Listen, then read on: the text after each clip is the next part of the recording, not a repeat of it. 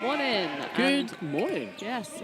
Welcome to the first game of day 3. We have Ireland against Sweden in the mixed. So this is the playoff to go into the 9th to 12th rounds. Big hit by Cardasso in the morning.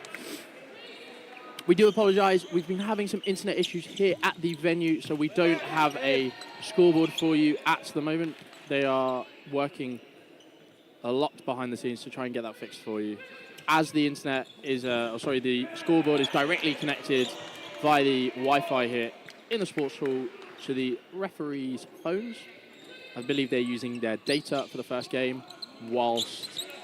There we don't go. worry then. Hey. It has been fixed. So the Wi-Fi is working for you. And there's the scoreboard. 1-for-1 there with Johansson and Murphy taking that. Republic of Ireland ending up with 4 balls.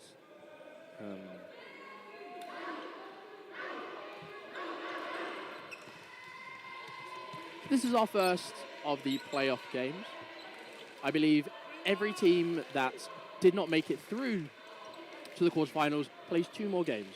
Yes. Yeah, so you have an initial knockout stage that then decides which kind of grouping you go into in terms of your positional. So in terms of getting here, Ireland lost to Italy and Croatia in their groups. Sweden lost to Northern Ireland and Spain.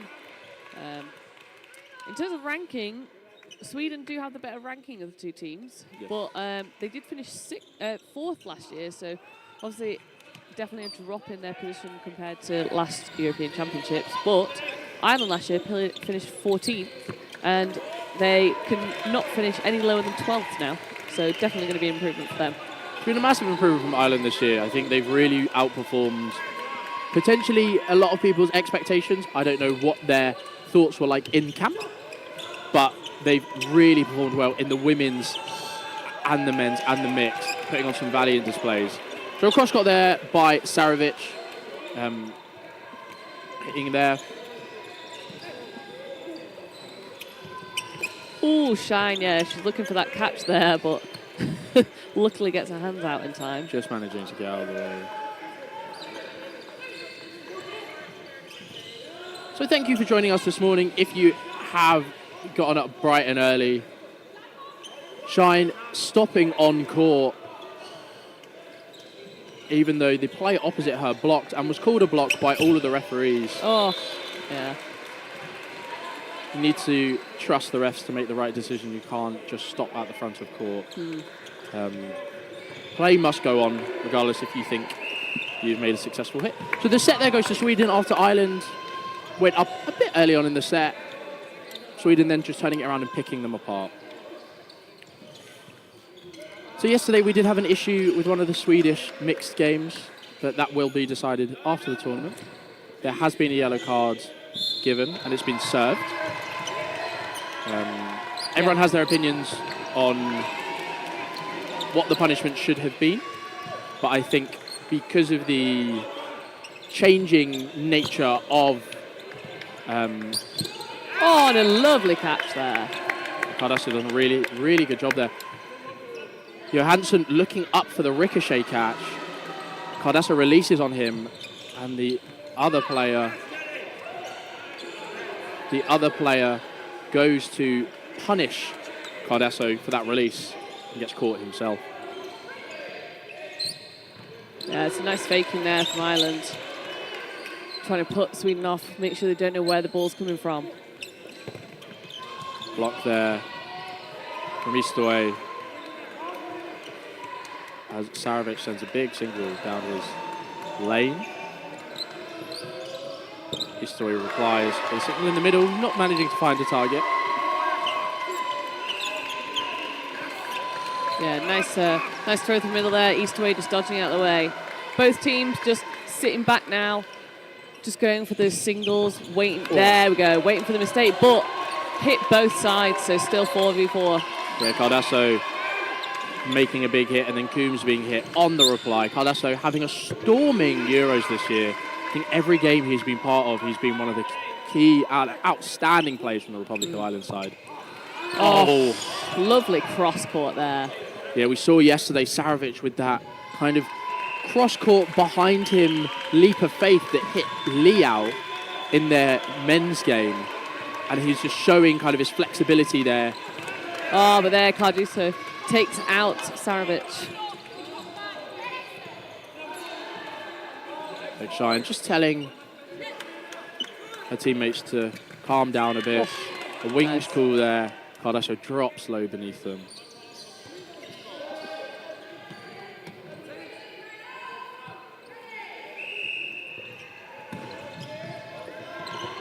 Oh, nice.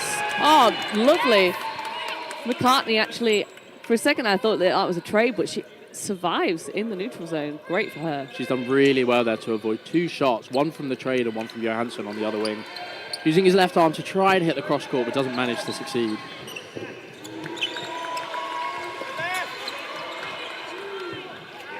Good work there from Johansson to get that ball in his throwing arm again and throw a half fake out to stop Carduso's advance. Oh, Doesn't manage to hit. oh, pause time here. Yeah, so you have Meg Shine there. She's confused about whether that was a catch or yep. So catch made by the called by the referees.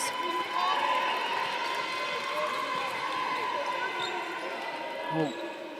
So that brings, but catch and out it would appear. So 2 against 3 now. That brings in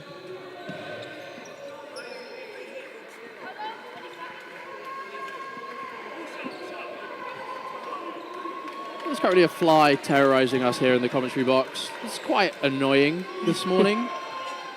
Haven't quite made it through my coffee yet. Long days for us here in the commentary box. You'll be graced with us all day. I think we're back to a different rotation than we were yesterday. Yes. We switch back to our day 1 rotation. And then tomorrow, probably back to the rotation we had yesterday, but who knows? I just take the games that we'd like. Yeah. At 3:30, we have our first of the semi-finals here today. I believe we have one semi-final on our court here, court 1, and the other semi-finals will be on the other commentator court on court 4. Yes. We have a mixture of quarterfinals and placement games for you on court 1. We're trying to give as many teams exposure as possible. It would be lovely to just use the quarterfinals here, but as we have all courts streamed and 2 courts commentated, we're going to vary them for you so that on our main court or centre court here, as many teams as possible get to feature. So we're just sorting out a timing issue, I believe. yeah, one of those things. Sometimes if the clock's not reset, it keeps going for a little bit of time. So there is an option for the referees to be able to reset the time and add more time to that clock. So looks like that's what's being sorted out right now. Obviously the Irish here now just trying to keep themselves warm, keep themselves in this game, because when they go back into it, they're one player up with 9 seconds on the clock. So they're really looking to stay alive here. The Swedes have got 3 balls, it looks like. Yeah. And they're going to have to come up and make an attack. And here they come. So throwing at 2 different targets, the Swedes. And again, Carduso comes up, but he doesn't need to throw and he knows it. Well done. So Ireland take the second set. It is 2-2. Yeah, very rogue there from the Swedes, going for 2 separate targets. You would have expected them to try and hit the one player at least. At least try and... It did look like they almost wanted to go for McCartney, but she was already starting to dodge, so I don't know if it's just that one player threw where she'd started and the other player tracked her, and that's why it looks like they kind of went for the 2 separate players, but yeah. Ideally there you'd want to go for one Yes. target just to try and get that 2-2 draw. Yeah, exactly. That's the thing. A draw would have worked well for Sweden with them already being a set up. It was more that Northern Ireland needed a win there to get themselves to a draw there. Yeah, so no substitutions yet on either side. Oh, that's completely not true. We do have a substitution on the side of Sweden. However, numbers on the side of the arms, it's difficult to... Torkelson on that left wing against Shine. Oh, hits out Shine there.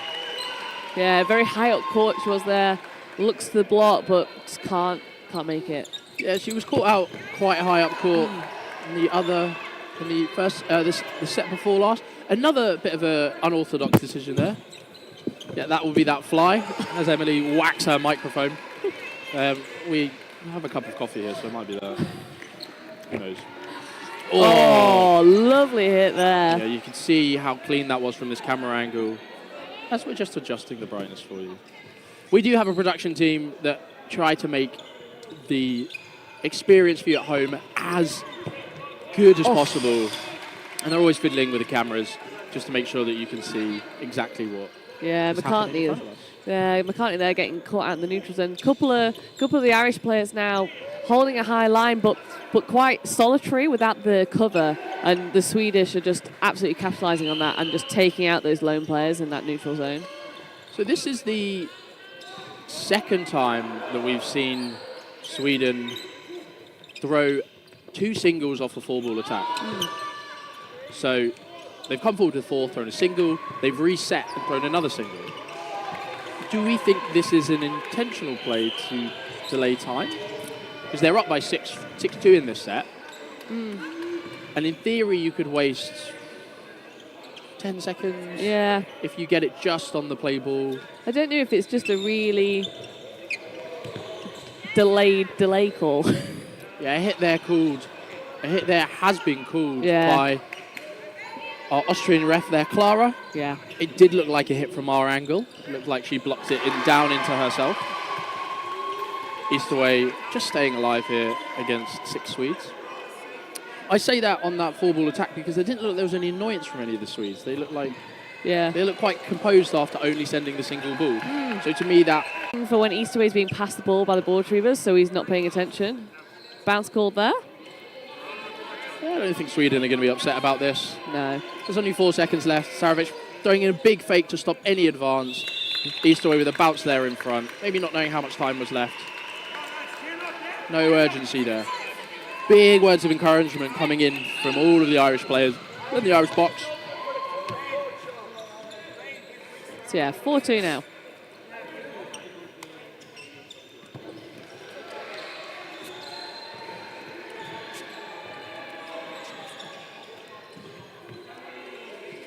These first games of the day are always really interesting because it does show how well these players have warmed up. Oh, lovely quick start there from the Swedish, taking out Easterway. Yeah, Murphy sending a reply, Hansen replying to him, neither of them hitting. And now Sweden have 4. So they do throw 2 there. A bit delayed, yes, but they managed to make the hit onto Murphy. Yeah, that's more like what I would expect with a delay ball rather than what they've been doing previously, and that worked to great effect for them. Yeah, that was an odds call from Sweden as well. Not an odd call, but an odds call, where you go odds and evens. So your odds is your 1 and 3, and your evens is your 2 and 4. And it just means you're varying those sight lines onto your target. Normally, you could do a left and a right or a middle and a wings, but it's always good to vary your attacks, especially with 4 balls when you should be confirming hits there. Yeah, then great standing counter there. Yeah, we saw Shine again getting caught up in that neutral zone again. It'd be nice to see her take a step back because she's getting out almost every time she's coming up now. It's really good to see players backing themselves and playing confidently, but I'm always of a my thought process is try not to make the same mistake twice. Yes. And Shine being hit out, as Emily said, this is the 3rd set. Yeah. Just needs to kind of reset a bit. And I'd rather a player be too safe than not safe enough. It's one of those things in the early sets. Oh, a lovely catch from O'Leary. Great catch. Bringing back in Easterway, I think play ball was called on Sweden. They only released 2. They managed to get the hit on Cardasso on the other side. O'Leary looks like she's limping a little bit, asking to be subbed the ball pops up. Oh. Unlucky for Easterway. Torkelson takes the catch, and that's a set. A couple of quite commanding sets from Sweden. Yeah. A timeout called by the Irish ref. Yeah. By the Irish coach, sorry. I think a really good timeout. Yeah, exactly. Yeah, once you've got 2 sets down, this is the point that you need to try and make that change. Well, / the Irish have making sure that the timeout's called. So once you get 3 sets behind, that distance between 2 and 3 sort of becomes more insurmountable. Yeah. It's more difficult mentally to deal with that. But you know, it's early on. We've still got 7 minutes, just over 7 minutes left. You've got 3 sets left. Ideally, the ideal situation for this, you come into the team talk, you can change your tactics, and then by halftime you're 8-6 up. Yeah, exactly. And also, we talk about momentum a lot. This is a big kind of stop at the Swedish momentum.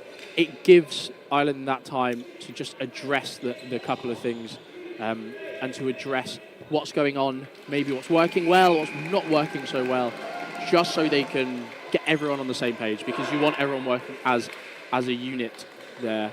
I believe that's O'Leary just taking a bit of a breakdown on the floor. She does look okay from our angle. Obviously, you can only see the bottom half of her on camera. Yeah, it looked like she maybe slightly twisted her ankle a little bit on that last game. So she's just resting it a bit.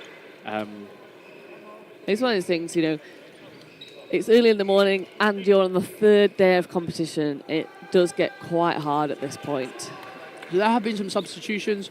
Murphy is off for McAvoy. We've got both O'Leary and Shine off for Milne and Kincaid. Yes. So a bit of a change. McAvoy having quite a good Euro so far. Oh, bounce called, yeah.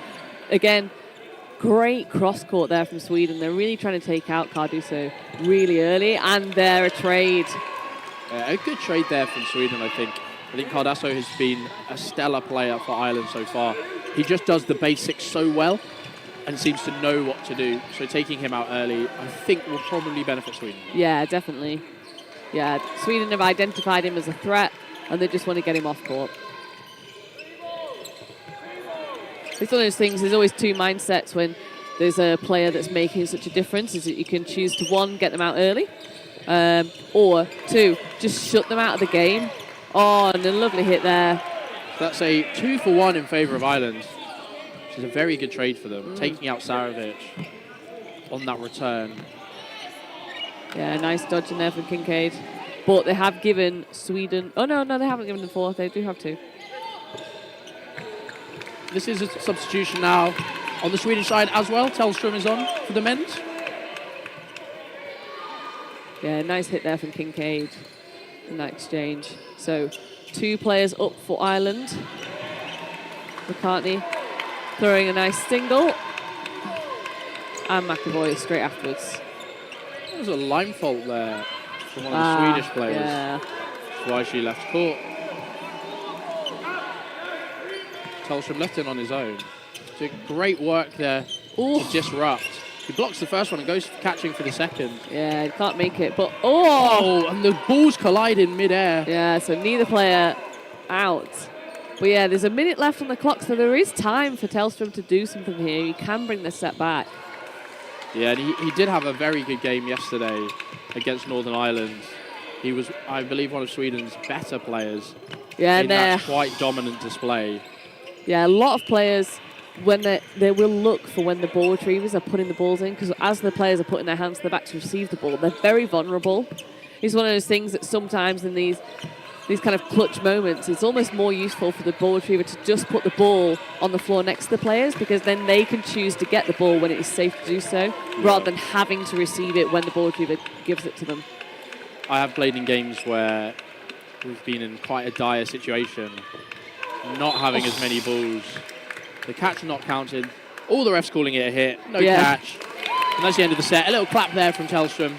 But being in situations where I've been very vocally communicating with my ball retriever, just leave me to do the dodging and I will get the ball when I need it. And as soon as you get that split second, it's a very quick call of, I need that ball now. Yes.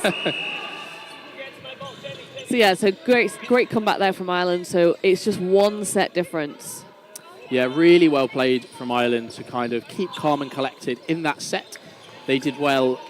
I think that 2v1, the good trade at the beginning, and then the 2-for-1 that happened just afterwards, really put them in a commanding position. A couple of mistakes from Sweden. Unlucky there for Mill. Looked like it stuck underneath that blocking ball. Yeah, nice quick start there from Sweden. they're doing really well at the start, and they've taken hits on quite a number of those sets now from that quick start. It's really working well for them. Another substitution on the side of Sweden. 99 on. Modin. Oh. Yeah, there you go. Yeah. Oh, what a shot. Yeah. Again, Sweden just absolutely punishing Ireland in that neutral zone. Yeah, in the set previously, they kind of allowed Ireland to do those little things and get away with them. But now, Ireland's accuracy just isn't quite on the ball. There's another cross-court coming in. Cardasso not managing to make that block. Yeah. Again. Big words coming in from O'Malley there. Yeah, it's one of those things that Carduso now has been hit out 3 times now from that cross-court when he's blocking. So he really needs to learn to expect it and be able to actually move. Thing is, as soon as getting down low with the ball in front of him works fine for a ball in front of him, but anything cross-court, he's not got the, the range of motion there to actually get out of the way. Some really good discipline here from the Swedes. There's been a couple of times where Torkelson has been and then, no, bounce called. Bounce called. I was going to say that was a lovely hit. Yeah, bounce called there. Little confirmation from the refs, but a hit there called. And another hit. And a leap of faith to finish. Using one of his trademark skills there. So Sweden did exactly what they needed there. They shut the island out, that neutral zone. As soon as any of those players are coming up, just getting them out immediately. So it really means that Ireland have got to rely on their sort of like full court play. So they're just their group throws, and then they're dodging and catching at the back of court to be able to make a difference here. It might be nice, again, it's one of those things that I said earlier, that there's a lot of players from Ireland lingering in that neutral zone by themselves with no cover, and Sweden are just going to capitalise on that. So we really need to look for better cover. But time called. Is there an issue? I'm not sure what the timeout again? has been called, but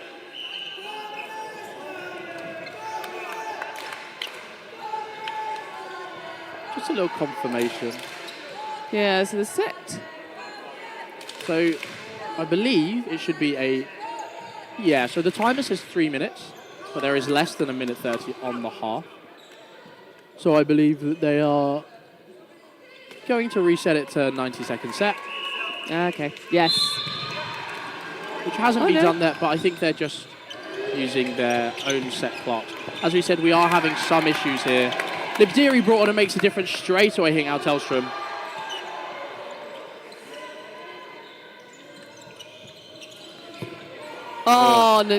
Great. Sarovic taking out Easterway there. But a great 2-ball attack on the other side to hit out Modin.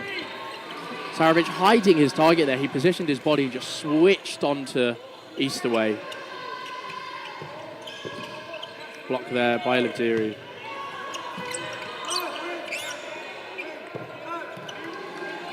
Yeah, Ireland 1 player up now.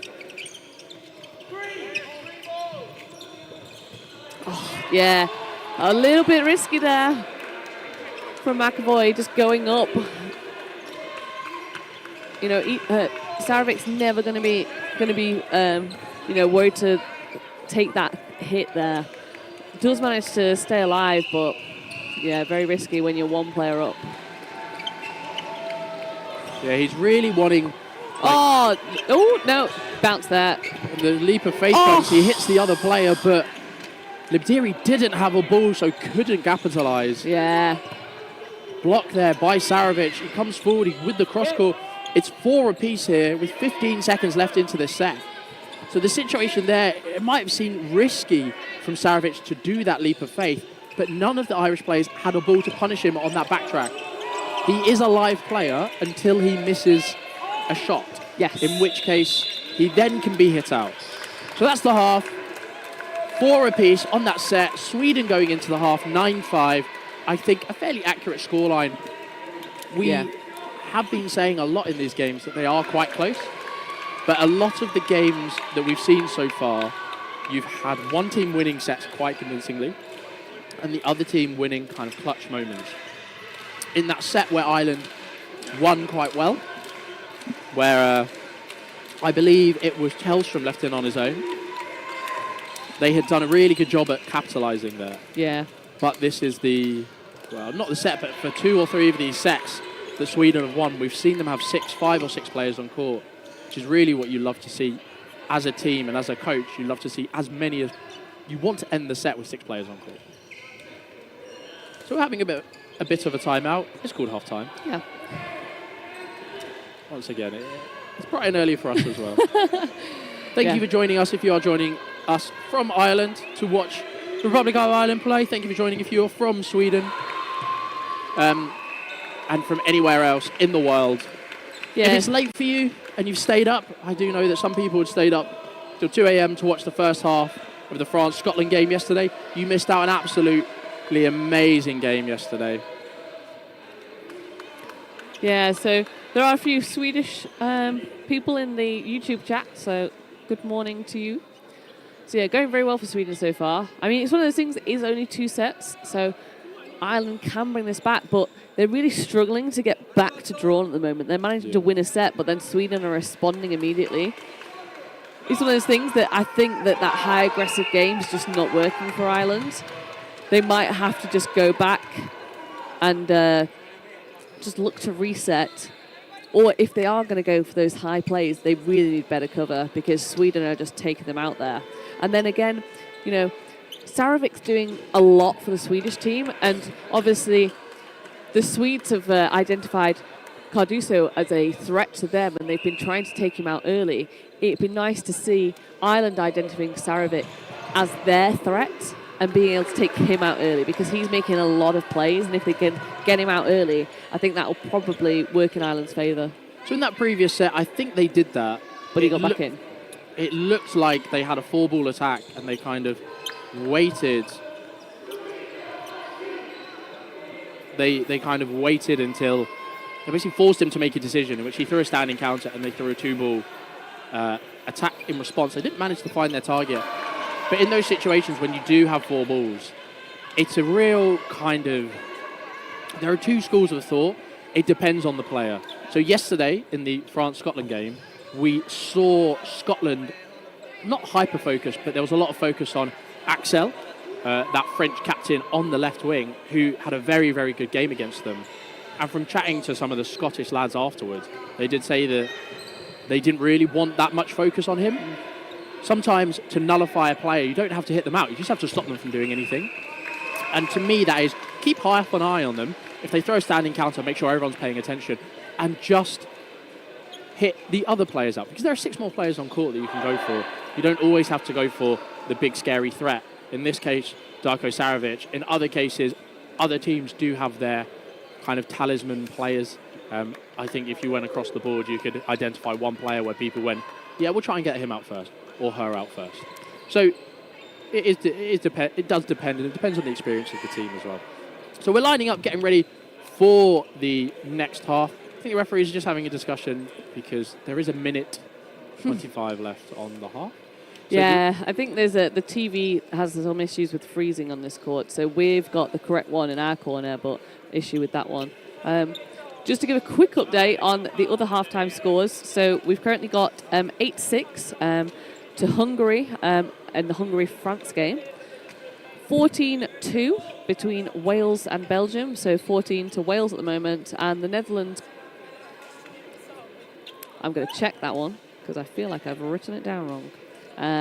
No, actually, yeah, 15-1 Netherlands versus Switzerland, with Netherlands taking that at the moment, 15-1. I think the Netherlands have performed really, really well in the mixed, especially. We are going to preface some of these by saying the France is mixed ability, the French team is mixed ability, and the Swiss team is mixed ability. Yes. Which was a lot of discussion about yesterday, just as we did have a Swiss-Italian game where that Italian team is semi-mixed ability. I think it's not necessarily that they are using it for an experience point of view.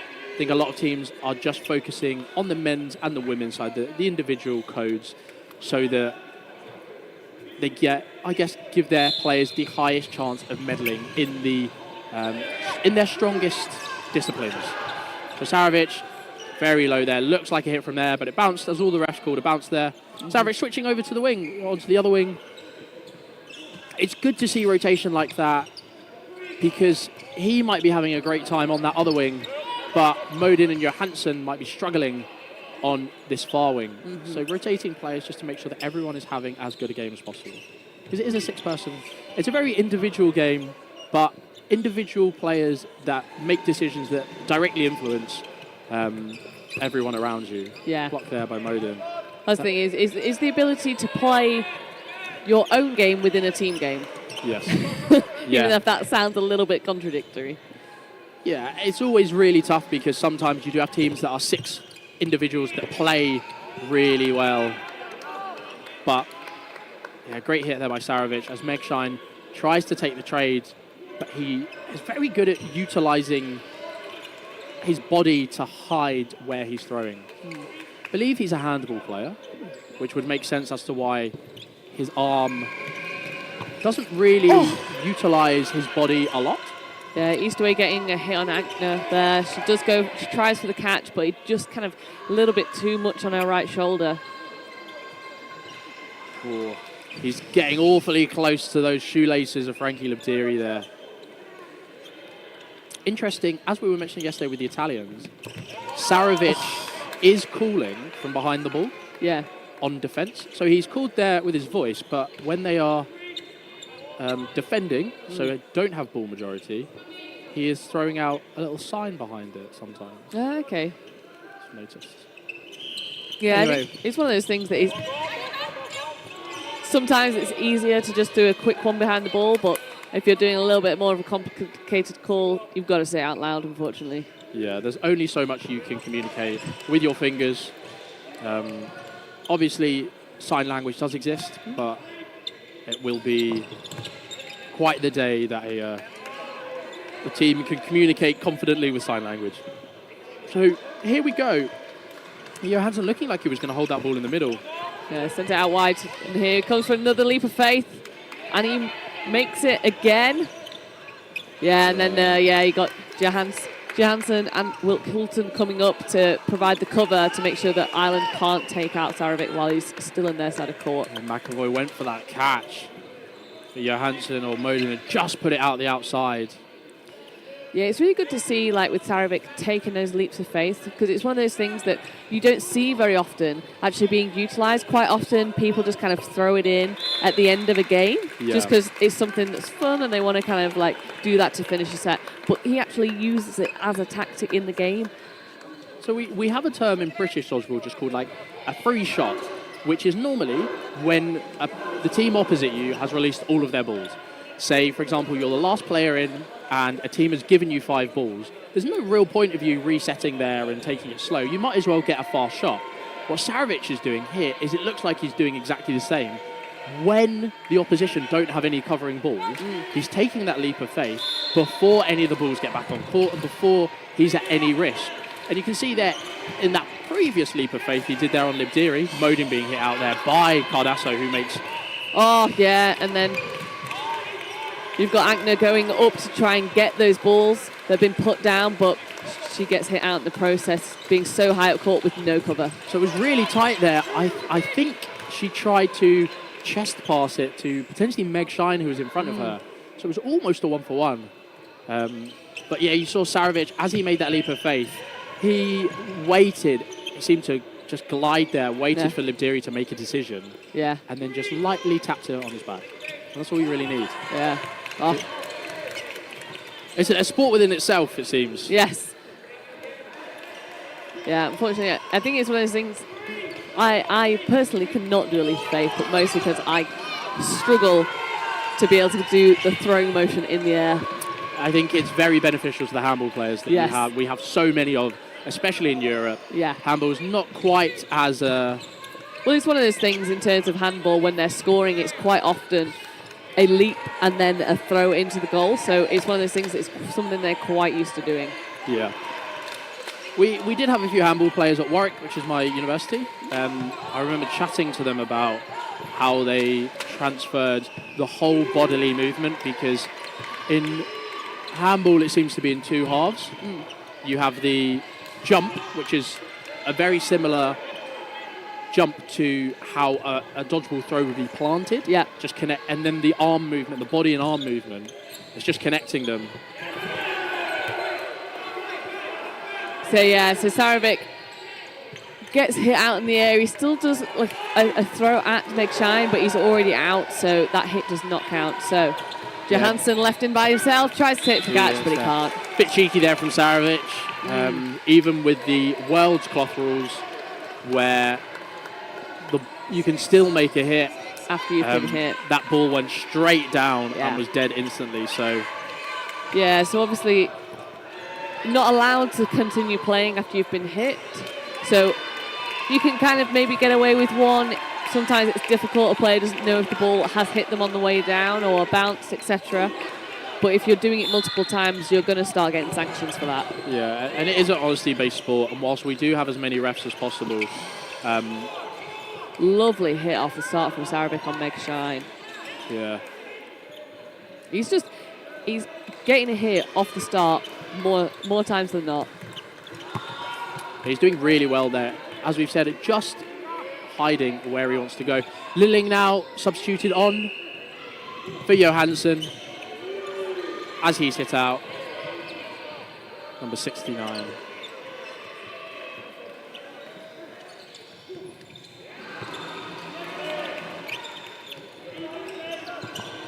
Hit there on 55 in the middle, but the reply straight away.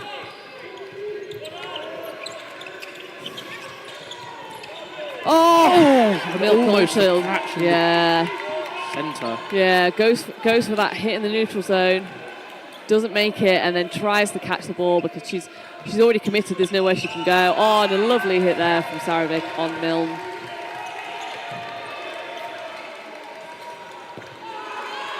Oh, yeah, so Cardoso, he's looking at Sarovic, he's trying to make the hit on him, but in the process, he's not paying. Hit out. As Emily has said so many times this tournament, if you take those two balls up with you, you are a sitting duck, unless you can somehow confidently block there. But the best thing for him to do there was to just drop one and take the block, or take the catch. A lot of people take two balls up and bait the catch into them. So yeah, we've got 1v1. Yeah, Sekulic against Kincaid. And as Emily was saying there, Cardoso was so focused on Sarovic. Oh, just a bit of a slip there. But Cardoso was so focused on Sarovic that Sekulic took that trade, not that trade, but that reply, and it's expertly done by her. Big fakes in here. And there's another leap of faith. Leap of faith. Yeah. And a very stern walk back by Sekulic. Yeah, I really know how to deal with it. Yeah, I think they're quite intimidating to play. Yes. It was something we found in Paris. One of the things I was the most worried about is just dealing with leap of faiths. Yeah. As that player, you don't really know what you could do. However, there was a very good clip on Dodge Highlights of Aidan Woodall leap of faithing Jamie Craddock, in which Jamie Craddock just catches him out. Oh, Meg Shine just staying on court there. So yeah, so this time Sweden not getting a hit off the start. So 6-6. So this is a lot more of what we've seen Ireland doing well at. It's just the more controlled game, not allowing kind of the chaos. Big hit there on O'Leary. Yeah. As she dodges across.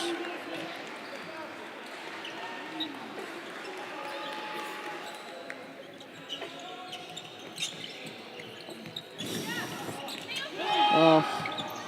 Bounce there on Sarovic.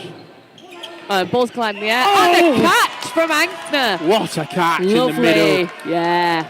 It's very similar to what they wanted to do in that last set. Yeah. But just ricocheted off of them. But you can see the Irish players are doing really well on this wing to kind of wait for the wingers to make a decision and pop them with a revenge hit. But they're not managing to capitalise. I think they're a bit too worried about the catching prowess of these Swedes. That was a nice no-look throw there from Torkelson on Meg Shine. Looking at the left-hand side of court and then just throws it last second. They're doing really well to utilise these angles and sight lines, which is not something we talk about often, but a lot of the time you want to be looking at your target, you want to be focusing on the shot. Yeah, Cardoso just going on his own there. Oh, yeah, and Torkelson taking out Kincaid there. Yeah, she was covering him, but doesn't manage to get the block across. A big shot there from Torkelson, using those levers of his. Yeah, so Sarovic and Torkelson, they're holding a really high line. They're just looking to block those balls back, but unfortunately it doesn't always work out. Lots of fakes. A safe shot there by Modin. Not taking any chances when you have 6 on court now. Yeah, so there's just 50 seconds left, so Sweden potentially looking to play the set out or just wait for that opportunity. Wait for Ireland to make a mistake and then capitalise on it. Oh, Agner thinks about that, but does leave it. Yeah, you can hear the Irish call of go for it, go for it. They know there's only 30 seconds left in this set. There's no point of just not doing anything. They might as well utilise as much as their ability as possible here. A block there by Libdiri. Anka almost getting a hand in the way. Oh, yeah. Sekelic caught out by Cardasso, that high shot. Libdiri comes forward, doesn't manage to hit on Torkelson. 5 seconds left and a lot of Swedes left in to hit. Oh, a block there onto his foot. Oh, but time. Yeah, a valiant effort there from Libdiri and Cardasso at the end there. Yeah. To try and make those hits. Sarovic being subbed off now. Johansson brought on. Some substitutions on the side of Ireland with number 66 coming on Taff. John Taff. Love a good job. So yeah, Sarovic going off now for Sweden. No rotation on the women's side. Now, quickly as I say that. Yeah. Grudzinski coming now on for Wilson. And no substitutions on the ladies' side of Ireland with O'Leary, Shine and Kincaid still on. Yeah. Yeah, so 15-7. 4 sets behind for Ireland, and there's realistically only 3 sets left if Sweden can just play them to time. So at this point, Sweden don't need to rush it. If they can just get all games to time, it doesn't matter if Ireland win them. Yeah, good dodging there. You can see how light Sekelic is on her feet as she's making the small micro adjustments. That's what you want to do. You want to make those small micro movements in about a foot and a half of space, and then when the ball comes towards you, make that bigger dodge. Yeah, big hit by Torkelson onto Taff. Oh, yeah, nice hit from Meg Shine there on Sekelic. Stellar cover there by Cardasso to protect the backtrack of Shine. Big fake there by him. Oh yeah, there, yeah, Carduso using that fake, waits for the reaction and then gets the hit. I think Cardasso might have seen that on the play before as he came in to cover Shine. Probably noticed that the Swedish winger comes up quite quickly and probably could have popped that shot, and he does so well. Yeah, Ireland doing a lot better in this set. They're taking the hits where they come.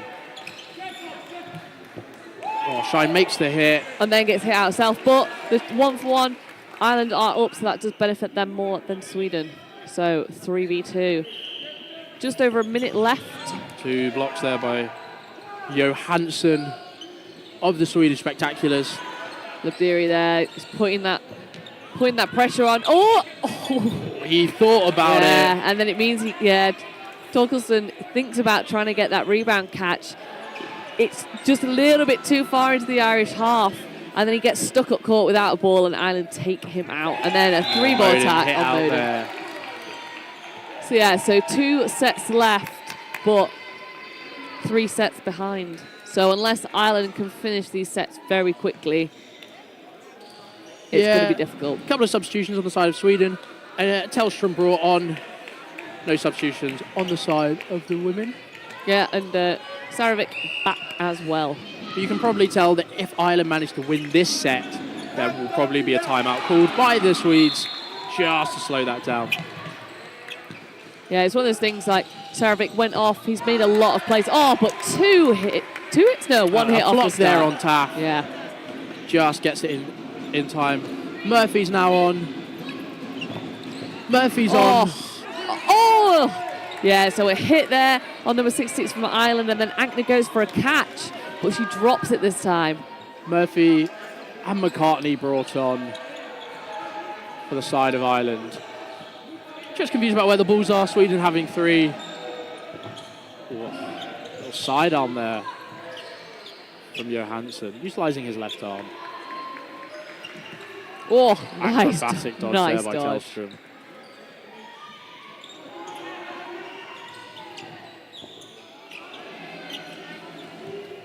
Murphy applying the pressure.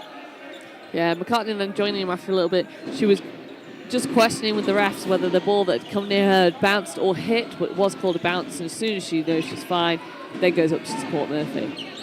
Yeah, Murphy throwing at Sarovic there, but then backtracking really quickly. Oh, and Murphy gets the rebound. So yes. That's a really... Oh, yeah, Cardoso trying to take advantage of Johansson not quite paying attention, but fortunately for Cardoso doesn't make the hit. Murphy taking out, yeah. That's a really good play there by Sarovic, kind of making that split decision that just doesn't come off, and Ireland capitalise on the ricochet ball there. Cardoso. Oh, yeah, takes out Johansson. On the line there by Sekulic, leaving in Darko Sarovic on his own against 3 Irish players. What a comeback from Ireland in this set. Oh, yeah.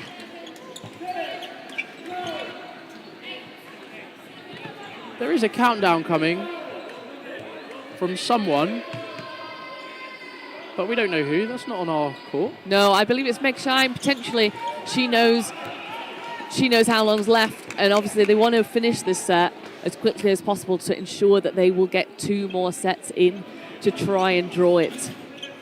But obviously, Sarovic, he's going to draw it out as long as possible. He's already made one hit and a second. Hit. Just catching the back foot of Cardoso there. I wonder what he'll do here. So yeah, O'Leary against Sarovic. So another rule, you're not allowed to take 2 balls with you if you make a leap of faith. Because the idea is, you throw the 1 ball away, you shouldn't have a blocking ball. Bounce there, called. Justice Sarovic looks at the refs, just to confirm that. O'Leary. It looks like there still will be 2 sets after this, but O'Leary needs a win. Sarovic looked at the time. Set. Yeah. That's why he ran at the back of court. He saw the time left, didn't want to put anything up to chance, and puts himself in the most protected position he feels comfortable with on court, which is the little back right corner. Do you have a preferred corner? I do prefer the left. I prefer the left as well. Yeah. Much prefer it. Yeah, it's one of those things, you get used to throwing in particular angles, and I've played left a lot more than I've played right. I can play right, but I do much prefer the left. So yeah, so timeout called there, I believe for Ireland. For Ireland, yeah. Just a bit of a reset to have a chat, I think. That set, drawing to time. They know that they need to... Well, with 1:35 left in this half, I don't think they'll be able to do it. No, because they need 3 sets, and unless they finish the first set in 5 seconds. I believe the set has to be beneath. If there's less than 2 minutes, that's when we've got a 2. So it's less than 2 minutes when the previous set ends. So because I think they've done the 30 seconds reset now. So it's under... Sorry, good morning. Hello. Good morning. So it's under 1:30 when the set starts, but under 2 minutes when it's finished for the previous one, because there's a 30-second setup. So I think this won't be a 90-second set. It will be a 1:35 set, and if they happen to finish it within 1:35, they'll get another one.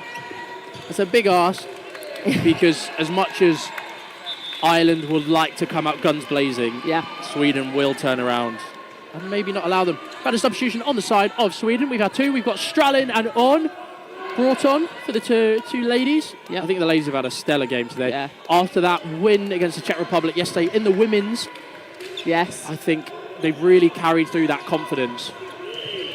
And the men have already played each other. Ireland. Ah, lovely. Good morning, Mum. Wilkie's mum popping into the chat. Yes. But it is a Saturday. Yeah. But with the men putting quite a performance onto the Irish men in the first day, I think it was 25-5 or something. This was always going to be a big ask. Easterway substituted on. The line of O'Leary. And O'Leary, Shine. And Matt McStay brought on plays for Dublin, plays for Ballyhack apparently, up in Belfast, but used to play for UEA Falcons and Norwich Nighthawks. Yeah. Oh, lovely there. Sarovic just sees that Taff is not paying attention and just gets that quick ball out and makes the hit. Oh, hit there on McStay. Sarovic gets the hit on McStay, but then there's nowhere for him to go, gets hit by the other 3 balls from Ireland. Yeah, Johansson being released up by Shine because he's not really paying attention again at the back of court. Big fakes there. No hit coming through though from Brzezinski, sorry. Yeah, so Shine, that's what we were looking for in that first half. So Shine comes up, tries to make that aggressive hit because she's trying to take the players out. But that time, she's got the backing of McCartney. On the shot. Once again, Tellstrom using that kind of his body to face one way and his arm switches onto Shine there and takes her shoulder. Such a hard block to make. So yeah, there's 15 seconds left. Ireland are 1 player down. But Sweden are just going to absolutely slow this down now. Yeah, O'Leary's just staying high up in that zone, but gets hit. Tellstrom is not going to throw there in case anything is with where O'Leary is on court. So yeah, so I think a hit being called on O'Leary, but yeah, so I'm not sure. But yeah, it doesn't really affect the result regardless. I'm not sure why there is such a discussion about this. Yeah, and then I think time. It is time. We are playing knockout dodgeball now, so it means that there's no points difference coming into it. Yeah. You either win or you lose. Sweden here taking the win at the first game of the day, 18-10. Yeah. Quite a good performance from Sweden, I think. They had a nice lead going into it. Yeah, definitely. Yeah, Sweden definitely doing a lot better, capitalising on good morning again. the tactics. So, and this is, we'll bring Greg in, who's just helping us out with our team sheets that we have here. Yeah, so Sweden going there into the 10th playoff, and Ireland going into the 11th, 12th playoff. Not entirely sure when those are. Could be tomorrow, I think. But yeah, so we will be back at a time for Czechia against France men's. And this is our first quarter-final here on this court. Both Czech men and French men played so well yesterday, with France beating a strong Scotland side in our first game of the day. Such a close game.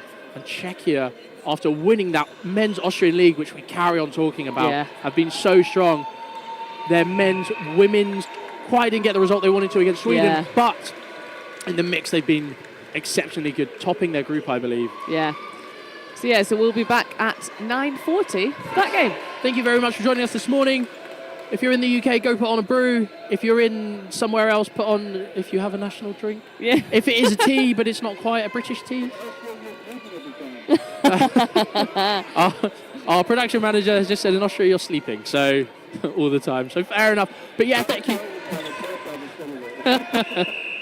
But thank you very much for joining us this morning. We will be seeing you shortly for our next game of the day, which, as Emily has said, is France, Czechia in the first men's quarter-final on court 1. Thank you very much.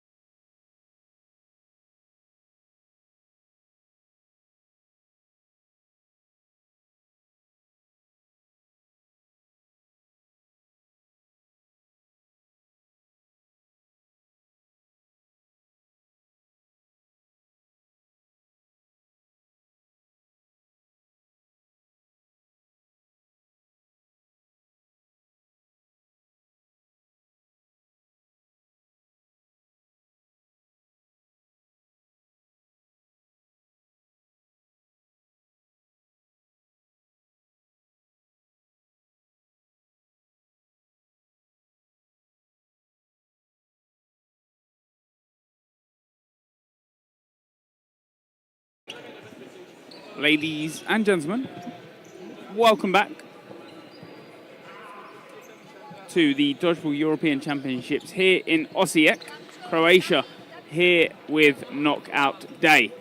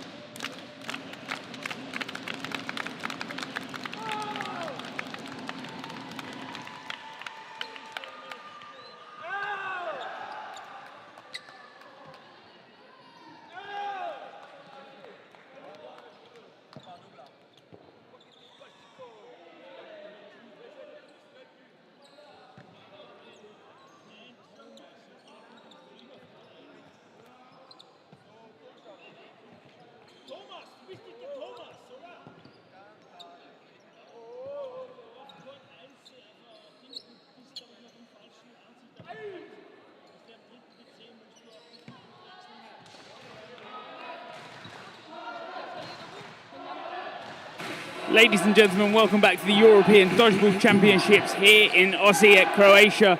My name is Greg Whitehouse and I'm joined by the Mr. Wonderful. Thank you, Jonathan Wilkie. Yeah, joining you from the mixed game earlier. We have our first quarterfinal here on court 1. France versus Czech Republic men. Renault with a big shot. Called a bounce. No, ball is not live. Ah, okay. Yep. So Stepaniak there remains in and does not head to the outbox. Yeah, this is a big game for both teams. It's not the first time they've made quarterfinals, but it's definitely what they were aiming for. France certainly had a tough group with both England and Scotland in there.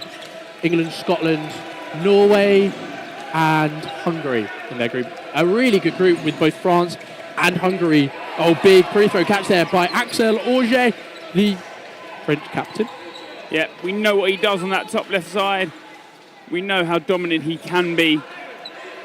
Yeah, if you were watching the England-France game yesterday, the result didn't quite go France's way, but because of other results during the day, they rested some of their key players for this match as they'd already made it through the groups. Great dodging there. Auger comes forwards, no hit. Renault makes a block as he covers across. This French team coming out really strong in this first half. Yeah, a couple of fakes, and it's what a lot of these teams that have headed through the groups, it's that micromanagement we spoke about on day one. Big hit from Auger on that top left side, like I was just saying. It's that micromanagement that you look at, but they've just given away 4. One of the key points that a team will need to head to those finals and progress past the knockouts, you have to remain composed. Giving away that 4th ball is dangerous. Yeah, possession is such a key thing. We are playing net to net here, so chances are if you throw a ball, you're probably not going to get it back. So it's all about... So hit there as the player goes low.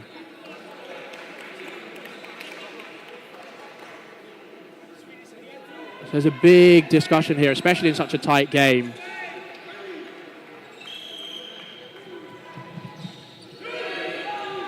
But it is good to see plenty of support early on in the day. It's 9:42 here in Croatia. Yeah, it'll be 9:42 in France and the Czech Republic. I think they're on the same time zones. I believe so. A lot of Europe and Central Europe is same time zone. England 1 hour behind. Yeah, so they've called the captains in. We do have a very experienced line reffing team here for you today. Eagle-eyed viewers will notice Ben Fav here. Discussion there going on between the captains. And the player has been carded, yellow carded for that play.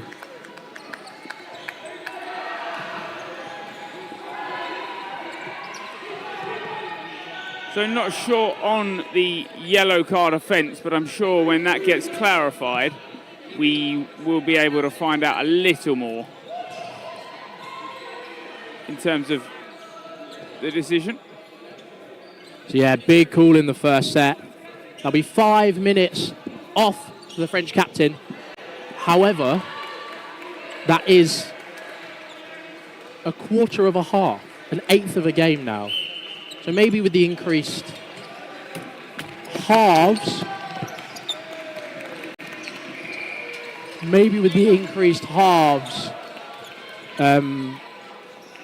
sorry, we've just had a crutch dropped on us. Or near us. There's a lot of expensive tech here and 2 very expensive commentators here. But yeah, with yellow cards being an eighth of the half now. That's huge. No, an eighth of the game, sorry. I don't think they're big enough. I don't think that's a long enough time to be with the new extended halves. I think you don't think it's a big enough I punishment? think we should extend the yellow card period. Yeah, I'd agree on that. Yeah. Another yellow card would result in this game being banned and 2 others. Yeah, it'd be a red card. Yeah, if he was given 2 yellows and a red. That's the result of a red card. That's the outcome. Like we said early on in this game, still in that, well, we're in that second set now. France end up taking that set.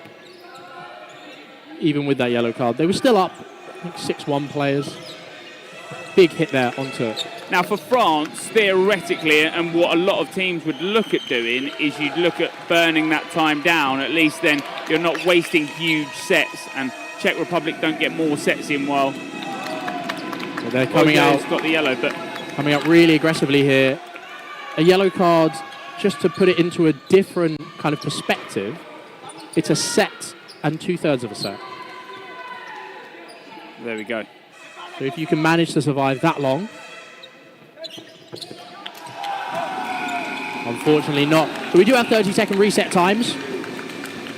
Which, so some of that is burnt out yes, as well. is burnt out by the yellow card. I think the more we talk about this, the more we realise that yellow card punishments aren't as severe as they should be. Yeah.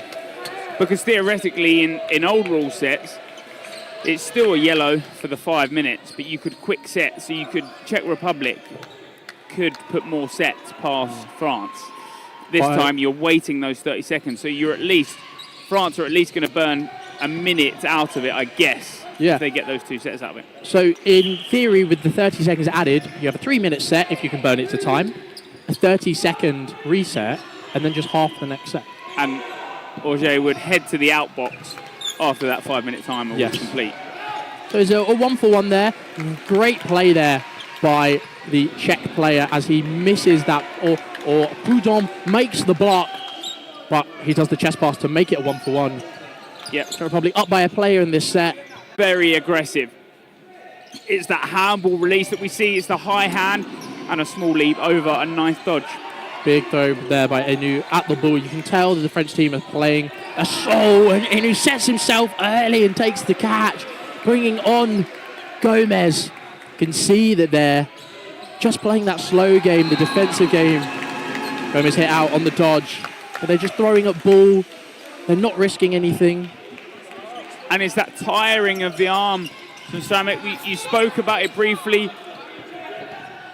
Clean block there by Enu as he just manages to get it across. It's muscular endurance that you'll need for this 4-day tournament.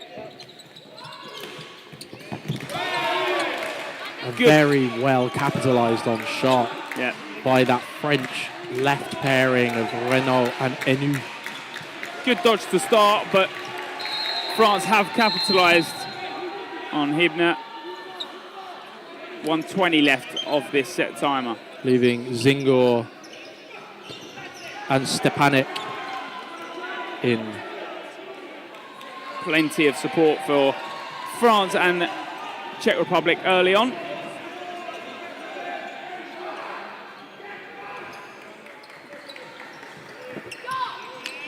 Zingor just managing to get out of the way. Renault using that experience that he's had for years. Incumbent of this French squad for quite a while.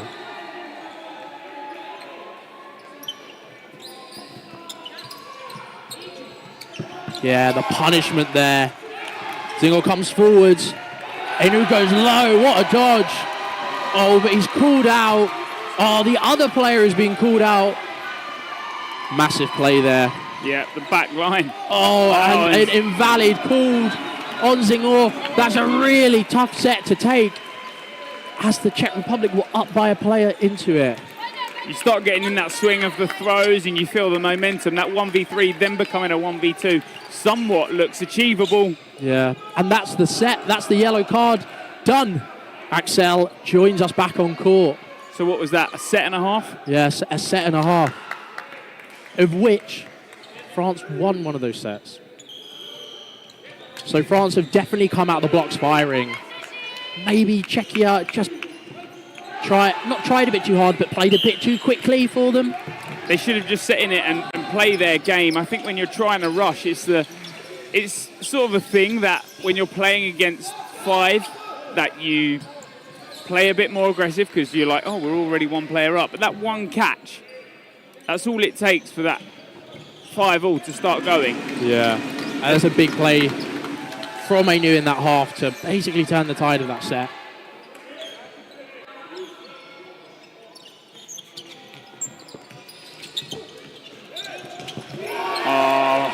Renaud picks up. Sramek, you could see his arm tiring. Doesn't quite hold the power it did, especially from backcourt, and Renaud's on his track back. Yeah, we can see as Renaud's being targeted, it's that high shot at his shoulders. He's not really having to go low or high to block either. They're just throwing at the target and not specifically going higher or lower. But they're standing. Oh, and the catch. I don't know how many times Axel has been doing this. He has baited every single player on that left side every time. When a man of that stature jumps in the air, you think you can take it. The 3-ball attack. Clinical from the French. Yeah. You think you can take someone when they're mid-jump. And there's been a turnover on the French side. So Axel has to give that ball away, as he does. And they reset at the back of court. 6-on-1. 5 balls in hand. And Stepaniak take them all. One hit to start, close to a catch, pops it out, but he's on his back feet. The stature isn't quite right for the next movement. Lots of comms as Prudhomme just guides that ball away from him. Doesn't need to make the block there. Slowly getting that ball back from the back of court. As the 3 French players, a block there and a deft dodge. Another one by Stepanik. Prudhomme goes high. It hits Stepanik in the chest. And that's the set for France. A big, big marker on this game. For me, they lose this set and it's got to be a timeout early on for Czechia. The Czech Republic, they've got to make sure that they're resetting and they're playing calm and controlled. It's the play style they've had from the start and it's worked so well to take them out of the groups into that knockout stages. It feels early on day 3 that they're starting to rush things. Yeah, they are. And the thing is, we still have 9 minutes left of this half and then 20 minutes left in the second half. It's half an hour left of this game. They don't need to be playing at, not really 100 miles an hour, but they're just popping shots when they could just take a couple more seconds. If they just play a composed game like we've seen them play so far, I think they'll really be in it. They've been playing the first 30 seconds of these sets really well. They've just been rushing those split-second clutch moments. Yeah, like such a good opening hit on Renaud by Stramek. And that's the arm we were after. It's that neutral zone arm and the aggression that he comes with it. He's high press. And there's another one. You see it. He's starting to warm into this game. Was it the first couple of sets that he wasn't quite finding himself? The arm may be tired. Oh.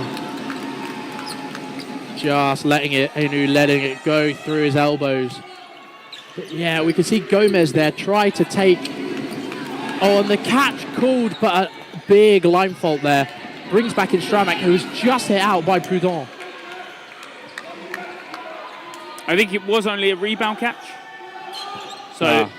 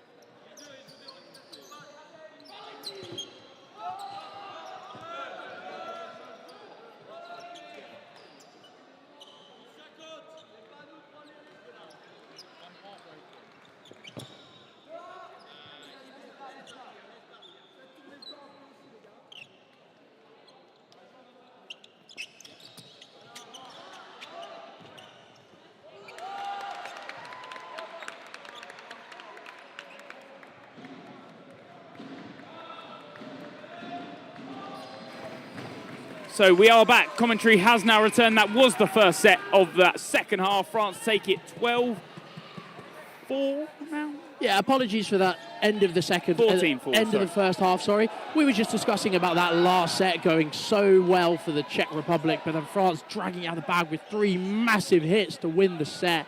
Big catch there from Auger in the middle there. Seems to be France have come out the blocks firing once again.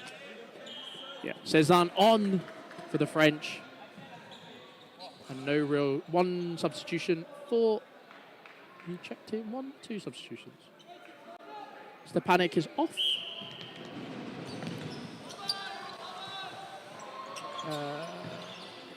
Another big hit there by Auger. And it feels like in places, Czech don't know how to reply to that. It's almost like they sit so far back and Auger is given that free hit. Yeah. That neutral zone with a larger neutral zone, you are so much closer to the opponent. So if you aren't forced back, Oh, two great hits there from the Czech team. Renault goes low, but doesn't manage to make the hit. Axel takes 2 big steps forward, but Hedden pops the shot and hits him through the block. Great work there. yeah, they've done it so well. They've put the fakes in.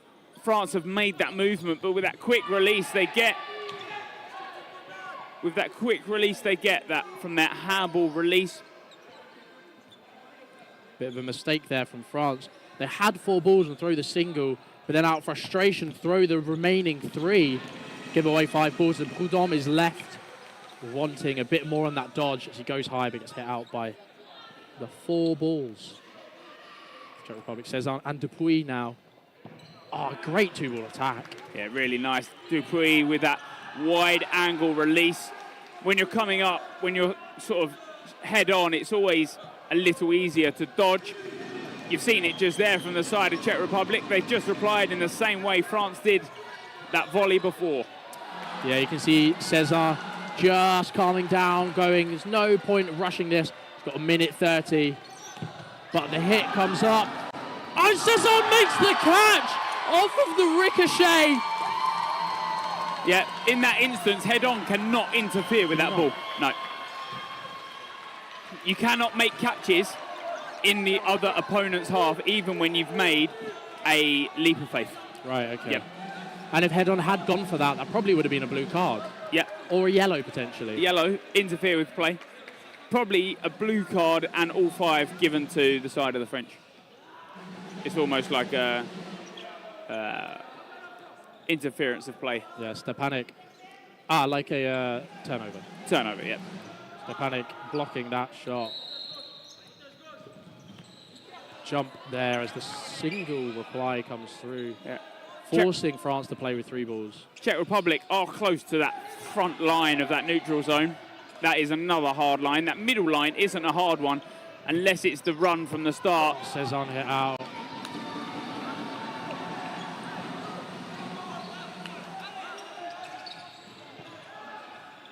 Gouvard just dodges that other shot.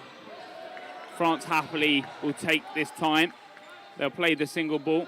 Don't need to play aggressive. You're only after a catch maybe, but there's 1 second left. The set goes to the Czech Republic after that amazing catch by Cezanne. Yeah. Didn't quite turn the game around like they wanted. I think it was, a 5v1 at that point? The catch only then brings it to a 4v2. They make 1 hit, but can't progress far past that as Cezanne is hit out. Oh, there was a hit before the catch. Okay. 2-ball attack from Dupuis and Cezanne. Dupuis gets hit out. Cezanne makes the catch. And a great catch of that. I'm sure that will be going in a highlight reel after the European Championships. We've had so many big moments from all of these matches. Amazing catches, big hits. Timeout has been called as the refs are just dealing with the television. The play from yesterday, I think, that was a big one was the Sarafic leap of faith. 90-degree rotation release Hitting with out such Lee. power as well. Yeah. Yeah. You see the French support here down at the bottom of your screen, engaging with the crowd up above us. The French always bring in support, both in the flesh but offline as well. In the flesh. Yeah, In person. Yeah, you're in the flesh. You never heard that saying? No, I have heard the saying. Okay. Can Czech Republic make the response? Can they bring it back? There's 14 minutes left in this game. Plenty of times. Only 4 sets separate both teams here. Or are France just too dominant? Yeah, we have 14 minutes remaining in the half. It is doable. That set almost went Czech's way in about 2 minutes, but that catch really slowed things down for them. Some score updates across some other quarterfinals. Austria currently up 10-6 against Sweden. All courts available on that EDF YouTube, both commentated courts, courts 1 and 4 available on Dodgeball TTV over on Twitch. Dodge there by Malo as he goes low.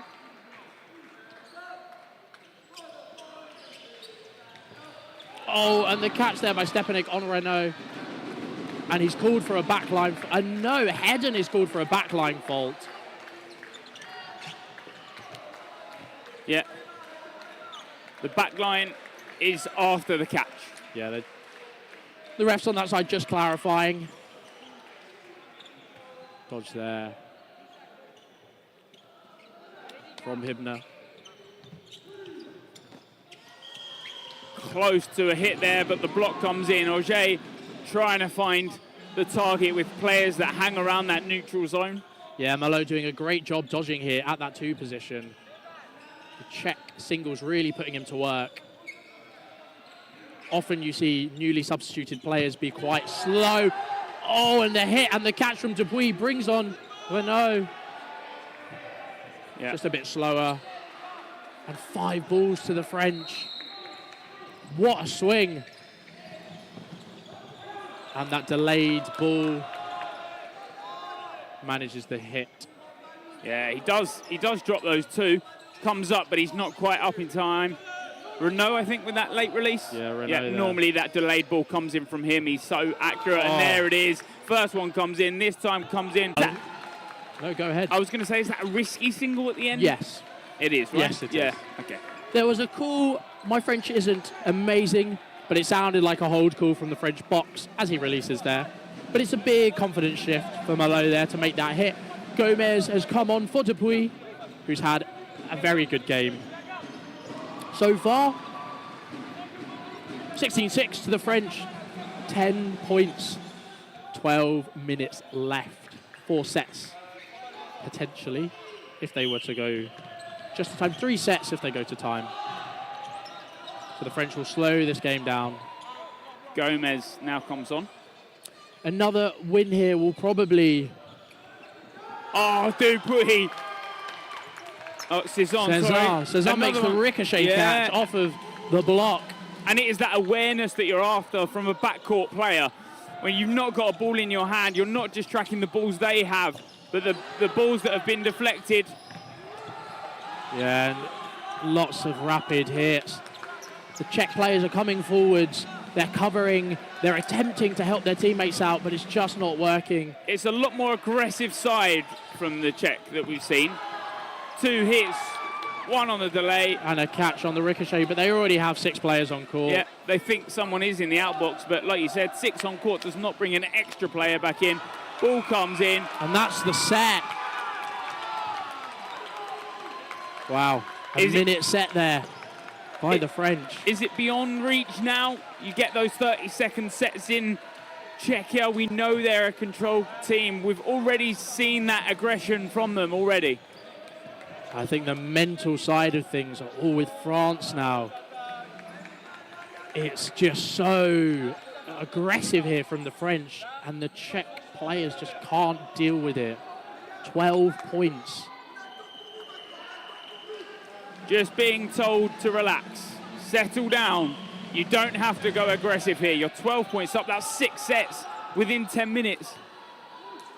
It's a tough, tough ask here for the Czech players. If it had been the other way, we know how relaxed Czechia can be, and they would be able to sit back, but they have to respond. They have to play aggressive.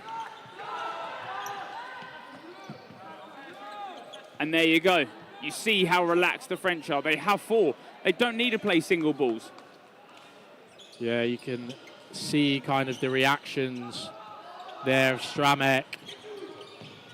Very well done there by Gomez to cover the shot, but Stramek tries to pop the shot on Prudhomme. Prudhomme makes a great block as he's been doing all game. And he's just a bit dejected. Again, look at him as he walks backwards. Just steps off court. I'm not sure why. Has his head already gone? We know how aggressive and how good Stramek has been this tournament. It doesn't quite feel like he's found his feet and his arm in this game. Maybe 1 or 2 sets where we had him in the first half.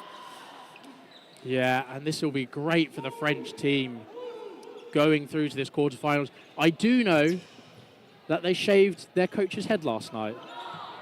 As I'm not sure which one it was, because they do have 2 bald coaches. The one that I guess if it is shouting aggressively. Yeah, but He said that if we get to the quarterfinals, you can shave my head. Well, they're in the quarterfinals. It looks like they're heading to the semis. Yeah. Which, their first ever semi-finals? Maybe one early on when European Championships was still very young. I'll have a chat with we'll have a chat with the French players and see. It'll very much be the first semi-finals for a lot of these French players, considering how young their squad is.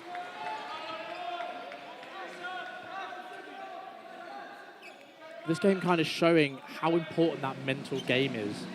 In these knockout stages of dodgeball, you need to dig deep and you need to find that spark to be able to drag it back. But the Czech players just haven't managed to do that. Prudhomme getting hit out there as he goes up court like he's been doing all game, but just not managing to make that clean block like he has been.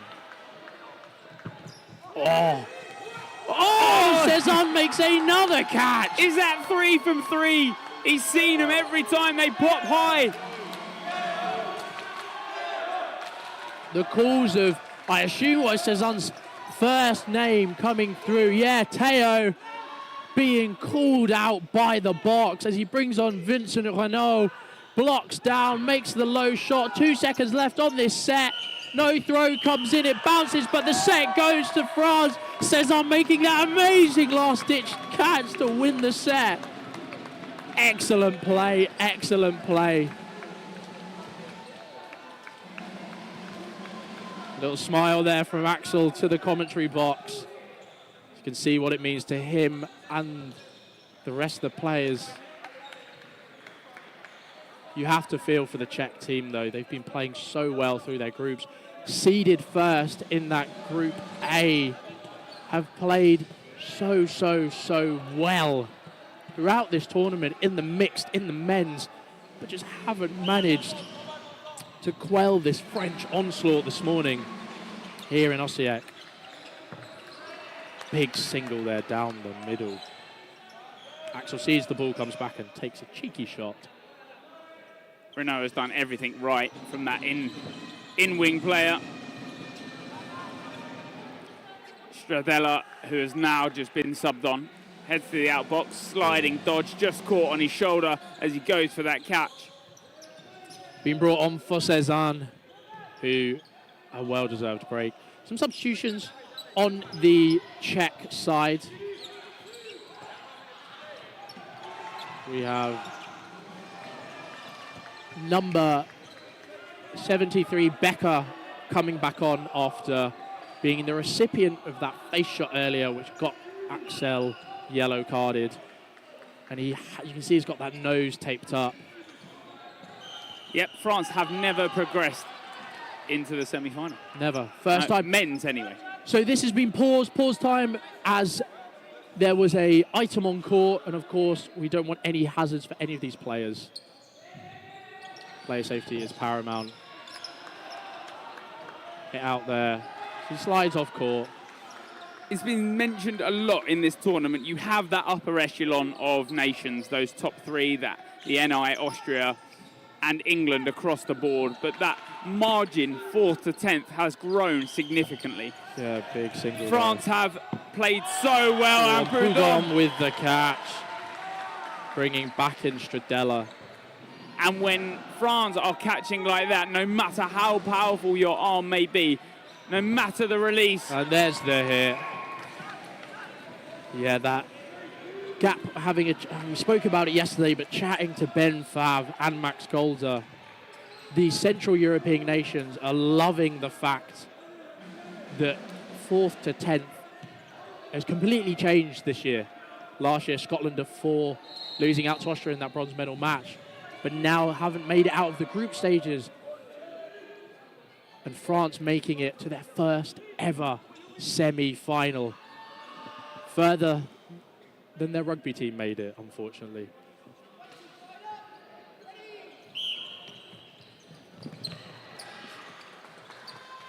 Renaud with a centre ball again. Fake, but no release. That release comes from Villain on that left side. Good aggression there by Renaud to taper. Oh! Velan just slides out of the way. Maybe if the eyes had been further to the right a little earlier, could have picked up the catch. Didn't want to risk the drop. France still playing to the best of their ability. And why wouldn't you? You've got to progress into those semi-finals, which they have done. You've got games later on. Those semi-finals are today. Gomez given the thumbs up by the line ref. Yeah. Dancing on that back line, but no contact with it. Yeah, it might have looked it from our angle, but because we have that above angle, his feet are allowed to be above the line. You're allowed off the plane of court, but you're not allowed to touch the line. I think the back of a lot of shoes, although they're not specifically dodgeball shoes, are arched. It's not arched, yeah, sort of like there's a degree on them. Yes. Yes. So you're allowed past the plane of court. This time, Cezanne is not on court and won't be able to slide forward to pick that one up. No. And no hits on Gomez with a fake, but doesn't have a ball in hand. Czechia are not phased. Despite Czechia losing this quarterfinal, they still will play on into positional playoffs. Yeah, they do. We like to ensure that every team gets as many games as possible, and also to ensure that each game ranks in their correct position. And I believe they still are in a mixed quarterfinal. Yeah, they are. Oh, Gomez with a great two-step there. Yeah, Gomez and Velan left on court. Both from Dodgeball Club Orléans.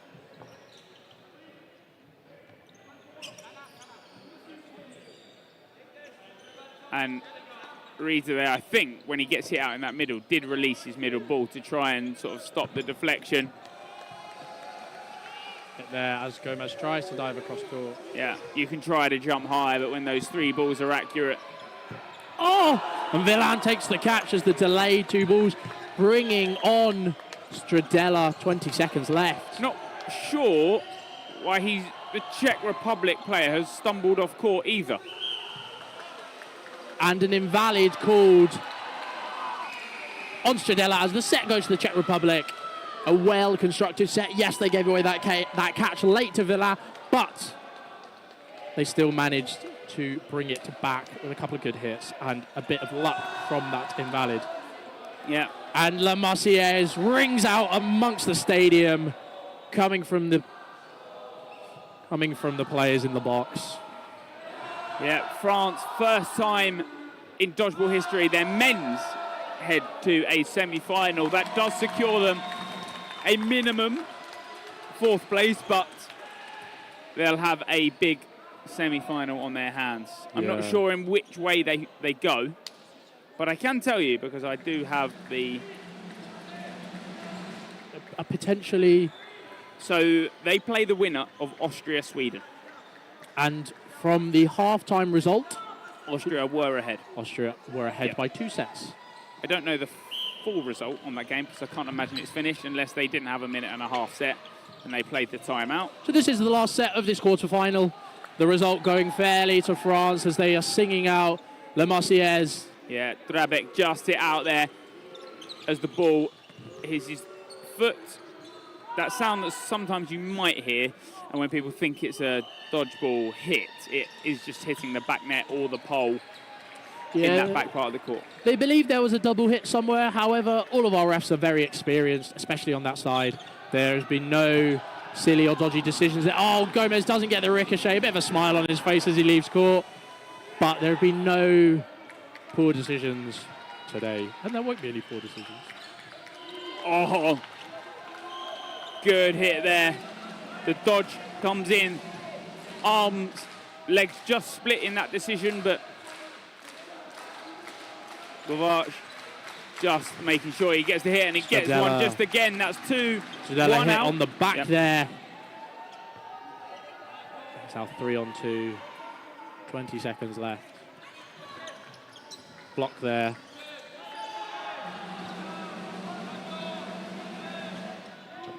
Another block on Velan. You can see they're singing The 1-for-1 there. Oh, and he's hit out on the leap of faith. Smiles come in from France. They were counting down. And a win for France as they head to the semi-finals for the first time in European history. In the men's category. In the men's category. Looking across court. With 4.5 minutes remaining, Ireland trail the Netherlands 14-10. But on the other court, Denmark are up 15-11 with 3.5 minutes left in their positional playoff. Massive. First nation to ever come into a dodgeball tournament as debutants and win a game, not just in their group game, but at current, win a positional playoff as well, I believe, into that. So potentially the best debutant season we've ever seen. Yeah, we knew the experience would come in from Denmark. Players that come from dodgeball backgrounds in that mix. Will Robinson of, I believe, previous London Storm. I believe he Nottingham played in Sheriffs. England. He was at least in the England setup. Yes. So using all of that experience. Yeah. Adam Eloaz, their captain. We're just watching the other game. Yeah, sorry. Just to make sure you don't see Greg fall off of his chair as he's leaning backwards. I did on day one. Yeah. But that wasn't on camera. Like we said, France make it through to that semi-final. They'll be playing the winner of Austria versus Sweden in the men's. In the other half of that draw, England v Italy, which happens on this court at 1:10 and the other quarter-final draw, Northern Ireland versus Switzerland. Both teams, both semi-finals will be on at 20-5, so that's 16:40 Croatian time. One on court 1, one on court 4, so the commentated courts are. Yeah, this is what it means to this French team. The passion behind it.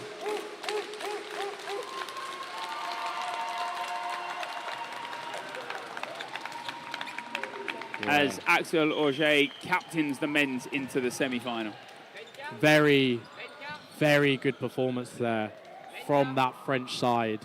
Keeping positive and doing so well. Next up on this court, England versus Northern Ireland in the women's category. Yeah, this is a big game.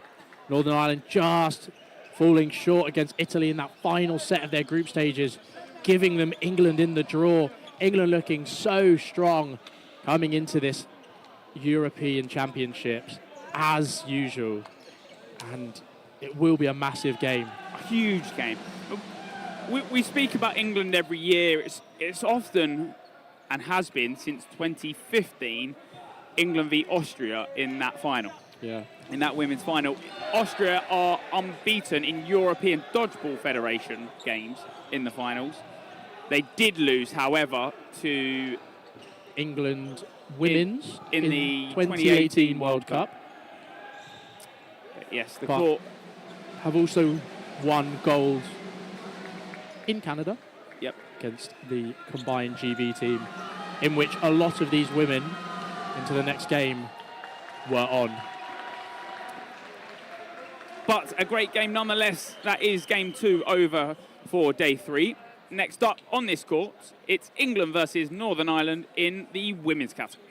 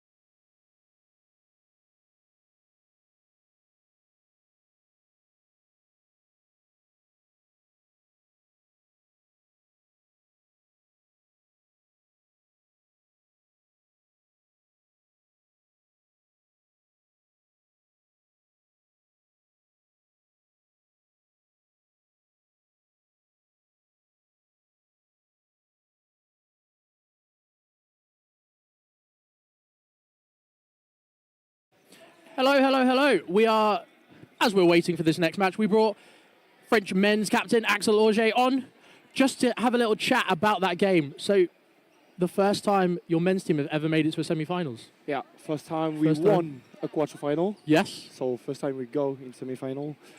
That was really hard game against Czechs. Really hard game, but we stay really strong. We put it to plan yesterday. Yeah. We put a plan to stay behind and keep the balls because they throw a lot. So we have to keep the balls through, and they give 4 the maximum. We know we're good at to throw alone. We hit a lot, and to all the teams we really were really strong. Catch a lot, good at hit. So yeah, it was really insane. Yeah, an excellent performance across the board. Obviously yourself, but Theo as well played really well. Vincent, absolutely amazing, and I don't know his first name. Chad as well. Yeah. It was just across the board. Everyone seemed to be firing really well. Next up, I believe you have Austria. Yeah. In the semis? How confident are you for that game? Because that performance was absolutely excellent. Yeah, I think we can do it. That's going to be really hard again. So it's going to be more mental. Now we have to be really strong about that. Yeah. Now we'll see. Yeah. Hope. Let's go finals. Well done, Axel. Congratulations. Thank you. Thank you very much for joining us. See you guys. Thank you.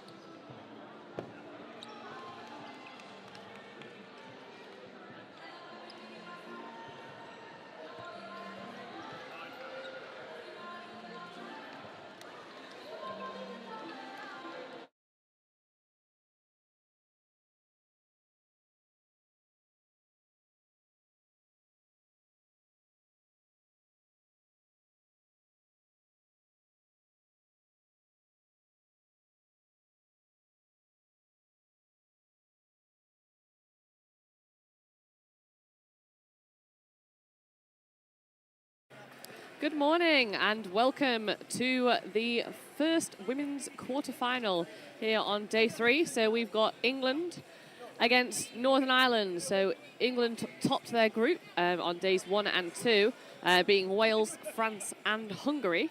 Northern Ireland, however, came second in their group. They lost out to Italy, but beat Ireland and Norway. And the winner of this quarterfinal takes on the winner of Sweden versus Netherlands, which is currently on court 4. Would you say this is a tougher quarterfinal? Maybe NI didn't want to face England, but I guess likewise for Italy in that group. That no one wanted to face England out of the group. We know it's them and Austria normally at the top 2. That third place has normally been mixed around for several years now. A big game, nonetheless. Yeah. Personal opinion, I don't feel like we've seen the best from either of these squads yet. This game will be a true competition, and I think will be, in places, maybe a semi-final. Yes. Yeah, because this was the semi-final last year. Obviously, Northern Ireland losing out to England last year in the semi-finals, but going on to win that third place playoff. And it's one of those things that I think Ireland struggled against Italy yesterday. And if they have the same issues they had against Italy, I think they're going to struggle against England. So it'd be nice to see them really showing the best of themselves today in this quarterfinal. Yeah. In terms of, like you said, the winner of this game goes forward and plays the winner of Netherlands and Sweden. The loser of this game does head into positional playoffs. Yes. But is a lower rank or a lower finish than where they finished last year. England obviously finished second, NI finishing third. Yeah. It will be a tough one. Yes, definitely. Yeah. Yeah, I think for whoever doesn't go through on this quarterfinal, it will be a disappointment in terms of their ranking, their positional this year. So strong lineups from both squads. Beth Redmond, there was talks that she wouldn't be able to make it out here. Suffered an injury in that back end of the last season. Yeah. ACL? Yeah. So she couldn't compete at last year's European Championships, but is back in for this year's. And in good form. We know what she's like as that sensible player. Her and Turkington, both acrobatic, but take great single ball catches. Yeah. That is what England have to be aware of. We know that NI squad is so strong in their catching ability. When they start warming up and taking single ball catches, it's the momentum they take. It's 40 minutes away from a victor in this game, but Gower heads out early. It's a central line infringement from the get-go. Yeah, so not the best start, but Sharp turns it around immediately, taking a great hit on Turkington. She's usually very difficult to hit, so that's a great player to get out early.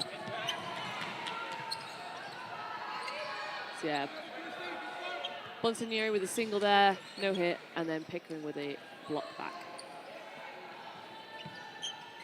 So single ball from Pickering in the centre.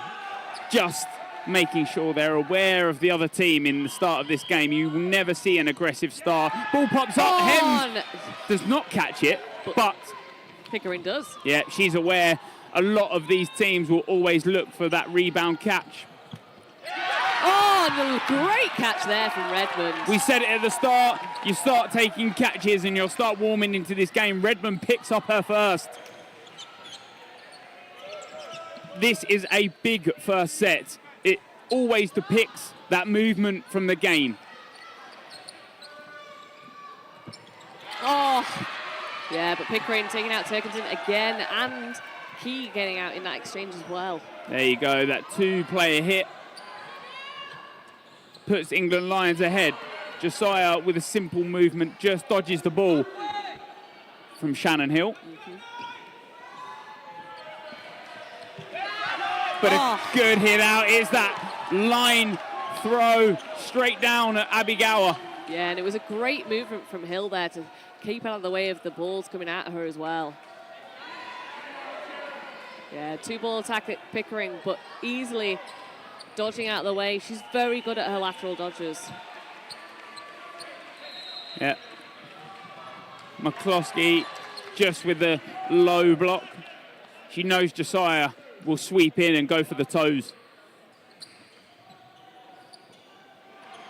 Redmond with a safe single. It's a good... Oh, trade there between Sharp and McCluskey. Yeah, that's a big out. We know what Sharp does on that top right and how she depicts. Good hold, cool. Yeah. It gives them... Gives them 3. It's one of those things that England were already at the back of court, so they've missed the opportunity. Nice from Beth Redmond there. Oh, and a hit there from Hill. Yeah, very good. Redmond just draws the eyes. Hill is already on that running counter. She's so high up. She's done everything right. We know Josiah will look at that catch in. Yeah, but Northern Ireland won't give it to her. They know she wants to catch. They'll go low. They'll make sure it's as difficult as possible. And there's the set. A big first set. NI take that set. A great catch from Redmond in centre. Yeah. It's a mental game from both of these teams. It's one of those things that these two teams know each other so well. They play together often. They're often against each other. So it means that one of those things that they know each other inside out and they know exactly what to do for each player. It is great to see support from both sides, both here in the hall but back at home. Sergio from America watching, Mark Allen, Karen Pickering's partner. Yes. Oh. And Bonsignori goes out early. Yeah, in that neutral zone. She's gone for the throw, but she's almost fell down in that area.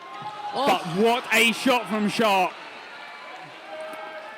Yeah, she's so dangerous on that wing.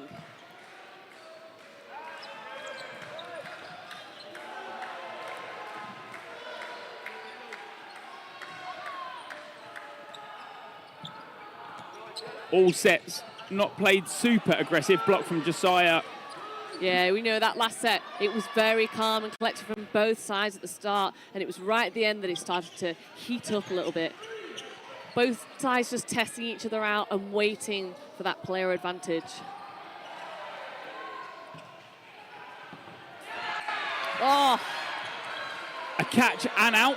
Yeah. Sharp picks up the one, but is hit out from that ball from Hill on that right side. Yeah.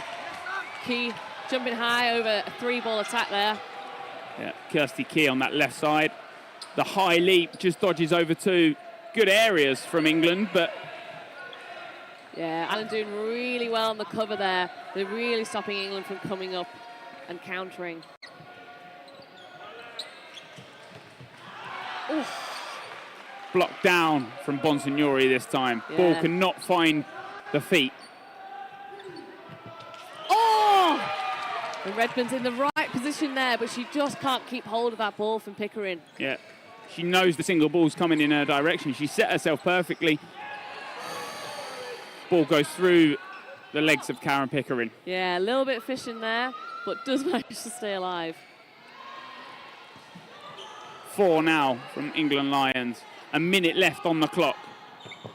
A hit, but a good trade from England. Hems will take that all day long. Yeah, exactly. It's one of those things, Ireland being 3-5 down, and now they're 2-4 down, and 2-4, it's 2 players difference. It's quite difficult to come back from with 40 seconds left against the caliber of player. Yeah. Can they take a catch? Can they change this game around? Single ball comes in from Hill early, as it does previously in this set. Oh, hit there on Turkington. So Hill left in against 4 England. 17 seconds left. She needs a catch. Oh. But no hit, just skims the net behind. That's the sound you'll hear. Sometimes it's a bit deceiving. Hill has to track back, and a good hold. That is good discipline from England Lions. Something sometimes we haven't always seen in the past. Yes, exactly, yeah. Yeah, and that's good. That's exactly what they needed. You don't, at that point, want to go up, throw that double, and they take a catch, because that energy is then transferred into the Northern Ireland team and bolsters them going forwards. Yeah. It's something we have said in the past, maybe about England Lions, that they aren't always they haven't always had great depth in their tactics. It's where they've fallen short of Austria a fair few times. Emily, you've come from the England setup. Would you say that is true?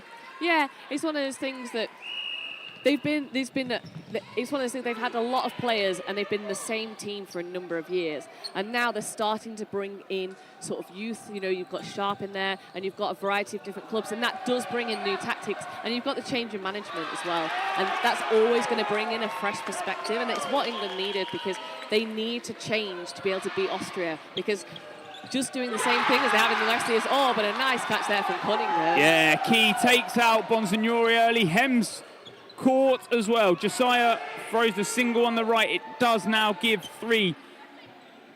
Yeah, but yeah, as I was saying, England needs to change to beat Austria. They can't keep going with the same thing over and over and over.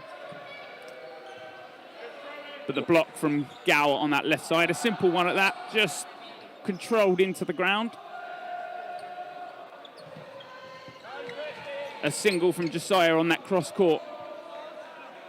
That similar style from her partner as well, who plays in men and mixed alongside Charlotte Josiah.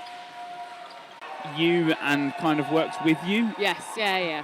It's one of those things, if you've got really, really high energy, literally line the balls up, starting again, you keep that momentum. You can still keep it, but it's one of those things, it's probably a good thing in a lot of cases, because on occasion you can end up with, you get that adrenaline in you and you start doing a bit too much, and actually that 30 seconds is just a great time for the players to just take a couple of deep breaths, reset themselves, ready for that next set. That stream is now back on YouTube.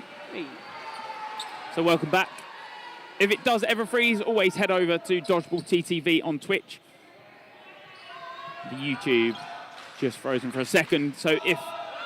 Oh, and a lovely hit there from Keon Gower. Yeah, nice and aggressive. She plays up court. Gower tries to find her ball in front of her. 2 different targets on that play there. Yeah. One is found. Yeah, Josiah putting a hand up in apology. I think a little bit of miscommunication there. Yeah. Luckily, a catch isn't picked up. Yeah, lovely dodging from Sharp. She's so agile. She can drop, she can jump, and she can block very easily. Oh, and a lovely hit from Hill on Hems. Cross-court pre-throw. Yeah. It's what she'll always look for. I think her cross-court throw is far better. It somewhat travels on that low distance. Yeah. And some players don't always find that. They think they've dodged it, but it stays at that gradient. Yeah. Ooh, and just a snick there on number 29. Luffridge from Northern Ireland, who has been subbed on for this set. Single ball from Pickering in the centre. England Lions still with no substitutions.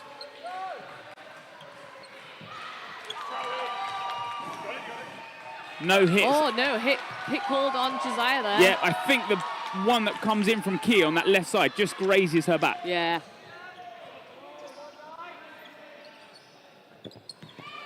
Oh, yeah. First ball comes in on the cross court on Key. Just clips her. She can't block it in time. We've seen that a lot today. A lot of cross courts on those players blocking low at the ground. Oh, lovely jump there from Bonsignori. Yeah, nice and high. Not just up and down, but to the side as well. Bonsignori leaps high and wide over 2.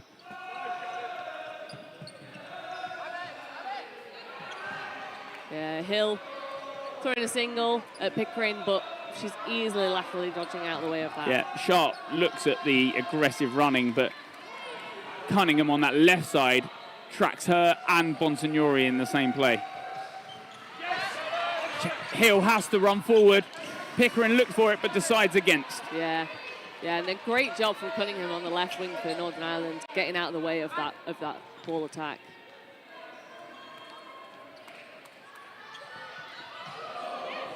Ball blocked by Bonsignori. A 1-for-1 trade. Hill takes out Sharp.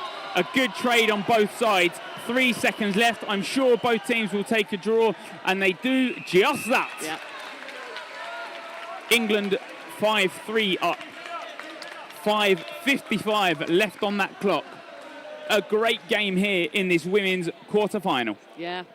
And then a quick update. Looks like it's also heating up on court 4 for the other women's quarterfinal. Currently 6-4, Netherlands, Sweden. So Wow. Netherlands currently winning that, but it has been going backwards and forwards. So Both winners will face each other in the semi-final yes, here on court 1. yes.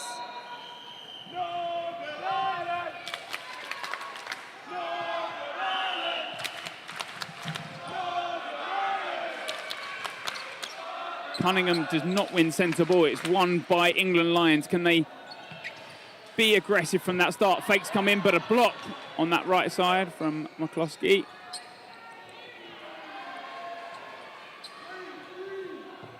Oh, lovely hit there from Key, cross court at Pickering. That power comes in. It's a very aggressive arm. It comes from height, and he's going to snipe you down. Takes out Pickering, cannot find a dodge or a catch. But she's played very well in this game so far.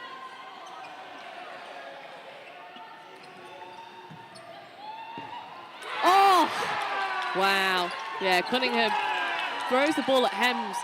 Hems would usually take those catches, but doesn't get it to that time. She knows she takes those catches. She set herself perfectly. She knows that single ball that comes in, she will take. Fake from Cunningham just to apply a bit of pressure, but England do pick up that third. Abby Gower on that left side just sweeping it back. Oh, yeah, Bonsignori, she misses that neutral zone throw at Key and just leaves herself open, and Key just takes the easy hit and takes Bonsignori out. There's nothing the other England players can do. They're too far back. Yeah, and now Josiah has given that fourth away. Yeah, maybe a little bit of a... Oh, but a catch there from Gower. Yeah, Gower picks the ball that she's after, dodges two, and picks up that middle ball down low. Brings back on Sharp. Oh, but Sharp... Oh, it's that double hit. Yeah, 2 hits there. Sharp goes for the catch. It goes wide, and Gower goes to get the rebound, but she drops it. Yeah, it looks like her hands are almost under it, but grounds it at the same time. So it does not count. Takes out Josiah. Oh, Pickering's taken out 2 now. She's taken out Luffridge, and now she's taken out Key. They've got 50 seconds left. They are 3-1 up. Northern Ireland really just needs to play that out. Yeah, perfect from Hill. She's holding that high line. She's looking to just block those balls back and make Pickering do all the work. But yeah, but Redmond holding that line a little bit further back, so it does mean that Northern Ireland now have those 3 balls. Pickering with the in-swing. Single ball is valid, yeah, but falls a little short. NI know what they're doing. Yeah, McCluskey dodging there. But yeah, one of those things, Northern Ireland do not want to give Pickering the catch. But they go for a 3-ball attack, and they get the hit. A great 3-ball attack in the perfect area. If Pickering is looking for a catch in that area, she's going to get hit in the same time. Yeah. That's what NI have gone for. So England now calling a timeout now that it is 5-5. It's one of those things that it felt a little bit in that set that England weren't as controlled as we've seen them in the previous ones. You know, Charlotte Josiah giving away a 4th ball. It did kind of work out for them because Gower got the catch. But then in the next motion, you've got Sharp going for a catch she doesn't really need in that central zone. And then ultimately it ended up with 2 of them going out. Yeah. Like we said, this was one of the semi-finals last year. England beating out NI into that final spot. Yeah. This year it is a quarter-final, and it means so much more. Yeah, there's much more at stake now. You know, a 3rd place finish for last year for either team. It sounds a lot better than, you know, what would we be, 5th, 6th? Yep. Yeah. Well, anyway, from 5th to 8th, because I believe there'd be another, you might potentially play off the losers from the other quarter-final as well, so...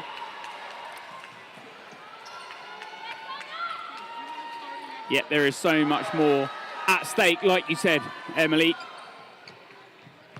A sub now from the side of England Lions. Yeah. Bonsignori subbed off, Town subbed on. The Yeah. experience from Sarah Town we've seen year on year. It's one of those things that also, that it was a little bit sort of erratic for the England team, I would say, on that last set, and Town brings a lot of calm and control, which is what they need right now. Yeah, no subs since last set from the side of NI. Oh, and what a catch! Lovely, Luffridge taking out Sharp. That is a key catch there. Gower aggressive on that, but Cunningham with a small leap over. the England Lions ladies are aggressive with those single ball throws. Bounce just before Hems this time around.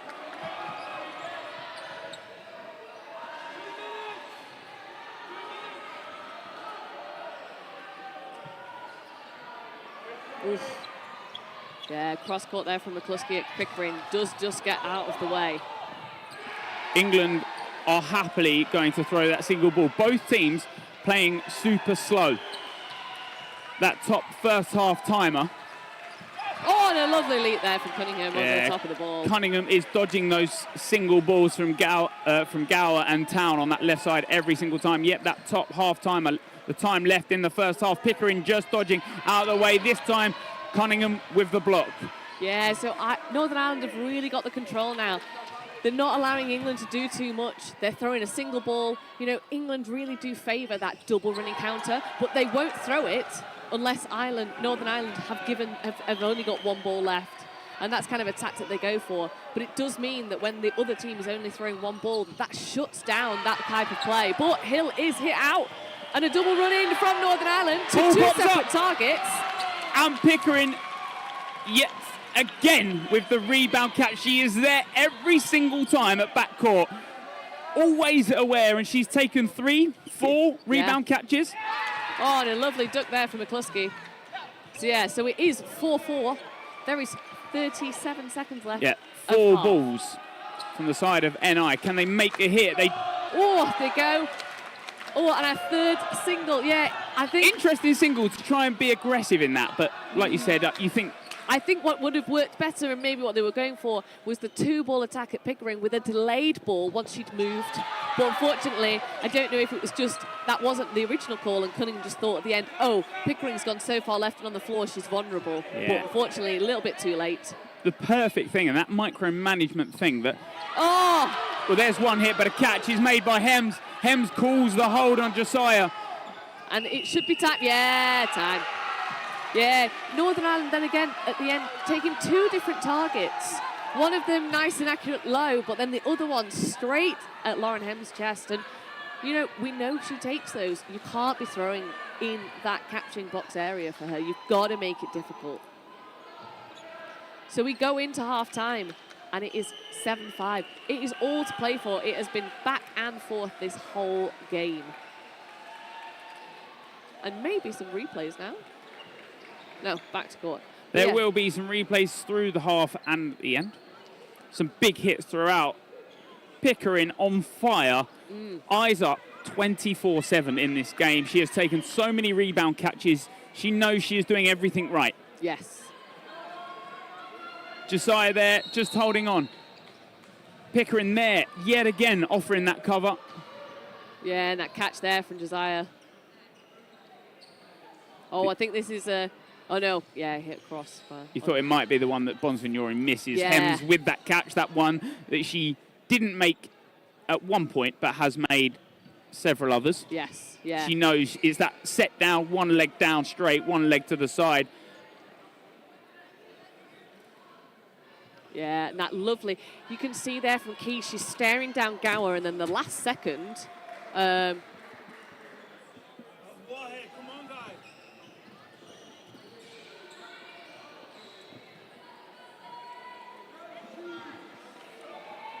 Yeah, and then just that catch there.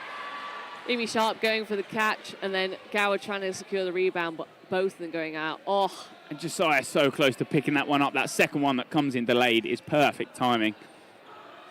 Yeah, and then just that hit on Hill there.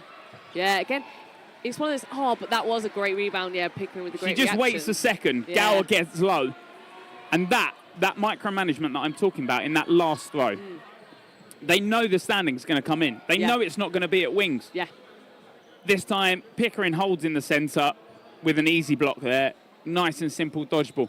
Yeah. At the half here, both teams will be talking a lot about this second half. 20 minutes separates one of these teams heading through to the semi-final. Yeah. They'll be playing the winner of Sweden and Netherlands, which is currently a draw. Yeah, exactly. All to play for in the Netherlands-Sweden game. Very close, which is good. It's always interesting to have close quarterfinals. We've said this year there would be underdogs throughout. Yeah. NI underdogs in this game. They're under the seed of England. England seeded second under EDF. NI seeded fourth. Yes. They faced each other last year in the semi-final. This year it's the quarter-final. And like you said, Emily, time and time again, there is so much more at stake. One of these teams will not be fighting for a medal. Yes. Yeah, and it's one of those things that, you know, Northern Ireland probably deserved to be there, but they had that slip-up against Italy, and it's one of those things that you know, we do talk about set difference and stuff like that being important in the group stages, but ultimately, if you win every game, there's no issues with set difference because you've won every game. And that's the thing, is that that loss against Italy for Northern Ireland might prove crucial in this competition. So, 7-5 at the half. So yeah, it's one of those things. The first set, England win this first set, but then 2 set clears. It means that they can sit back a bit and work on the time. However, Northern Ireland, they win the set, they get back drawn, and then everything to fight for in this second half. So, as we say, time and time again, this first set is crucial. Now, an outcome that we have to talk about briefly is now we're into knockout stages. Yeah. We can head into extra sets at the end. Yes. In the group games, if there is a draw, there is a draw. Yes. In the knockout stages, everything is to play for. At the end of those 40 minutes, if we have a tie on our hands... Yes. We play a tiebreaker set. So it's different to British rules. It is a 3-minute set. So you play a full 3-minute tiebreaker set. And then obviously if you're still drawn at the end of that, you would go into sudden death. That sudden death isn't a reset in play. That is shouted. Yes. And the sudden death ruling is if the first player that is out... Yes, their team would lose. And it's been brutal. We've seen it in the past. Yeah. England have lost to it against Austria in the final before. Yes. It's not a nice way to lose a gold medal. No, and it's one of those things that it puts all of that emphasis of that loss on one player as well, and that's very difficult to deal with mentally. Can NI take this half? Well, we're about to find out, Emily. Like we said, 20 minutes separates this game. Every set comprised of 3 minutes. If at the end of the 3 minutes both teams are equal, they both take a set point, which we have seen already in this game. If at the end of the 3 minutes one team is ahead, they'll take the 2 set points. And there it is. Josiah starts us off. The catch, a simple one at that. Yeah. Again, it's one of those things for that the catch is good, but also Northern Ireland just can't afford to throw in that area. They need to get better at their targeting if they're going to shut England catches down. It's those toe shots you're going to need. A block to start us off from the side of NI. But 4 balls, 1 ball comes in early. Yeah. Hill tries to get low. Yeah, blocks that first one, but then she's moved her ball and it means the next one just skims her.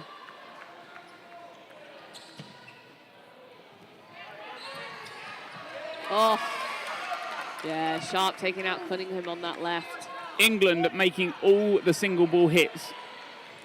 They are being so clinical in every set. Yeah. And dodging out the way of the simple ones or the ones slightly out of their region for a catch. Yes. Would you say in the past, especially when you head to those semi-finals and finals, a lot more people play aggressive and try to catch aggressive? Yeah, it's one of those things that, yeah, you tend to get, like, particularly with people that get down, they try and think, oh, if we just make more catches, this will work out better for us. They go for the aggressive catches, but more often than not, it doesn't work out for them because they tend to drop more. England, what they're doing here, they're taking those safe catches. They're not really fishing for them, except when they're down, and they have actually been making them. But most of the time, if the ball's coming straight at them, they will take the catch, but otherwise they're happy to just dodge and move out of the way. Yeah, Town this time just leaps over that single ball from Key. England still with 6 on court. Key charges up, Town close to the catch. She nearly sets herself so perfectly for it. She knows it's coming low. That arm from Key punishes so many players. Yeah, it's interesting with Key that I personally find it a bit difficult to figure out where she's throwing, because she doesn't necessarily look where she's going, and her arm can just, at the last second, move and hit out another player. This game really could be a final. Like a lot of people were saying, this game is proving out to be such a good one. The standard of dodgeball this weekend, or this whole tournament, has been unreal. Yeah, we've had so many surprises, and that's the beauty of it. You know, every year the European nations all get closer. The standard is improving constantly, and that's what we want. We want it so that we don't know who's going to win, that you could toss a coin and any of those nations could get there. England take that first set out of the second half, 9-5. Yeah, so now it starts to, the gap starts to build, and I really need this next set so that they don't end up with a 3-set difference, because again, 3 sets, it's very hard to come by. England will look to slow that game down. You look at the players that England have on the court now, you've got 5 out of 6 of those players have all played for one particular team. A team that is very good, when we look back at the British National Leagues, is very good at slowing play down and just letting those sets go to full 3 minutes. And I have made a sub. Redmond off for Douglas, Yes. formerly known as Duffy. Yes. Single ball. Key is aggressive every single time. She will happily throw that single ball and punish the England Lions ladies if they are too high up court. Oh, lovely from Gower there, just hitting the right foot of Cunningham. Yeah. She goes sort of with that, we wouldn't say a lazy dodge, but when you're just lifting one leg and not moving fully out the way, but a cross court from Town gets... Oh, and it's a catch! Josiah is hit, but releases her ball. That ball pops up in the air, Yes. and this time... There's a question. So Hill made the hit on Josiah, but there's the question, had the ball left her hand before she was hit? If she had not left her hand, that hit doesn't count, but the catch still does, because Josiah decided to throw after she was already out. So potential for NI to have another player back in of this, if that's the case. But if Josiah managed to get that ball out, the hit still counts. So that's what it'll be I think now. the decision might be that the hit still counts. I think the player is somewhat missing that. But referees have the final decision. Yes. Yeah, I think potentially, I don't know if there's a question about that it might have been missed, or that the referees, because obviously there's so much going on, and the referees would need to be able to see whether that hit and that throw were happening simultaneously or slightly delayed, and sometimes you can't manage to see that. Oh, but yeah, so there you have it. Yep. You've got the NI player back in, so hit before release. So, like you said, that catch does still count, because that is a live ball that has been thrown. The hit doesn't count, because Josiah has been called out before she's released her ball. Yeah. Ref's decision is a final one. Yes. So both teams now on 5 apiece. Single ball, and another one gets released late. Gower on the reset, and it's a smart decision from that right side of England Lions. They hold. They know they can be a lot more deadly with 4 balls in hand. Yeah. Oh, yeah, nice dodging there in the middle. Thank you for pronunciations. It is Lockridge, not Luffridge. Ah. There cool. we go. Thank you very much. I'm going to add that to our sheet. I believe teams were asked for phonetic pronunciations, Yes. but not all submitted. No. Single ball from that right side.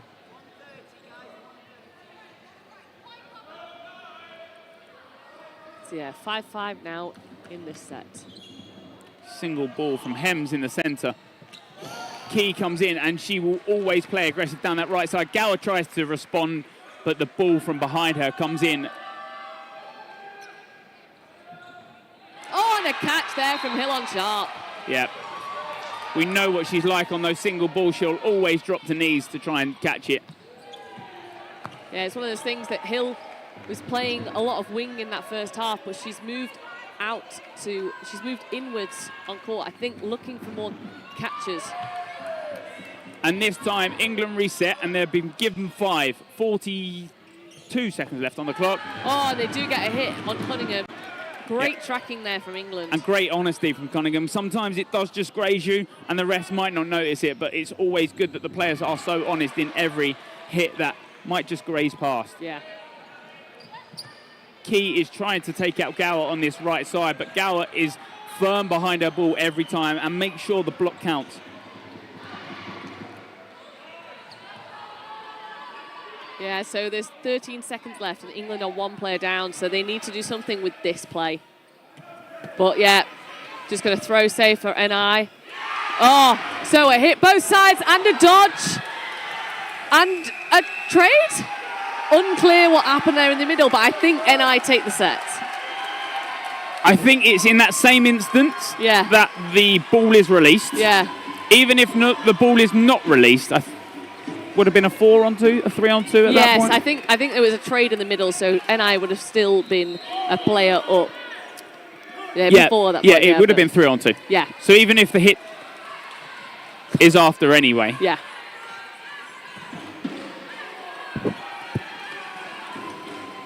Bonsignori now she's ball retrieving. Yeah. So it might be that she's warming up, ready to come on. It's sometimes the easiest way to warm up. You get your sort of legs going in that quick motion. Yeah. You're aware of the game a lot more sometimes. Yeah. It works in both favours. NI taking that set though. Only 1 set behind, 9-7.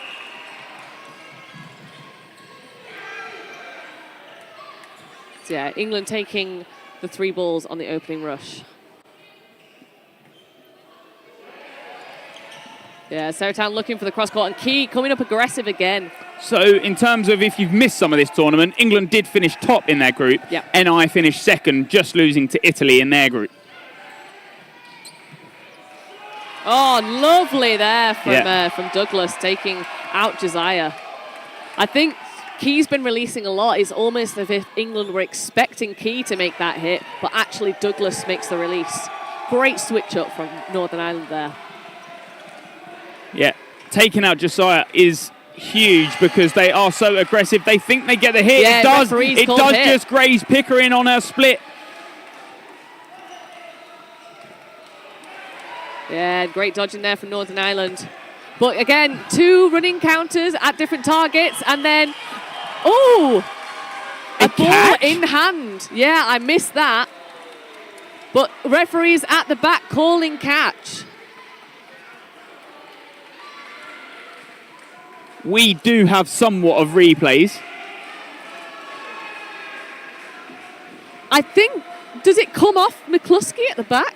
I'm not too sure. Personally, I think that might bounce into her, but it's a tough one. Refs don't have a replay, but we do.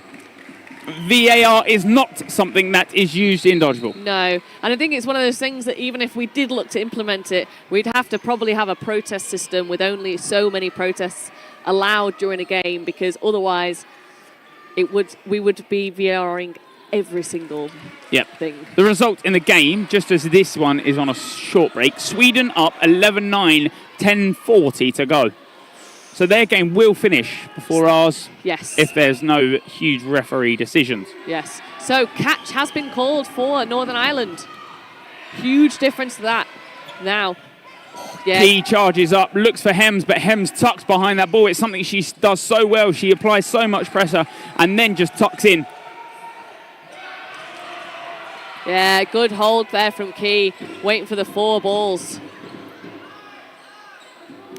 So there's 1.5 minutes left of the set. There's still plenty of time for this all to change. Yeah, and there you go. Gower getting the hit on Hill in the middle. And even if that isn't a hit, I think she loses control of her ball anyway.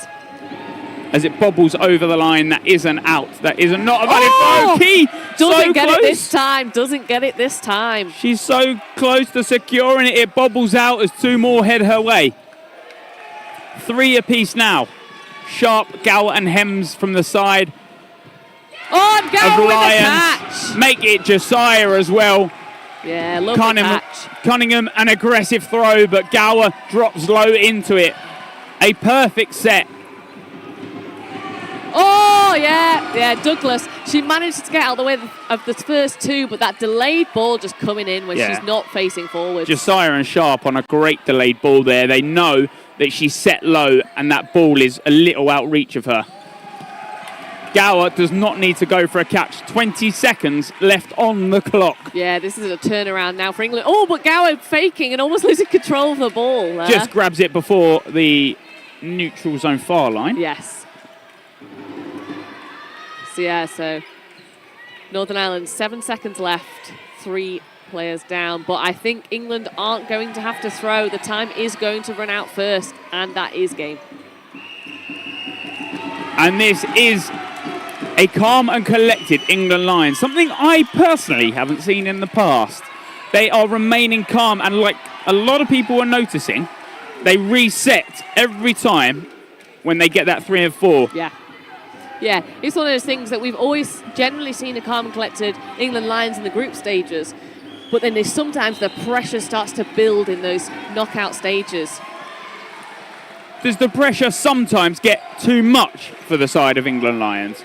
Well, in this game, maybe we saw it earlier on, but now England, a good turnaround in that set, despite the catch from Key on that right side. Yeah, it's one of those things that England are doing everything right, and it's just that NI are trying a lot of things, but sometimes they're not pulling it off.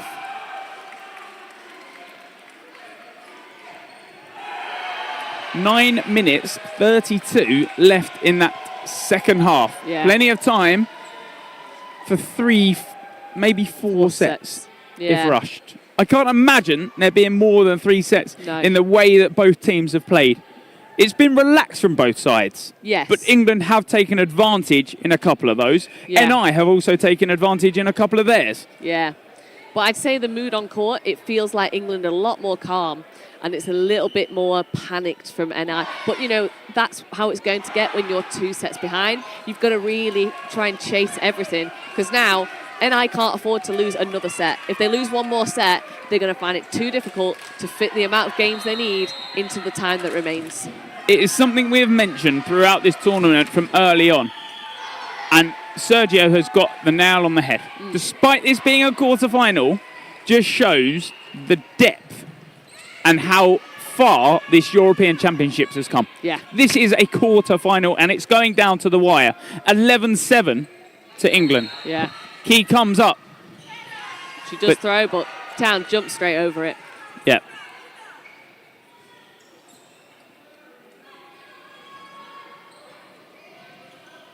You can see when we talk about micromanagement. Oh, yeah. So a trade there. Sharp goes for the catch, but it is the ball that came off Douglas and not the one that came off her. So she's already been hit out, so she can't make that rebound catch. Yeah. NI with 3.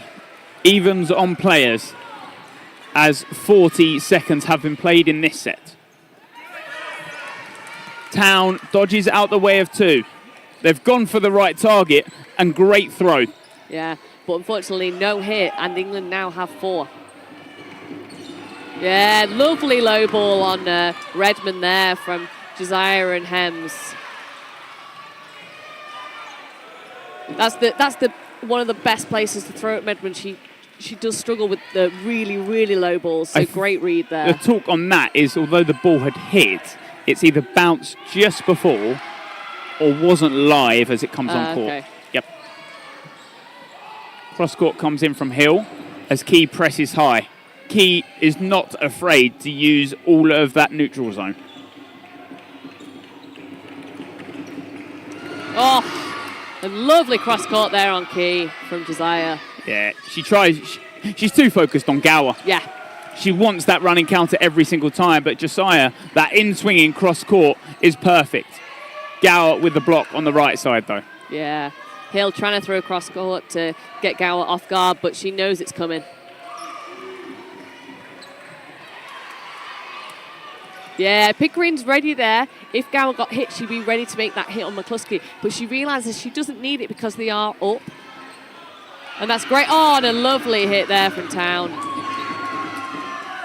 If England take this set, is that too far for NI to fight back? Hems goes for the catch, but decides against it last second. I'd say so, because one thing England are really good at is shutting down the sets. They will make sure it goes to time. Even if they've only got one player left in, they will make that set last 3 minutes. And that's the issue, is if it's 2 full 3-minute sets, with a loss here, there's not enough time left for NI to get in. A 1-for-1 trade on that, but England will happily take that every day of the week. Pickering slides across, this time not going for a catch, but she does hit that back line. Yeah, I think she just puts her hand down on it.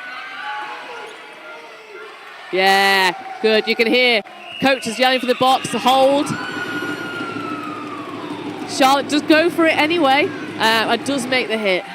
Is that a mental thing for Charlotte Josiah there? Yeah. Do you think, you know, she backs herself a lot more in that hit? Yeah, and it's, you know, it's always better mentally to finish a set than wait for a set to finish. Yeah. Because you've taken control, and you've not just waited for time to run out, you've had to take the control to make the hit and get the win.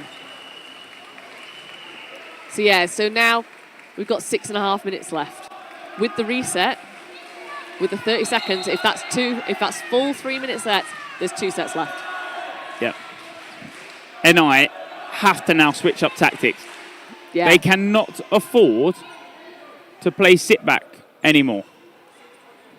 And a timeout called, I think, from England, probably reiterating that point that they've only got 6.5 minutes left, and that is 2 full sets. Yeah. And that they need to make sure those sets are lasting 3 whole minutes. Nothing silly. All slow, nice, easy dodgeball. For NI, they need to switch up. They need to get those hits quicker. They need to be aggressive. It's one of those things that you say aggressive and some people think, oh, that means go for everything. It doesn't. It's one of those slightly oxymoron phrases. Controlled aggression. It means going for the hits, going for the catches, but not being a bit silly about it. You're not going for everything. You're just making those clean, clinical hits in the right places, and you're doing it quickly. Redmond, in that second replay there, if she'd stood and taken it forward, would have gone for the catch and probably taken it. There's that rebound, that hot hit on Hill that we saw, but in that opposite direction. Like I was saying, Redmond likes that catch in that central zone. But I think she second guesses herself. Yeah, and that's one of the things that second-guessing stuff while you're in the middle of a dodgeball game, it's always a killer. If you doubt yourself halfway through making a decision, it's generally not going to play off for you. Close. Key nearly gets sniped from back court by Town, but the last second leg up does just fine. Yeah, double hit there on to Town. And Gower runs up, gets that ball back, gives England 4. But it is something we speak about in this game, is that England are happy to reset. They don't rush it. Gower doesn't want the running counter. Sharp's with her every set of the way, but they'd rather reset on the floor. They don't make the hit, but they've done the right thing. Yeah, they don't need a hit. They don't even need to win this set. That's the thing. They just need to see the set to time.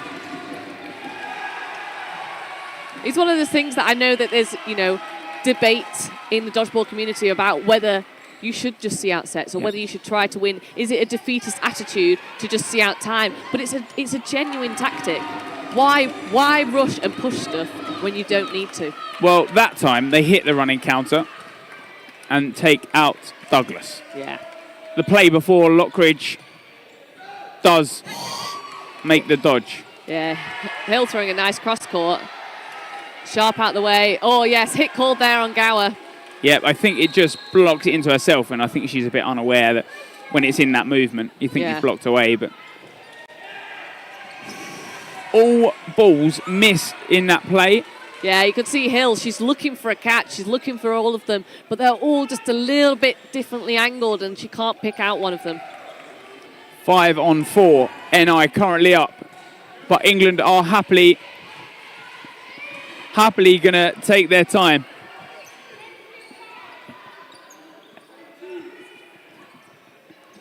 Single ball into Key. Block there as well.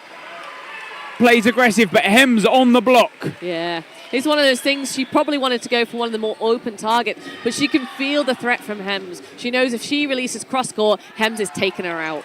Yeah, bounce just before Hill. Hill and Hems both after each other. They both want that cross-court shot. Two ball comes in and Pickering on the sliding dodge again. Hill this time goes under two and is starting to read the two ball from England Lions. So yeah, there's 30 seconds left in the set, but it's going too slow for NI. They are up on players, but they need this quicker. Yeah, lovely hit from Hill there. Yeah, a little bit of loss of control there from England. They're going for a little bit too much. And have they just given away? No, they've given away 4, but they've got 10 seconds left. Are they after a catch in this? Is that what they're after? They're giving those balls away? Do they really need to? Only one catch is going to matter. Hems does make 1. Yeah, but time. Yeah. It was one of those things, it was odd. It seemed at the start of the set, they were just looking to see the timeout, and then suddenly towards the end, they changed decisions and they decided they wanted to win it. But it meant that they didn't really have the gameplay strategy in place, and it was a little bit erratic. Yep. They just need to calm down. Yeah. There will be less than 3 minutes. They are 2 sets behind. NI need 2 quick sets. Well, they need 1 semi-quick set. 1 will force it into the minute and a half. Yeah, if they can win a set before the end of 3 minutes, then they'll have another set. Yeah. Well, that final set's going to be 2 minutes 50. Yeah.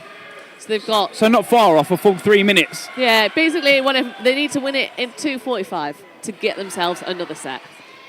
2:49 would be fine also. Yes. All that has to be left on the clock is any amount of time. It will give NI that final minute and a half, and we know what those 90-second sets are all about. As much as teams try to play controls, they always end in erratic dodgeball. So yeah, you can see NI, they're trying to make the hits, and they're having, as a result, they're having to throw 2. But it does mean it's just giving England 4. But they have been caught out on those singles, and they can't afford to give England a catch. But again, yeah, throwing 2 balls, they're throwing them at Town. They've thrown twice at her now and failed to make a hit both times. It might be time for them to choose a different target. Yeah. Every time on Town, the 2 balls that have come across, she's dodged rather than going for the catch. Yeah. It's smart dodgeball. Yeah, she doesn't need that catch. So she's good. That's the thing, is that that's the great thing with the players, is being able to switch between catching and non-catching.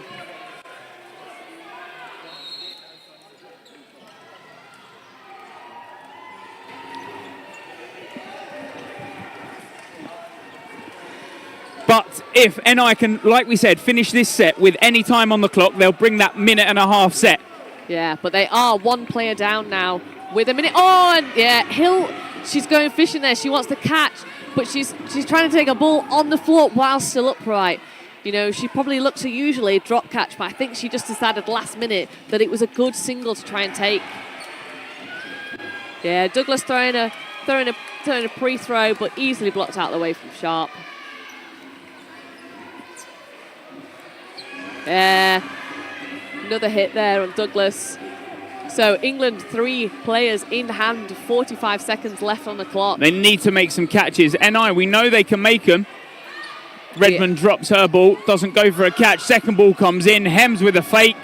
England are setting this set perfectly. They've done everything right. It's a calm and collected England we've not seen a lot of before. And there it is, Hems single.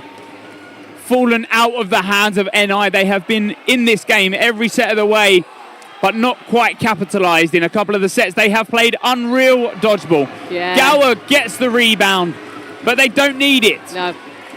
So Redmond left in by herself. Oh, Town goes for the catch. She didn't need it. They probably don't want another set. They don't want to play another minute and a half dodgeball. They want this set to end and rest themselves, ready for the next game. And that's how much it means to England. This is only a quarter-final game. The dodgeball on display in that quarter-final was unlike any dodgeball I've seen in a long, long time. Yeah. Away from Austria and England. Yeah. Yeah. Both teams should be so proud of the dodgeball that they have done and competed in this game. Now, the other court 4, has gone into... I don't know if it's an overtime set or it's a last minute and a half set, but it is 13-13 between Netherlands and But Sweden. yeah, just some of the display on this game. Key every time, playing aggressive. Town just on the block from that one. Yeah, then just hit. Next up in this game, on this court, we have Croatia versus Spain in the mixed quarterfinal. Someone has asked when France will be playing next. They play later on in that mixed semi-final? Men's semi-final. Yes, there's a men's semi-final later, that France are part of. And that will be on this court at 16:40 Croatian time, which I believe is a lot of Central European countries have that time zone, which is GMT +2. BST +1. Yeah. So it looks like Sweden have taken the win in the other quarterfinal, so it will be England against Sweden for that semi-final later. What a great game. Don't go anywhere. Next up on this court, we have Croatia versus Spain mixed in the quarterfinal.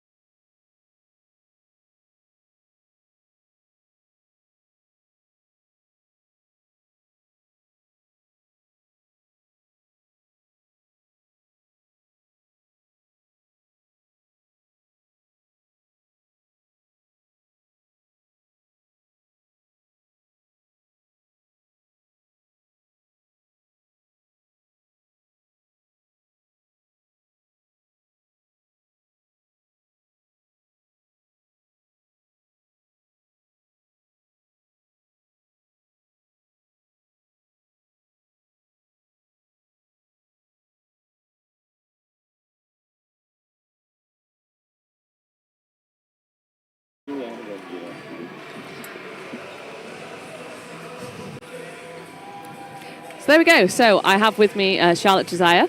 So obviously, great game there in a quarterfinal against Northern Ireland. Great standard of play from both sides. How do you feel it went for you? I think we executed our game plan pretty well. We know Northern Ireland well, so we knew what they would probably come at us with. But it was about keeping our composure, sticking to the game plan and always backing ourselves, and I think we did that really well. Yeah. So you really slowed it down at the end of the second half when you got those sets in order. Was that something that you had the team talk? You had the timeout just before those last few sets? Yeah, so we had a look at how much time was left. We knew how many sets we were up. Mm-hmm. We wanted to slow it down so that we knew they would come out quick. Yeah. So if we played a slower game, we eating away at the time. And we knew they had to force something, so we were just waiting to capitalise on their mistakes. Yeah. So you've got Sweden in the semi-finals next. So I assume that you're going to go off and look at the tactics for that game ahead of later. Most certainly, yeah. We've done our homework on a lot of the teams here, so it's just be looking at their game, probably their quarter-final quite quickly, and seeing who their key players are and thinking about the next game plan, really. Yeah. Great. Well, congratulations and good luck in the semi-final. Thank you.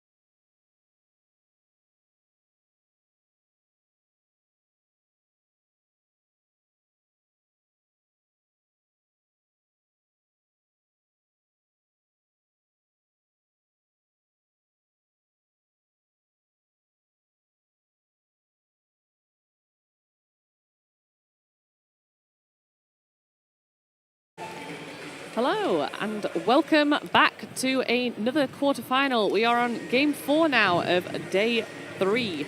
So we have Croatia versus Spain. So Croatia topped their group, taking wins over Italy, Ireland, Switzerland and Serbia. Spain had wins against Sweden, Netherlands and Norway, but lost out to Northern Ireland, so coming second in their group. And the winner of this takes on England versus Scotland, which is currently being played over on court 3. Yeah, lots of games going on today. In this hall, we have the Czech Republic on court 2 playing against Austria in their quarterfinals. Here on our centre court today, we do have, as said, Croatia versus Spain, and then across from them, England versus Scotland in that great British derby. Big results looking across. We'll see the result of, as we've said, the result of this match will go on to play the result to their right or left, whichever side you're on. So we'll see at the end of the game. These courts, this centre court does run a bit later than the other two courts. They try and run it as much as possible. We stick to our schedule, and if the other courts want to begin quicker or faster, they can do. So maybe at the end of this game, you'll see a lot of players congregate around the nets. And some games take longer than others. For Spain and Croatia, they've never been here before. So last year, Croatia finishing 13th and Spain finishing 11th. So this is an improvement for both teams at this point. They won't be able to finish any lower than 8th. So great for both teams. I know that for Croatia, they've really targeted the mixed competition this year, and they've put all of their strength into that mixed team. And then we know that Spain, both the men's and women's, have been taking great catches across all of their games. So it's going to be an interesting one to see, because we've known for Croatia they've got a lot of handball strength. They've got a lot of good, hard throws, but then you put that against Spain with their catching. It's one of those things we saw in the Croatian-Spain women's game yesterday. Just seeing which of those comes off better, because it is a little bit of opposing strengths there across the two teams.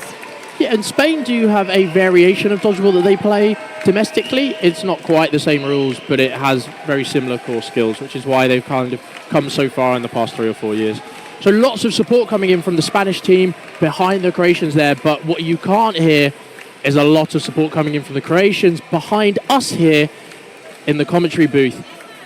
Lots of eyes on this court, as it's amazing for Croatia to be making a quarter-final. I believe their second Euros. Yes. Both teams, as we've said, never been here before. This is a first for both. And one of these teams will be making it through to a semi-final.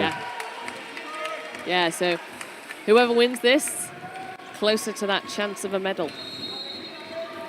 And that would be massive for both the host nation and Spain. Yeah. To be given that opportunity to go. So just waiting for the refs to get everything set up. That man there, that burly Austrian man with the beard, is Raf, one of our production manager, I believe, who laughs at us through our microphones sometimes, who's been absolutely stellar. Him and his team have been amazing to set up what has been a brilliant Euro so far. Of course, the on-court action has been amazing, but the stellar camera work and the effort put in here has been brilliant. Croatia starting off with 2 balls, a little change around. Now the Spaniards come forward with 3. No hit there on the single.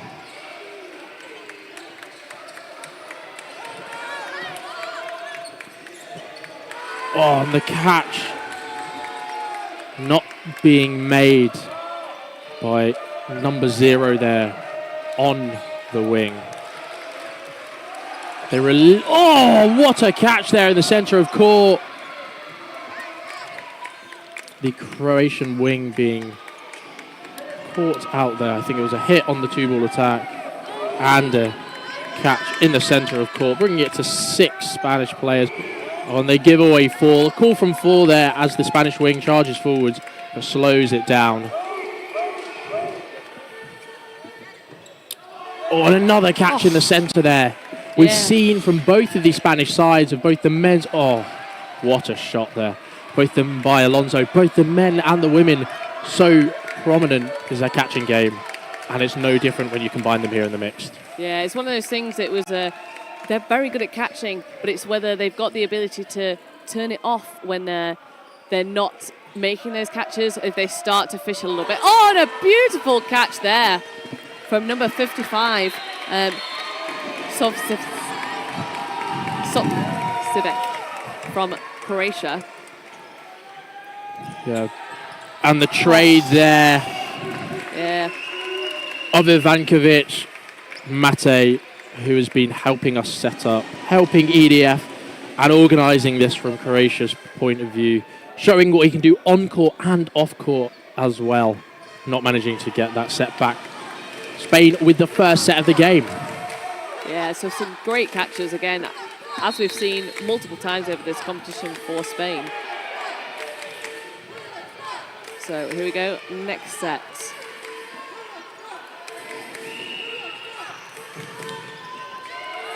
So Croatia winning the opening rush this time.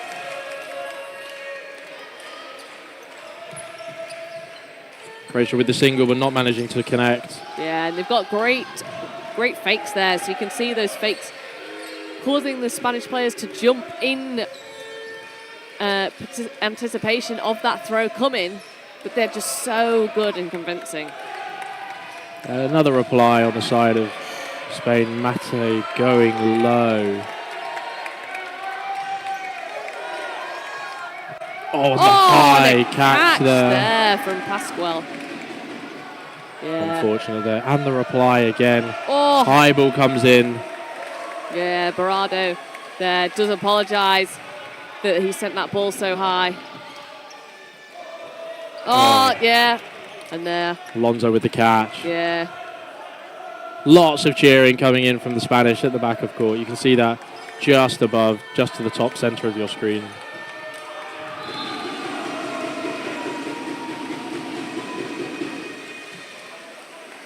So yeah, we've got Rogar left in for Croatia. She's got quite a lot of time on her hands, but 4 players down. A bounce there, called a safe single there. Yeah, as you can see, she's dropping a ball. She wants to make catches. The quickest way for you to turn around the set is a 2-for-1. Spain not taking any chances here, not allowing to give Rogar an easy catch.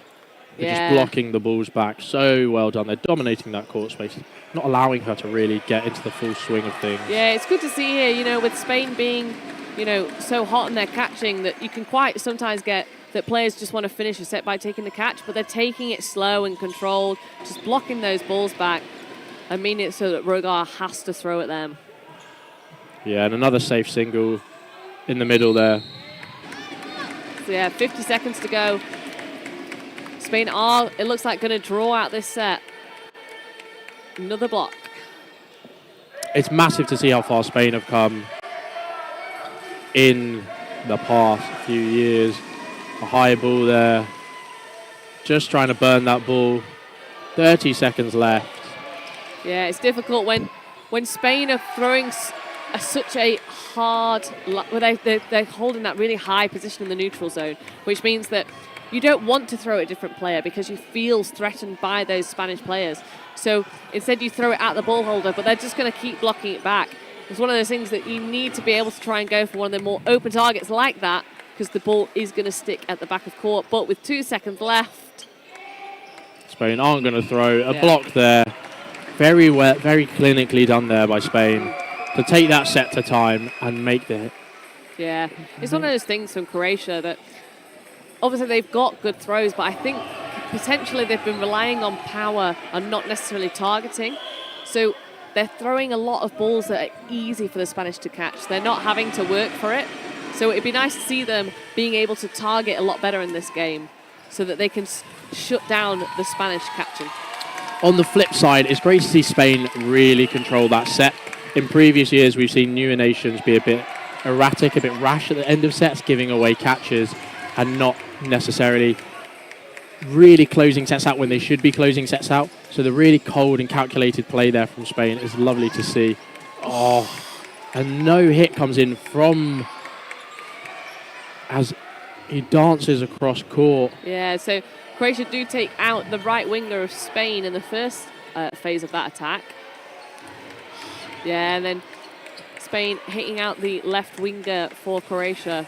Lovely 2-ball attack there. Oh, and they go high. But that's great. That's exactly what I was talking about. That targeting. They've got a high and a low ball just to make it difficult for Spain to pick out that catch. Yeah, they've identified some of their more prominent players in this men's trio and taken them a big standing. Oh, but he's lazy at the back of court. Although it looks like potentially bounced, maybe that we didn't see. He's... No? So time has been paused, or the French line ref is indicating for time to be paused. Yeah. We're unsure what's just happened. Yeah, it's one of those things that if it's hit a knee pad, sometimes you don't necessarily always feel it. And it's also that the French might be checking, was there something I missed? I thought that it was potentially a clear hit, but was there actually just a bounce somewhere that I just missed? So they're just coming in to double check that. Yeah, it also could be the player thought that it had bounced in front of him. Yeah. Sometimes if you're not looking, a ball can hit you and you have no idea. Yeah. The Spanish players seem to be a bit upset by the decision. A lot of hands being thrown up in the air. However, we trust the referees to make the correct decision and be able to complete. Yeah. And it's one of those things that it's good to have the referee's decision, because we can't just call a hit because the other team has asked for it. But yeah, a hit is now called. So it is 3-2 in players to Spain.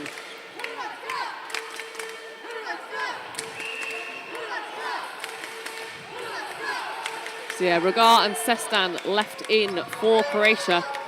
Yeah, Sestan, that women's captain who has been exceptional so far for the Croatian women's team. Yeah, and captain of the mixed as well. Oh. Yeah, goes for the trade, but gets hit and caught. But again, very, very high, that ball. Very easy for the Spanish player to take on that catch. And that's the set. Yeah. Yeah, a bit of a... Sometimes sets just kind of fizzle out and they're not quite as explosive. But timeout has been called by Croatia. I think, pardon me, a very well-placed timeout. Had that set gone the other way, potentially, maybe not. Because there's only one set deficit, but 3 sets now. Yeah, so obviously Croatia really need to get the next set. They need to start building momentum in the other direction. If they just keep giving it to Spain, Spain are going to run away with it at this point. It's one of those things that Spain don't really need to change anything. They're playing well, they're taking a lot of catches, they're not getting too greedy and going for too many. They're making a lot of the catches nicely. But for Croatia, I'd say that they really need to, at this point, just improve the targeting, because there's too many catches there. Yeah, and that comes with confidence as well. It's kind of a two-sided coin. Sometimes you're really confident with your arms and you're confident with your catching. So here we see the Croatians who, as we mentioned, are handball players, or can be handball players. Yeah. So they are confident with their throwing ability. It's just Spain are just so on it, it seems, with their catching. It's not just them making very good catches. It just looks like their first decision is, can I have that? Yeah. Or, and if it's a no, they go, I'll try and get out of the way then. Yeah. Yeah, and that's just working out really well for Spain now.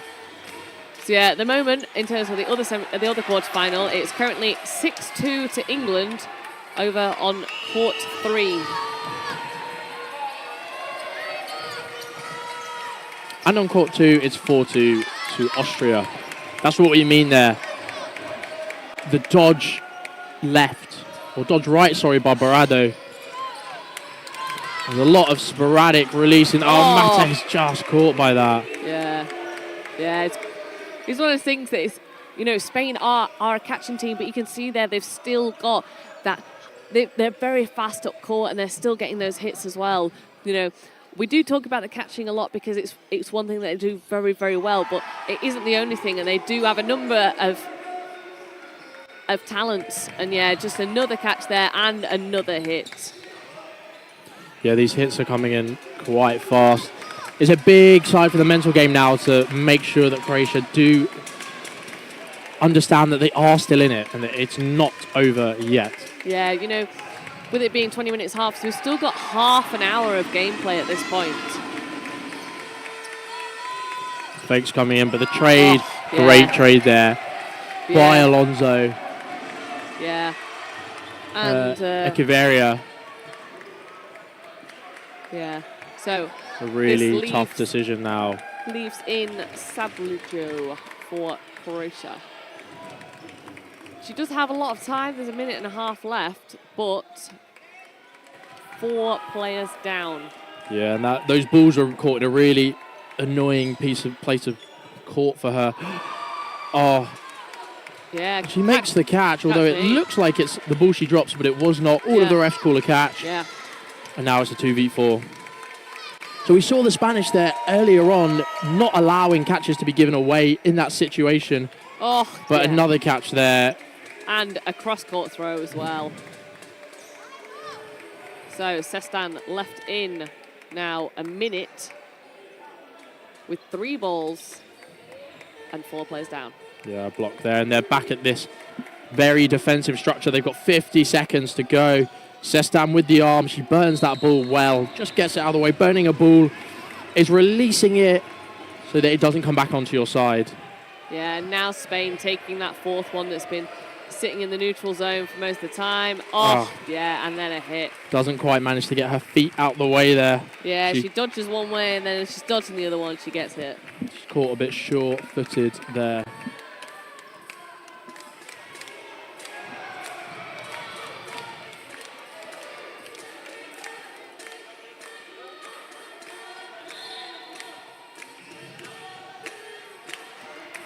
So a couple of replays. Oh yeah, so looking at that great quick hit there. It's a great dodge to begin with by Ivankovic, sorry. But he doesn't manage to pull it off the second time. We're back into this game. 2 balls now on the side of Spain. 3 for Croatia. Lots of faking. Oh, a big hit comes in on Ivankovic. And another hit there. Just the Croatian men here are getting themselves caught out up court and a cross court there. They're getting themselves hit out at the front of court. And a catch there from Barado. Again, it's Croatia are throwing a lot of high balls. They just need to get better targeting. And that will eke out less of those catches for them. But yeah, so we have left in number 55 for Croatia, Sokcevic. It's a really big ask for her. 2 minutes left in on her own. Gives away the 4th ball. Safe single there in the middle. And another one. Yeah, they're not going to give her any opportunity to take this catch. You know, Spain doing that same tactic that we've seen it in set after set. They're just going to stand there and they're going to block those balls back. So yeah, good choice there from Sokcevic. Going for a more open player to retain the balls on the Spanish side. But yeah, 2 singles either side. And there's the hit. Yeah. Very well played there. The Spanish wings doing a great job of kind of dictating the pace of this game and dictating how it's working. That lovely 2-ball attack there. Really tough as a right-handed player on that wing. Lots of fakes coming in from the Spanish team to put the player off. You see the Croatian not happy with that catch. We've just got the other side. So you can see us up there in the corner. This is our commentary booth, just to give you a little indication of what we look like today. We're safe behind this net. But yeah, I got the other camera angle in just to show you from the behind angle of some of these plays. There we go. That fake, and he releases low. So we're back in to the next set of this half. 10-0 to Spain. It's going to be a massive ask for the Croatians. They do have the time to do it. Oh, yeah, again. But they need the mental and... Yeah, so 2 catches given away quite early. The first one, very high. The second one, they were going for the right angle, but, you know, just have Barado there just dropping low and taking that catch. It's all going to be about that mental fortitude that Croatia need. Yeah, another catch given away as the 3 Spaniards come forward. Oh. Safe single there. Oh. Yeah, so she looks for the catch, drops the ball in the first place, but she's already dropped to the ground, and she's a little bit stuck, can't move anywhere, and then gets hit out. The bounce there. Underneath. Soksovic. She's left in on her own again. And there's the catch. Oh, yeah. Story of this half, really. Yeah, it's just Spain and their catching ability. They're just so good. It's one of those things that, you know, you can see with Spain that they, yeah, again, straight into the gut. That's a great catch. But there, that's a little bit of a clutch catch. But you can see, you know, we talked a little bit yesterday about the catching area. And what Spain do really well is they move themselves. So they don't try and just stick their hands into where the ball is. They move their chest. Yeah, you can see they're moving to the side, so you can still secure it against your body nice and easily. And that's a really good catch that shows you kind of the ethos of catching, is you just pin the ball against your body, really. Once again, in that catch by Alonso, you just pin it to yourself. Yeah.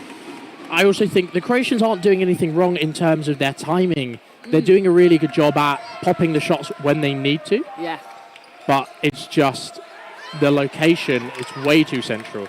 They've been given 5 balls, a bit of miscommunication there between the Spaniards. They've been making some substitutions. I think quite a few subs across the court.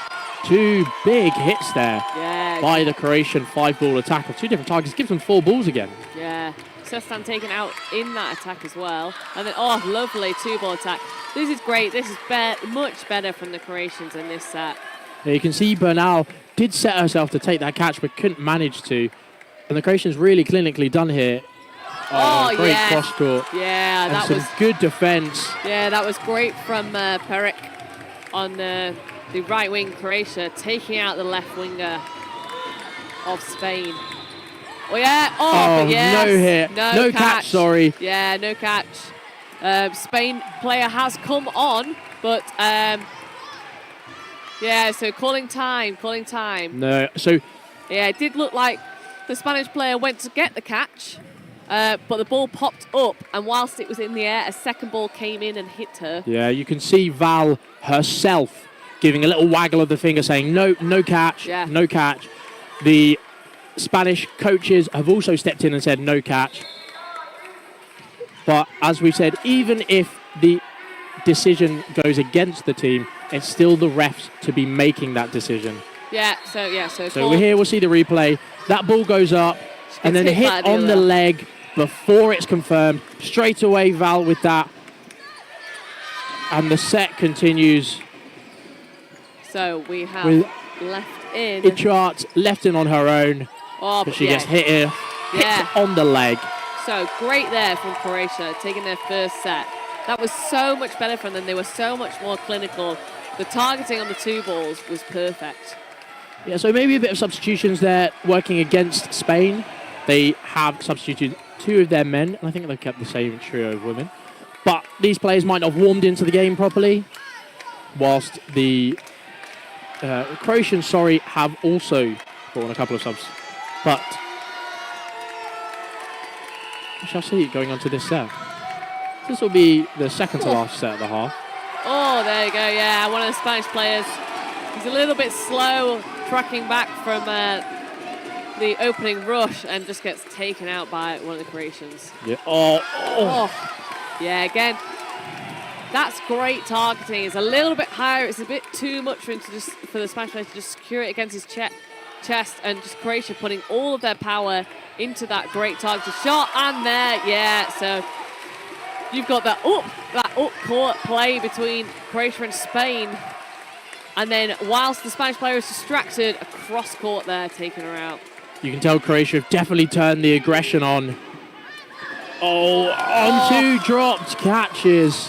Yeah, so that's the thing, is that Spain are going for every And there you catch. go. Yeah. And the thing is that now, if this continues, what we really need to see, which we didn't see in the Spanish women game yesterday, is Spain taking a step back and turning down the number of balls they're trying to catch. So yeah, we can see here they've substituted back onto their starting 6 lineup. I think personally I would have liked a timeout there. That's 2 sets going to Croatia quite quickly. Yeah. And whilst you still are up in the set, or the half, sorry, Yeah. in the match score, you are given an allowance of a timeout per half. Yes. So if you have it, why not use it? Yeah, so it's one of those things that the momentum is with Croatia now. And they'll be looking to capitalise on that and take another set in this half. So there's 1:30. This is a 1 minute 30 set. So the set time being the second of the times on your screen. So ignore the time remaining of the first half. We have 1:10 left to play. Yeah, nice hit there. Oh, but you have there Barado taking out one of the Croatian players with a nice cross court. Oh, that's a stellar, absolutely stellar shot there. Hiding his target and catching out the Croatian player. Yeah, you can see some of the Spanish players, they want to take that catch. They're sticking their fingers out, but they're bringing them back in to make sure that they don't get clipped in the process. Well, there you Oh, go. yeah. Alonso dropping that catch as he sets low. Great A lovely from shot Cessna. from Yeah. Cessna, yeah. Big single there. Yeah, so Barado's got quite a few of those cross courts now. He's generally targeting players on the left-hand side, not the left winger, but it does mean that they're not expecting as much. Now, play ball has been called, and the Croatians have all the balls. Oh, and they One- release Yeah. 2 different targets. So one ball is dropped, but the other one is caught. So, Oh, the and a hit great there. on Barado, but time before Croatia can get another player out. So Spain do take that set. I think it's one of those things that Croatia really could have done with targeting the same target there at the end. So you see here, all they need to do now, they have 5 balls in possession here. They need to bring it back and just reset. But what they do is, instead of really vocalizing it, they kind of just point. Yeah, so See the points there. yeah, and then you can see that the middle Croatian player also, her ball goes between the 2 players, and it's very low, so it's very different from the other 2 throws. That's a great shot there to switch the target. Yeah. And he sets himself for the catch. But all Croatia needed to do there was, personally, get out of that neutral zone, Yeah. put yourself in a nice position, huddle in the middle, Yeah. go, all right, we need a hit here, we need 2 hits here. Who are we going for? Play 3 was called. Probably just go for the same player there. Yeah, exactly. You know, they were only, 1 player down at that point. You Yeah. get the hit, you're then even, and there's enough time left for you to make another play. But also a draw, it's still points on the board going into that second half. You know, you would have been looking at 5-13 as opposed to 14-4. And that's a lot better. You know, you've got that extra point on the board. You know, it's one of those things, there is a lot of time left. You know, there's 20 minutes still. Yeah. But what would you say that, you know, Croatia need to do to try and get more points in this next half? So we've started seeing quite a good adaptation for them. As you mentioned, their placements of shots are a lot better. Yeah. They're going, now that we're on camera, we can kind of show you. Yeah. They're going for these shoulder areas, pinging off shoulders, the sternum, the higher Yeah. chest. And because the Spanish players want to take those catches, they're with the Croatian power, it's a bit too high and a bit too powerful. So it's ricocheting upwards. Yeah, you get ricochet catches there. But depending on where you put it, so if I'm on one wing, so say I'm on the left wing, if you put it on my left shoulder, it's going to go so far off court that I'm not going to be able to make it. Yeah. Just adapting to that, utilize their arms in that way, Yeah. and just stop giving away catches, because it is the thing that's killing them. They're targeting, as I said, love that we've got the camera on, they're targeting around here. This Yeah. is that box that we show, kind of like your chest line and downwards, Yeah. and they're taking the catches. I was looking for a ball to see if I could use a prop. we don't have any But we balls. don't have any here. That's our production manager, who's very loud through our headphones there. We'll have to turn that down from our end. But they just need to stop giving away those catches. Yeah, and it's one of those things that with catching players that, you know, they get into that, they get into making catches. They make a catch, they make more catches, and that's how they do. And basically, if they start to drop them, is that mentality that they start to be concerned. That doubt comes creeping into your mind that, well, you've dropped the last 3 catches. Do you want to go for that next catch? And then you're not sure. There's that indecision creeps in, and they're more likely to get out. And that's what Croatia need to do. If they can stop the Spanish taking those catches, or even just putting them a little bit wide so that Spain want to move into them, they start fishing, then that's also going to benefit them. Because we've seen Spain, at least the Spanish women's fishing, and by fishing, for people that we don't mean getting out of rod. So obviously we had the box earlier, but it means that basically you're going and you're chasing the ball rather than letting the ball come to you. Yeah. And quite often when that happens, it's a lot more difficult to make those catches.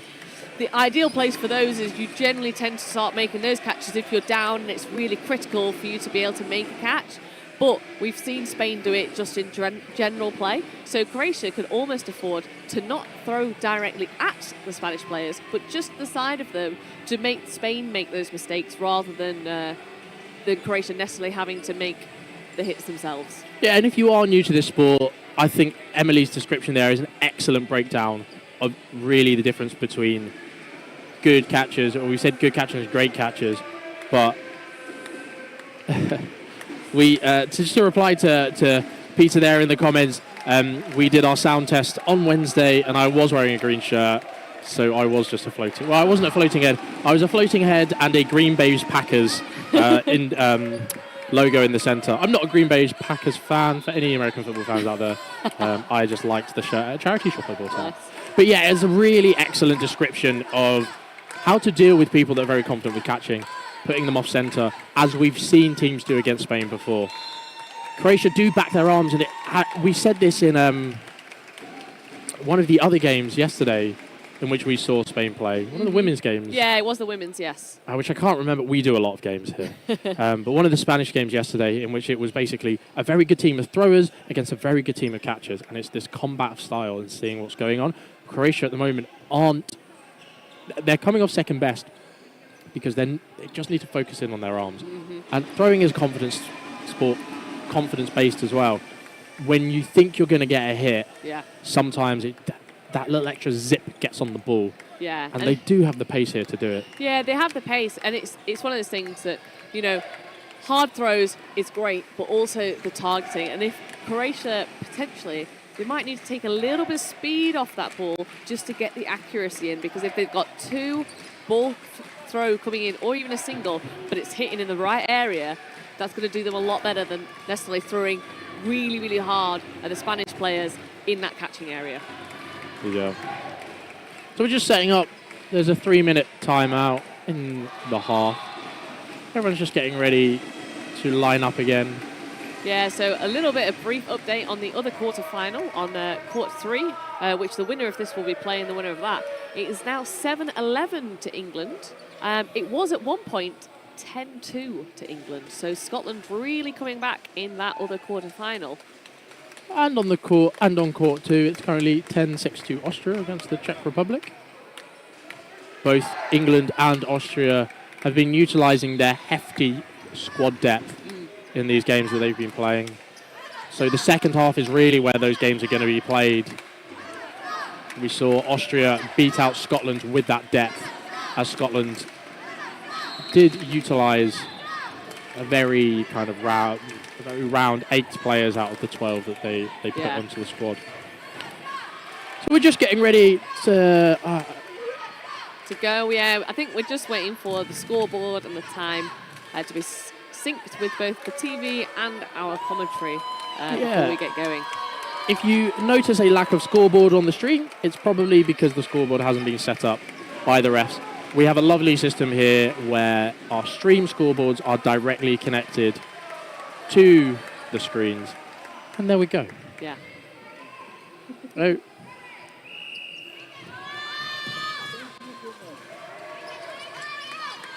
So we're going at it again. 10 points, the difference between these two teams into the second half.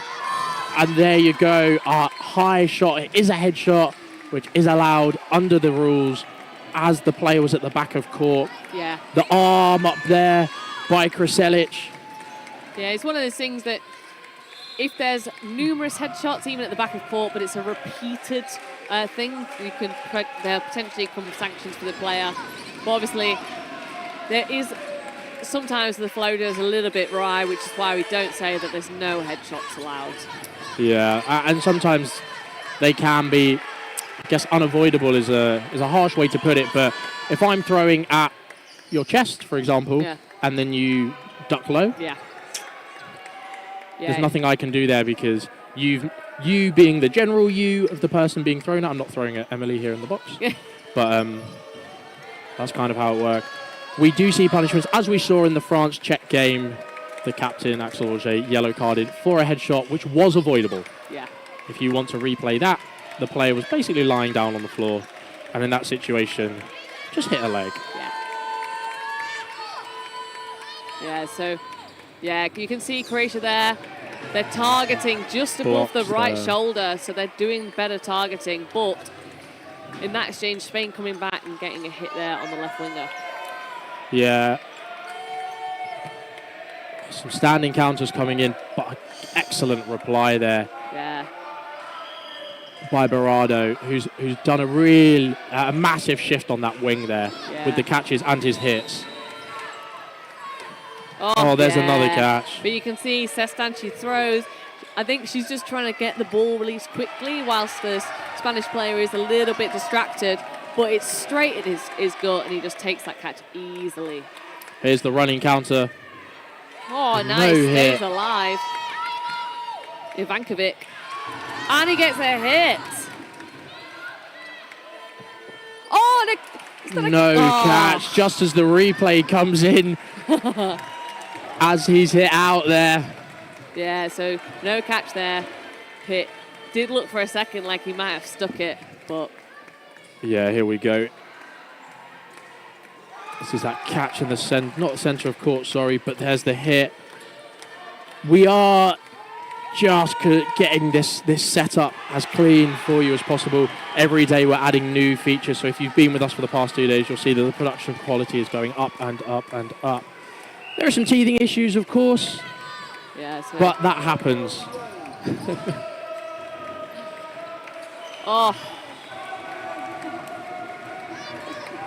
But the goal is to have an excellent finals day for you tomorrow. Yeah.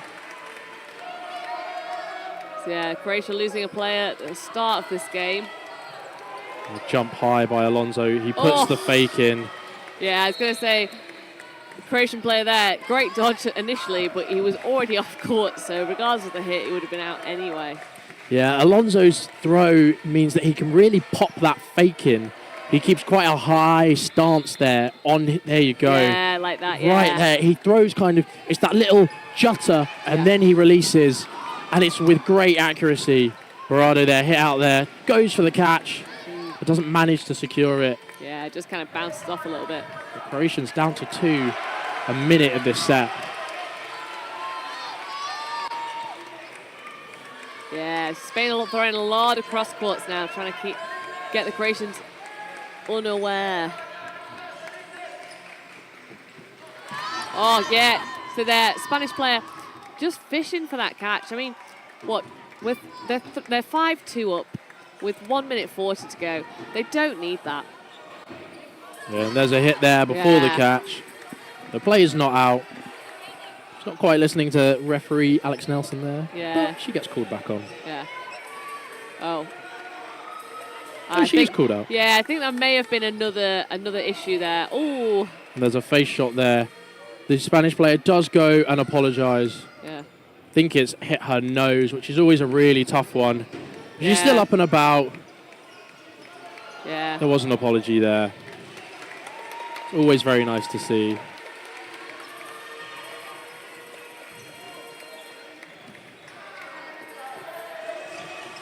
Yeah, just see that hit there in the middle.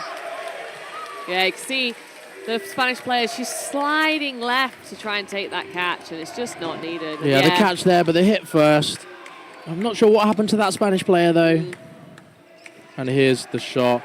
As we said earlier, she drops into that, and straight away the Spanish player goes over. Yeah, to apologise. See the force he's put through that on that side angle, but he's actually not intentional. He is apologising. Yeah, it's one of those things that sometimes the balls can pick up a bit of dust, and you end up with a bit of dust in your eye or being hit in the face, and that's sometimes a little bit worse than actually being hit in the face. And I mean, also if it hits your nose, it's one of those things where it's not that painful, but it does actually make your eyes run. So it looks like you're very upset about it, but most of the time you can kind of just shrug it off and carry on playing. So time paused here on this middle court as the referees just deal with something. Yeah, maybe on the scoreboard. Yeah, potentially the scoreboard needs a bit of a refresh. So yes, there's all the Spanish supporters. They're all sat behind the Spanish team now.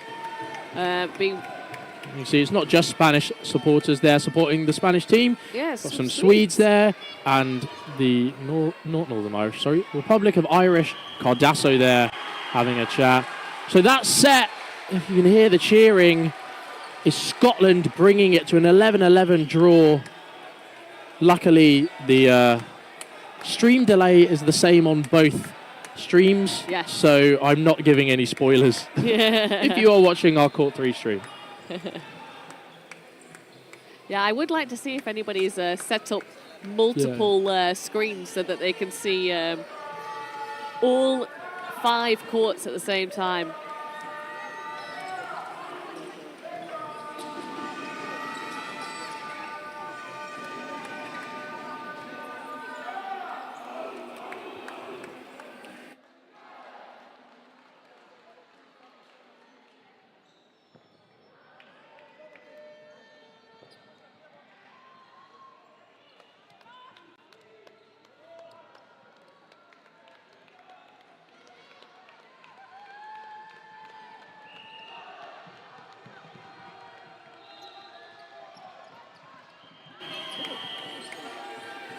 So yeah, so next set underway.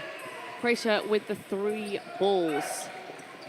Yeah, lovely targeting there. And is there 2 hits there? Yes, so ball bounces up and hits the Spanish player over on the left-hand side of court. So nice start for Croatia. They do lose a player in that exchange. Oh, 3 players called out there from that first Croatian attack. Oh, yes, lovely delay there. On the left-hand side, just blocks the first ball with Barado, blocks the first one, but the second one he cannot. So Croatia up 4-2. So yeah, this is a great set for Croatia. Yeah. Alonso not managing to make that block, just holding it there. Still enough time. If they can get this set over a bit quicker. And that's not how you do it. Yeah. You need to be clinical in those situations. If you're gonna go for the trade, you really need to commit, and you can see the Croatian player kind of half committed. Yeah, it's almost better in those situations when you need the win to wait for the 2 balls so that you can go back and counter. So yeah, so Croatia now with the 2 balls. There should be 3 on the Spanish side. So block and running counter. And there's the hit. Very well done. That's what we've been seeing from this Croatian women's team all tournament. Clinical throwing, not catchable, but very well done. So here's some of those plays from the beginning of that set. And there's the side angle. Just shows you how fast some of these players are up court, how tough it can be. Yeah, a lovely 2-ball attack there. Another one. Yeah, and you can see that aiming. They've got 1 ball going high, 1 ball going low. It's such good targeting. So Spanish player out at the start of this set.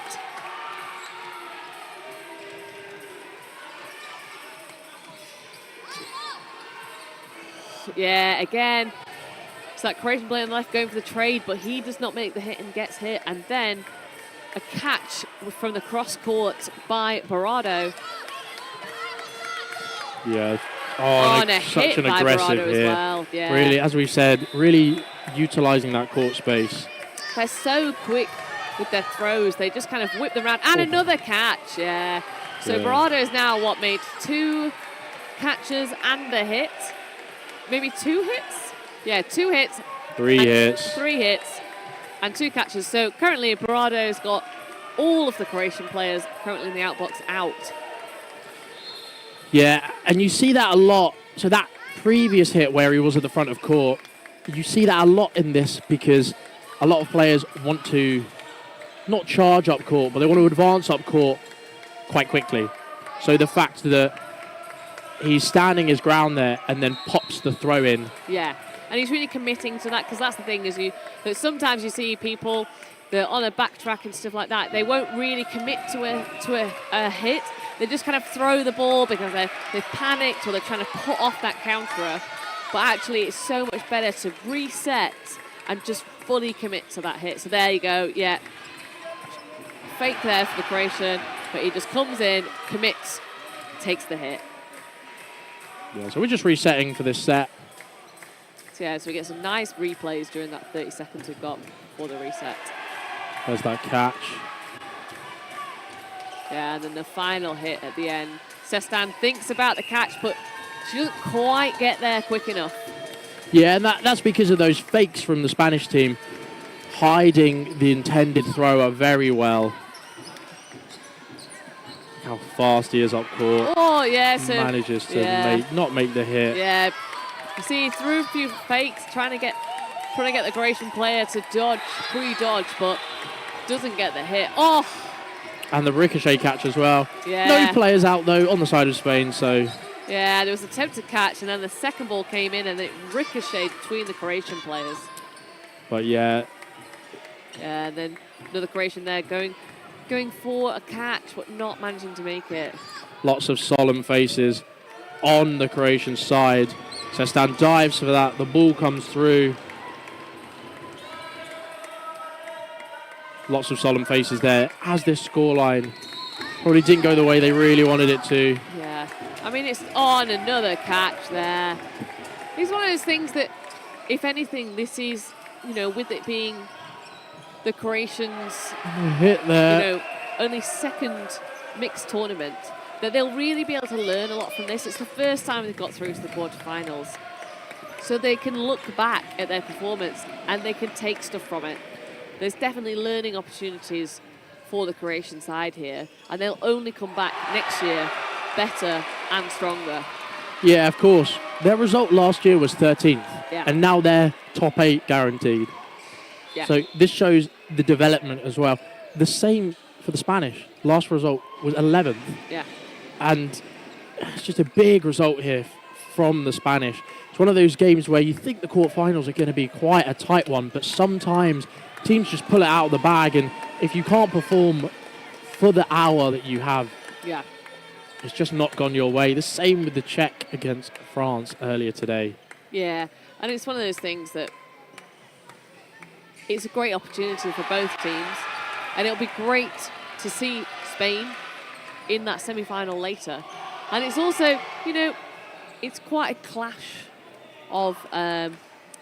styles? Yes, that's the word I'm looking for. Yeah, it's quite a clash of styles here, and Spain are just dealing with it a lot better than Croatia are. And it's one of those things that if Croatia had played one of the other quarterfinals, potentially they would have had a better matchup in terms of their styles and probably got a little bit more out of it. But you do have to deal with different styles of play. You've got to kind of build your game book on how you're going to deal with those different styles and abilities with your own styles. Okay, so Croatia come forward now with 3 balls. Yeah, managing great. to make a great 2-ball attack there. Yeah. Good pressure there on the wing. Some substitutions coming out from the Spanish side. So yeah, 4 balls to Spain now. It's one of those things, Croatia are relying more on 2-ball hits now. They've been caught out a lot. Oh! Yeah, Perek just going for that catch there, but not managing to make it. So 4 balls to Croatia. Oh! Oh, that was almost. Yeah, so there was almost a hit there. So the Croatian player, the right winger, saw that one of the Spanish players wasn't paying attention. He went for the hit, missed, and then in the process, he was hit out by one of the Spanish winger opposite him. So, just a little update whilst we are on this game. Scotland currently beating England 15-13. So there's been a big performance there from Scotland. Across the other side, just trying to nosy what the result is. 16 something else to Austria.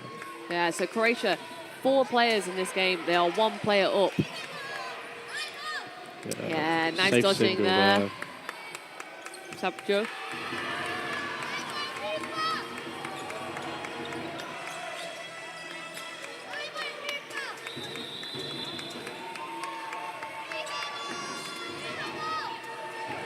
Oh, yeah. 16-6 to Austria on that side.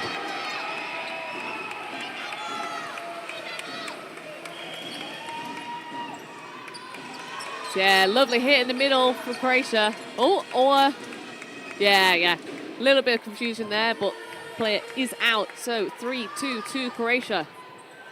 And the bounce there called. Oh, a hit called. Lovely hit from Sestan on that right winger.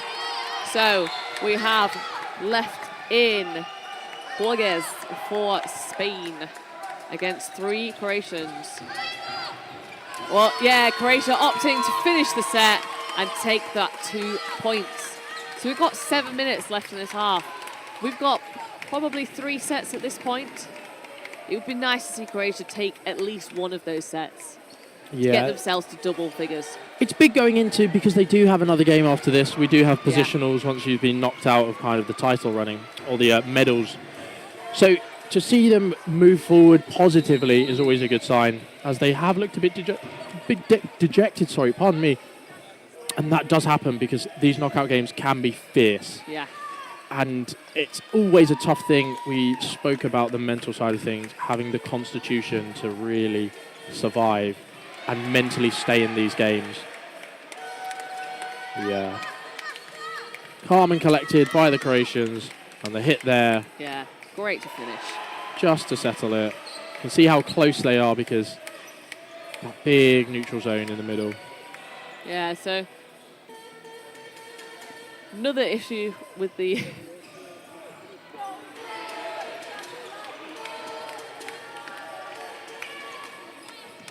so just popping over to court number 2 whilst we're waiting for the timing issues to be sorted. So here we have Czechia against Austria.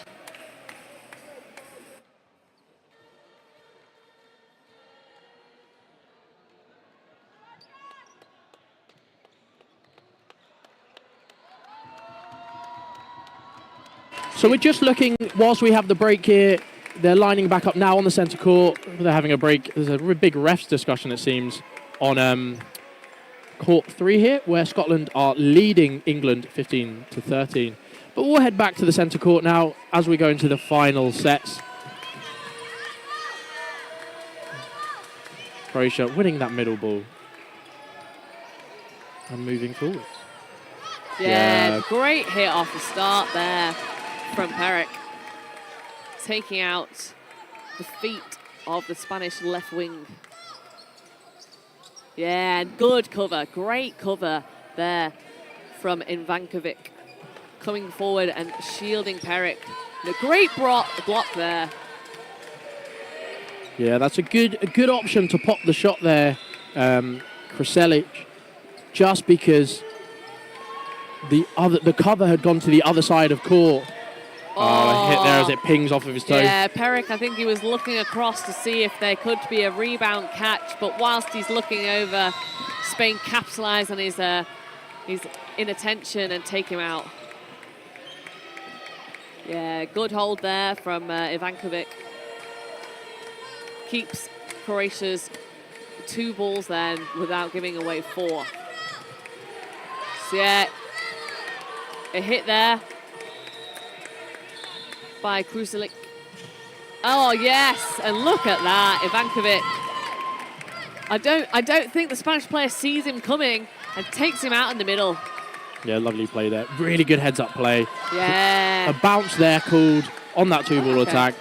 Just millimeters away. We talk about time so often here in the commentary box. Yeah, good trade there, but... Both Spanish players hit out, so Croatia take another set. So it's 10-22. Yeah. So over on court 3, England have just taken another set, so it's now 15-15 there with about 4.5 minutes left on that clock. And on court 2, Austria are up 20 points to 6 against the Czech Republic. Although there was an injury on the Austrian side, I believe she being the only discernible feature I could tell from the player is fine. This game. Yeah, just that lovely hit there on the replay from Ivankovic. So here we go again. Oh yeah, great start. The throwing for Croatia has just got better in this second half. You know, it's really impressed me how they've managed to really hone that in the second half. Yeah, a nice block strong there. block there.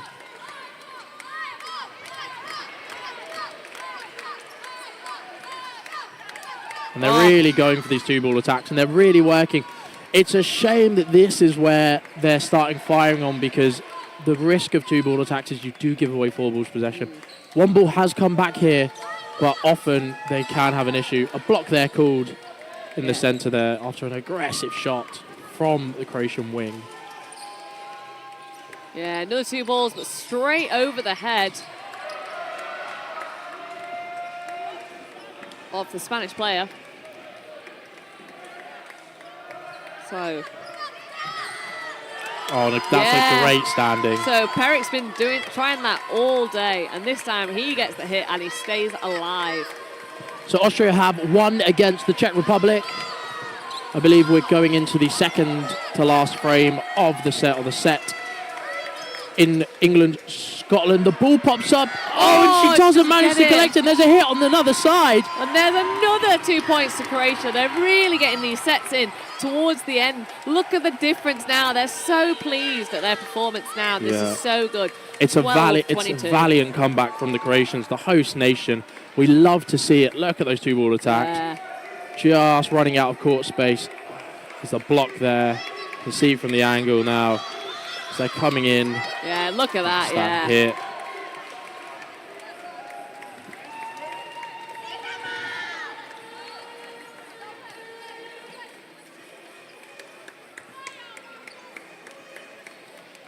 Oh, yeah. So annoyed with herself, that Spanish player.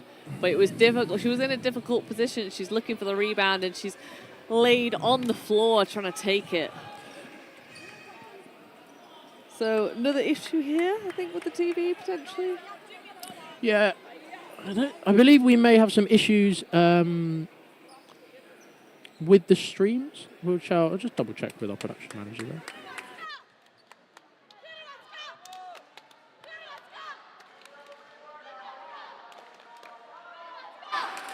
Yeah, just shot that message across,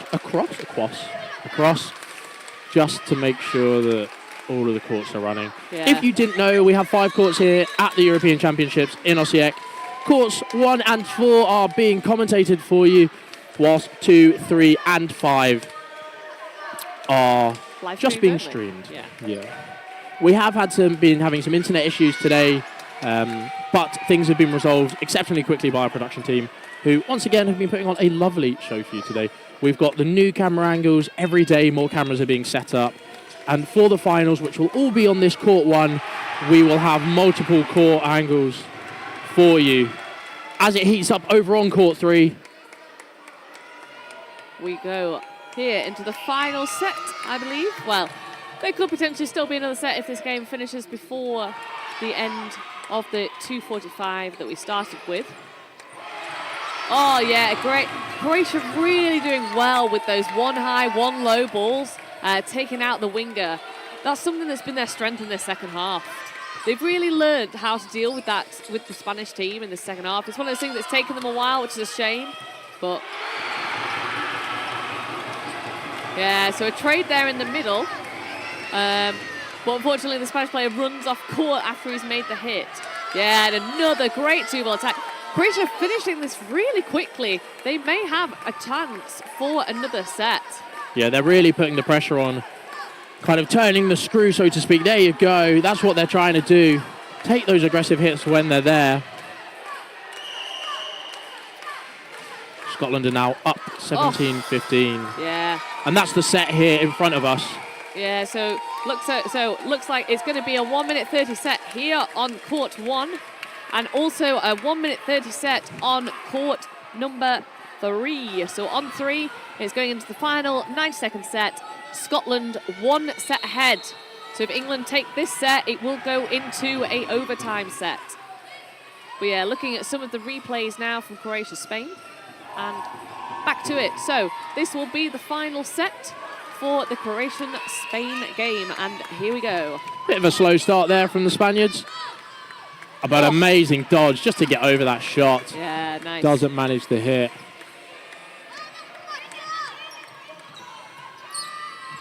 Oh, yeah, and unfortunately, a hit there by the Spanish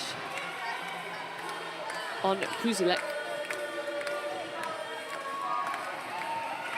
Yeah, so, two-ball attack there, yeah, and then just Spanish player failing to hit Sestan.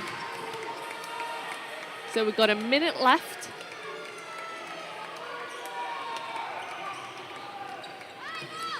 Oh, lovely duck from Ivankovic. And a catch, which I did miss because I was too busy watching Ivankovic dodge underneath the 2-ball attack. Yeah, so now a good 2-ball attack. Yeah. He takes the trade. And there's a claim of a catch, maybe a ricochet catch, but nothing really being called by the refs. Play ball has been called. Hit there on the wing. Yeah. 2 seconds left, 1 second left on the half. And that's the... No, sorry, my bad. Set. Yeah, it's one of those things, a little bit of confusion with those clocks, but we do have 18 seconds left. So Spain, 2 players left in. Oh, no catch there. Yeah. But he's out. She's out, sorry. She's called back on because it wasn't a catch. Yeah. So Croatia's just slowing down there. Yeah, so there's 4 seconds left on the clock. They don't need to do anything, but yeah, just throw a ball, and that is time. So over an update onto court 3. It is.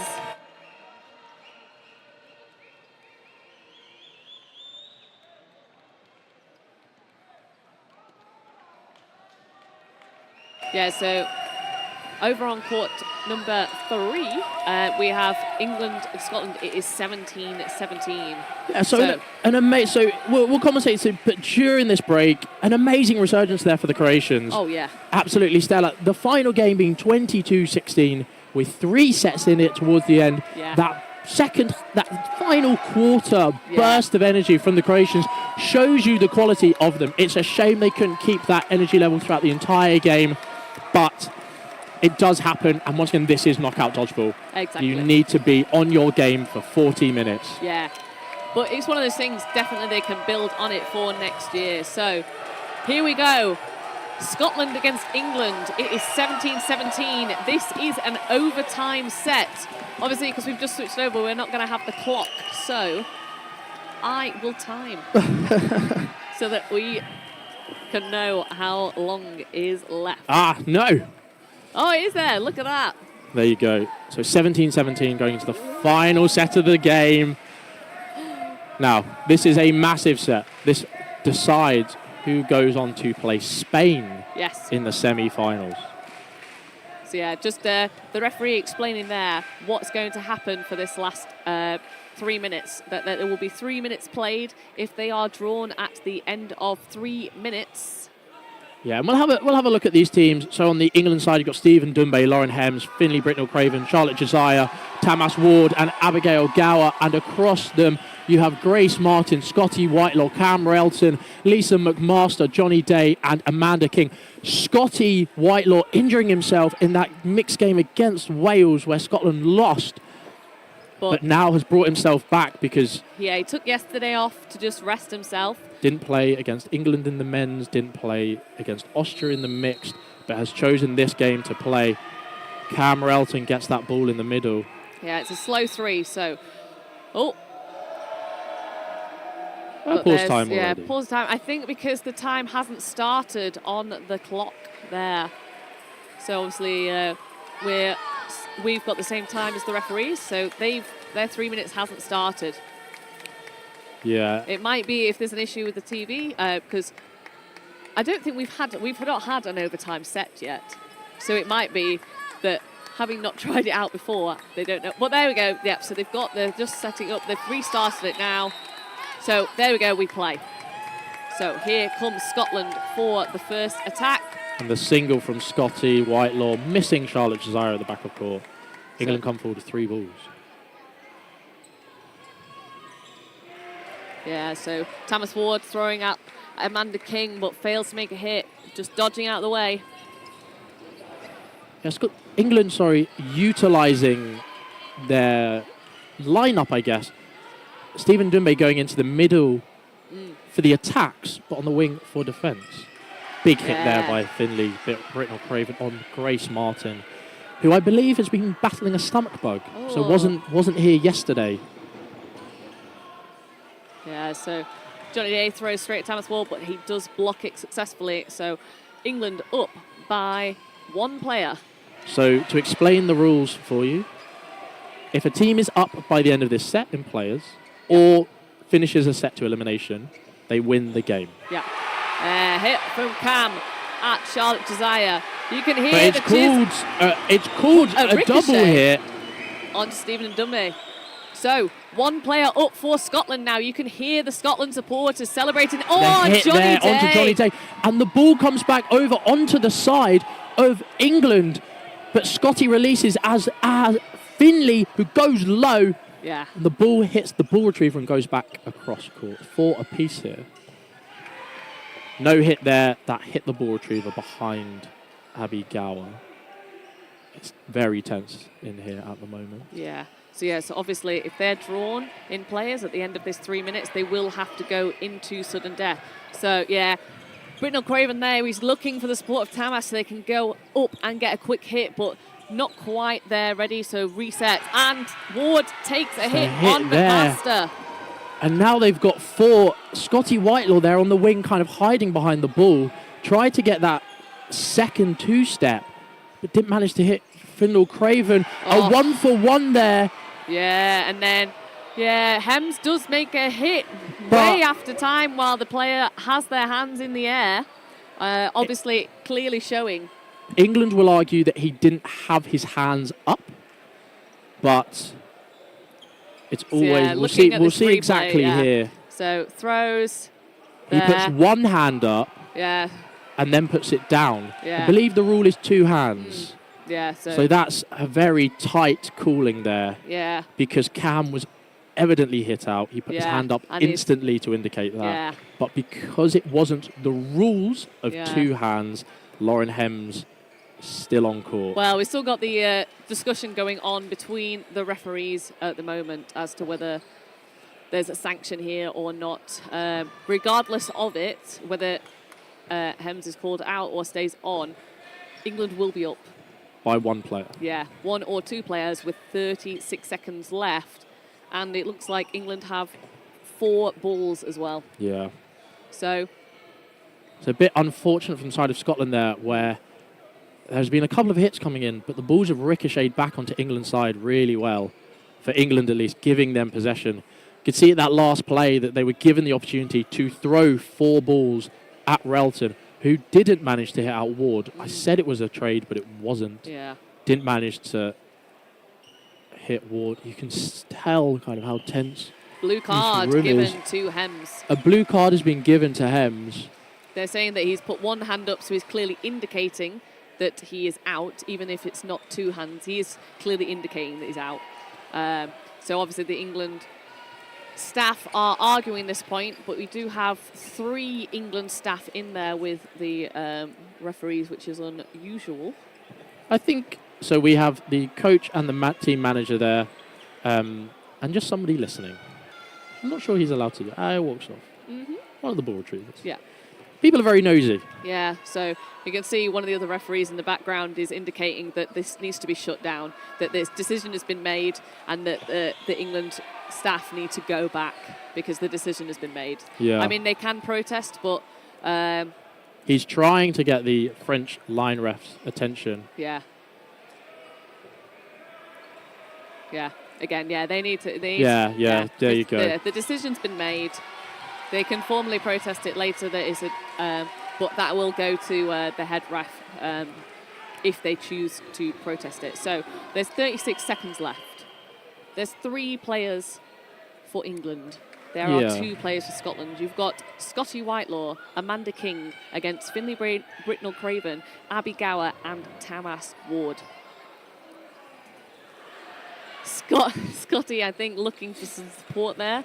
So there's a lot of Scottish support in the stands behind the Scottish team. Yeah, and they come forward with 3 balls now. Scotty applying that pressure. They need 1 hit. Scotland need 1 hit here. Throwing 2 singles. Abby Gower just gets out of the way of that shot coming in from Scotty Whitelaw. So 3 balls to England. There's 20 seconds left. Maybe about 2 plays left in this game.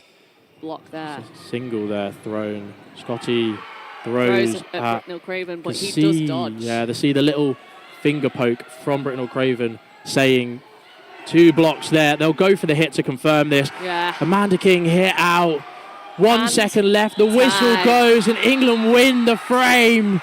Yeah. You can see Tamas Ward cheering at the England supporters up there. The litter of white shirts and England flags waving in the crowd. What a valiant Scottish effort from coming through, not making it out of groups after losing to the Welsh mixed team. But the Welsh mixed team lose to Hungary, and on points difference, Scotland make it through, the only Scottish team to make it through the groups. And they take England, the bronze medalists from last year, to a 2-point game, our first overtime game of this European Championships. And what a set that was, coming down to the last 30 seconds. So pretty much going to start straight away, I believe, on court 1, because we are 2 minutes behind schedule, but it will be England against Italy for the next game. So I'm going to love you and leave you and pass you over to Greg, who isn't paying attention, but I will leave you in your capable hands. Thank you. While I go and get some lunch. But enjoy the next game, England against Italy.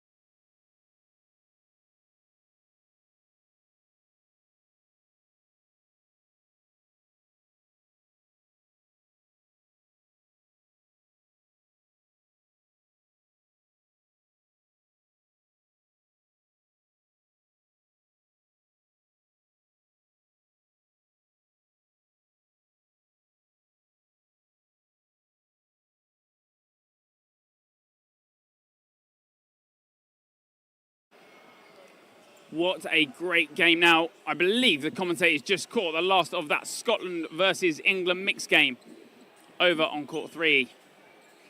A tight one for both teams. England end up taking that victory. They'll be heading through to their semi-final. Here on court 1, next up, we have England men's versus the Italian men's team. We know what both teams can deliver. Do Italy really have that driving force? Or do they feel like they have to be carried by Gazzelli to head through? That England Lions team, as you saw at the end of that last game, Tamas Ward, Stephen Dunbe and Finlay Britnell-Craven were those 3 men on for those mixed teams. So they will somewhat be worn out a little, but I can't imagine it would do any justice or any damage to these boys. 40 minutes separates both of these teams for a chance in the semi-finals.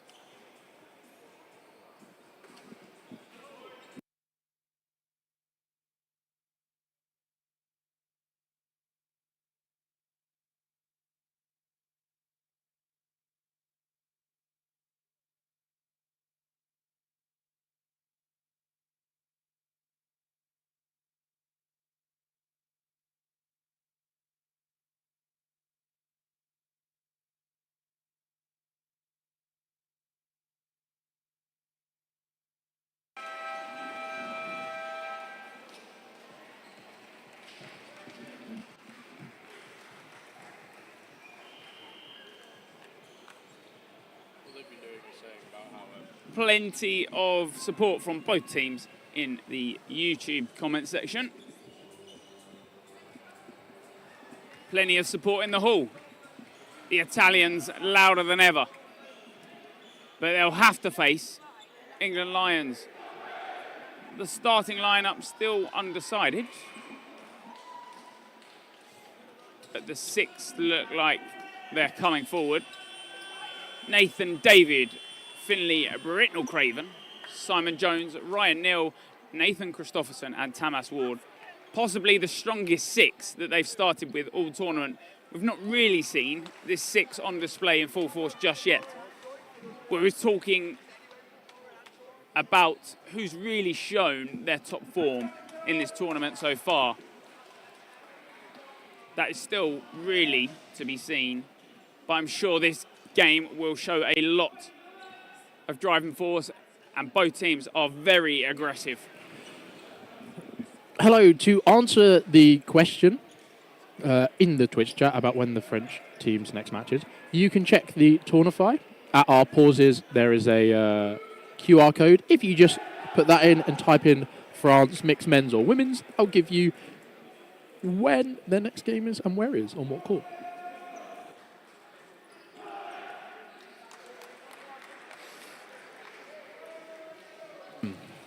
Anyway, as we get into this game, the starting lineups have been selected, as Greg has said.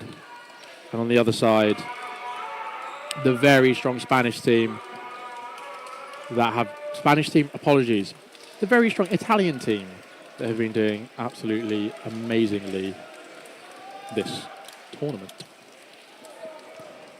A couple of these players from the England side having just played in that mixed quarter-final, going down to sudden death against Scotland.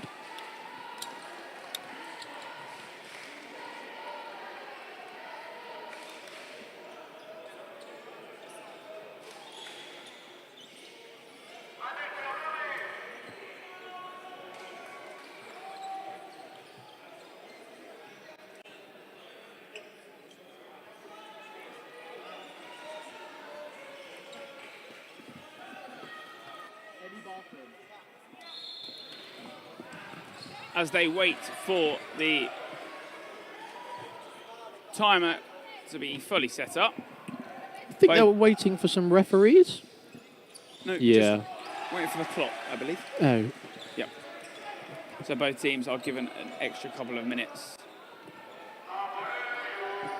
to just warm up, keep warm.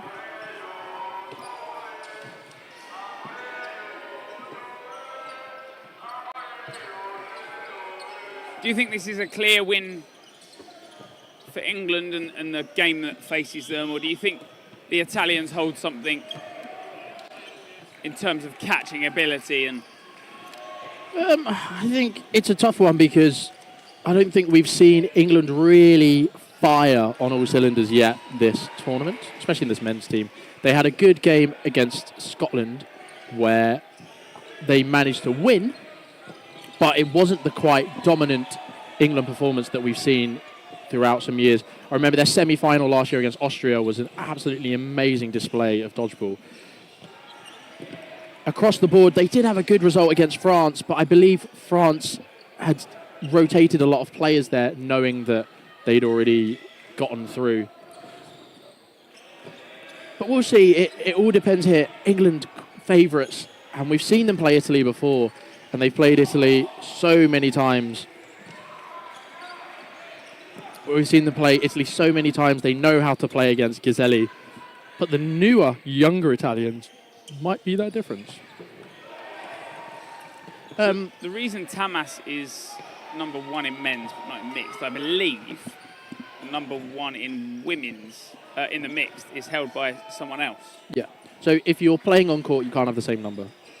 Yep. So in the mixed, some players opt for different numbers. And Tamas Ward joined this squad later. He took a couple of years out, so when he did return, I think that number would have been taken. Yeah. So historically, England have just given you the next number available. So starting at 1. So for example, last year, Sam Richards would have been number 49 or 47. However, he is now number 66, which was his decision. So I think with a bit of the reshuffle that's happened in England for the past year, they've kind of reset the number system and allowed players to just choose whatever number they want. And a New Balance kit. And a New Balance kit.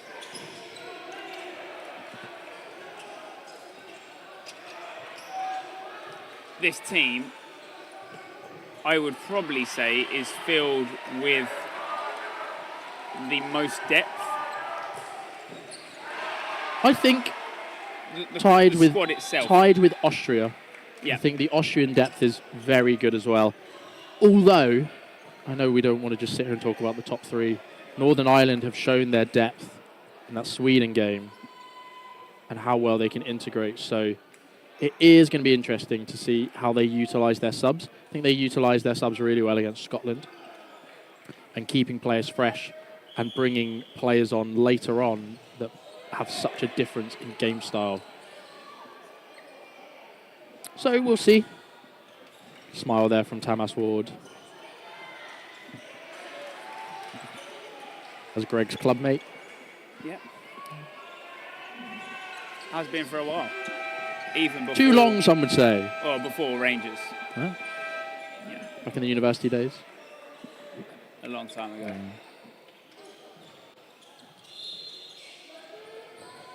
The Italians do have somewhat of a depth in their squad. But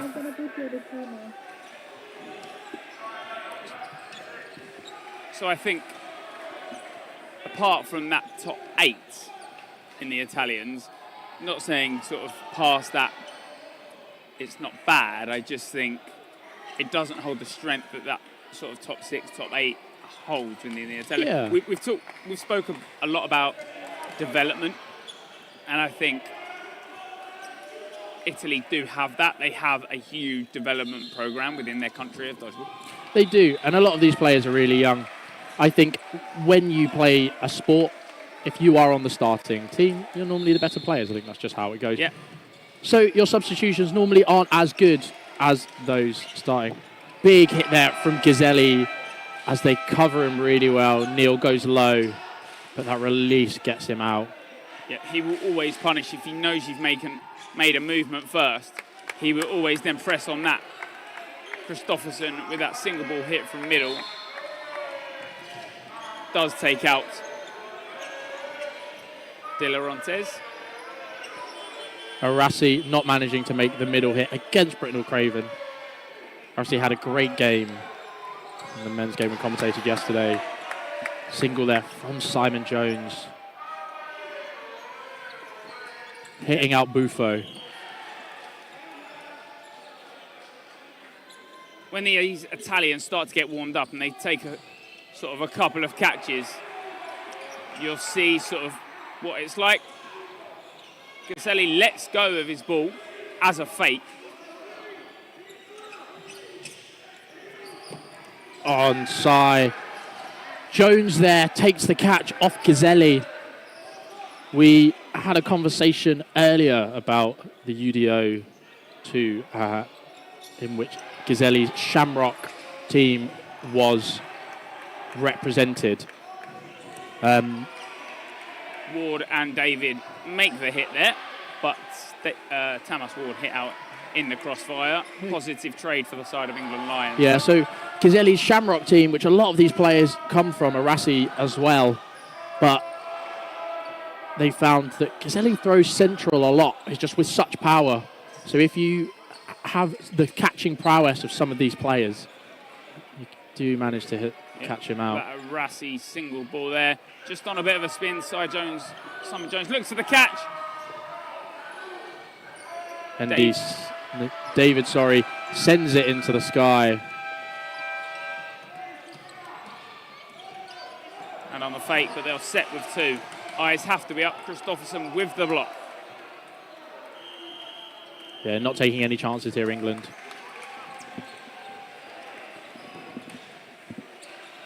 Just saying about that third ball, Italy do actually have that third ball, and both are in the hands of the ball retrievers. Just so right here. Is a ball at the back of court, to the... So there you go. Strong two-ball attack from the Leamington Spartans pair. On court, a very well-worked win for the opening set. Lots of support coming in for both sides. The calls of Forza Italia. And although you could always say that that first set, when you take it, is sort of, that shows how the game normally plays out. I guess in those knockout stages, one set at the start is really nothing. Those mentalities from both sides in it from the start. Ward is flicked that central left ball, but they don't end up throwing. Ward with a cross court, but does not make the hit. Caselli with a quick wind up. Oh, and a big hit there by David to hit out Caselli. A smile there and a thumbs up from captain Ryan Neal. Maybe a bit of a tactic here, with David doing a job there to subdue Caselli.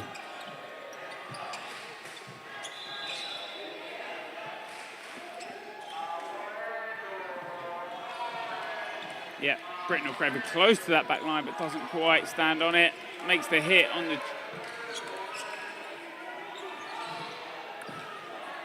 That ball flicked across left, and Britnell Craven has to make a last-second attempt at a dodge because he doesn't have a hand on the ball that's been flown across. Yeah, no hit there coming across. No hit there coming across on De Laurence. But another hit on Buongiorno. Yeah, and there's a hit there as they throw three. Really aptly constructed win here. Lots of aggressive singles, utilising ball possession when they've got it. Jones does come up with Britnell Craven. The hold, it is shouted. They come forward with three. It's the calm and collected England Lions that we've started to see all tournament. Yeah, that wings call coming out there. Jones biting in. Not managing to make the hit. He dives low, Buffo. Doesn't get that single. He's left in on his own. Lots of pressure from Ward. Blocks it down. Doesn't release there, but the big fakes at the front of court. This is what we talk about. He's just nabbed that ball up. The bounce there. Gives away three. Yeah. Smart ball. You want to give that third away because you'd probably rather take a catch in this situation. Now been given the four. Play three is called. And there's the hit as they release all three. kind of a carbon copy of that first set, putting themselves up very comfortably by a band of about 2 or 3 players and then utilising ball possession and multiple ball releases there. This left side of David and Britnell Craven is keeping Gazzelli at bay with every single fake and every single throw. It's given Ward and Christopherson a bit more breathing space on that right side. They know the game plan coming into this game.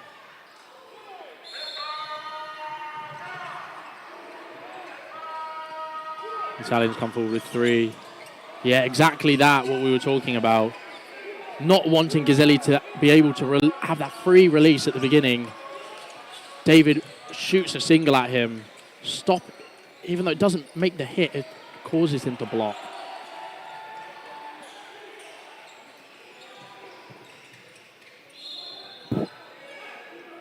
Gazzelli there, showing what he can do if you allow him to start throwing. That low standing counter there coming across. Britnell Craven with the block from Gazzelli and baits in another. It does give England Lions 3 now. Nice slow walk up. Fakes come in. And Ryan Neal takes the catch. Maybe not the quickest release from Gazzelli because you know at this point there's plenty of fakes, and if he releases at any point,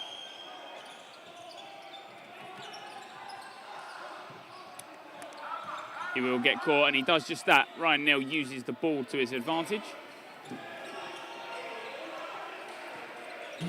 Yeah, the faking coming across from Britnell Craven there on that wing, distracting Gazzelli so that he doesn't have the full kind of value or the full ability in that throw. Britnell Craven hit out on the back line by a good single there from Italy. Block there, but Christopherson sinks the catch to bring in Britnell Craven. No hit there from Ward and Jones. Yeah, slightly off time. Jones going for the delay as he tries to jump in the air. A hit there called on Christopherson. Delarons manages to dodge that 2-ball attack to give them 4. Bufo is then hit on that left side, though, by David. Yeah, that's a much better 2-ball attack. Fishy there from Jones. Doesn't need to go for that. Trying to force too much. 5 on 3, 5 on 2 at that point. Yeah, and there you go. A hit there called on David. See, Sam Mason comes in as the ref, who calls it a hit as it hits the floor after it hits him.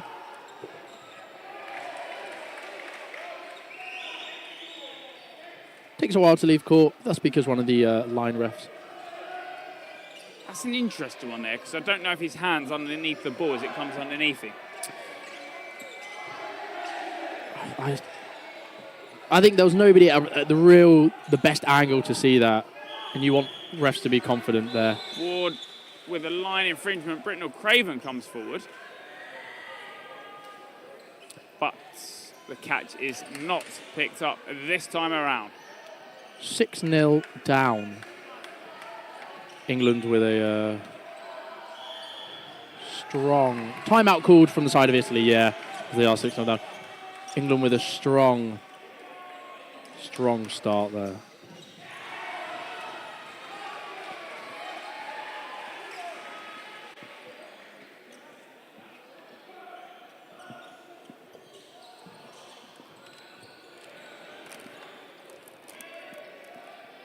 Like you said, that time out there.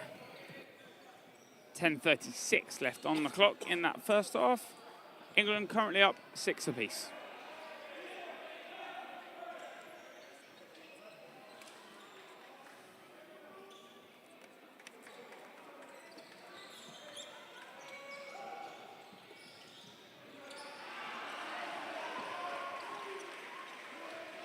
Ten seconds left on that timeout. A quick one at that. Both teams get 1 timeout per half, but that timeout, if you don't use it, does not carry over. Yeah, a bit of a lull in the hall at the moment after the excitement of that mixed quarter-final. The England men line up as the Italian men have already taken their place at that back line. No substitutions. on either side, I believe.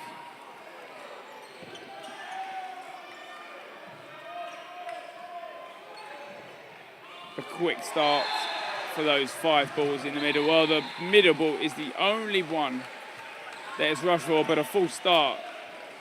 Time does not pause. Play 4 has been called. They don't... Oh no, play 4 has not been called. Yeah, the big miss there on Gazzelli. The right target when you do have that opportunity to throw 3, but he just drops underneath all 3 balls. The accuracy there. The accuracy there, just too much. Too good for England.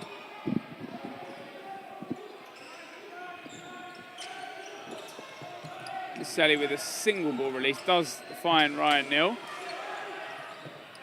Yeah, hit there onto Tamas Ward as he finds himself caught up court. He tries a jumping shot but doesn't manage to pull it off. 2 quick hits there. Italy ahead in the set. David jumps over the 2 balls.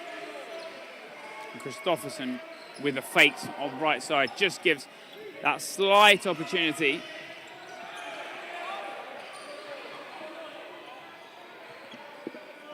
That slight opportunity just for England Lions to gather those balls. Gives themselves a little more time. Little flick up of the leg there from Jones in the middle. As Gazzelli with the fakes. Oh! And Gazzelli manages to make the catch as he dives off court. Brilliant play there. Yeah. We've seen a fair few of those. Probably none as impressive as the ones from yesterday. Britnell Craven with a high leap. Jones pops up, he makes the catch! but Britnell Craven makes the catch off the rebound. Dives across court. Yeah.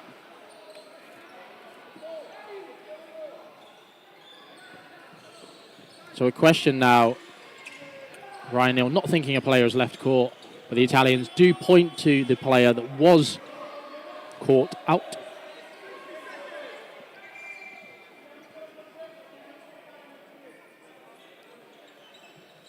Single ball. And a delayed other single there, bouncing just in front. Yeah, different target though.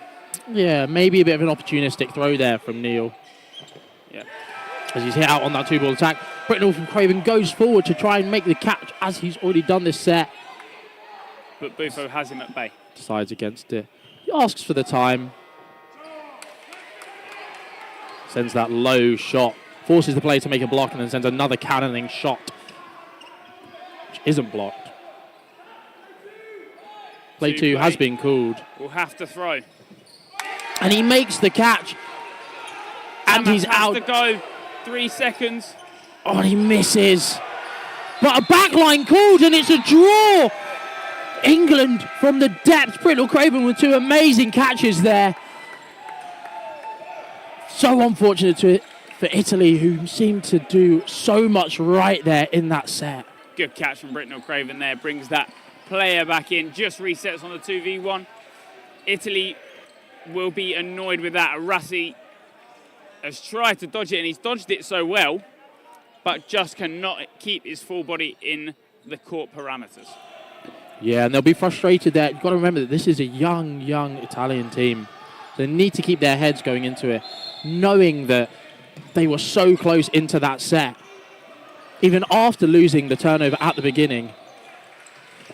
Oh, big hit there by David. Yeah, Bufo just loses control of his ball, bounces down, has to swipe to get it back. But David takes advantage of that. And Christopherson with a simple catch, down low, sets himself perfectly. Can't ask more than that. Yeah, Christopherson having a great men's campaign this Euros. You can see the focus that's on Gazzelli at the moment. Jones there in the middle releases at 2, but is always looking at if that post throw is going to come.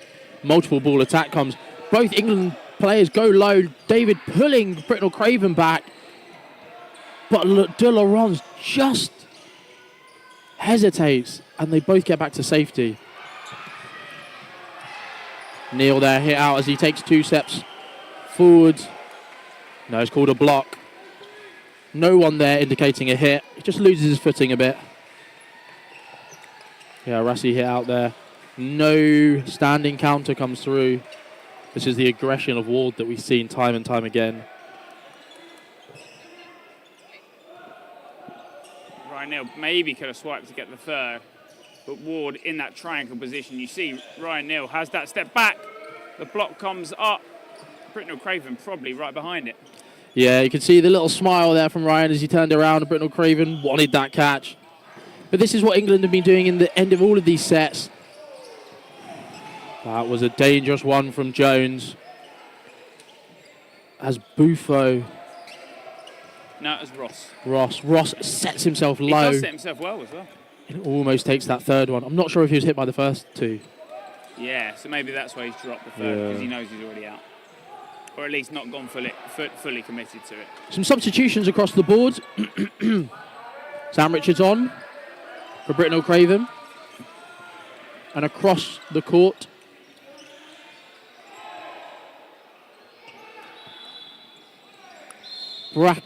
Bracaloni and Bekele racing our courts now.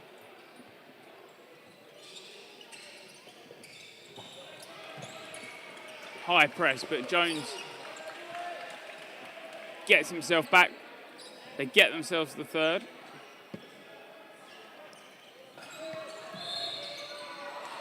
But David with a single ball, and it comes from wide, so the block cannot find it.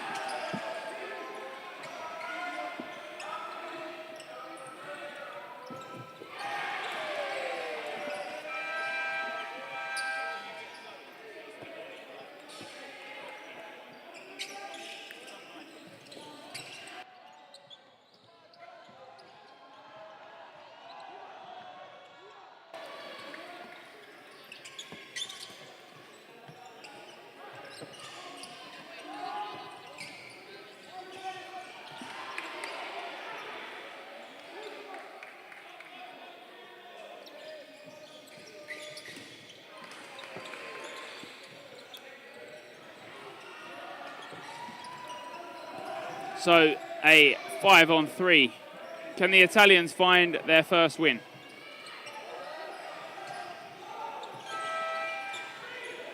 Yeah, lots of rogue singles coming in from the Italians, trying to take the opportunities whilst they can.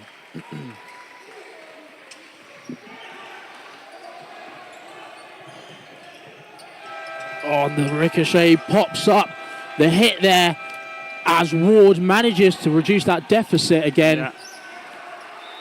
But really well done. Neal doesn't manage to make a hit, but as he goes low, the ball bounces up off his back. Four balls given away to the side of England. Bit loose there.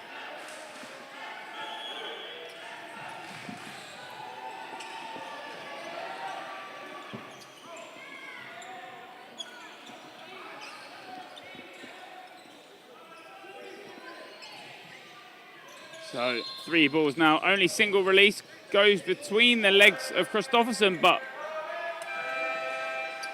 Called a hit there. yeah, centre ref calls that out. I think Arasi also wanted to call it out, but decides against it. Yeah, you can't be calling players out from across court. Poor form here, and if repeated infringements happen, the cards that come across. An amazing cross court by Gazzelli. They do throw at 2 different targets here. However, play 2 has been called. Richards with a great standing counter there. Goes underneath the hit. Oh, and David goes high on Gazzelli. Makes the hit. Yeah. It's called, I believe, 2-1. Yeah. 2-2. No, it's called a draw as the whistle went just before the hit. Wow. So, a question in from the Twitch chat. Who do England play if they progress past this? Well, they play the winner of Northern Ireland versus Switzerland.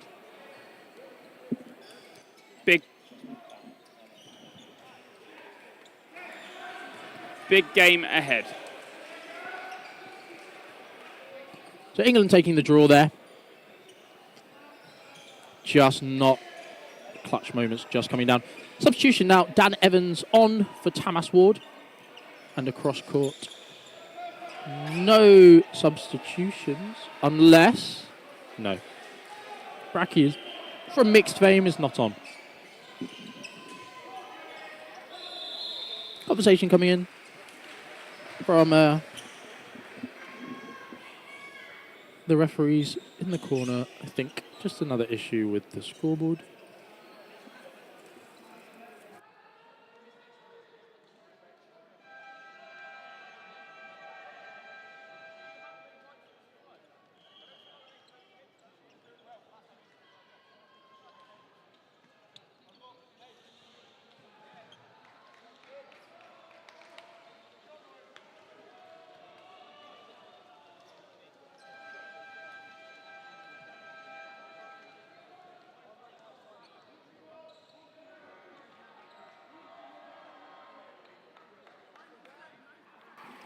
So it will be a 1.5 minute set to end the first half. Can Italy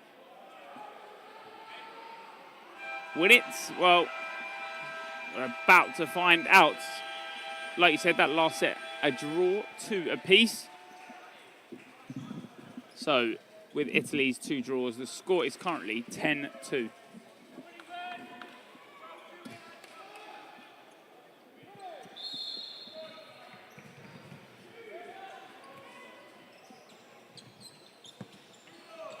Single ball comes in but does not find the target.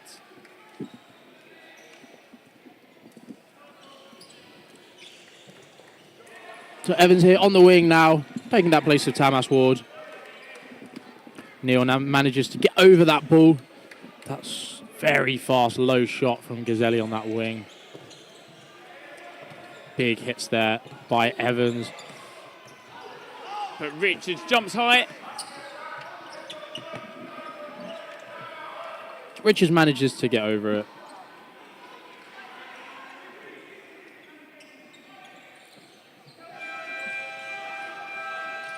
Richards is hit out in that play and will need to head off court quickly as not to be disruptive on the game.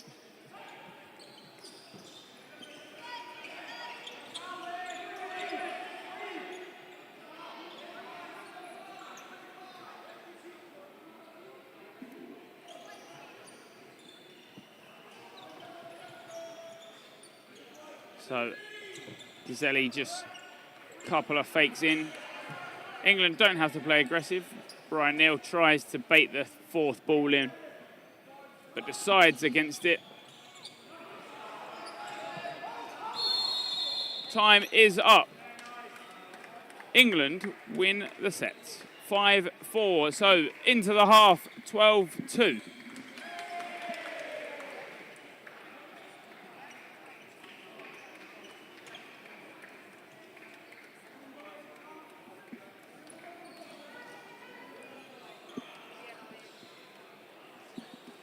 At the half, Italy have a lot to do to come back into this game.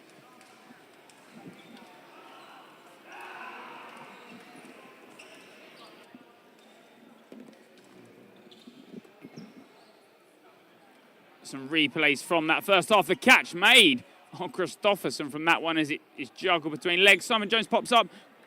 Britnell Craven with the hands underneath it. That is a secure one.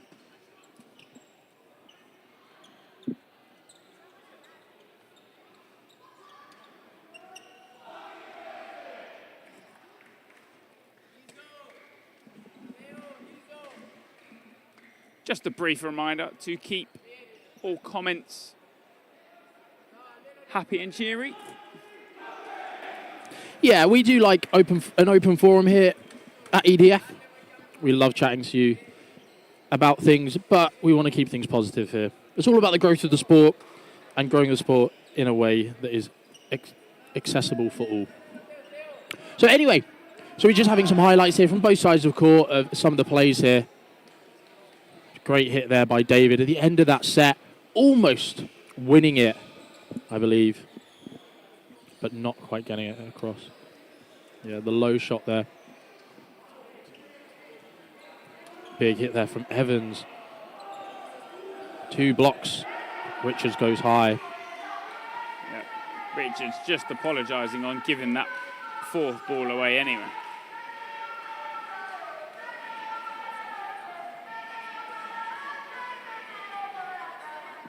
A sub coming in now. Lots of support coming in from the Spanish as the Spanish men play Wales men on court 2. And on the other side, Scotland play Belgium. 10-6 to Scotland, 12-4 to Wales. And here on this court, 12-2 to England. So the home nations then, up in all of the games on this court. Saw some of the stories from yesterday of all of the women playing at the same time. Now we have all of the men playing at the same time from the British Isles. Next up on this court, you have Austria versus Czech Republic in the women's category. That'll be a big game. And then we'll head into the all-important semi-finals. Yeah. Both streamed on court 1 and court 4, both commentated courts available on EDF YouTube, or you can find both of the commentated courts on Dodgeball TTV on Twitch and Dodgeball TTV 2 on Twitch. Northern Ireland are currently playing the Swiss men in another of the quarterfinals. The halftime score is 19-1. That Northern Irish team are really come to play this Euros and are really showing their quality here.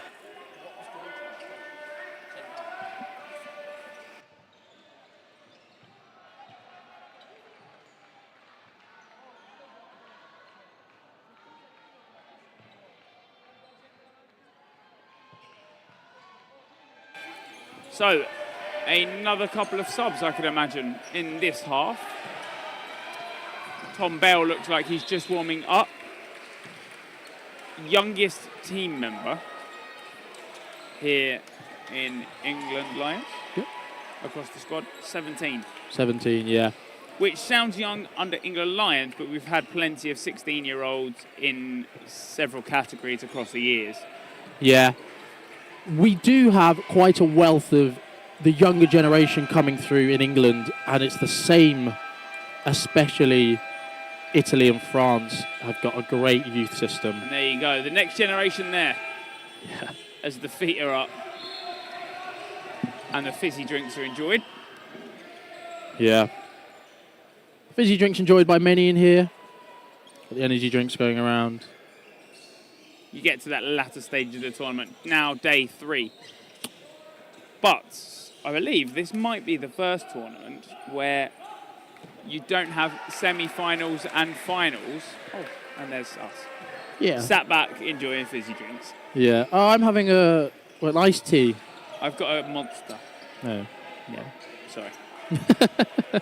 Like we said, day 3 of that tournament. Now it is, I believe, the first tournament where semi-finals and finals are on different days. So it does give people that all-needed rest overnight.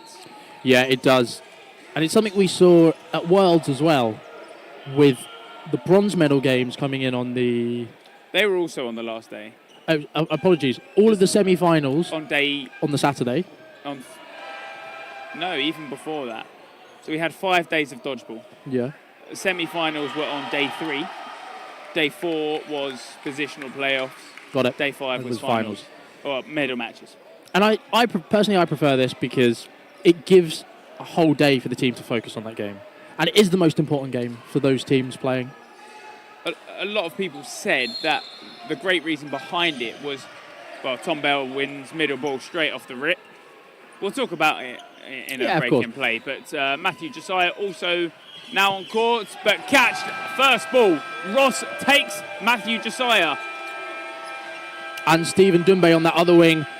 Gazzelli and Arasi taking a break. Mingroni, Buffo, Braccoloni sending the single. Yeah. Buffo getting caught out at the front of court. Well, a rebound catch it was. Oh, was it? Yeah. Dan Evans makes the hit. Ball pops up. That's a great Great odds call as they draw the attention away and 2 strong shots coming. Lots of love for Tom Bell in the chat. He's had an amazing couple of seasons here in the UK. He's been given the opportunity to represent England. Comes from the youth setup of Virtue Empire. Virtue Empire. Yeah, the Worcestershire Virtue Empire, who have a brilliant youth setup and have produced both of the young'uns of this England squad, Jamie Hughes and Tom Bell. From the men's side. Yes. Imi Sharp, the other youth. Yes, yeah. She's just been around for so long. An easy catch there by Josiah. Josiah comes in, no catch called. The hit comes through. And the set goes to Italy, I believe. Matthew Josiah a bit unsure whether the player had been hit out, so does apologise on that later hit. And we reset the balls here. Yeah, it's nice to see Josiah just go and apologise for that. Sometimes things happen in the heat of the moment.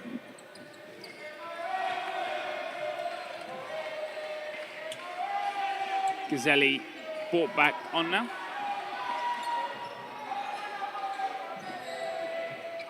Lots of communication there. Middle ball picked up this time again By Tom Bell. That was a great start from Italy. Ross takes that catch from Matthew Josiah, but England strike back to win the set. 14-2 up now. Oh, and a great shot from Roz there. Yeah. It's just that in-swinging ball, so Josiah actually thinks it's starting to miss, but Stephen Dumbe takes out Gazzelli on that right side.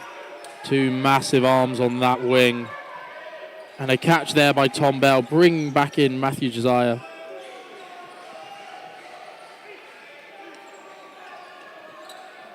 Two-ball attack does not find target. Tom Bell with the 1 knee pad. Interesting. I know he plays with it, but it's normally the double knee pads when you drop both to the knees. It's more of a, when he goes for that catch, it's 1 knee on the ground and the other foot kind of steps up.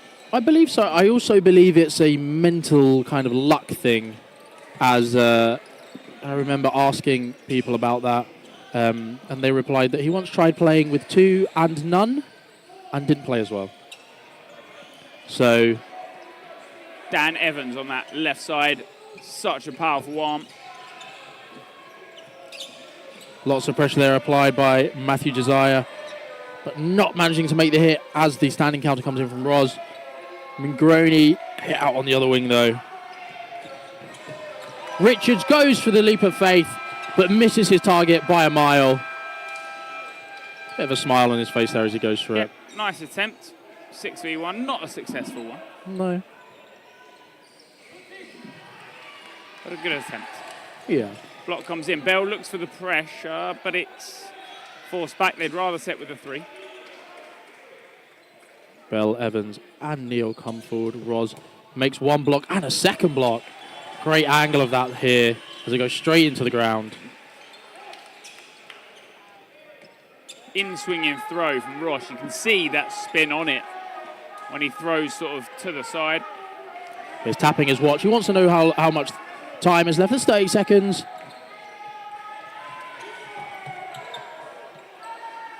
And a hit there called Evans with a successful leap of faith. And gives him a bit of a high five as he helps him up. I'm not sure if Ross brushes him off though. It's more of a hit on the head, so I don't know if it would. He felt it was aggressive, but a leap of faith can sometimes look like that. They can. Leap of faith are always a tough one as well, because you are putting yourself as a player at risk. Sometimes you don't need to do that. So we shall see. Anyway, the same lineups from the previous set. See that slide there from Tom Bell, not managing to get the middle ball as Roz successfully claims it for Italy. The high press there from Ndumbe and Evans. Italy come forward with 3. They release a single. And Evans is punished for it, but manages to take the catch, making it a 1-for-1 there. So good turnout for them. Yeah. Matthew Josiah heads out far left now. Fakes come in, Bell releases. And a hit there by Gazzelli. This time taken out Ndumbe. Yeah.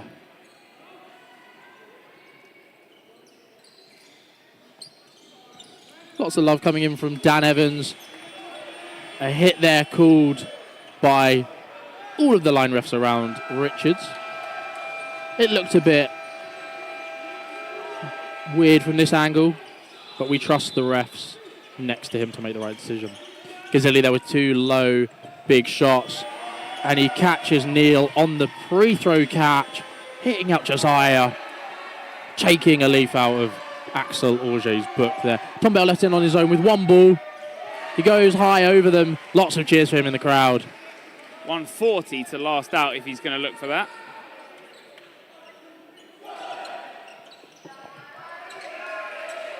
Hit there. Onto Gazzelli. Doesn't manage to make the trade. And another rapid hit.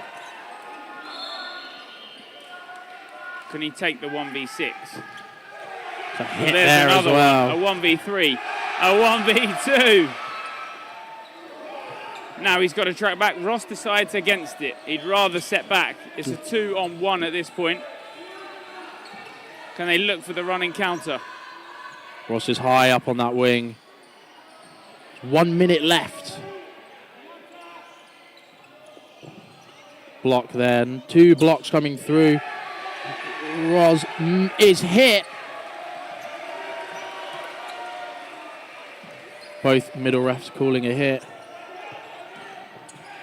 And another hit there by Tom Bell. He brings back the 1v6.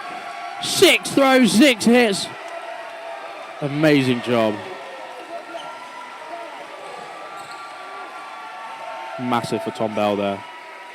Huge, huge set for Tom Bell. A 1v6 against the Italians in the quarterfinal. Yeah, and the round of applause by the Italians as they can see what it means to him. Absolutely stellar performance in that set there by Tom.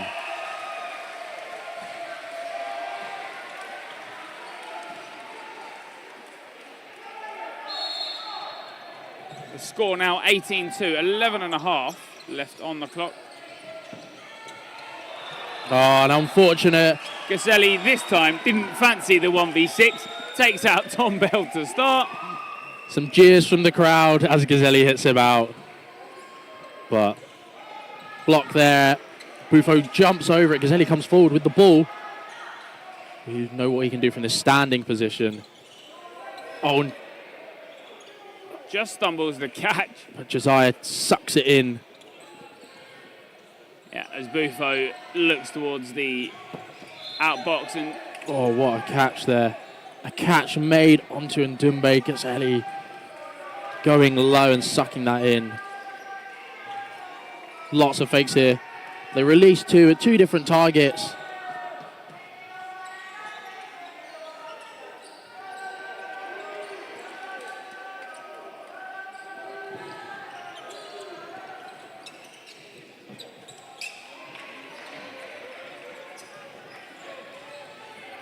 Another hit there. a 1v6 that I'm sure will be heading onto the highlight reel of Tom Bell. Oh, and a great shot onto the leg of Josiah, but a catch on the other side of court, bringing in Ndumbe. The England men come forward with 4 balls now. That's a hit onto Gazzelli as he goes high but doesn't manage to make the dodge.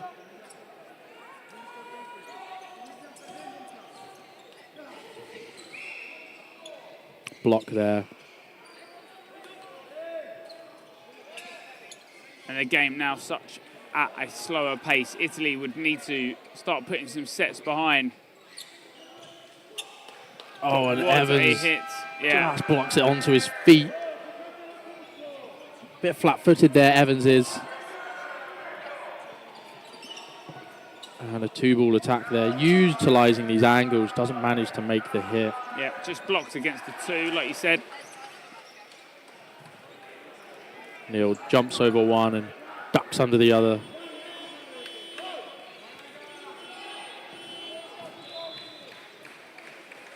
Richards helping return balls to other court. Good dodge there. But Bongiorno hit out on that left side. 20 seconds left of this set. 1v4, strong block there by Ndumbe. He receives the ball as Richards comes forwards with him. The block there. Oh, and he makes the catch and the hit. 6 seconds left for Buffo to make 2 hits. There's a block there from Neil, and that's the set. But what a catch at the end, to just reduce that deficit. He's played so well this game. Ross has taken plenty of catches and aggressive hits. The timeout is called.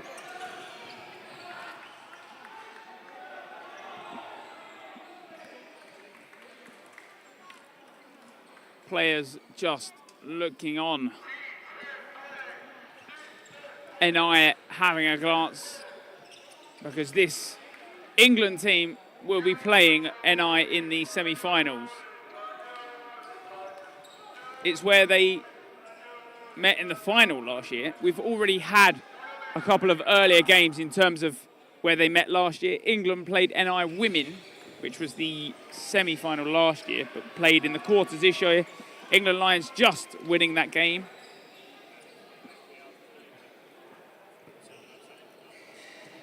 Yeah, the way that the draw has been done means that a lot of these teams will be meeting before the final. But with a big top 3 that we talk about, there's always going to be a matchup at some stage. 8 minutes 24. Left on this half. Just. The Italians now, do they go out, they play aggressive? There'll be placement matches after this game, nonetheless, but they will all head out now.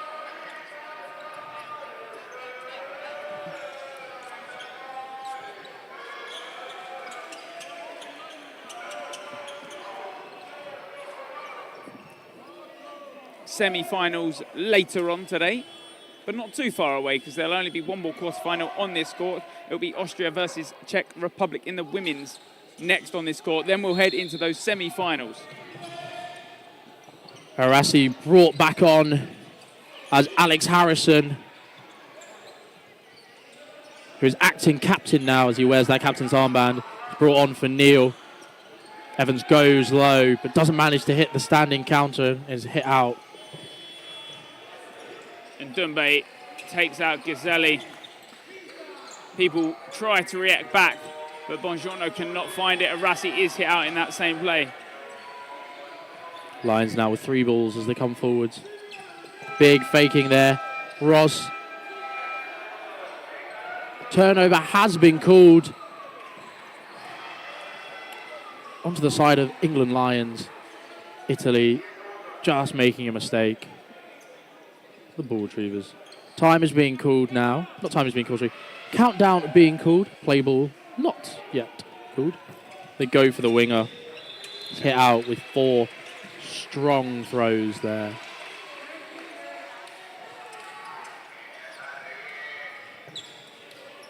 Ross looks for the block, but cannot find it quick enough. And Dumbe's throw is too powerful and pushes past it. Ref does come on to call a player out. Ref comes on to call a player out as Josiah is backtracking. So the ref is being told that he cannot step onto court like that.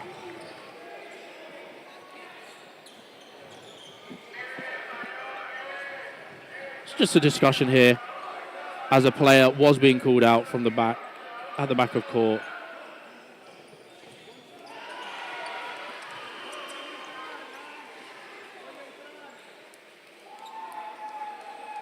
So it does say 20 minutes left in the half. That is incorrect. We will get that sorted out.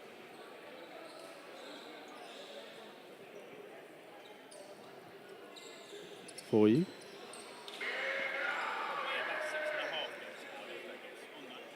Yeah.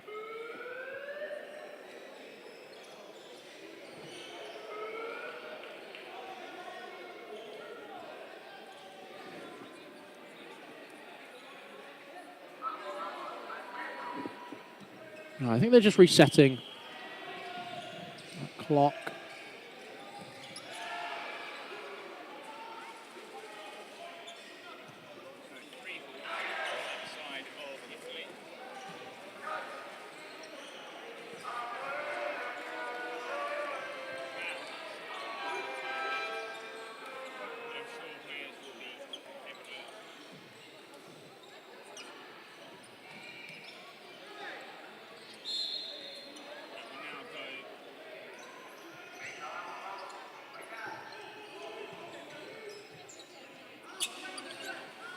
Nothing quite there.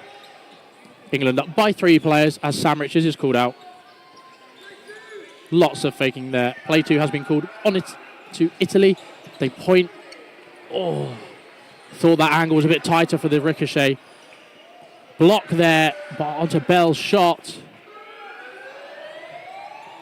And Dumay not hit out there on the single.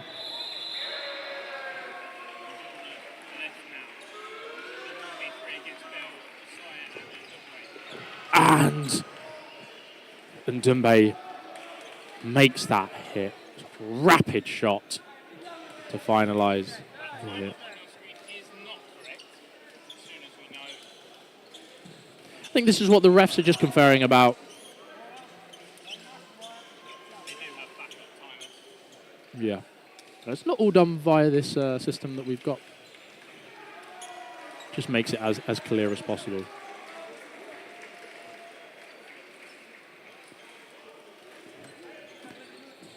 Yeah, 22 or 24? Has it been changed? 24 to England. The game now slowing down as it comes to its end. The last pair of quarterfinals. England heading through to play Northern Ireland. France playing Austria.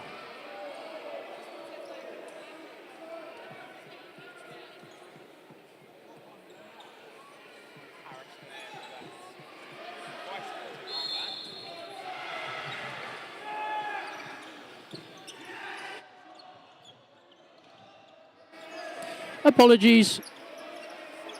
Greg just forgot to turn his mic back on. Thank you for telling us in chat, though. Annoyingly, we don't know how long that happened. But that's the hit comes across and ricochets onto Gazelli's back. So upsetting. But Harrison with a big hit there.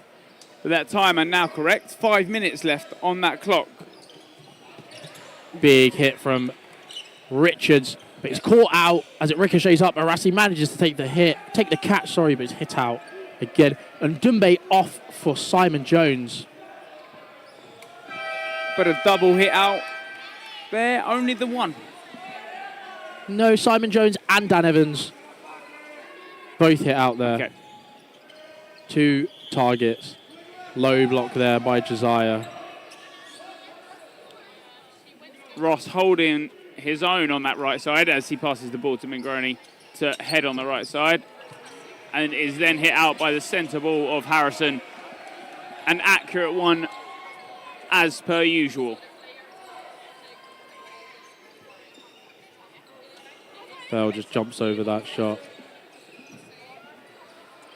As the 3 England Lions players come over. Oh, and the ricochet catch as he rolls off court, bringing back in Gazelli. Yeah. Good attention to detail there.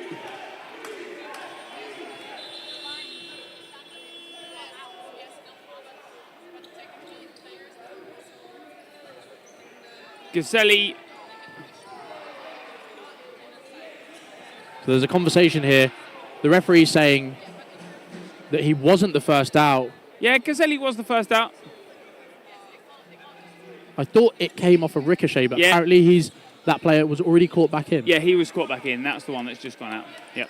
Buongiorno, that was Buongiorno that had already come back in and headed out. So just a bit of discussion there. 40 seconds. No just wanting to slow the play down a little.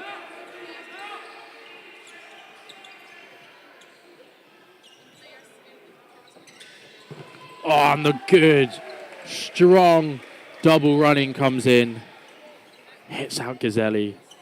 And just as we have 30 seconds left of this timeout period between each set, we will have less than 3 minutes left. And a timeout call. But like you said, there will be some substitutions coming into that final, or could be, final 3-minute set. 2:57 left on that clock.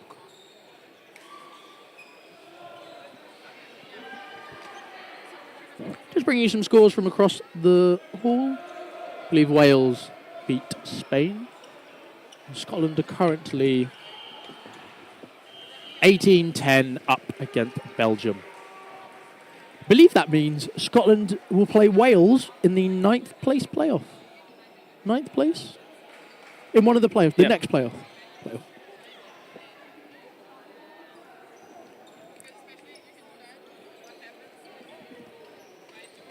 So like we said, that minute timeout, then we'll be heading into what could be the final set.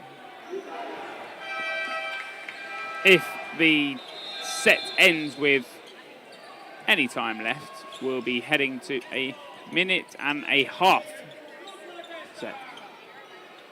The Italians will fight for positional playoffs 5th to 8th. Some substitutions on the side of the Italians, none on the side of England. They had come in a couple of sets previous, I guess, in terms of the England subs. Yeah, the England subs came in a few sets ago. But Italians made quite a few sets. Canova brought on in that middle, Bonini, as they come forwards. Single ball from Canova.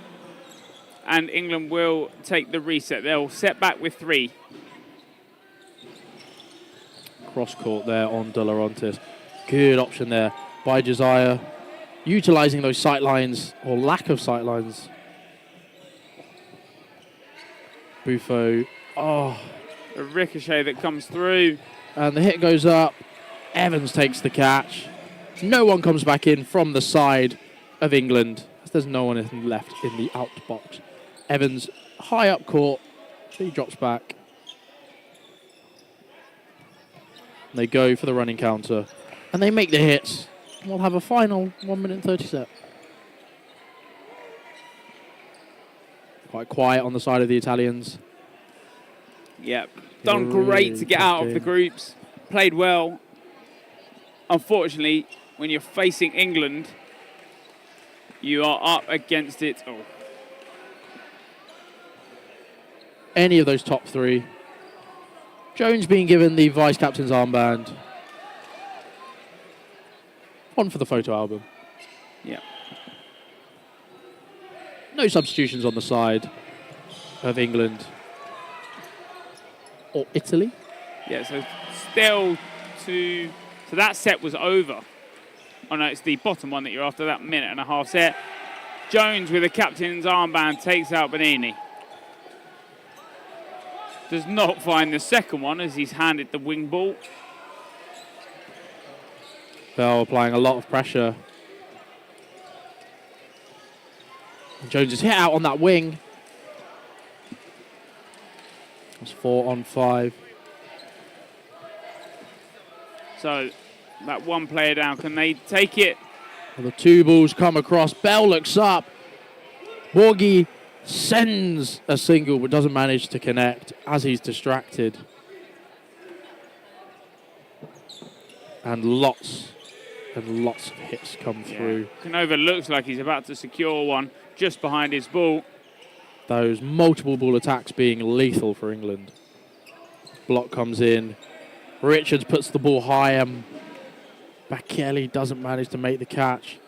as that deflection ball was headed into the ref. It's just taking a second there. And they go under. 5 seconds left on the clock.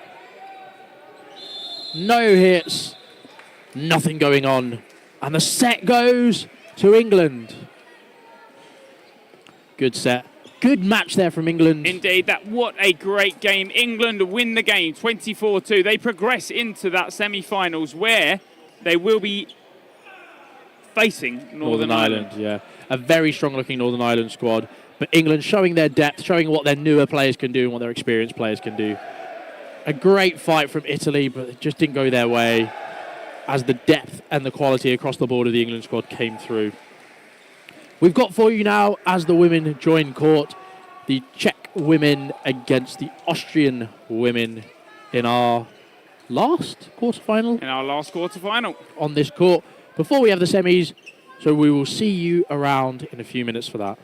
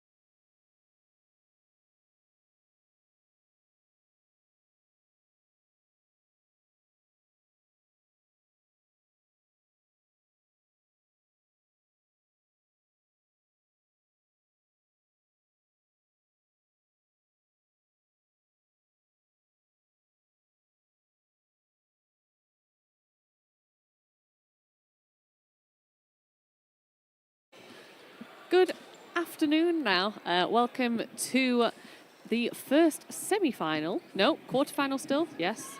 Please excuse me. Yeah, next quarter-finals for the women's game. So game 6, Austria against Czechia. So Austria top their group with wins against the Netherlands, Scotland and Belgium.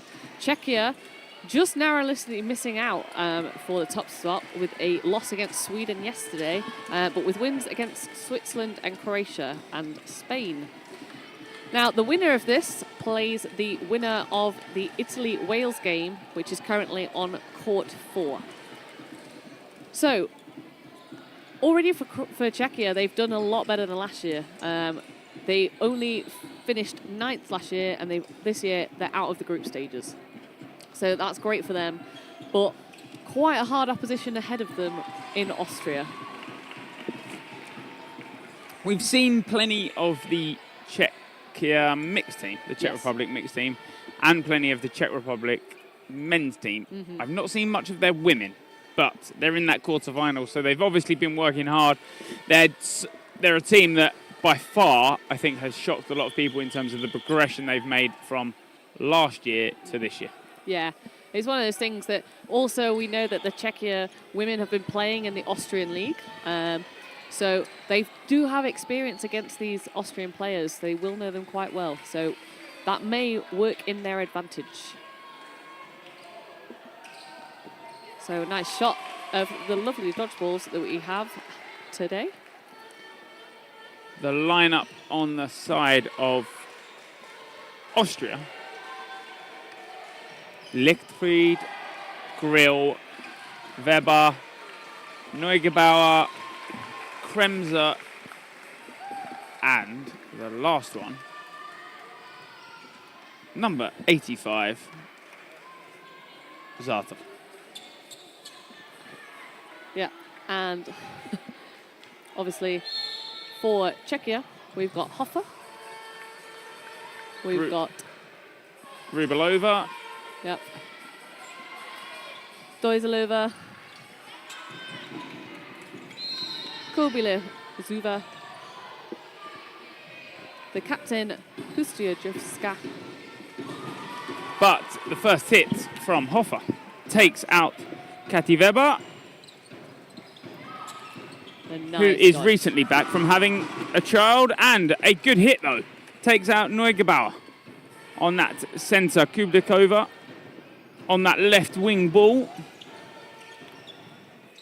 Nice throw there from the left winger, Rubialova. Grill with the diving dodge, just over the ball. A single to start. Like we said, a lot of these games, you'll see that single ball release to start the game off. It's just about understanding your team and how they're going to play through the game. Well, yeah, nice catch there taken by Zalt. I believe a new player into that Austrian setup. Last year, I think Kulnig started, but Kati Weber with the centre catch. Yeah, lovely catch there, sliding into it. And all of a sudden, it's all change in this set. Austria taking the lead, 6 players to 3. Yeah, all it has taken there is a couple of catches. It's the confidence maybe the Austrians were after to start. And they certainly start settling back into that game.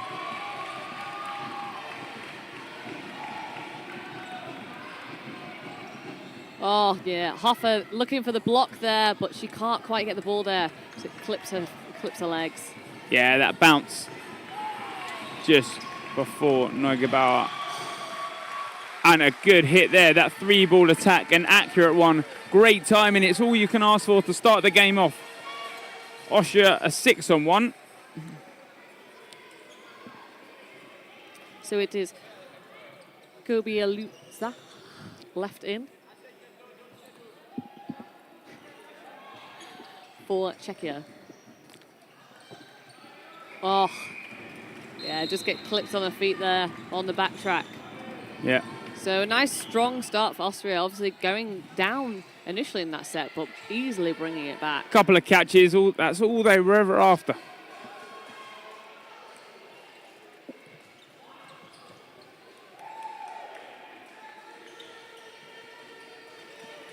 Yeah, a couple of catches. Just that confidence is all they needed. 30 seconds between each set, just a reset. Yeah, plenty of time for the teams to calm themselves, forget about the last set, and move on to the next set.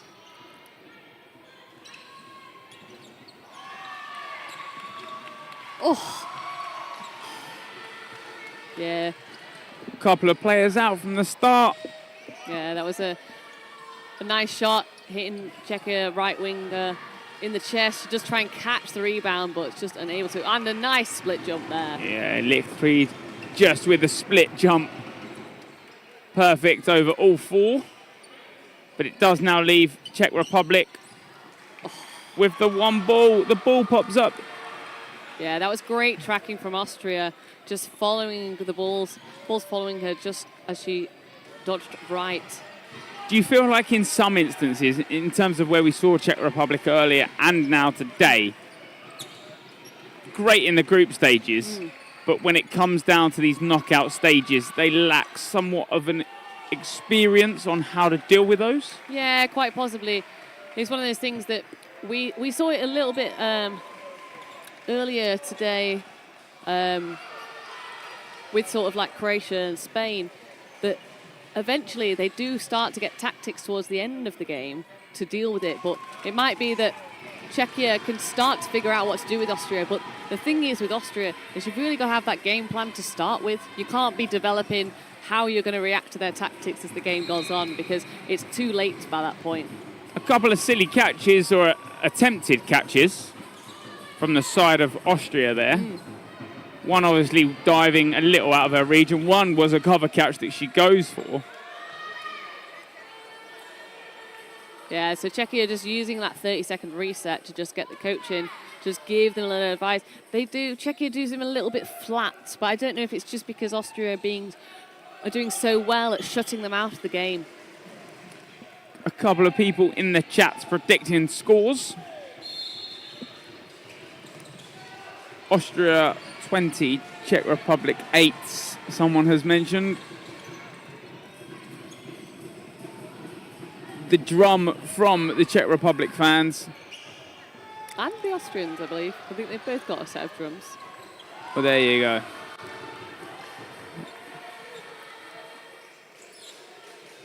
Pressure tries to come in. Czech Republic have got this far by playing calm and doing the basics right. Yeah, but it's one of those things, they're getting caught with blocking. They just seem to be able to quite block the Austrian balls away, and Hoffa manages to get her throw off, but gets hit by the pre-throw. Kremser was hit out in that play, but the catch comes in, brings her back onto court. Austria playing drilled. Yeah. Yeah, with that three-ball attack there, making sure there's absolutely no chance of a catch. Those 40-minute games prove a lot. The fake from centre. Neugebauer with a sensible, not in hand, No. but she puts the fake in anyway. Yeah. Dozalova in last. Oh, no, she's good. Yeah, I think the ball went straight through her hand without actually touching her. And the jumping leap, Yeah. the split dodge that somewhat is accustomed to a lot of the Austrian Eagles.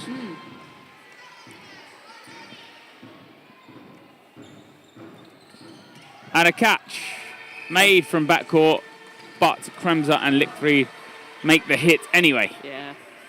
Yeah, so it is nice and controlled from Austria. Because we look back a little bit over the game. Because we've got, Hoffa getting that ball off, but getting hit in the process. And then, that four-ball attack there.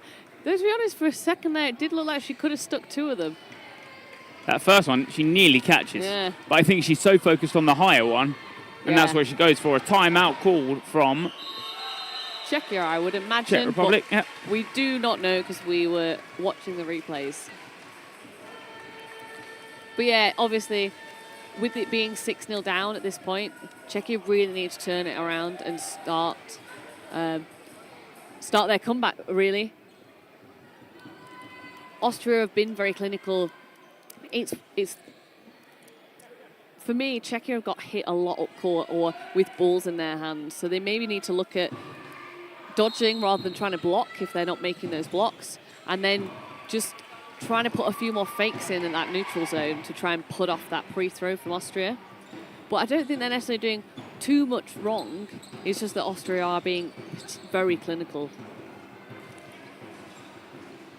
And obviously, as you can imagine, the winner of this game will play the winner of the Italy-Wales game, which is currently 2 apiece.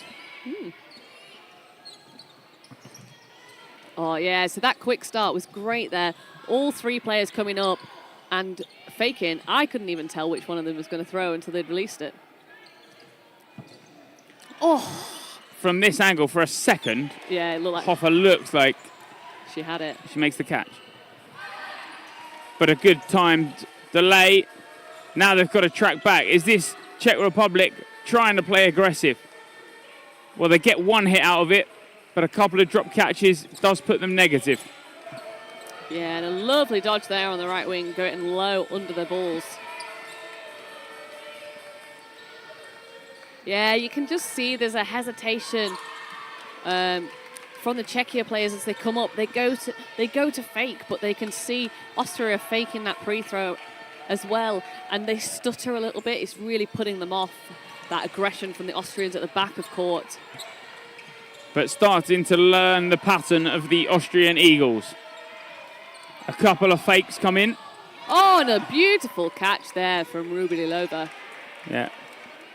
So, Czechia up now in this set. Yeah, Zartel just got out, and then Buda, who has been subbed on for this set, gets caught out.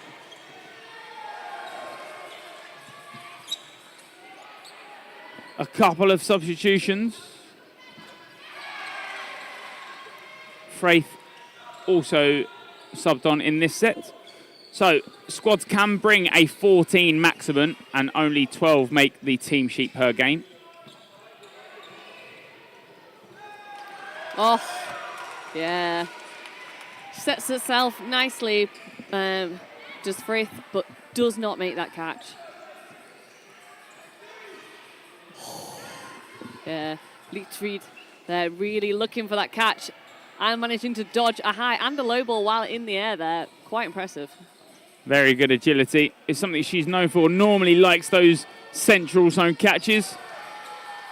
Oh, and there's one. Hit. A 1v4 becomes a 1v3. 35 seconds on the clock from now.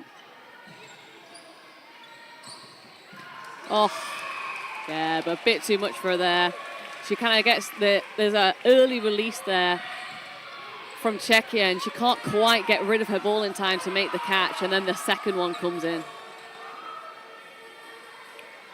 There's that starting rush. Oh, yeah, there's that catch. You can see the problem in terms of that angle that we have. Yeah, she just can't get her knees out of the way quick enough. Yeah.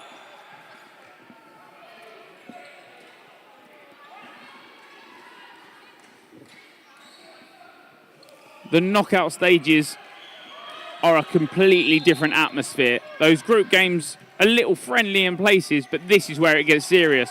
Losing this game sends you out of the tournament. Lovely catch there in the middle. Weber with the standing. Someone that has been in and around this team for a while. Was out for an ACL injury, I believe, a couple years ago. Palani also out this year with an ACL injury, which I believe she picked up last year. The 2-ball attack, not a successful one this time around. Those 2 centre balls released. Yeah, we do seem to get a lot of ACL injuries in dodgeball. Yeah, it's where you full commit to a throw and your leg puts into it. Yeah, because Hoffa herself is just coming back from an ACL injury herself, so wasn't sure she was going to make this Euros, but has happily made it. Yep. So Austria have 4. I was going to say Doles Alova in the centre there, just throwing that ball to try and push the Austrians back. Yeah, taking out Hoffa. It's the fake, the 3-ball. It's perfect timing. This is only a practice for them in terms of what they'll be facing later on. The Austrians are strong. Oh, and a nice catch there from Lichfried. And the set is over. Just like that, Austria take another 2 set points. Yeah. So Czechia are just using this 30-second reset to just have a quick chat. That is the advantage of this compulsory 30-second time, as it does allow teams to just have just a quick pointer from the coach as to what their main point to work on in the next set or what's going well for them to look at in that next set. So we are off.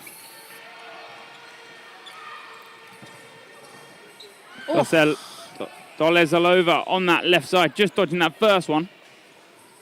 But now the ball heads wide, head on the left. She releases, but no target found. Weber just jumps over and has the ball just to protect her feet. Oh, yeah. The power from Buda. The delay throw from Weber.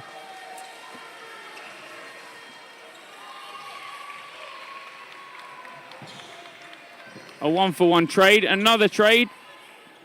Yeah, but it does leave Czechia with one player, which is captain Pustijovska.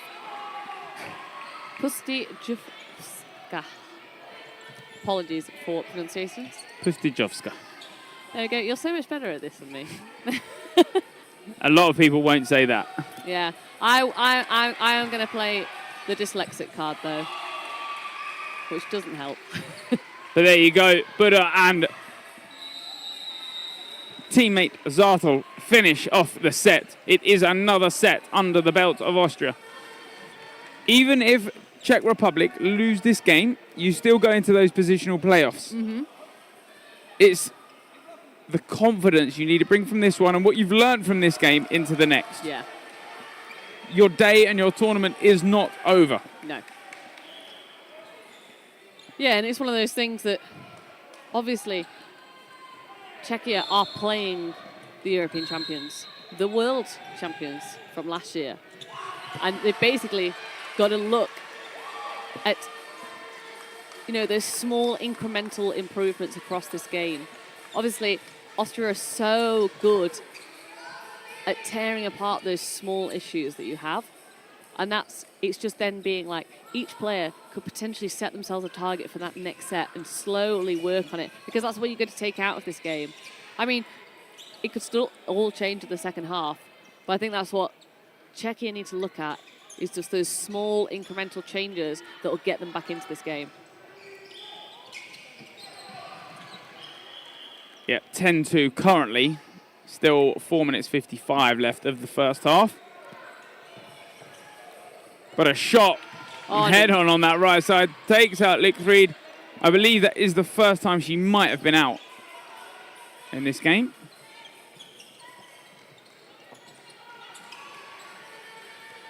Yeah. The head on is now out, but they take 3. Yeah, and Hoffa got a nice hit there on the left-hand side winger. Yeah, takes out Karina Buda.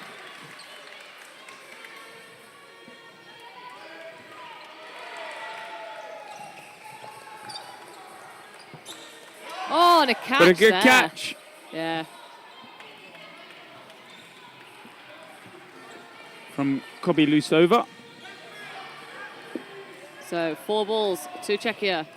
Nice block. And then, but a catch out of the 4 and no out. That's really nicely done there. Yep, that 2v4 now turned into a 3v3. Hoffa cannot make the catch in return. 3-ball attack, and a strong one at that. You know she likes to pick up those catches, those single ball catches that come into that central area. She'll always look at picking up. Oh, and look at that. Lovely catch there in the middle. Gets nice and low. And then, yeah, running counter takes out the final player. Yeah, Zartel just comes with that last single ball just to make sure. But hands are up at that point.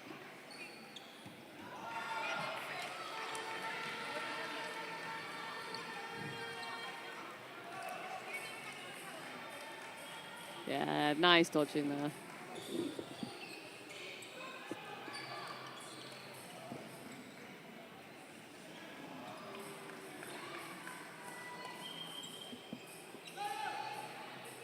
Yeah, it's one of those things that with the Czechia players, the ones that they're getting hit out in the block, it'd be nice to see them do a sidestep instead of trying to block if they're having the issue there, because it's one of those things I always try and coach myself, is that the best block is no block.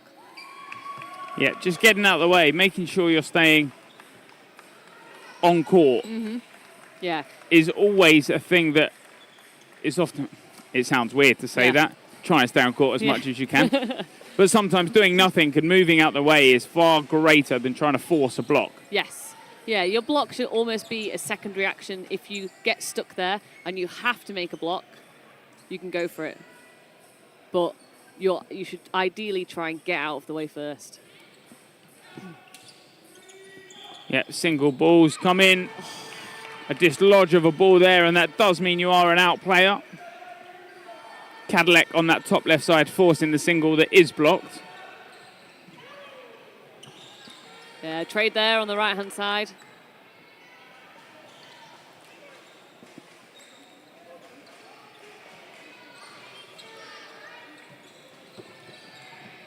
Oh! Yeah.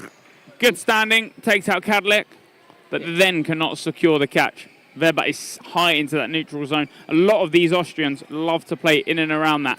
Head-on does not secure the catch, although close. Yeah, she was kind of a little bit stuck on the ground there because she'd thrown and ended up downwards, and there was nowhere for her to go. She had to try and make the catch because there was no way for her to get up in time. Oh, and a nice sideways dodge there for Kubilielozov.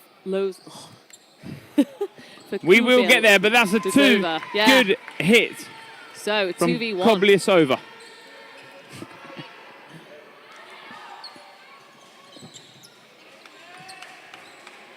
Takes out Buda as well. A 1v1. Weber with no balls. Play one. Nice. She wants it. She's throwing nice and wide, though. She does not want to give up that catch. She will look for the standing, I could imagine. Nice block. 22 seconds left of the half.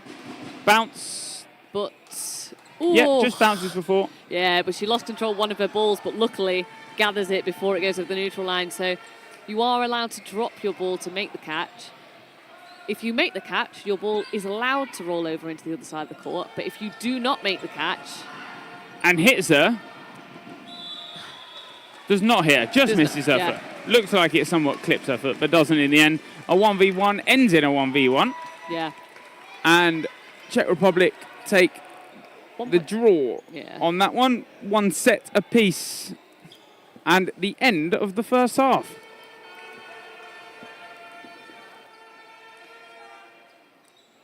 Yeah, so lots of nice plays there in that first half. Yeah, Weber throwing 2 balls there at the end, but neither of them hitting. So yeah, so we move into the second half. It's 13-3. Quite a gap for Czechia to try and make up in that second half. But hopefully in this team talk at halftime, the coaches can dissect a little bit of what's happening and give their team a couple of pointers for them to work on that second half. Because even if that gap is too large, they can still make upsets. They can still make that score a lot closer. But to update you from Court 4, it is now 9-3 to Wales in the Wales-Italy game. The last set of the half happening now, a minute 30 set. Like we said, in these knockout games, they're always slightly more different. The pressure sometimes gets the teams. It's the opportunity to head into those medal matches. There is so much on the line for so many teams. We saw earlier England versus Scotland in that mixed game. any of those teams could have been sent to non-medal matches and positional playoffs out of the semi-finals. It would have been huge from both sides. But in the end, England took it. Yes, yeah, in an overtime set at the end. It's one of those things that I know a few people have been saying that some of the quarterfinals have been so good they could have been finals. And I think that will be the case for both the England-Northern Ireland game this morning for the women's and that Scotland-England mixed game. The standard of dodgeball has grown massively. There is the Austrian group flag with everyone's face on it. But like I was saying, the standard of dodgeball has grown massively this year.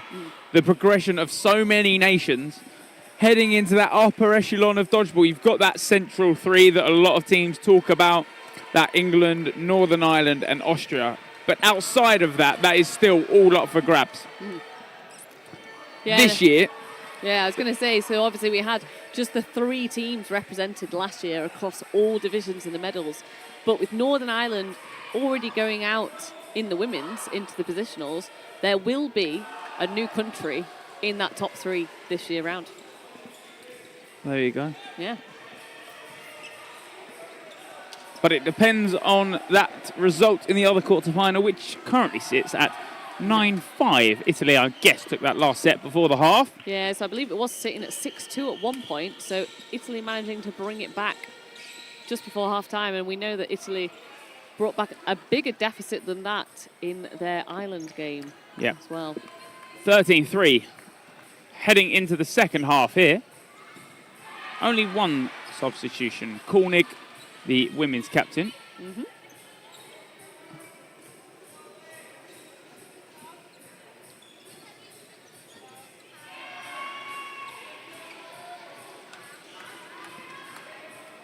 But a good game of dodgeball nonetheless. It is only displaying how strong that Austrian side is. Both teams progressed out of the groups. Czech Republic, obviously, in that second seed. That's why they face Austria from top seed. Yeah, and it's been nice to see the discipline from the Austrian team. I think there was one set where a couple of the Austrian women went fishing a little bit for their catches, but other than that, they've been nice and disciplined. And they've played the game that they wanted to play, and they've not gone rogue, which puts them in good stead for their next games going forwards. There is another substitution, my apologies. 32 Seebok heads onto court. But it is always good that the Austrians do bring those new players in each year.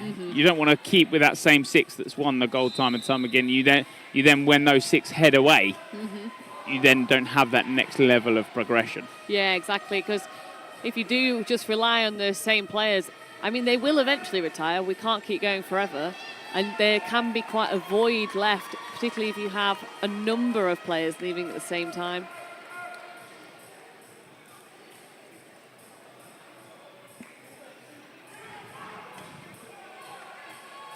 Like we said, 20 minutes left in this second half. That 20 minutes comprised of 3-minute sets.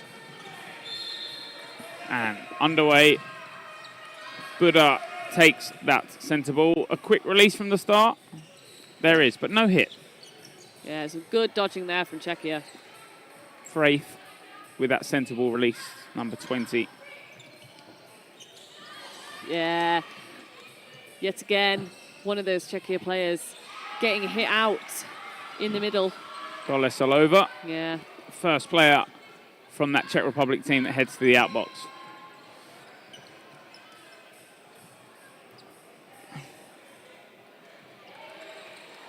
No hits called from line ref from the England Lions. 2 different targets. One is found.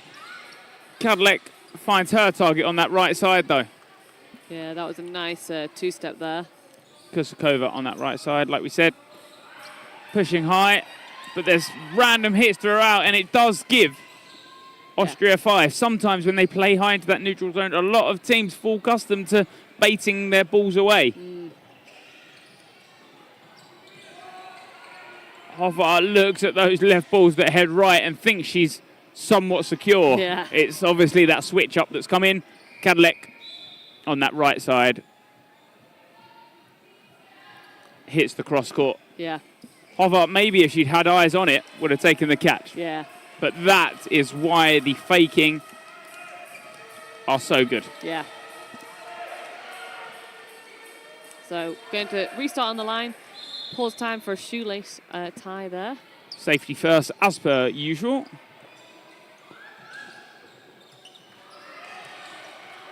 Yet again, no, only 4 this time. Yeah. As Czech Republic have 1 player remaining. Goes for the catch, but unable to make it. Hanslova, when you're facing the 5 of Austria, it's always so aggressive because you know 3 or more balls are going to come in. You will not, you cannot just stand at the back and expect 1 ball to come in to play safe. Austria will want to put sets past Czech Republic. Yeah, that's the thing, you know. It's one of those things that's kind of different between Austria and England, that Austria always want to finish a set. They're never going to look to draw the timeout. They're going to look to finish, which does mean that when you've got those kind of opposing mindsets, that sometimes it means that if England slow it down, it just means that Austria can kind of speed it up again. And it's difficult to deal with. A 1-for-1 there. As 2 players hit out, or 1 player from each side is hit out.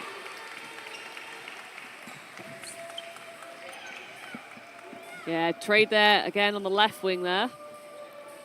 They'll always find trades.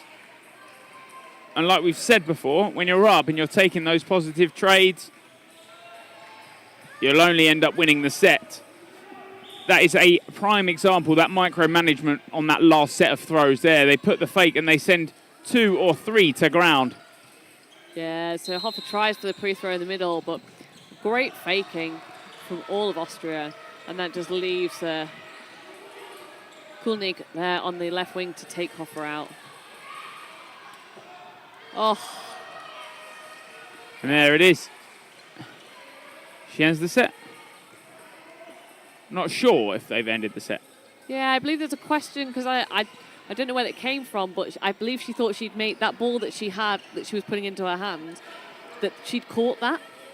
I thought it was being put in by a ball retriever, but because I missed it. So, yeah, so it looks like deflection catch? Yeah, from the other side of court. So it's whether she's made that catch before she got hit. So catching out is the call. So that brings on... Ooh. It does bring someone on, but we have somewhat replays here. Yes. Obviously, refs cannot use that. We don't have VAR available in Dodgeball. Yeah. But personal opinion, that doesn't look like a secure one. If that, but that is an invalid throw, not within the meter that Czech Republic and the rule set is after. Yeah, so Austria take another set.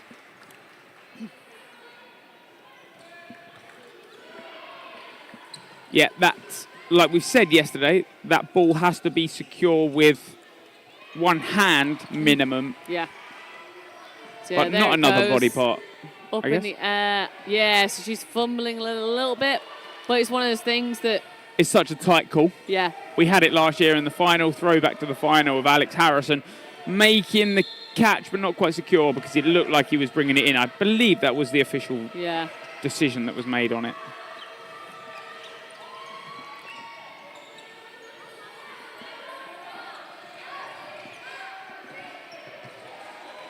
Nice hit there. Yeah, Buda hit out there.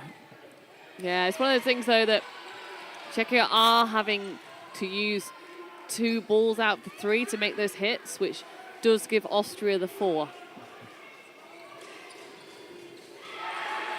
But, Austria make a double hit, and then staying high in the neutral zone, Kulnik goes for another hit, but just blocked out of the way. And it's those aggressive throws that the Austrians will look for. They will always look, especially early on, in that chest area, they'll look for the other team not to catch it. They'll put their whole arm behind it. But 2 out in that volley, both aggressive, 1 low and 1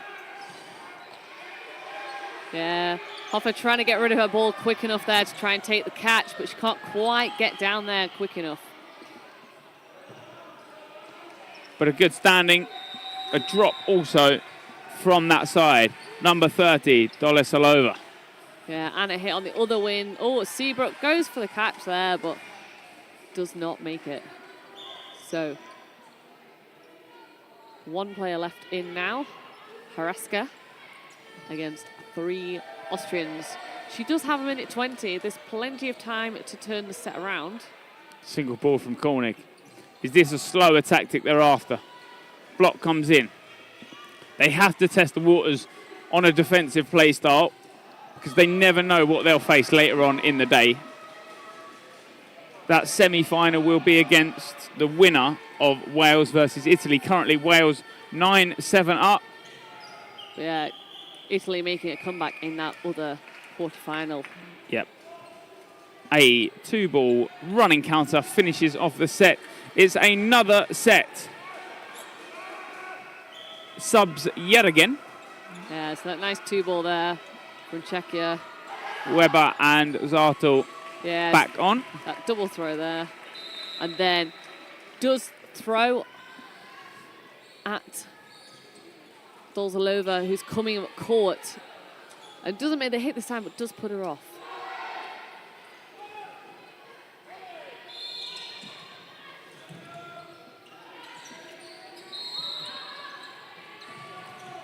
So Austria win the opening rush, but opt not for a quick start because not all the balls were in her hands at the time. And then a quick return from that left winger of Czechia.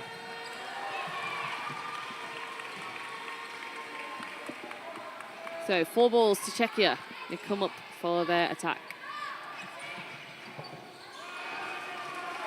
Yeah, 2-ball attack, taking out Kadlec. Yeah, on that right side. She tries to go low. It's a delayed reaction on it. She does get hit by that lower one.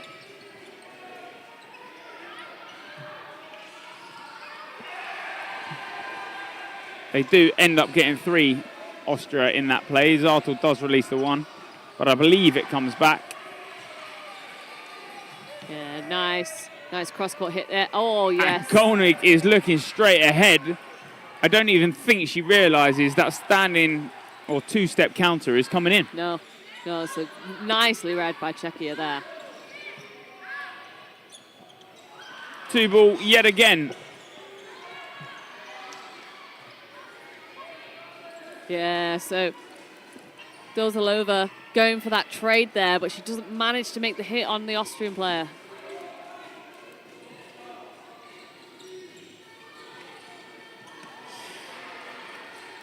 Yeah, Kuskova going for the pre-throw there and then gets wrong-footed and is taken out.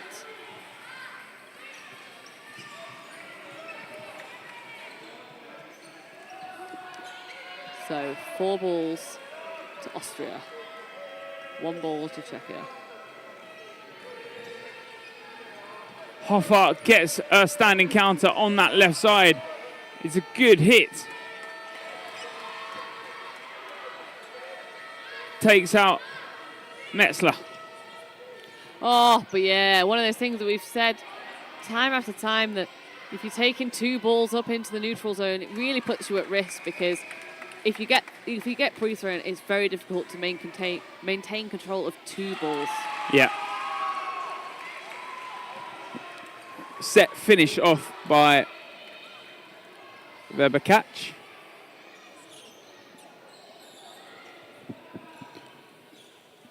The calls saying, or the comments at least, saying that Czech Republic have nicer jerseys. Interesting. Yeah. Than other people, than last year? Maybe Austria. Okay. Maybe. I think that's what they're saying. Austria is the Hummel kit, and they're very plain often. It's that handball style kit, isn't it? The arrows down the side are from Hummel with basic printing. Yeah.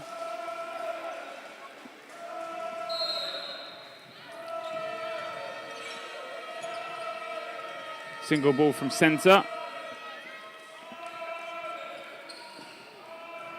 Kadlec on that right side, just avoiding the single ball. Yeah, Seabok there throwing a single at Czechia,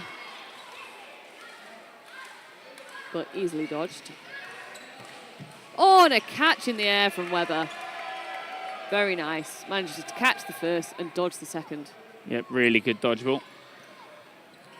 That in-air catch that she's taken. And the Czech Republic tried to force back, but Zartel is there with a centre ball just high into that neutral zone as Czech Republic tried to do the same, but reset on the 3 instead. 9 minutes left in the game. Ooh. Yeah, nice hit from Czech Republic Zartel, but then on the backtrack, another ball released. Luckily, 1 ball goes back to Czechia, but it does give Austria 4.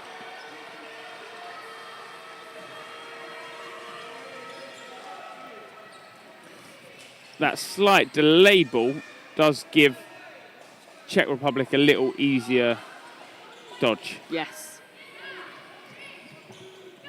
The no-looks coming in now. Single balls left, right and centre being released. But it's only a 1-for-1 in that volley. Yeah, it was a nice hit on Weber. Nice cross. The ball's crossed just in front of her, making it very difficult to read. Block come in. Oh, and just skimmed on the back there. Yeah, no, Kursakova drops low, like you said. Skims. I think she's just pointing at her bum. That's where it's hit her as she heads down. Oh, lovely dodging all around. And then the throw back. Yeah.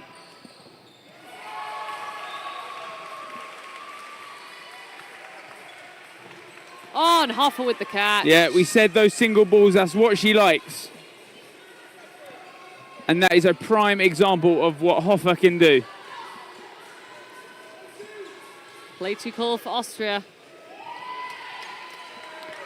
Yeah. Metzler does get that hit. Yeah, and then manages to get out of the way of the ball Berenikova. back. Yep. And now a 2v2. Block comes in. Oh, but They throw it at different targets. It does work, though, because they take out Seabok. yeah. Now she's got to track forward. Oh, set over, but Czechia take it. Bit of a risk coming forward, but they do win the set nonetheless. So Yeah. it is 2 set points that they gather. Yeah, I wonder if Czechia potentially didn't know how long was left on the clock and that they didn't need to go up and force anything.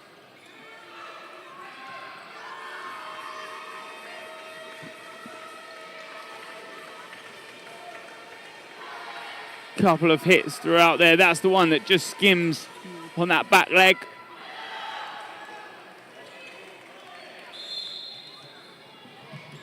Next set underway. 21-5. Now mathematically impossible because of the 30-second reset. Yeah. Oh, shoelace again. So pausing time for the shoelace. So quick update. The other quarterfinal on court 4 is currently 11-9 to Wales. Was against just Italy. 11-7 from what I saw a second ago, Yeah. but Italy took that time out. Yeah. That court 4 available on EDF YouTube and Dodgeball TTV 2. Yes. And it's commentated as well. Indeed. So a 6-on-5. Yeah, nice 2-ball hit, taking out the player in the air. Yeah, from those 4 balls that come forward, the 2 on the right, a more popular call than when you look back at European dodgeball, what the original calls were. But that Koenig arm, ever so powerful, takes out Berenikova on that left side. Yeah, those calls have become a lot more advanced in a lot more places. High, low, left side, right side, odds, evens, aces. You name them all, they've all been called. Yeah. Kadlec just forcing Hoffer back. It's one of those things that's developed from, you think the first few Euros playing with 3 balls, adding those extra balls, and it's really made the options for calls and throws much greater. The 3 balls were also a lot larger. They were. They were.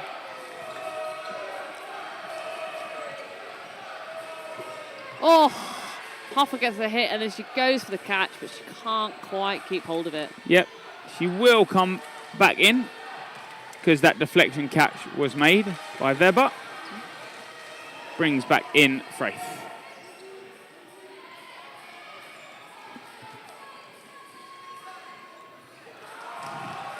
One minute on the clock. Left in that set. Zartel goes for it. Yeah, she didn't need that. She doesn't need it, but it's a perfect set. She knows the ball's going there. That's always the problem. It's one of those things you can see it one of two ways. Is it the first way? Is it that Austria are losing a little bit of discipline here?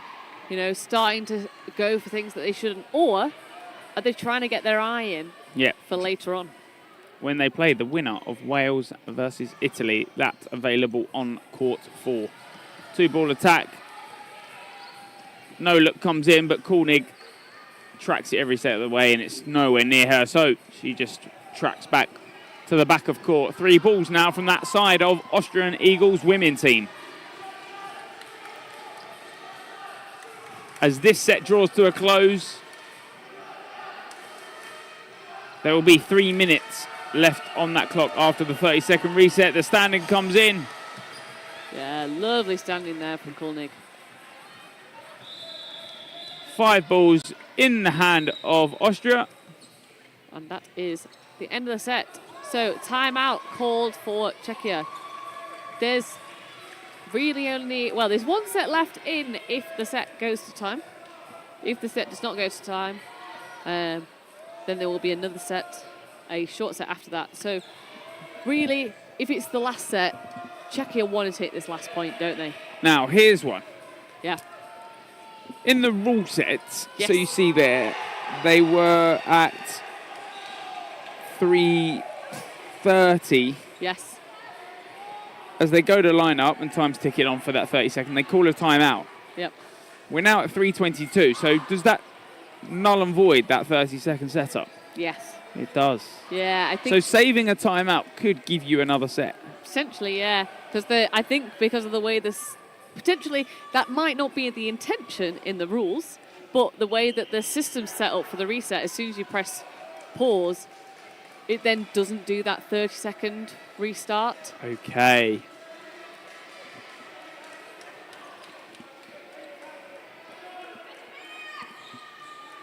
So, eyes up. Could be the last set, could be another one, dependent on these Austrian Eagles and how fast they close out the set. Well, I guess now because of the timeout and it's gone for 3:22, there will be a second set now. There will be. Yeah.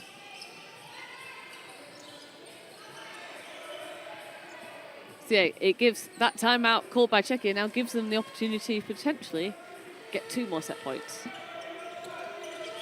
Oh, so close to the secure on that left side. Yeah, and then a great dodge in the middle, but then just trips up over another player and falls out the back of court. That was highly unfortunate.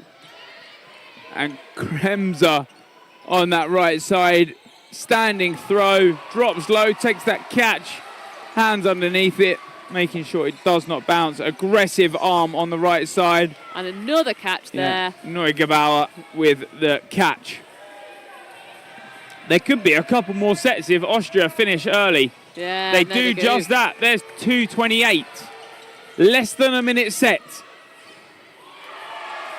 Yeah, quite impressive there from Austria. It almost feels like with that set that they've just played that they've maybe been holding back a bit for the rest of the game. Have they tried to rotate in a lot of players just in case there's injuries, in case there's a change in tactics in that semi-final? Yeah, or, you know, for some of the girls that haven't played yet, just giving them time to get into the game ahead of a semi-final, because obviously this is the only other game they're playing today. The result in the other quarter-final, in which both teams will meet, both winners, Wales 11, Italy 11. After that Italian timeout, it does bring them back level. And there's 6.5 minutes left on that clock. Oh, and a lovely catch. Very good catch. Single ball, down low, gets picked up. It's that catch that we've seen time and time again, and often in the women's game. Yes. Yeah, it's one of those things that Catching is a much bigger tactic in the women's game. Ooh. Yeah, just... Lichfried with the catch, and to stay back on almost breaks her ankles in play. But yeah, catching a much bigger part of the women's game compared to the men's game. And then it's kind of a halfway house in mixed games as a result. Oh, and a lovely catch there from Buddha. Potentially, if they finish this set, which it does look quite likely, there might be another set in this half. A 5-on-2. One ball left, but tucks behind it. Nice. Next up on this court, in the mixed category, is Northern Ireland against Austria. Interesting. She's hit first. That catch does not count. 20 seconds left. It will be a 1.5-minute set. A final 90-second set from what could have been only 2. That timeout taken. Yeah. But a good catch on that replay just there. Sets herself perfectly. And another one there, yeah. The catch. Plenty of catches. But yeah, over in the other quarterfinal, it is now 13-11 for Italy. This middle ball will be decided via rock, paper, scissors, as far as I'm aware. Free fall over. Rock, paper, scissors for the start. It's taking a long time to get a winner here. There we go. And Czechia win the ball. The longest game of rock, paper, scissors there might have ever been. Oh, nice hit. But Kremser is taking no prisoners now. They will want to close this set. Yeah. You know they will want to show strength to anyone watching this game. Exactly. It's one of those things that it's not just yourselves feeling confident, it's also showing to those people watching that you are the champions.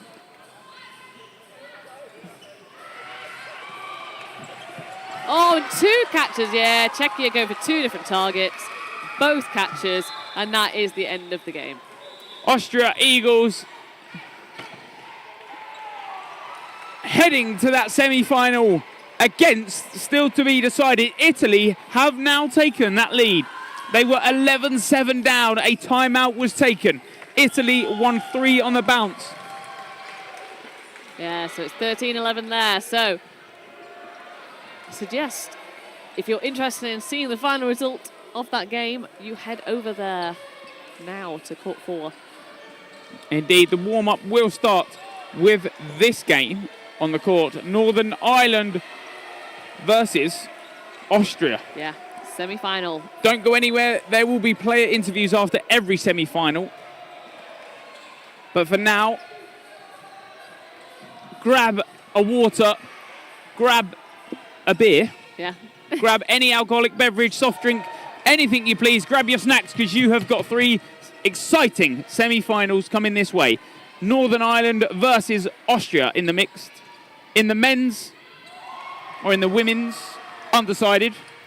In the mixed, oh no, so in the men's it will be Italy versus England. That does seem right. Well, in the mixed, Northern Ireland versus Austria. Yeah, and then, yeah, England against Northern Ireland. In the semi-finals, sorry. Yeah. Of course, they face each other in the Yes. semi-finals. And then Sweden against England for the semi-final after that. Well, there you go. Like we said, grab your snap, grab your beverages. We've got 3 semi-finals on the way. Head over to court 4 to see the result because they'll be playing Austria from the women's side. But bye for now. Bye for now.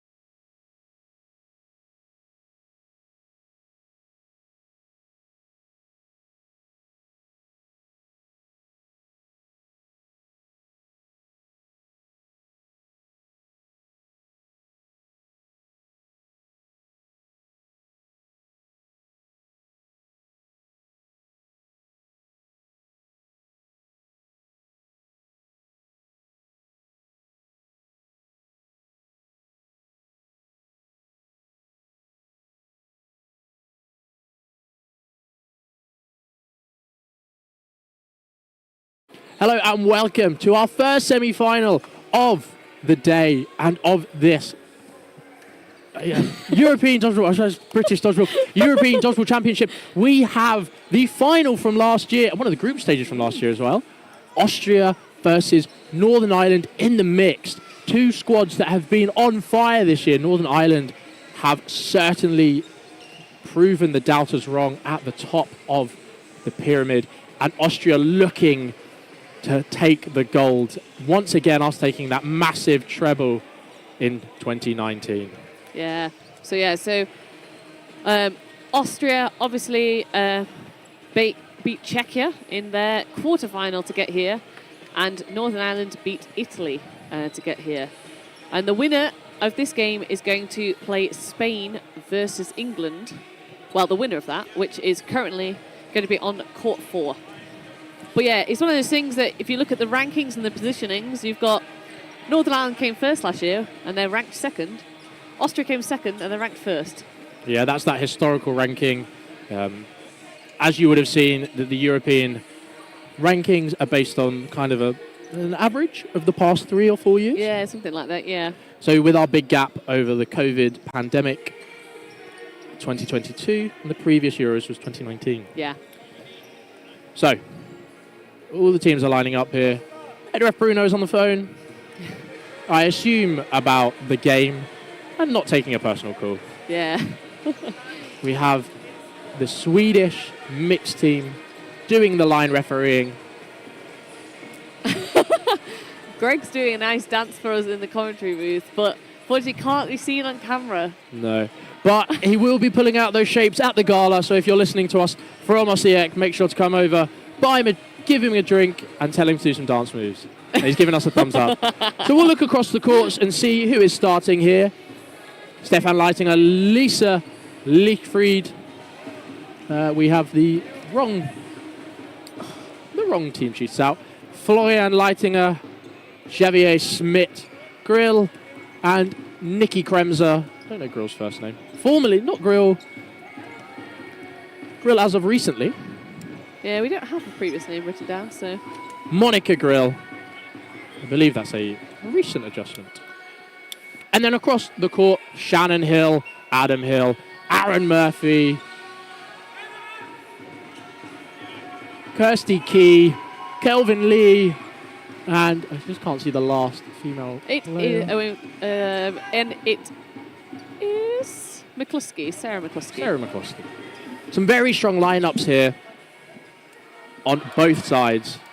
Yeah, so that's as we're still on camera, that's a good indication of what we're usually doing in the game, because we're watching on the same screen, so we see the same thing that you do at home. But sometimes when we're trying to figure out who's just made a play, we'll be looking over the TV so we can spot a number, because obviously much nicer for everybody at home if you know who's been involved in a play. It is, and it's a lot easier for us to see right in front of us, because they are right here. You can see one of our media representatives, Nick, there, down. Just the top of his head. Just the top of his head, but he is kind of right next to us, kind of over here, pointing. But it's a lot easier for us to kind of poke our head over and read the shirts, obviously for the close side, which is why you may see that we will refer to the players with their backs to us a lot more by their names, because we can actually see their names. Yeah, and then it's one of those things that it might be a suggestion to bring up to the EDF, that it's easiest when the teams are at the other end of court, when they've got their numbers on their front of their shirt, so like the Irish do, because it's really easy for us to spot.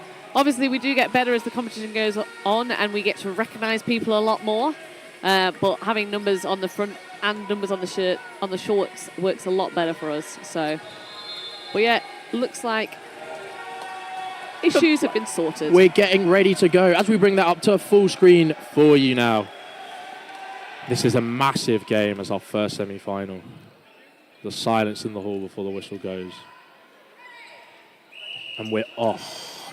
Aaron Murphy with the full start, but doesn't go past the ball return line, so it's not counted as a turnover. Austria come forward with 3. Yeah. Juggles it up. Adam Hill getting that hit on Leitinger there. Stefan Leitinger, as both brothers were on court. Yes. Leekfried hit there by another shot from Hill.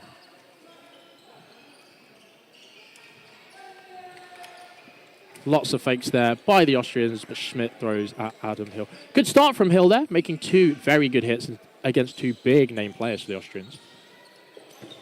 And that's that 2-ball attack that we have seen from Northern Ireland, especially in their men's game.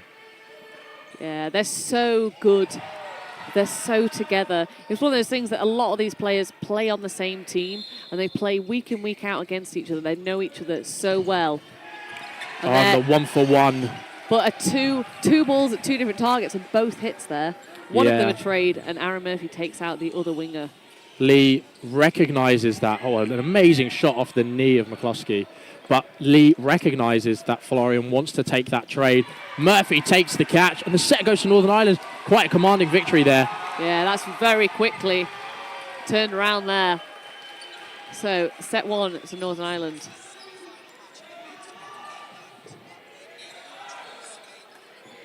But yeah. Yeah, that nice hit there from Hill.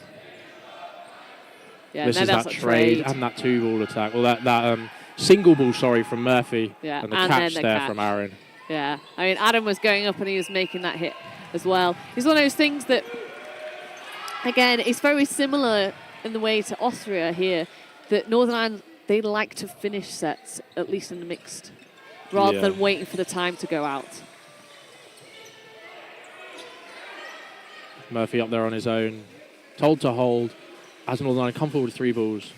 Neither lighting is... Schmidt makes the catch! That early shot from Hill there. Yeah, Schmidt just kind of stuck his hand out and somehow managed to bring it in, and then they take out Kelvin Lee. 2 balls now on the side of Austria as they get one back. Just shows how the difference in this game and how evenly matched these 2 teams are. Yeah. Florian Leitinger comes across with a shot, doesn't manage to connect. And a catch from Nikki Kremser on Shannon Hill.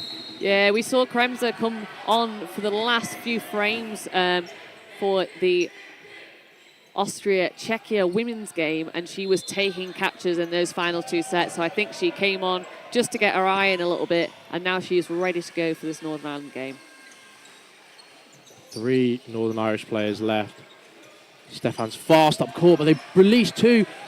Yeah, and then Key, she's going aggressive. She's looking to get that hit back, but it just bounces. Just gives away possession there. They had 4. Schmidt so good at surviving in that kind of neutral zone blocking position. Come forward with 4 now. Release 2. Yeah, McCluskey goes for the catch, but it's just too much to her side. High press here. Leitinger. The calls of 4 from the Austrians in German as they go forward. Oh, yeah. There from Key. Yeah. This is a lot more clinical here from the Austrians. You can see how balanced these 2 teams are. The last set was very much in favour of Northern Ireland as they took that win. But exactly the same here, just on the flip side. 4 Austria as they close out this set. 6 players on court against Aaron Murphy. See what he can do here. They're not taking any chances here. Big blocks and a safe single there from Florian Leitinger. Yeah, Murphy will take a catch. He's very good at it. So they don't want to give him that opportunity. But yeah. Stefan's so good at blocking there on that wing. Yes. Lots of shots. Yeah, and Florian puts in that fake, makes himself a more aggressive target, and Murphy switches to throw at him. Yeah, but no doubt there. And there's 3 seconds left. Murphy knows that Austria aren't going to throw, and we wait for the time to end. Little smile there from Aaron. They've been on this circuit for years together. Here's those early hits, the big catch by Schmidt. And another catch by Nikki Kremser. Yeah. She watches it as it spins out. Block there by Key. And the Yeah, two-ball that's attack. Yeah. You can see Stefan never takes his eyes off of Murphy to go for the block. Schmidt doesn't get that third ball, but it's messy from Northern Ireland, so they don't manage to get that quick start.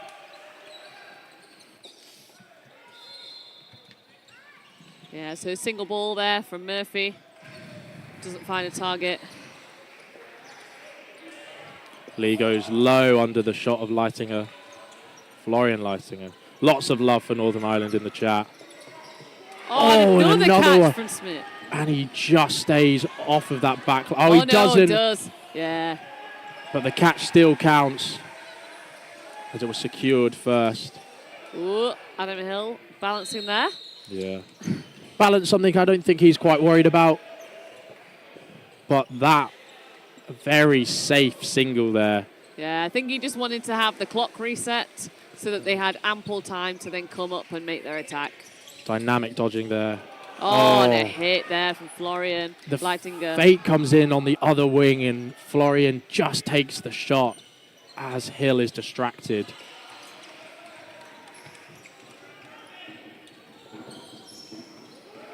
Yeah. That's a great exchange there from Austria.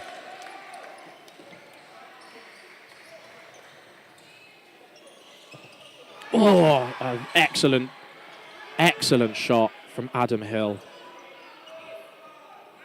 Once again, Florian resets play, goes high. Yeah. Stefan doing great to get himself in that low blocking position every time. He's so quick to do it.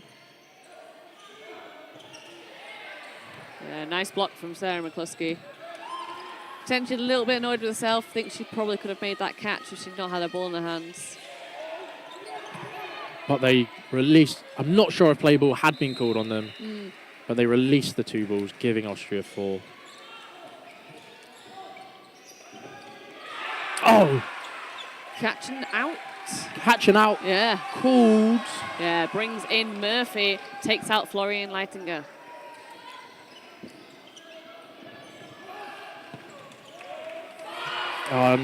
Nikki Kremser releases there. The call of 5 from the Irish box. So, Hill and Murphy. There, the delay ball. It does pop up, but Hill is lurking on that in that neutral zone to take down anyone that tries to take that catch. Yeah, and I think the Austrians here will probably try and take the draw. Yeah, safe single there. Brill with the block, with the dodge. Just a little bunny hop away. Oh, and Kremser's hit out. Oh, no, it's called a bounce. There's only 1 second left. No hit there. Yeah. The set ends 1 apiece. Yeah. Big catch there by McCluskey. Oh, yeah, that made the difference there in that set. Yeah, this is that catch by Schmidt as he goes low, but Lyons as well. Here's that exchange, or that hit there on Hill, sorry. This is the exchange. There's 1 hit there. Yeah. Lee releases. Flo Leitinger gets him. And this is that catch, not the catch, sorry, the hit in the middle from Adam Hill. And this is that 5th ball being given away by Nikki Kremser. She sticks her hands up straight away in apology to the rest of her team. No substitutions on either side yet. Yeah, so wonder if Northern Ireland are going to... Oh, and a great hit from Lee on Florian Leitinger. Yeah. I was just saying that they've been going a lot for the centre on those throws, probably with Smith taking 2 catches already in those sets. They're probably going to look to avoid him. Yeah, and there's 2 players I was thinking that haven't really managed to get into this game. Is Kelvin Lee on one side and Lisa Leachfried on the other. Been hit out. Oh, and the catch from Key. They've been hit out or removed from court quite early on. It'd be nice to see them really get into this game as Lee makes that thundering hit. Stefan Leitinger gets out of the way, and Fia has been called, which is 4 in German. Yeah, Hill asked for the ball. Oh, Yeah, Lee drops low. Lee is a big guy if you've ever met him, but he's so dynamic as well. He just drops low. Oh!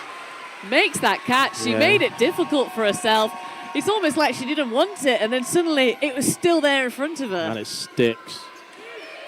Schmidt post throwing Lee, who sees it coming and is an easy block away. 3 balls now for Austria.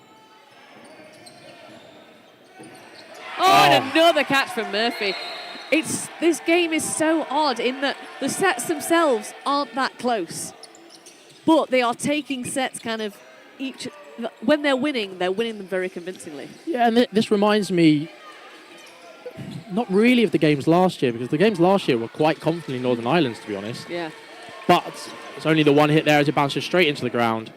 But it does remind me of the mixed games from 2019, where they were kind of set for set until Austria came away with it. Yeah. But 3 apiece now. 1 minute going into this set. Schmidt and Kremser left in. The arm from Schmidt goes over the top of Hill as the Northern Irish men come forward with 3 balls. Yeah, Hill throwing nice and safe there. He knows Kremser can catch. He's already taken catches in this game, and he doesn't want to give it her. Oh, there's that hit. Surprise lead and go there on Schmidt, but they are playing a slower game now. They don't want to give away anything silly. Yeah, they're against 2 players that have caught them in this game already.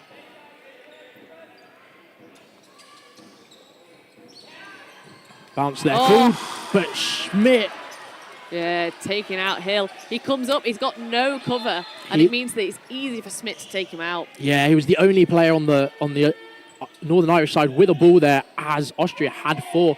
Now Northern Ireland with 4. And a hit, nice double. Oh, and Lee goes maybe for shouldn't have Kremser. released there. Kremser comes forward. Murphy goes over, and time. And that's the set. Yeah. A lot closer closer than it should have been, I say, with that early dominance from Northern Ireland. Yeah, we'll see some of the catches here from the back of court on Northern Ireland's side. Yeah, there's that dodge from Stefan Leitinger. The low hit on Lee, but he's brought back in almost straight away with this catch from McCloskey. She falls behind Adam Hill. And another catch from Aaron Murphy. And we start the next frame. Quick start there from Florian Leitinger, but doesn't manage to hit Sarah McCluskey. Yeah, no substitutions on either side again. It will be interesting to see how either side use their substitutions. Yeah.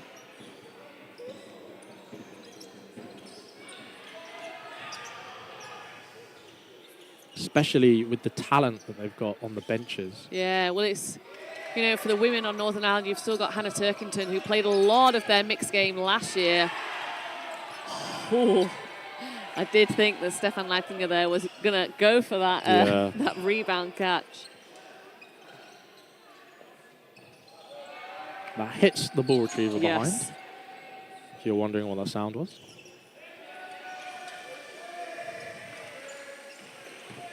That's that 2-ball attack. He's called hit. Called it out by Schmidt. Is called out. Yeah. But Flo Leitinger with the Matrix style bend back as he takes that shot. Sucks it in. Yeah, Leitinger great dodging there from the middle there for Northern Ireland. 5 apiece now going into this set. Yeah, Key looking for the feet of Florian Leitinger there, but doesn't quite manage to find them. Blocked there by Aaron Murphy. Kremser goes down. Murphy makes the catch. Lovely. Right close to that neutral zone line. So close. 4 balls now on the side of Northern Ireland. And they release at Stefan, but it blocks just off his hand. Yeah. Yeah. In the cloth rule set, you are allowed up until your wrist to block. There's no finger blocks in this game. And Stefan, an exceptionally honest player. Kirill has her hands out there. Yeah, and hit on Murphy there. Doesn't manage to find Florian Leitinger with his ball. Yeah, Murphy puts himself in a bit of an awkward situation there. Really wants to take that trade. Delvin Lee just ducking beneath those balls. It's now 5 on 4. Block there from Flo Leitinger.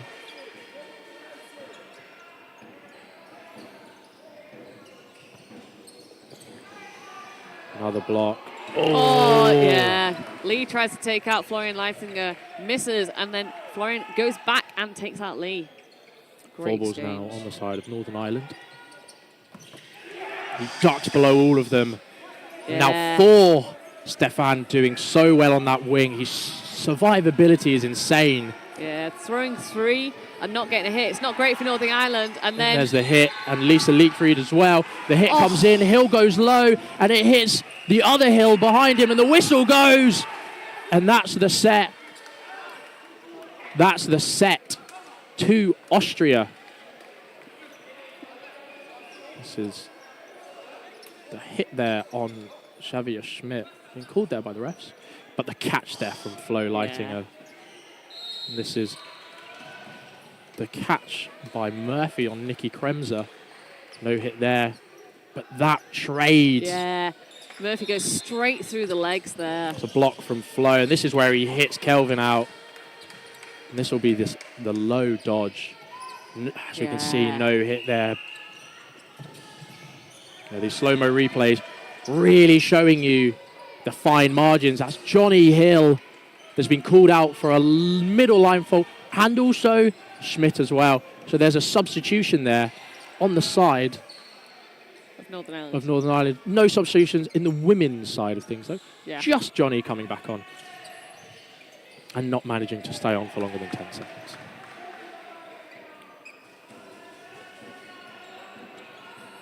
Yeah, it's one of those things. Murphy's had a couple of sets now. Oh, that's a great trade by Lisa Leakfried. Yeah, taking out Adam Hill, and he really is a big playmaker for Northern Ireland. He's been absolutely on fire this tournament in both the men's. And a catch there from Grill. Monica Grill there, bringing on Schmidt. Oh! Yeah, Shannon Hill going for that catch, but it just pops out and she can't reach it. Set herself so well there. Yeah.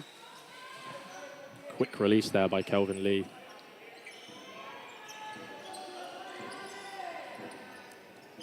Yeah.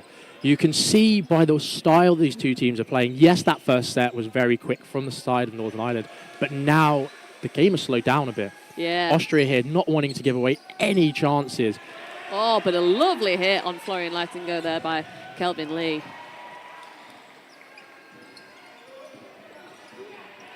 High ball there. 4 balls now. Play 3 called. You can really assume where these 3 are going to go. They all go. They don't all go at Lee, sorry. But the off-target ball does hit out Sarah McCluskey. Now Kelvin Lee left in on his own. A block there by Stefan Leitinger. So yeah, he's got a minute left to make up a 4v1. He does have 3 balls. Throws quite wide there. I think the big fake came in from Schmidt. Dropping his ball now. Once again, that is the respect that the Austrians have for the catching ability of the Northern Irish players. Yeah, you can tell Lee wants that catch. He knows the difference it's going to make. He's going to bring Johnny Hill back on. A fresh Johnny Hill as well. Yeah. So close. Good lead there by Nikki Kremser. Yeah, she knows she doesn't need it. Lee glances at the clock, sees the time he's got left. Blocked there by Stefan. Play 2 is called. Oh, and it was the one to go for. It was, but he fails to make it. Yeah, Lee's done a great job there to manufacture that position where they do send that shot.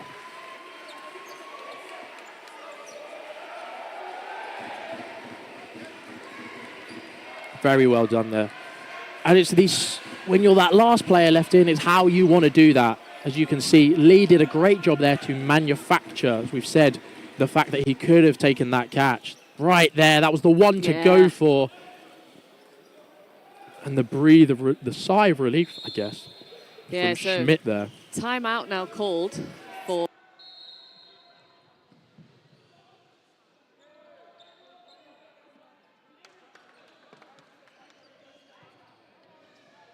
So a timeout there called, potentially, I believe, by Northern Ireland, Yeah. as a couple of sets have gone against them. Yeah, it's one of those things, it is a 90-second set. If they can win this 90-second set, they go into half-time drawn. So they'll be looking at, right, what are we going to do in this 90-second set? You've got Josh McIlroy there. He's a great tactician, and he'll be telling them, this is what you need to do for this 90-second set.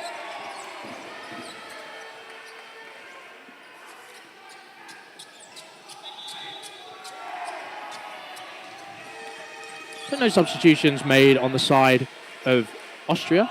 Yeah. But Aaron Murphy comes back on for Johnny Hill. Johnny Hill not managing to really get into that set with the middle line fault, which is really disappointing to see as we begin this minute 30 set. So please pay attention to the set timer, not the half timer, as that will continue counting down. Oh, nice dodge there from Key.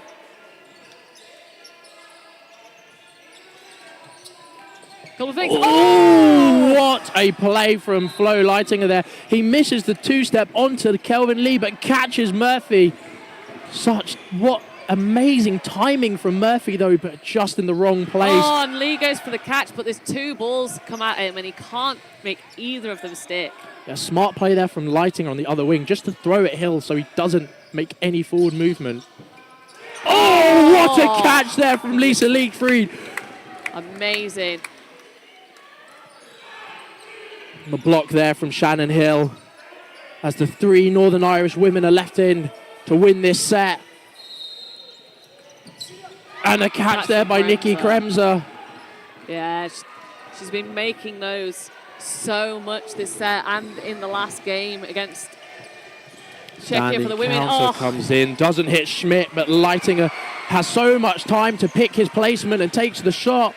McCloskey left in on her own against 6 Austrians. With 10 seconds left. A block there, Leitinger, and a gentle release there by the other Leitinger. Yeah. Just to confirm the set. And Austria going in 2 sets ahead. You can see what it means to this team. This is a massive, massive result for them. Yeah, definitely. It does feel like Austria being a lot more clinical in this game than Northern Ireland. Yeah, you can see there, McCluskey's made a lot of catches, and then they're just throwing to the side, Adam Hill going up, putting himself in a bit of danger there. So these are the replays from the last couple of sets that we've had. As we go into the half, that dodge from Leitinger as he goes feigns one way and goes the other. The catch there from Monica Grill. That's that misstep, but look at the catch from Flo Leitinger. Flo then makes the call and Schmidt to hit out Kelvin. And that catch from Leachfried. Yeah, another catch and another catch from Kremser, yeah. It was a bit cagey against Scotland for this Austrian team, whilst the Northern Irish team played exceptionally well, but they've really turned it on today. Yeah. And it's looking like an absolute... what's the word? Absolute. One for the history books. Yeah. Yeah, it's one of those things that it does feel like Austria have done their homework on Northern Ireland. It was one of those things, looking at that game from last year, it really did feel like Northern Ireland had the upper hand in that game, but today it does feel like Austria have got the tactics down for this game. But we know that Northern Ireland are very adaptable, so they can still come out in this second half and win it, and they'll be looking what's gone right, what's gone wrong, and there might be some substitutions as well in this second half. Because obviously they've played a whole half. We've only had Murphy taking 1 set off, and it's a long time to play the entire thing. So let's see what they can do in this second half. Yeah, both teams have such a wealthy bench. Looking at the Northern Irish team who are lining up, there's been no substitutions. They are trusting this 6 to do the job. They saw what happened when they came out firing and looking across court. Xavier Schmidt being substituted off. Or we do not know yet. So far, all of the Austrian men have their jumpers on. So other than Stefan Leitinger. Everyone else has got their jumpers on, so it's not clear. But here we go. The Austrians getting their supporters to join in. So there's Schmidt, Leachfried, Grill, the Austrian support there. Yeah, and you've got the Northern Ireland supporters sat next to them, just on the left-hand side of your screen there. Don't know why we're taking a bit longer. I think Bruno is chatting to the captains, I believe. Yeah, probably just as some degree of warning or something. something that he's not necessarily that happy about with the team. So he's just letting them know to calm it down so that they don't potentially get sanctioned in that second half. Interesting now as Schmidt has taken off his jumper. Yep. But Florian Leitinger still is wearing his jumper. Yep. But he is staying on court, so potentially. There's a lot of discussion coming in now. Yeah, it looks like it is going to remain the same team with the 2 substitutes going back to the substitutes box. But yeah.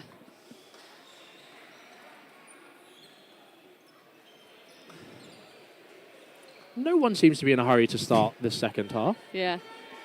But it's one of those things that Northern Ireland need to come out in this second half, and they need this first set win. It's 5-9 at the moment.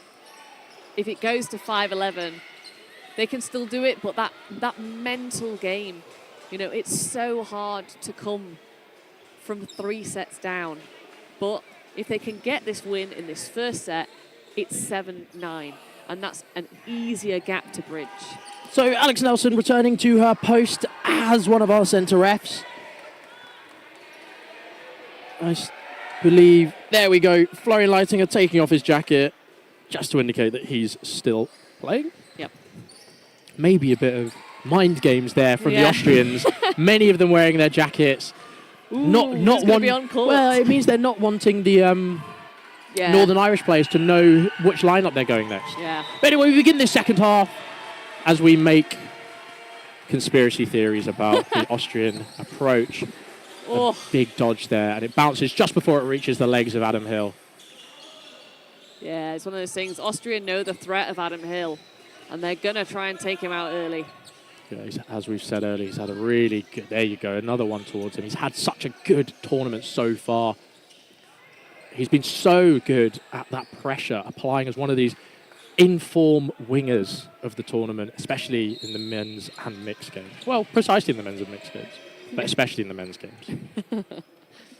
Yeah, unless there's been some 4th category that's been invented. Oh, the big shot onto Schmidt. And Adam Hill managing to stay alive there. And Northern Ireland have 4. Yeah, so a little bit of a delay ball there from Adam Hill. Tries to take out Stefan Leisinger, but doesn't manage it. Ooh, Sarah McCluskey getting low there. Doing a great job surviving there at that 2 position. Oh, and a great hit there from Murphy. Yeah, Murphy's style of throw makes his tracking impeccable as it bowls out at that angle.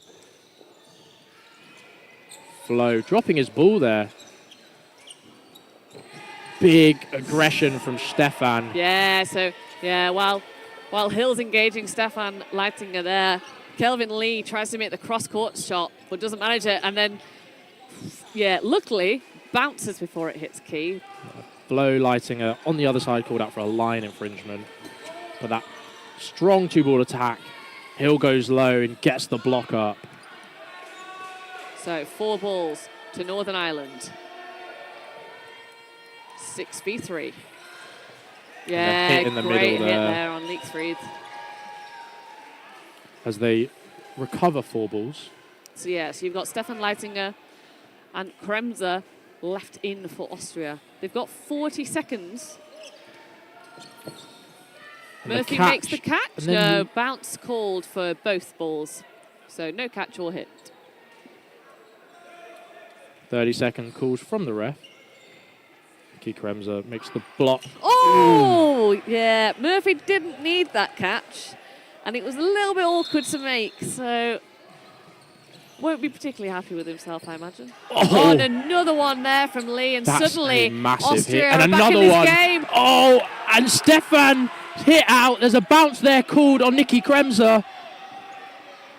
But 4 seconds left. They just need to stay in. They just need to believe stay there was in. a ricochet catch because Aaron Murphy joins us back on court. Yeah. But the set goes to Northern Ireland, even after some last-minute heroics from Nicky Kremser and Stefan Leitinger. Wow, what a set. This hit at the beginning. Schmidt sets himself. Adam Hill just managed to get over the reply. And there's that tracking as the ball comes up. This is that 2-ball attack on Lisa Leitfried, I believe.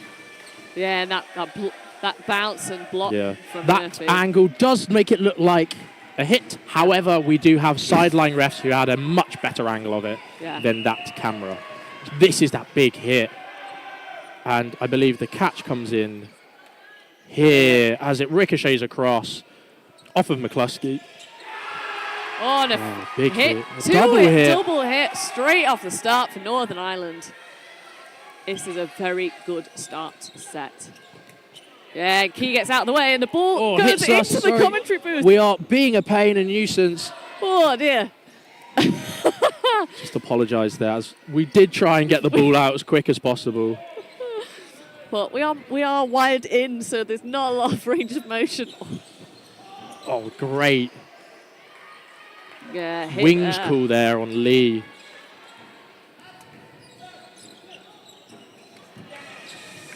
Yeah, Murphy just jumping over that ball attack there. So 5-4 to Northern Ireland.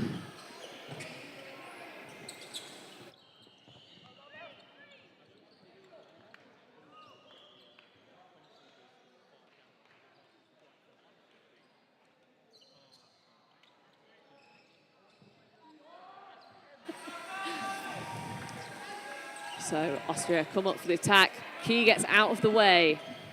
Yeah, Hill just telling Murphy to calm back. They'll go with the 3.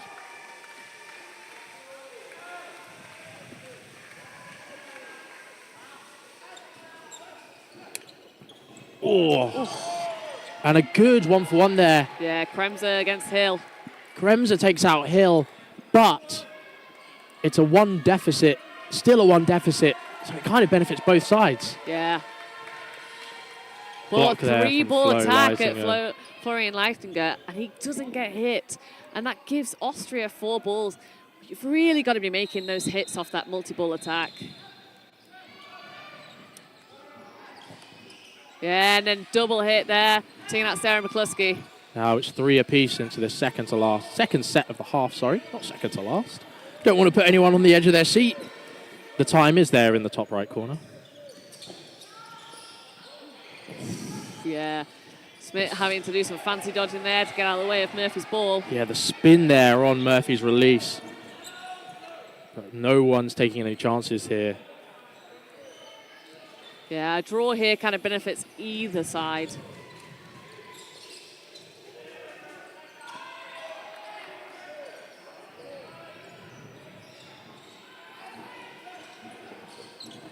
Block there. Yeah. Key hit out on this far wing. Yeah, so 9 seconds left, and Northern Ireland need a hit. There's not a lot of time left. There's 5 seconds on the clock. Murphy goes up with the last ball. Block there, and we will probably see nothing. Yeah, and that is time. Northern Ireland going down in the dying seconds of that set. So yeah, it was a great start with the double hit for Northern Ireland, but Austria just coming back. Yeah, that trade there by Nikki Kremser and Adam Hill, absolutely crucial. Yeah, it's one of those things, you know, Adam Hill did celebrate that trade, but I'm not sure that it was good for him to get hit, but losing him off court. Yeah, some people do look at it and look at games in the percentage of the players on court being some of the male players. In that situation, it was 2 of the guys left with, it was a 3-on-3, 3-on-4, sorry. Oh, another big catch. Smith. Yeah, but Flo there getting hit out in the reply from Murphy. Flo didn't need to release there, as Schmidt had already caught him out.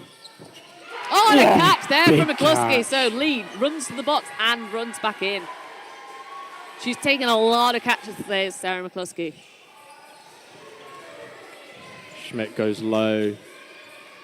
For quite a big guy, he's so dynamic behind that ball. Oh, and a great hit from Adam Hill on Stefan Leitinger. Nikki Kremser's rapid up court to collect that ball in the neutral zone. Hill dives across. Oh, and a great hit there from Lee. Just on the feet of Monica Grill. Yeah, this is the energy that Northern Ireland needed after that loss in the previous set.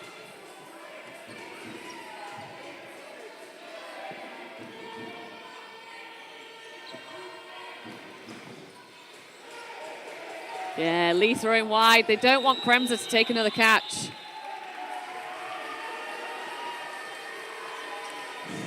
Nice dodging there from Hill in the middle.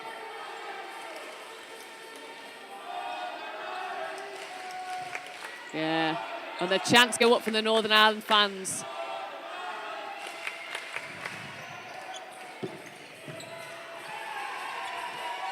So yeah, a hit on Kremser, and Lee goes out in the trade, and a bounce called on Schmidt. Schmidt left in on his own. 1 minute remaining. So 3 balls to Northern Ireland. Reverse angle. That bounce is just in front of him. Northern Ireland not going to take any chances here. Schmidt's taken 3 solid catches this game. He's obviously warmed into it. Yeah. But all eyes on Schmidt now. Yeah, he's throwing at the wingers. He's trying to stop that counter coming in from Northern Ireland, meaning they're going to have to come up and throw as a group throw. And then, yeah, Big he looks for that standing attack. on Yeah. Shannon Hill here. And another one. And they throw 3 balls. Is that a hit or a bounce? We don't know. He calls Smith it a hit. out, yeah. And he's a substitution now as Andy Koch. The captain comes on.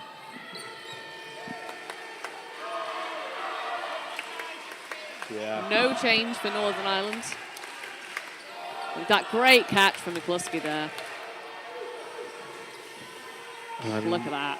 Set Great. so early and just sucks it in. Great technique there. So 11-9. Northern Ireland 1 set behind. 9:40 left. At least 3 sets remaining in this half. Oh, the ball goes up, but it's really too far off the back of court. Yeah, not worth the risk to jump off court to catch that one. Not this early on in the set, at least. Dodged there by Andreas Koch in the middle. Sporting that lovely tied back here. Yeah, just kind of spikes the ball into the floor a little bit there. He's only his 2nd throw of the game. He'll warm into it. Oh! Murphy quite lucky there on Leitsfried. She does usually take those. Oh! Big Key hit there from Flo Leitinger. Hits out Key, even though she slides across to get out of the way. Just clips her. Block there from Leitinger. The brothers come forwards. Murphy gets out of the way.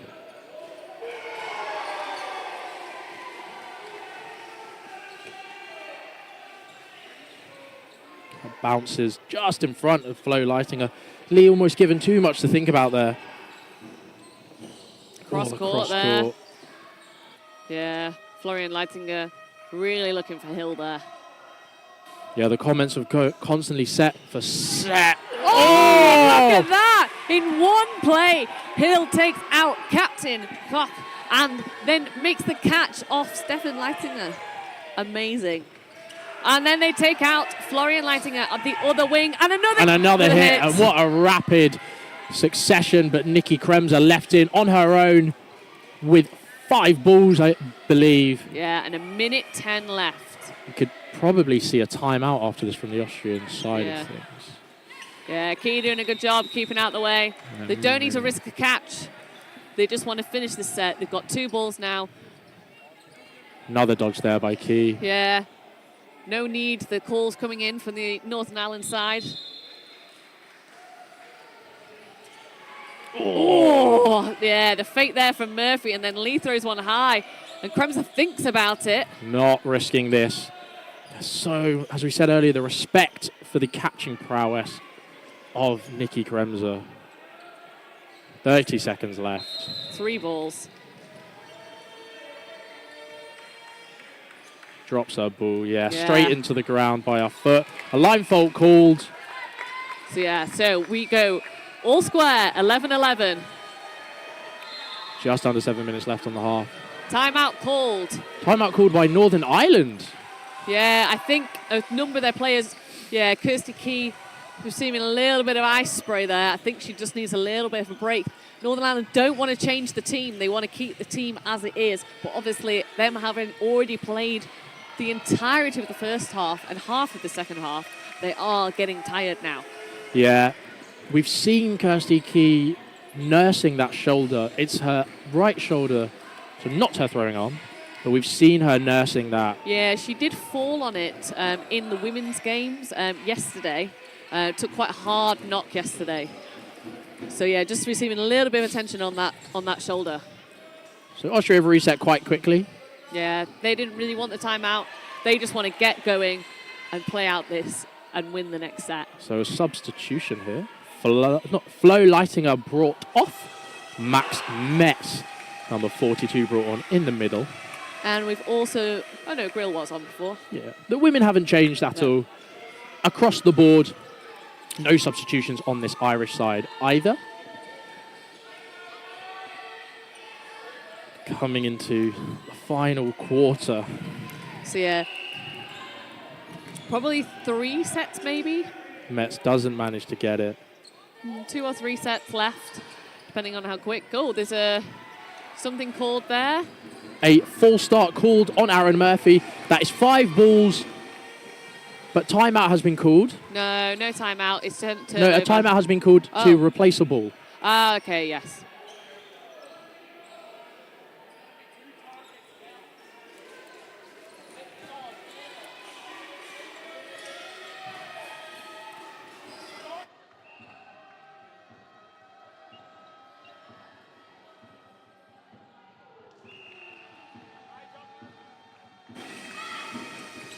So Austria come up with the 5. Oh, they make the hit on McCluskey, but they go for 2 different targets and don't manage to hit Hill out. Yeah, it did look like they wanted to get Hill, but do take out McCluskey, who was next to Hill instead.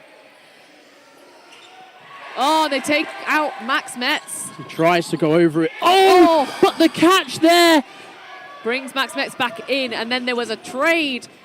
Yeah, Leitinger makes the hit on Shannon Hill, but takes the catch in from Kelvin Lee. Andreas Koch doesn't realise that Lee's already out, so he throws the shot. But Aaron Murphy instantly on him with that shot. Yeah. Austria up 5-3 in this set. Oh, Max another Metz hit. Yeah, trying to jump over. Needs to warm into this game. There's 2 balls. That low shot in. He blocks Stefan's ball, but Lisa Leakfree clips him on the shins. So 3 balls to Northern Ireland. We've got a minute and a half left. The block into the ground. Stefan is so fast up court. Throws it key, but doesn't manage to make the hit. He turns around. Oh, just manages to get that block away as Aaron Murphy takes the opportunistic shot. So they're 2 players down here. Throw it key. She manages to dodge. Oh, but yeah. Murphy doesn't throw it. Stefan Leitinger, but Stefan Leitinger throws at Murphy and takes him out. Just Key left in now. She's got 1 minute, 2 balls, and she's 3 players down. The ball comes in high. Once again, the Austrians not wanting to allow Key to make any semblance of a catch. Yeah. Oh, and she steps off. Yeah. Northern Ireland, they want 2 sets. Yeah. They need to win the next set and the set after to win. So they've decided that they'd rather have more time available to them to do those 2 sets. An update from other courts. You may have seen an injury stoppage in that Italy-Czech Republic game. She is currently receiving a lot of medical treatment. We think it's a knee injury, but she is up and... She's not up and moving, but she's responding to medical attention. So she's in the best hands here in Osijek. Yeah, and then a quick update from the other semi-final. Currently, England up 16-6 against Spain. They will play the winner of this game in the final. Flo Leitinger on for Max Metz. Lovely low dodge there. In a game of such fine margins, Metz just wasn't able to get in it. Block there from Stefan into the ground. Yeah, it's one of those things that's quite difficult. And a great thundering hit from Andy Koch. Yeah, this game is so tight and it's so quick that you can't really afford to let people warm. Lee just drops that ball. Oh. He almost had it there, set himself so well. But Flo with that rapid release. A bounce in front of Koch. As the Leitinger brothers have both balls on the wings. Oh, yeah, Murphy gets that hit there. Oh, yeah. Oh, yeah. Key calling that hit. Yeah, Stefan Leitinger does manage to clip the top of Key. It is 5-3 to Austria in this set. Two blocks. Northern Ireland need to win this set to stay in the game. This is huge. And they can't step off here. They have to win. 5 balls now on the side of Austria. They go for Hill. She's hit out as she slides across court. 120 left. Situation is not looking good for Northern Ireland. They need to pull something out here, but I don't think Austria are going to allow them. Ooh! Murphy, yeah. A cheeky hit there on Leitinger. There's light. At the end of this tunnel. Oh, yeah. So, yeah. 1 minute remaining. Northern Ireland need a win in this set. One catch will bring it even. Oh, she doesn't manage to make it stick. McCloskey, after having such an exceptional game. Oh man, that was the catch. She had to go for it. She had to make that catch. It would have made all the difference. So it's all on Murphy. He's got 3 players to make back. He throws the pre-throw. Play 3 will come in. Pre-throw comes in. Oh, and he's hit out there, and that will be it. That will be it, yeah. All the substitutions are now coming in. All the substitutions are coming in now on the side of Northern Ireland to keep those men's players fresh. As Hannah Turkington comes on, Sarah McCloskey stays on, Shannon Hill. We've got Johnny Hill, Sean Douglas, and Josh McElroy. But that Austrian team stays the same as they basically cheer the win. Yeah, it's a 90-second set. There will be no more sets after this. Even if Northern Ireland win this set, they'll still be a set behind. It does feel like Austria bred Northern Ireland in that game. Just a game of such fine margins. Yeah. We can see that first half going set for set. Look how close that was. Yeah, that catch would have made such a difference if Sarah McCloskey managed to hold on to it. Oh, and great hit on Kremser. Oh. Sean Douglas calls himself out there, but I don't think it was that far away.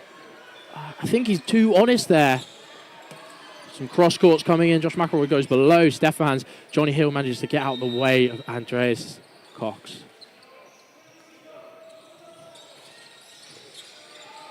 Jump over there.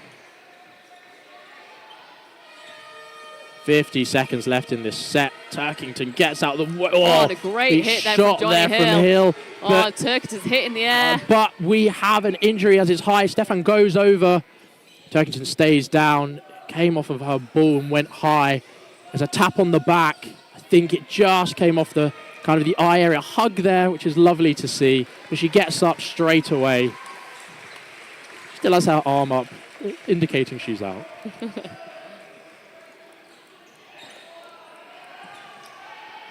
It can be quite an aggressive sport sometimes, but the resilience of all of these players is exceptional, especially at this level when players are throwing at this pace and the game is so intense. Johnny Hill makes the hit there, but and Shannon Hill gets clipped. It's clipped there. 3-3. 4 balls on the side of Northern Ireland.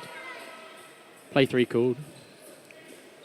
Multiple blocks there. It's a bit of a disjointed attack there from Northern Ireland. 20 seconds left.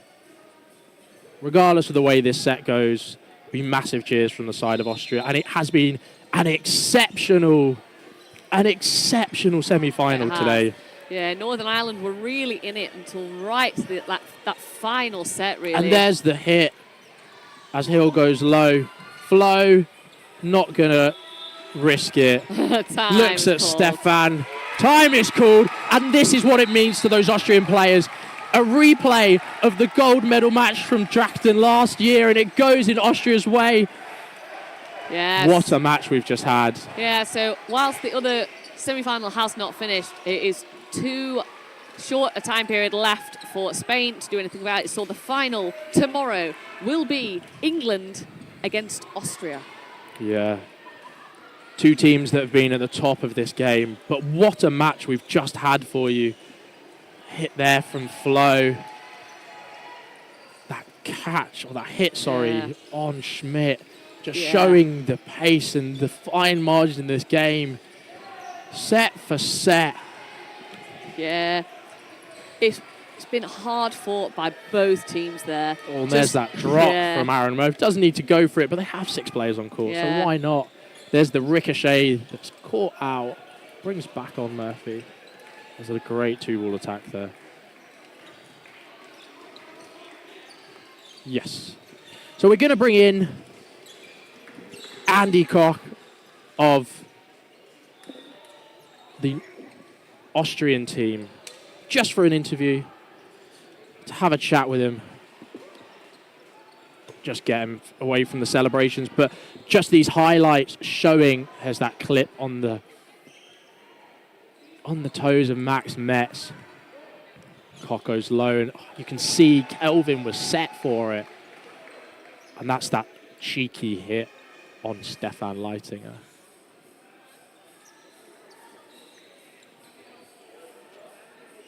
This is that last set, that big hit from Johnny. Jumps high, but that shot on Hannah Turkington, she goes down. Another hot hit by Johnny Hill. And a skimmer. So we're just waiting for our captain to come over.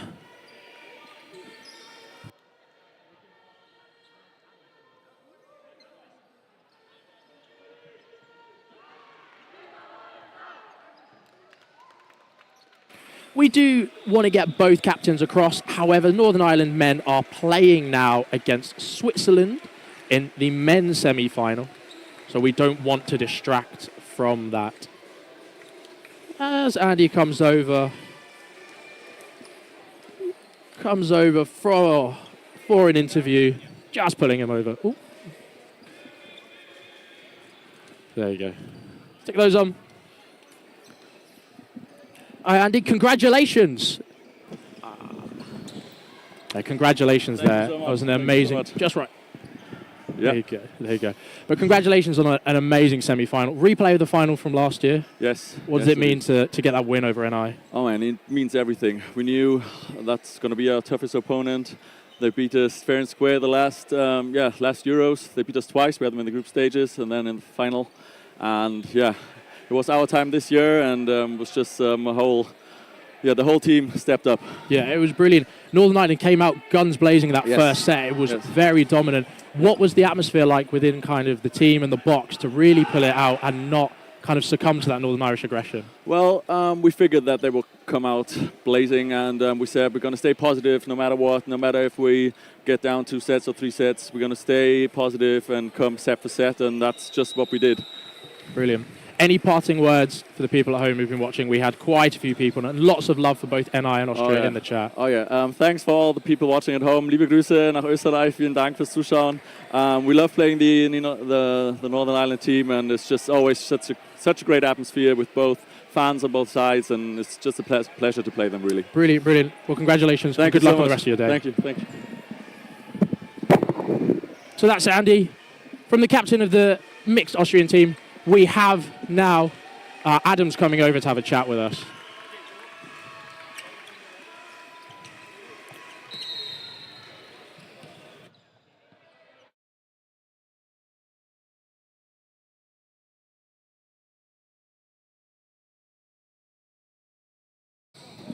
Adam here, captain of NI. What an amazing game. I'll give you just a view of the chat. That's the support you've had coming in. That's a lot of green. Loads of people at home watching.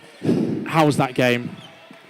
Yeah, really intense. Well deserved from the Austrians. A couple of key sets first half, I think, is why they've won that. Pretty much dead even in the second half. Just couldn't quite pull back that 2-set deficit. Really well played. The big difference this time was we couldn't get our 4-ball plays weren't hitting Stefan in particular. He was blocking really well. His movement was good. So those kind of key conversions didn't land for us, and maybe they did for them. But yeah, like fine margins. Stefan took a big catch on Kelvin as well towards the end, which sort of killed our momentum in a set that we were leading as well.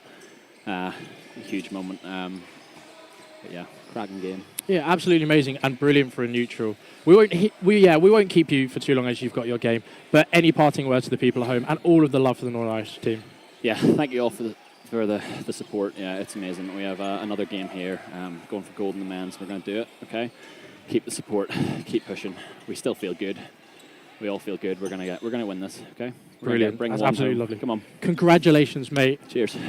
Commiserations on that result. Yeah. Good luck on the next game. Go again. Massive words there from Captain Adam Hill. And good luck at home.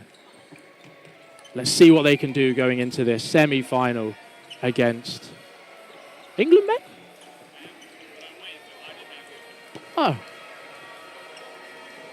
I didn't realise they were playing England. I thought they were playing Switzerland. This is what we were talking about. The final from last year was the semi-final this year. It was the way they'd always gone into. There's another ball. Bloody hell. Where is that ball now? Oh, the ball's gone. It's just a magnetic thing on the green screen. But big words there coming in from Adam Hill. I think they're so confident going into this England game. This is going to be another one for the history books. I'm not sure if you spoke about it. I was briefly talking about it then. But those three men that played the NI game, it's all about fitness now. You played almost every game bar last set. Now you've got to head into that England game. England did play Spain in the mix, so they probably had somewhat of the easier semi-finals, so could probably reset men and rest men. Yeah. Yeah, so to answer the question in chat, will there be a French presenter with us to present the next match? So we are a trio here on court one, myself, Greg and Emily, who's taking a break until the women's game. And we're trying to bring in the captains for interviews afterwards to give a bit of the kind of emotion. You can see Adam there, so confident and raw emotion there coming through, and that's lovely to see. Very bit lost for words, but I'm trying to. It's massive to then, as a losing captain, to come on and tell your thoughts to a camera, and it's very well done that Adam. It's a lot about mental reset. It's something you talk about in terms of just having that reset. Now, as teams warm up, you'll see on that right part of your screen that Morrison has gone down injured in the warm-up. I don't know if he's twinged something in his back, but we spoke a little about him being somewhat of a starting player for that Northern Ireland Knights men's squad. Yeah. Anyway, England, the final from last year, up against Northern Ireland. Like I said, the final last year, NI ended up taking that game In the last set, with drama spreaded throughout. Yeah, that first half of the England game, or the England NI final last year, where it was very much in England's favour. I think even with 2 blue cards, they still managed to win the first half. Apparently some tactical issues coming in from England, and then Northern Ireland doing exceptionally well to capitalise there. But we have 2 new-look teams here. Well, not really new-look. A new-look squads, so to speak. The starting lineup of England and NI mostly unchanged. We'll see what teams they bring in for this game.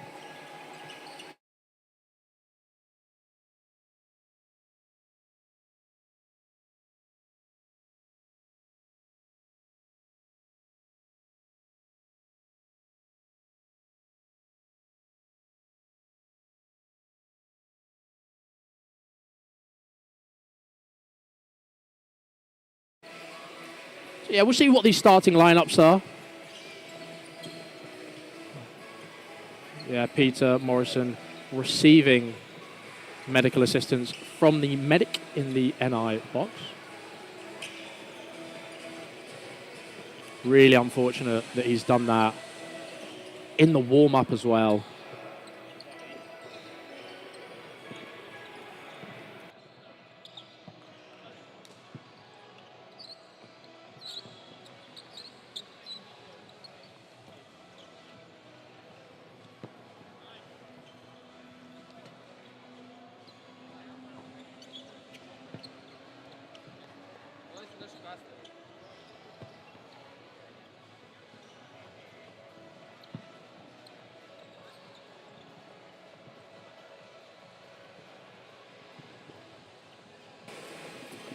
So, ladies and gentlemen, welcome back to that men's semi-final. The final from last year, this time a tad earlier in the setup.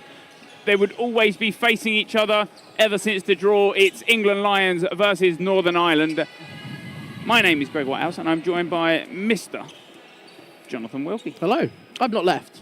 I've been chilling here. You haven't left. No. But for people that may want to come back and watch this game, you might have left. I may have. Yeah, so it's going to be a massive game. I think Northern Ireland certainly don't have a point to prove here, but they really want to secure and show the fact that they are the reigning champs. And we heard from Adam Hill beforehand that they're very confident. They said they will do it. They will get the gold medal. So those are big words coming in from the captain of the mixed, Josh McElroy, the captain of the men's. Here are the two teams up for you next. So, looking across at the teams, obviously each of these squads are 14 men, I believe, and only 12 are allowed to be entered for each game, each match. So we are trying to see who's wearing the retriever shirts, who's not warming up, just to see what that 12-man squad will be like, or 12-person squad will be like here.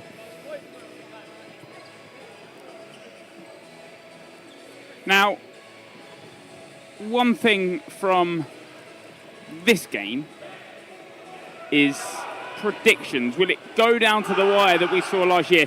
Are England ready this time around to break the curse? And I guess it's not a curse because it's not been around for too long, but now 2 Euros in a final, they've lost to NI Men's. Is there now a mental block in the way from them progressing into that final?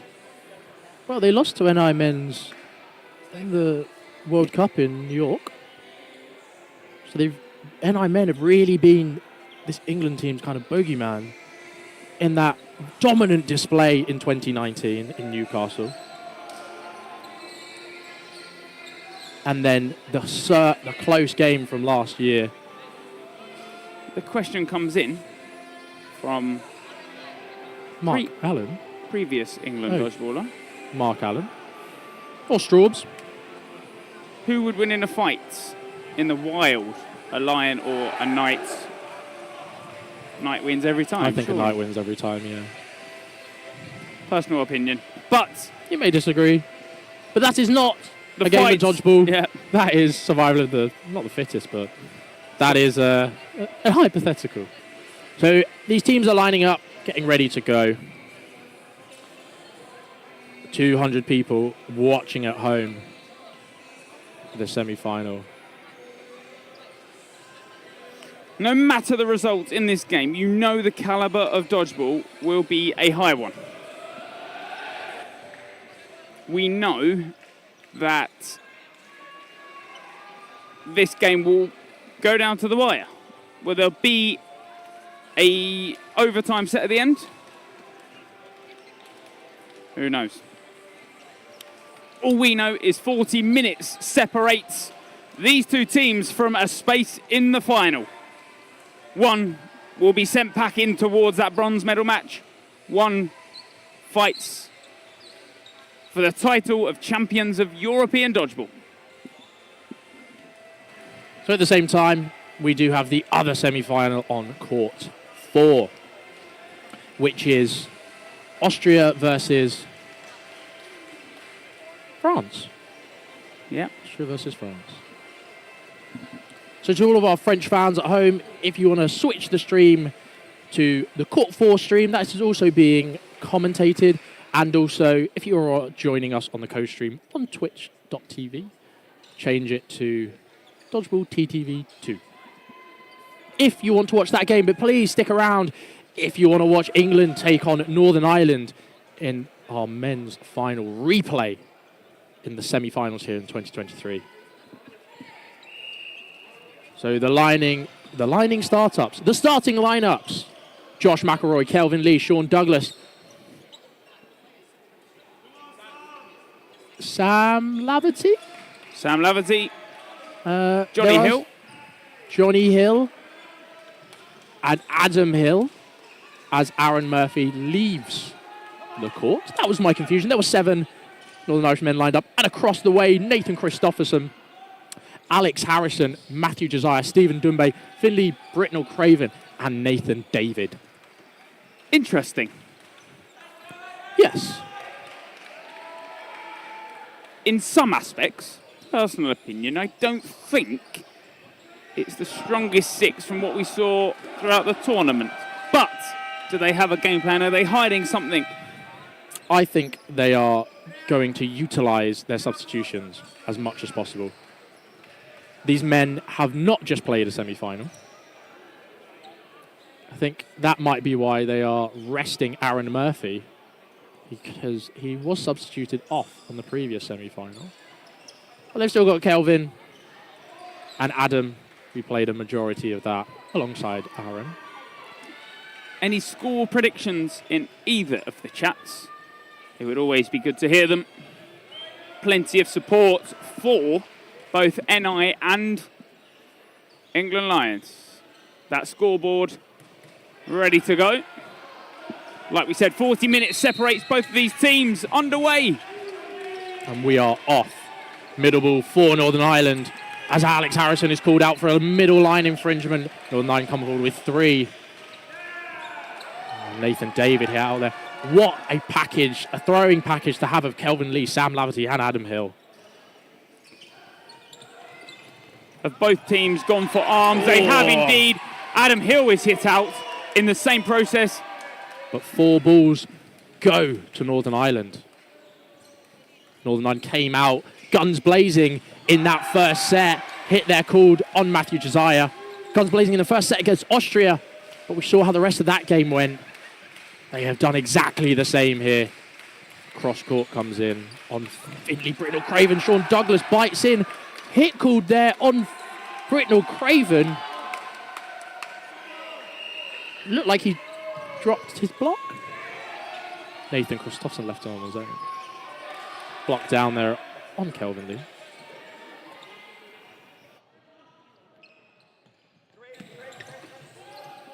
Just waiting. They take the 4 instead. Heads to the ball retriever.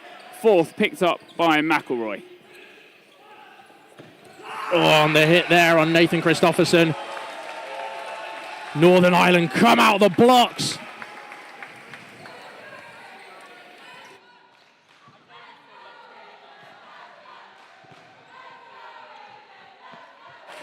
So NI take that first set. Sam Laverty's ball comes in early there. Christopherson cannot wrap hands around it.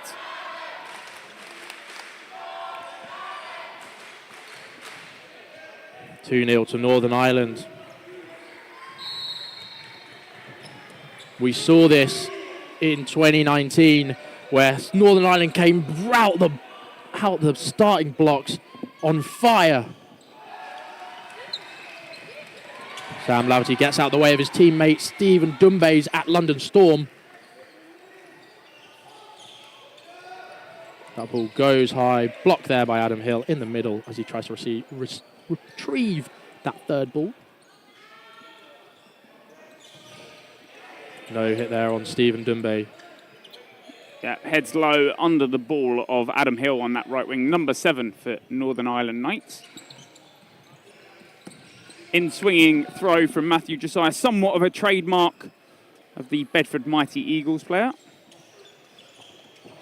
Oh, and a big hit there by Sam Laverty onto Stephen Dumbay.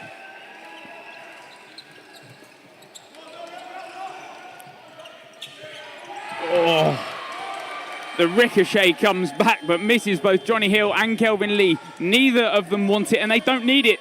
It wouldn't bring a player back in, so it's not worth the risk. Oh, that in-swinging shot from Adam Hill comes off of Nathan Christopherson's shoulder. This is the perfect start from NI. 6 players up in this set with half a frame left to go. Blocked down there. Matthew Josiah dropping his ball, looking for a catch.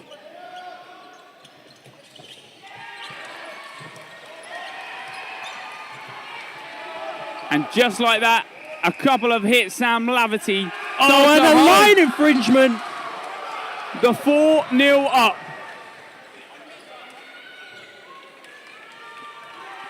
huge. Laverty has done his job. He is subbed back on. Sean Murphy is rested. Sam Laverty had an amazing 2 sets there. This is that other angle for you. That's the shot there on Stephen Dumbe. Here we go. Look at that. Tracks him, clips his knee. There's the 2 dodges and then the hit onto Alex Harrison. We start again.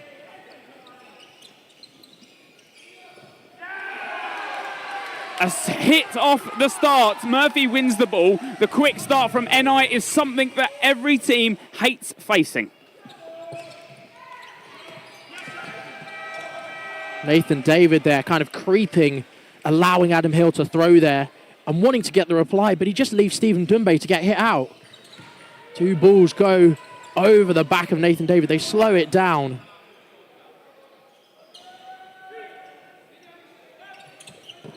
On the great 2-ball attack there onto Adam Hill. Yeah, that is they hit him out. Perfect timing. One just on that delay, but comes from the side. Britnell Craven looks for the catch, close to it. But the arm from Sean Douglas proves too powerful this time around. Ball goes Oh, high. and he catches that. He has the block. Oh, Nathan Christopherson blocks again. Shouts from the NI out and subs box, but a block is called. Harrison cannot get over it. A 5-on-1. NI close to heading into that 6-0 lead. Is it repeats of 2019 Euros? Do England need to take an early timeout? Is it time for subs? So many questions. And when you have such a wealth of substitutions, who do you bring on? Who's going to make the difference? Such a big ask for the coaches here.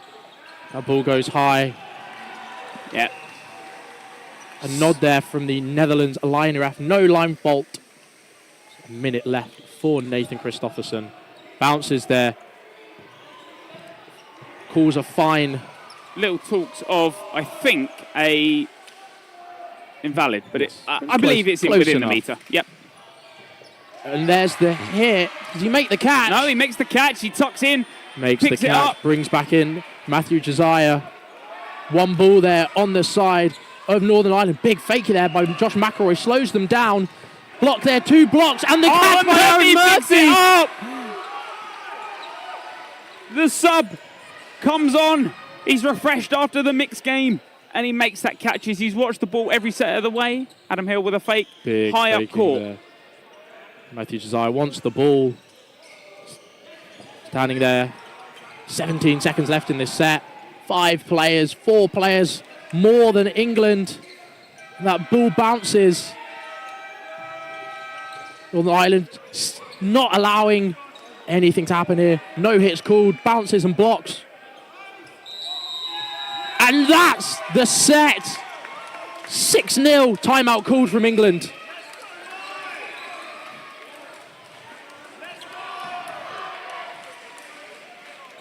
I'm somewhat speechless because throughout this whole tournament, I would back England men every set of the way. They've played everything. They've played everything perfect in this tournament so far. NI have come perfect out of the blocks. NI have started every men's game on fire recently. There's something about them. They start those games so well. We saw it against Sweden, where they put up almost a 16-0 advantage. Yeah, you saw that Sean Murphy catch, that rebound catch. It pops up. He's tracked it every second of the way. When you're in that middle part of the 6, you have to be aware of not just the balls that are thrown at you, but at everyone else. He's tracked it. He picks it up. Maybe the catch from Sean Douglas against Nathan David was somewhat of a lucky one because it sticks behind the ball. But those are fine margins that happen in these games. Yep. No substitutions from either side here. You would have thought England may have adjusted things, but maybe they're just trying to adjust the game plan. They trust the process. They just need to instigate it. It was something that was spoken about in that Newcastle semi-final. Josiah hit out early doors. No one is there to protect him. Three balls now on the side of England. Hit comes through. Sorry, the miss comes through from Stephen Dumbe as the Northern Irish players go high. Oh, Nathan David blocks it down into himself. Adam Hill makes a great shot onto the toes. Yep.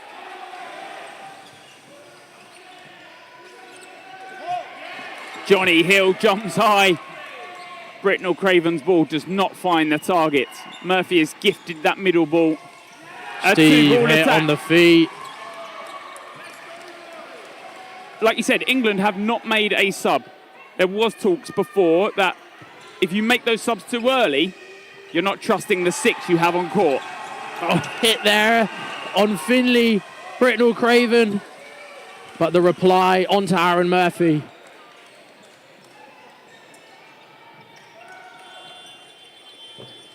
Blocked down onto Kelvin Lee. Minute 40 left in this set. Oh, and the catch. Alex Harrison takes the opportunity to throw, but Johnny Hill sucks it in. 4 balls now. 11 minutes left of this half. Bounce is called. There are some cheers, but the bounce is called. Yeah, Johnny Hill gets ecstatic, but like you said, a lot of the other team and refs call it a bounce. Yeah.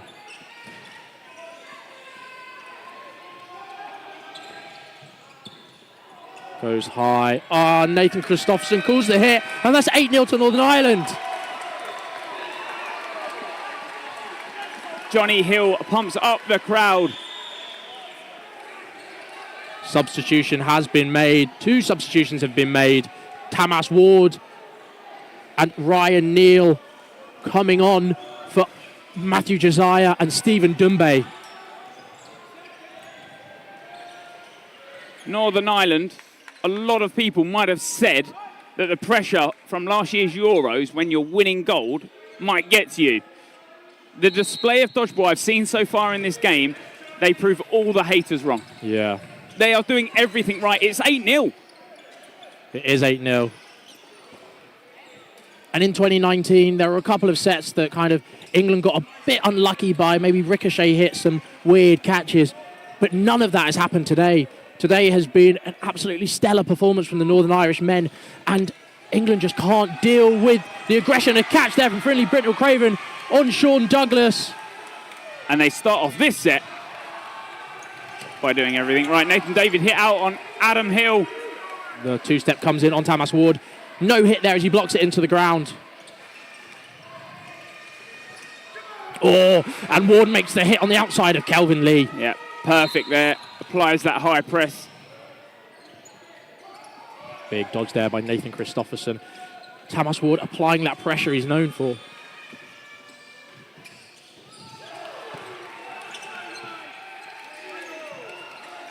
The throw from Britnell Craven is blocked by Adam Hill. Heads to the side of the ball retriever. And a block into the ground there on Josh McElroy. 4 balls now on the side of Northern Ireland. Tamas Ward tries, the ball pops up. Nathan Christopherson dives across. It bounces before it gets to him. Yeah. It bounces before it gets to Nathan Christopherson. But Ryan Neal is out. Ryan Neal tries to flick that up. It's called a hit by both line refs.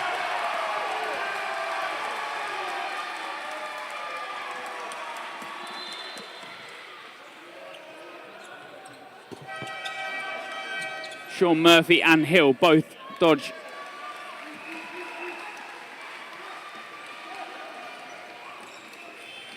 Britnell Craven jumps over the single ball of Murphy.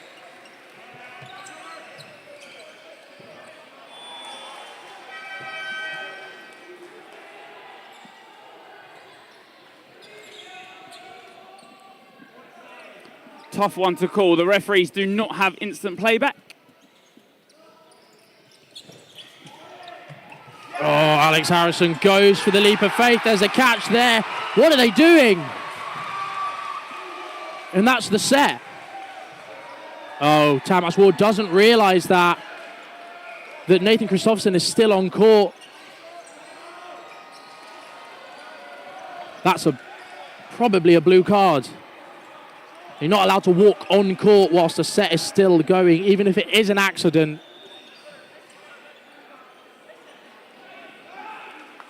This is that catch at the beginning of the frame from Britnell Craven as he dives forwards. Hill puts his hand up in apology because he could have popped the shot there. There's a block there. This is where it goes up. Don't see the dive across there. This is the hit on... No, this is where it pops up. It's not hit out on the hit on Tamas. It does look like it from this angle, but the side angle will be the best one. Kristoffersson is hit out there as the last one comes in. 10-0.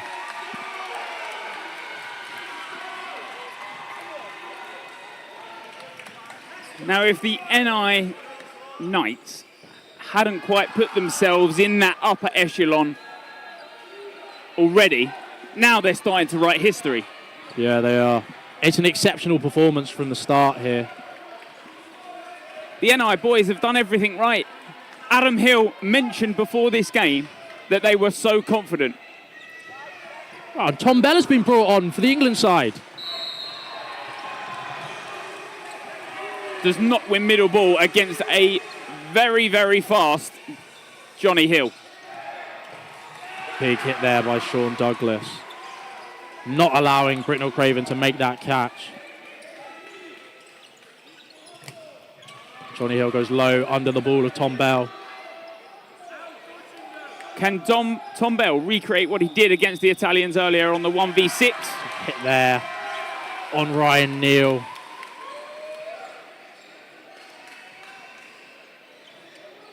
Does Northern Ireland come forwards now?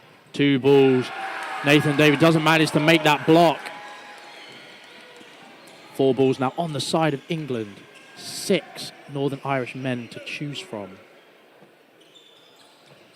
And they go at Adam Hill and they make the hit. Tamas applies the pressure. Forces every one of them to take a step to the right. They change up their order. Kristoffersson and Ward high. The ball comes high. It's a block as called by that side line ref who's got the perfect angle on it. On a hit there. Tom Bell hits out Josh McElroy. 3 balls now for the side of Northern Ireland. Block there. Johnny Hill goes low. Play ball has come in. 3 balls are released. No, Tamas is called out. The ball goes high on Sean Douglas. 5 balls on the side of England. A 2-on-3. Time has been paused because there is a sweat patch left by Sean Douglas. A bit of a water hazard on court. Makes these courts exceptionally slippy. As he gets, uses his hands. Sam Lav has a towel. The players are asked to the back of court now. Yep, so Murphy, Jonathan Hill and Kelvin Lee left against Kristoffersson and Bell. Oh, Lee manages to get out of the way and they get those 2 balls in hand as quick as possible. Stellar job there by the ball retrievers. Minute left on the clock. Can this be the first set? It's a cross court there. England Lions take. Block there by Tom Bell. Just resetting. They'll reset every time. They are 1 down, but all it takes is a good hit. Well, there's the first throw, but Hill ducks under. They do not need to go for any catch. Dodge there from Aaron Murphy. They go at ball. Nathan Kristoffersson hit out. A block there by Tom Bell. He comes forwards. The running counter and 2 hits there. It's 12-0 to NI.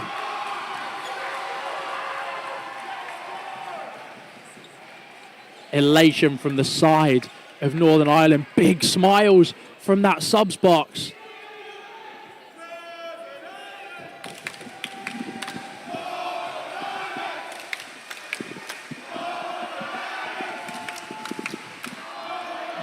Northern Ireland up.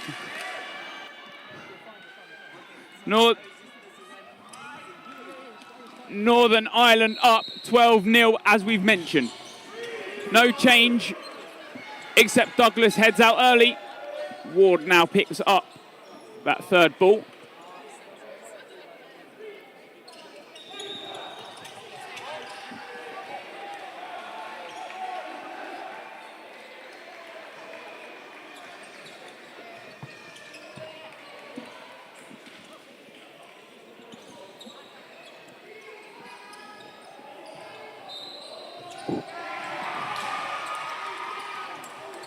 Hit there on Britnell Craven.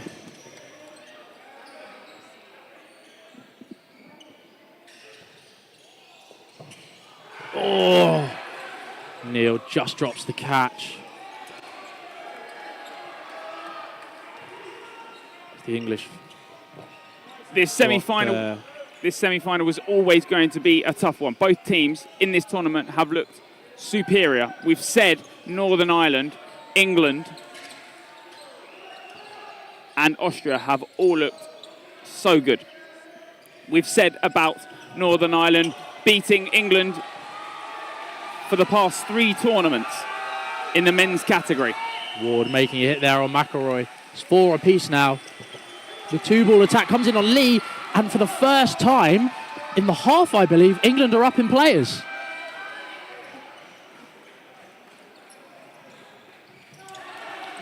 Dodge there by Nathan David. He goes high. 1 ball left. 4 ball on the side of England Lions. Yeah, I have to agree with the comments there. Hill had some strong words in the box here when he spoke to us.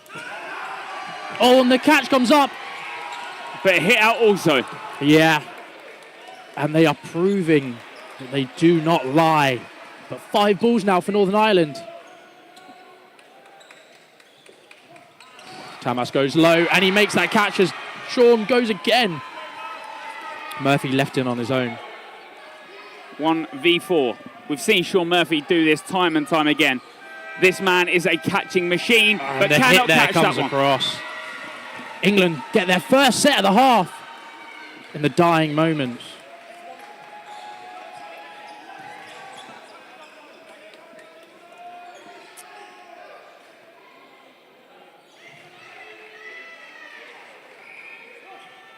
You can see some of the big plays. Neil wants to go for that catch, but doesn't make it. This is the big hit on Neil as he drops the catch. Oh, it just goes onto the floor. Big hit there onto McElroy. Here's the dodge from David. Oh, such fine margins there. Just that hit on Adam Hill, but the catch made by McElroy. Nathan Christopherson. Johnny Hill. Johnny Hill, sorry. That's fine. This is the catch on Ward. Sets himself perfectly on the pop-up. 2-ball attack, yeah, well done. Yep. By England to take their first set. Still in the first half at this point. This will be a 1.5-minute set.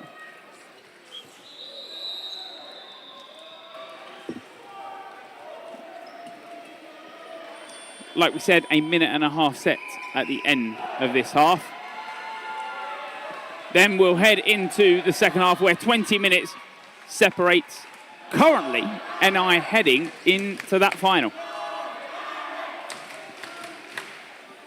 It's Aaron Murphy, not Sean Murphy. Sorry, my mistake. But Sean Murphy rings a bell as well, so hit there on Nathan David. that ball has popped up. And the catch there by McElroy, easy as you like. Sam Richards now being brought on for Finley Britnell Craven. Hit there on Ryan Hill and Nathan Christopherson.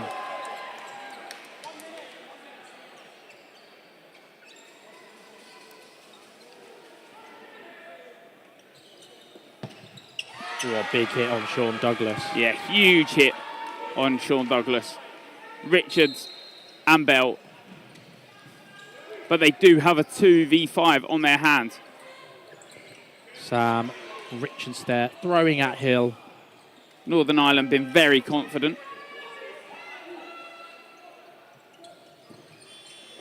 And like you said before this game, at the end of that loss against Austria, Adam Hill was so confident. And like people are talking in the comments, this scoreline only oozes confidence. Yeah, the way they've been playing as well. They trust each other. As we said in the Sweden game, the fluidity on court. They're such a well-oiled machine. It shows that they've been getting the training. We know they've been training weekly. No. Sam Richards line faults there first as he goes up for the catch. Tom Bell left in on his own. Johnny Hill called out, but that's the set. 14-2 into the half. Sean Murphy is a snooker player. I didn't know you were a snooker fan, Greg. No, someone's just mentioned it in the comments. There's that catch.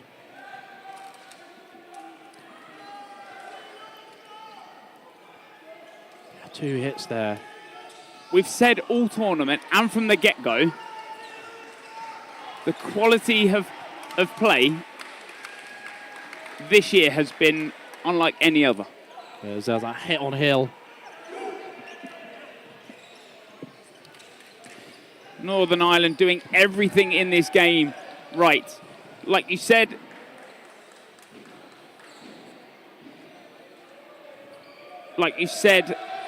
earlier on, they are somewhat England Lions men boogie card. It's the trump card. They are, I guess we could say that, but seeing how they've performed here and going into the rest of these games, in the recent era, I suppose, of the top three, as we call them, the big three, this may be the most dominant run we've seen so far. England last year, had they have won the same way they played that first half in the final, I would say there. It would be the other way around. Because England did have an amazing game against Austria in the men's last year and also had an exceptional first half against Northern Ireland. Yeah. Could we see a repeat here, but just flipped around? There's a lot of talent on that English bench. Will they make the right decisions? Will the tactics come out? Or is the Northern Ireland machine just too powerful? People asking for Stephen Dunbe to come back onto court. He did start the game, along with Matthew Josiah. Played middle. It's tough because Stephen Dunbe at club level plays wing. When you're asked to then play middle, it's a lot asked at that point. Yeah. Do you think? There's such a huge difference. At club level, especially at BD, which is Dodgeball, where we do play with the British courts, middle players are, not they get away with it more, but because of that short, high, increased throwing distance, middle is a bit different to here at the international level, where, as we've seen from the Northern Irish middle, they are all over the place. They are dynamic, acrobatic, and they get out of the way of everything. So a substitution on the side of England. Stephen Dunbe's come on. And we'll see where he is positioned. Looking across the court. Give us away. Hello. Looking across the court. 4 players line up. Just seeing if there are any substitutions from the Northern Irish side.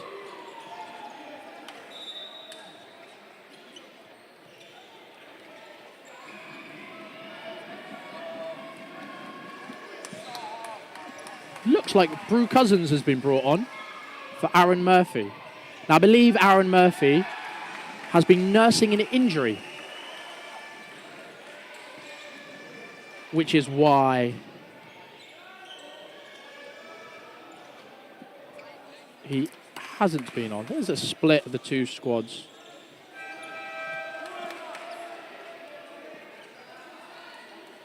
Got an amazing production. Sam Richards just re-warming back up. That 5-minute break in between the halves can sometimes feel like a long one.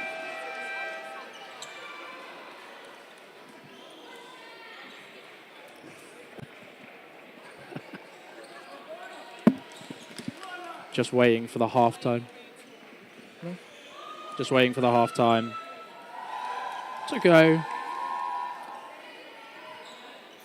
In the other semi-final, Austria are currently playing France, but I would have to look at the score to know who the winner of this game, which currently is Northern Ireland, and if they carry on the way they've been playing, will certainly be Northern Ireland, because that score difference is a phenomenal one.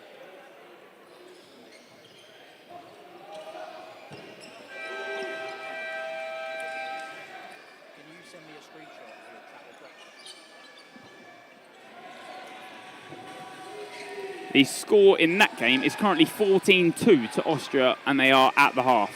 20 seconds left of this timeout. Hello to the 300 plus of you that are listening at home. This has been an amazing game from the side of Northern Ireland.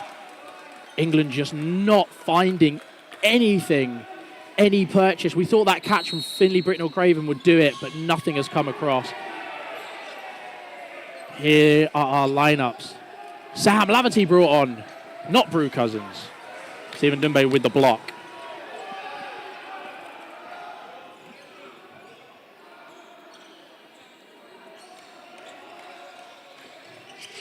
Oh, Johnny Hill getting under that shot of Tom Bell.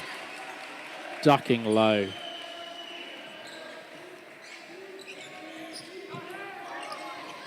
And the miss there by Sean Douglas there.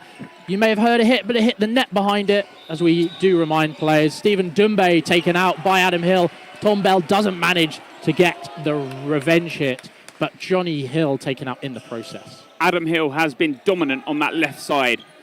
When there is talks of the 3 best players in European dodgeball, a lot of people and talk about Adam Hill, Stefan Leitinger, and Brett Koenig. Koenig not here this year. His wife is due any day now with a baby. Well, congratulations to Brett. And Kat. And Kat. But, a lot of hits there. Punishes throughout. Christofferson loses control of the ball. And Tom Bell left in on his own. The second time today on this court. Third time today, sorry. Second time in this game. 14-2, the scoreline, the scoreboard is now back on screen. The second half underway. 1 minute left in this first set. Block there from Kelvin Lee. Bounces just under the ball and clips Kelvin, but that it does not count. That is a dead ball.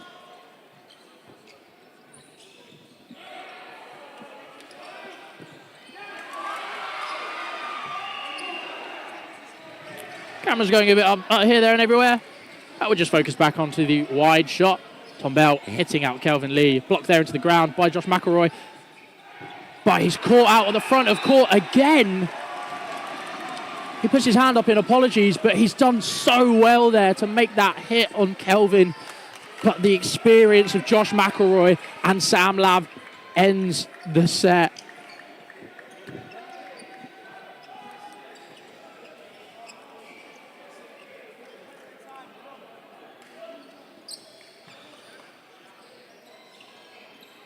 Normally we have discussions in these games about what to do,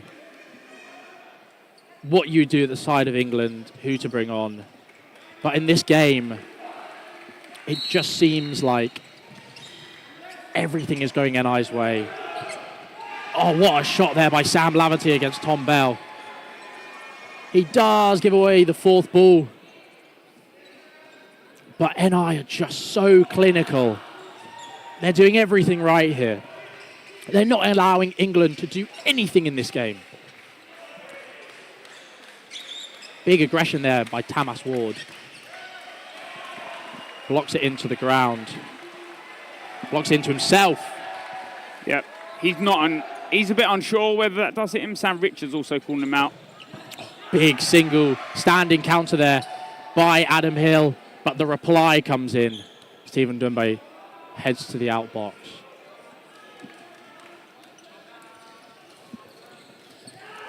Oh, and Sam Laverty catches the single. The fans were after him. And they've got him. 6 Northern Irish players now. They know.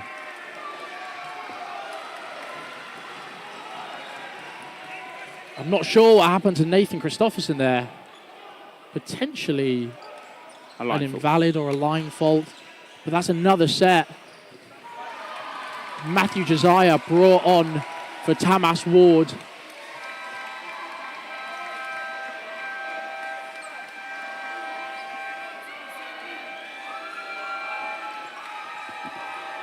A couple of replay there, and Dumbe takes out Hill, but Douglas punishes.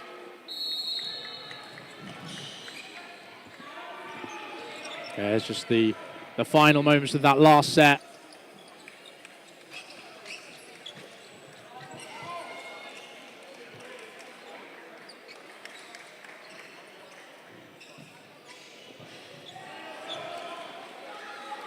Steve out again as he heads to the outbox. The English players are just not getting the opportunity to get a feel for this game and get into it. Northern Ireland are just so oppressive here.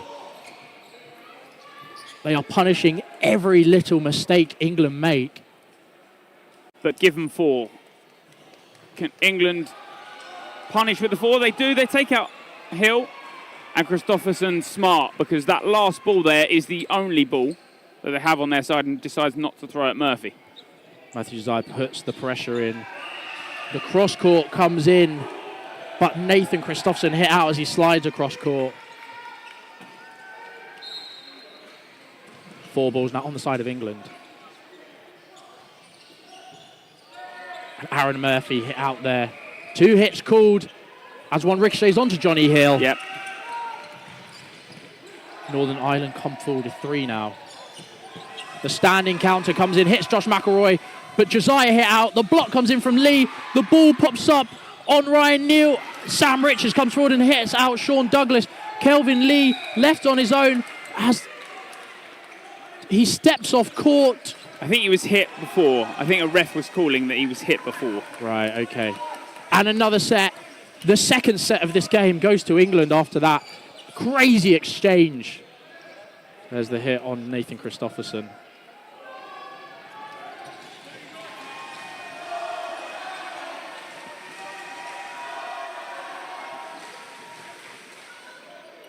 Now you have to remember each squad can have up to 14 players, but not all of those 14 players can come on in a game. You can only submit 12 per team sheet per game. So the 2 players that are still wearing, so close there by the ball retriever, the 2 players that are still wearing a clip there on Nathan Christopherson, still wearing their overalls, I guess, are Simon Jones and Jamie Hughes. Block there. Has Simon Jones come on? He hasn't. Okay. He's still... So either Simon Jones or Jamie Hughes can come on, for the sole reason they have 13. So, oh, they have... yeah, I believe they had 14. Okay. I thought they had 14, but sheet says otherwise.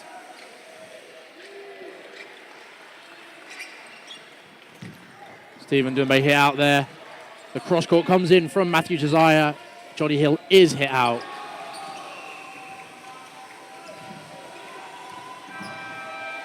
That third ball coming in from another court. Block there, but the shot comes across from Sam Richards to hit out Sean Douglas.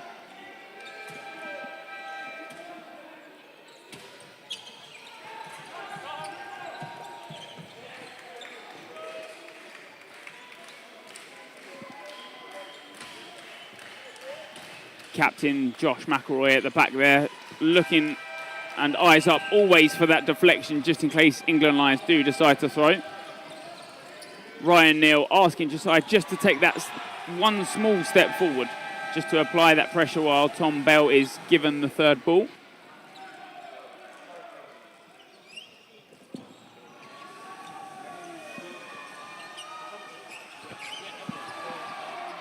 So, Sean Murphy taken out. Single ball comes across, but Tom Bell with the block.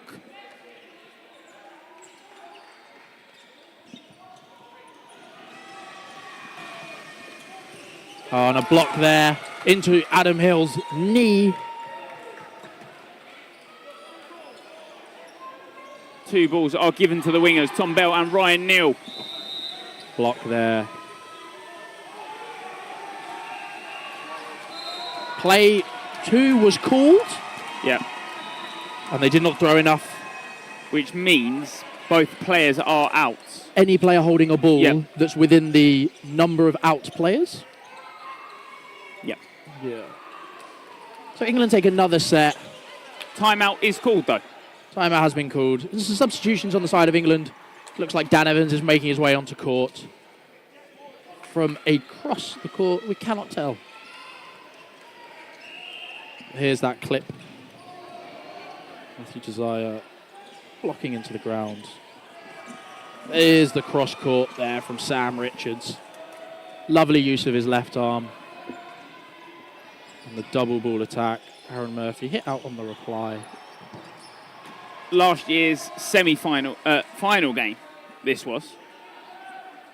And went toe-to-toe to the end. Northern Ireland this year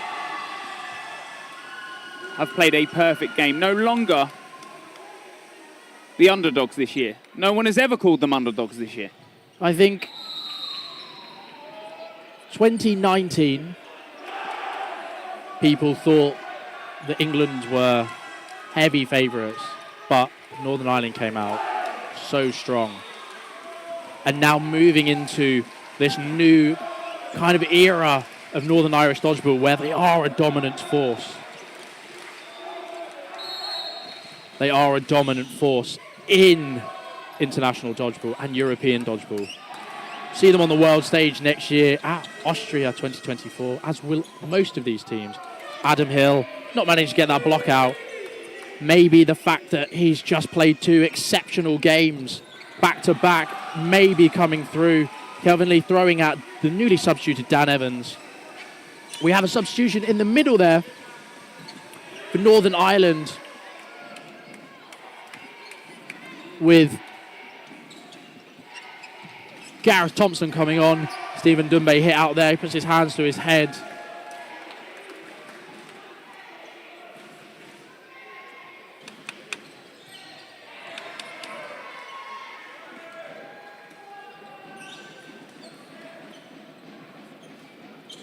Aaron Murphy in the centre there.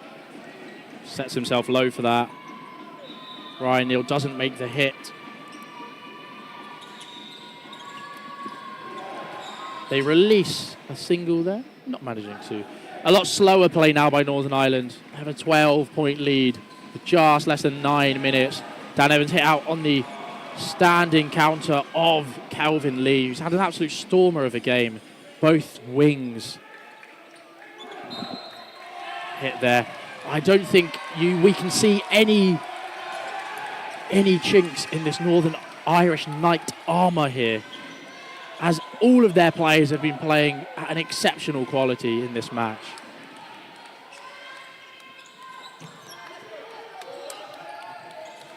Oh, good reply there by Ryan Neal. Makes the double dodge and hits out Kelvin Lee on the counter. These sets would have to be very quick ones. Obviously, you have those 30 seconds in between each set, so that obviously delays a lot of play. You can't quite force that quick reset that you have in past years. And the cross-court comes in from Sean Douglas. Doesn't make the hit, but stops any counter coming across from the England Lions. Single there, goes below Thompson as he dodges low.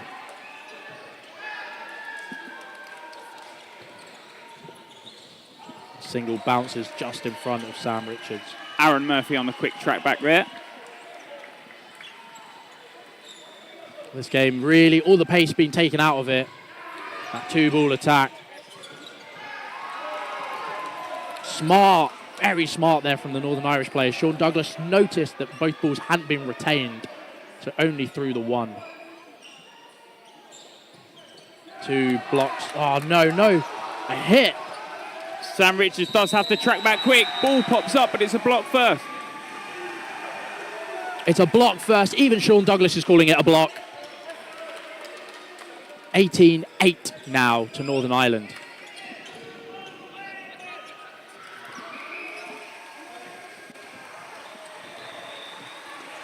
The winner of this game heads into the final against the winner of Austria and France. That score currently 16-6 to Austria. 8.5 minutes left over on that court. Available on Dodgeball TTV2 if you're watching on Twitch, or the EDF YouTube page. Yeah, here's the other angle. He goes below both, but he drops the ball without it making contact. John Bruce coming on that wing for Adam Hill. Simon Jones entering court for the England Lions. Yep.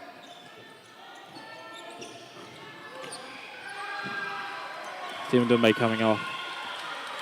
Single ball released from Simon Jones in the centre there.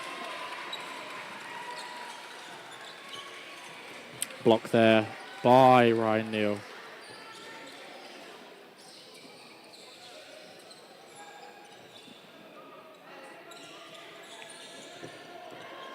Standing counter, but a great retaliation by Tom Bell.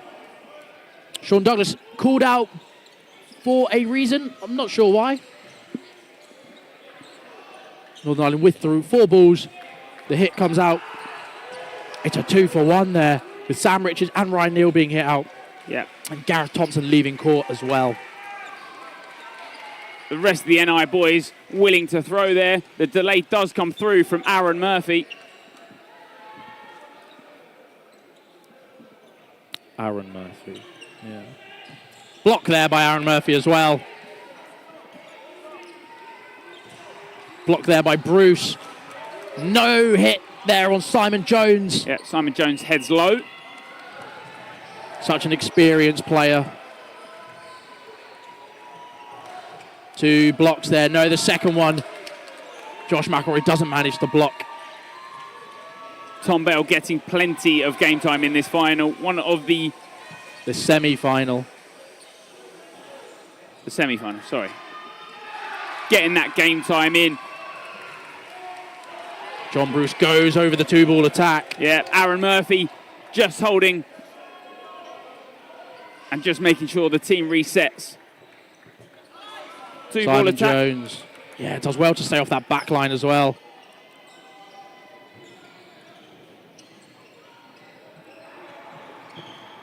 Ooh, and the hit there on Nathan Christopherson, but Aaron Murphy gets out of the way.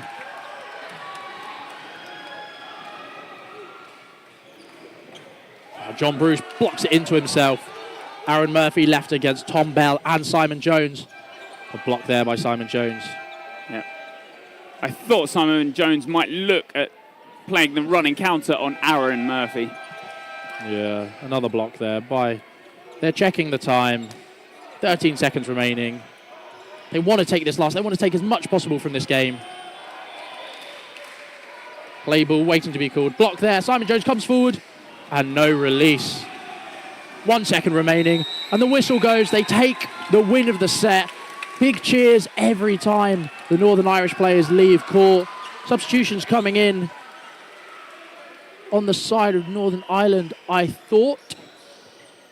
Yeah. Luke Wallace on for Aaron Murphy.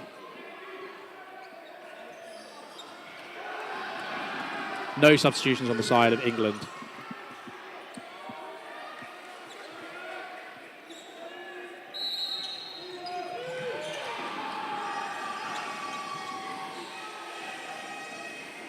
Dan Evans going high. On the quick start. Northern Ireland coming forward, 3 balls. This will be potentially the last set. Standing counter there by Sam Richards. Sam Richards rushes forward. Kelvin Lee misses the shot. Oh, and a block there by Josh McElroy. Block there by Josh McElroy. Kelvin Lee can't take the catch. There's some explosive. The Czech Republic, I think, have taken one of the sets. Sam Richards hit out. Ryan Neal not managing to be hit there. Thompson exits court though. 2v4. Block there into the ground. Sean Douglas calls himself out. Yeah. Good honesty. He knows that ball hasn't quite hit that valid mark. Josh McElroy, the captain of this team, left and a line fault there on Josh McElroy. But this will be the final set, a final 90-second set. Northern Ireland 18, England 12. England cannot bring it back. Northern Ireland to the finals of the men's. Yeah, there's that miss from Kelvin Lee. And this is the block up. Kelvin Lee then drops the ricochet, a 1-for-1 there. Some of the plays at the end of the set. This is the hit. No hit there on Ryan Neal. And the skim, the line fault. We go into the final 90-second set. Please look at the set timer, not the half timer.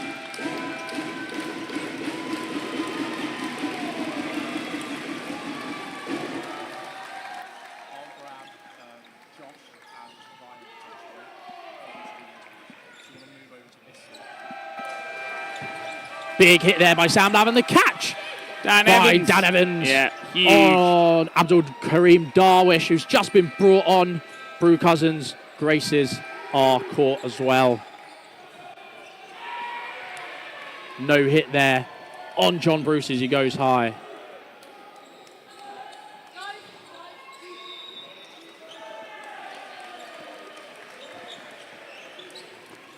Sam Richards goes low and it hits. He calls it a block, but the refs call a hit. He places the ball down and exits court.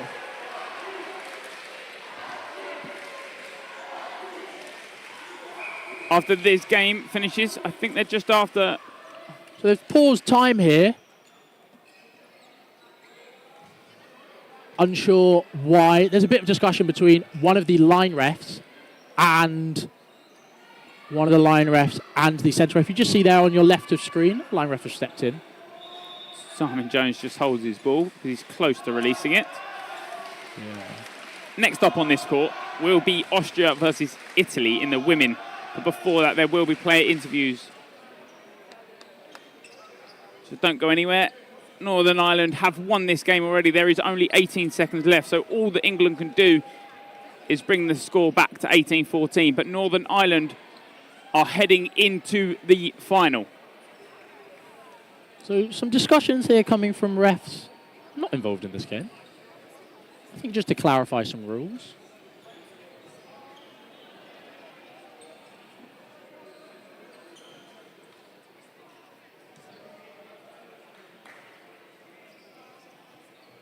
And a yellow card given to Sam Richards.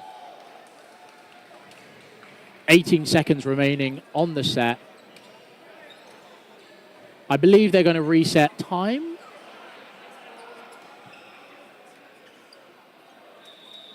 So yellow card given Sam Richards. I think the way he speaks to the ref. So he will face 18 seconds of this game in that penalty box, but also in that bronze medal match against France. Yeah. What's the France score? I could quickly find out. Thank you. So they've just reset a couple of seconds on the clock. They've got a minute and a half set over there, currently 20-8 to Austria. 20 seconds left on the clock, 20 seconds left of this game. This is the final set in progress. 20 seconds left on that clock. And the whistle goes. 4 balls now for the side of England. 5-on-4. They make a hit there on Brew Cousins as he slides low. 8 seconds remaining. One more play in it. And a block there by Dan Evans. The leap of faith comes in. He misses. But the set still goes in England's favour. And Northern Ireland are through to the final. What a game from them. The score 12-2. The score 12-2 at one point. But huge respect to both teams. NI, through every point of that game, were so much more clinical.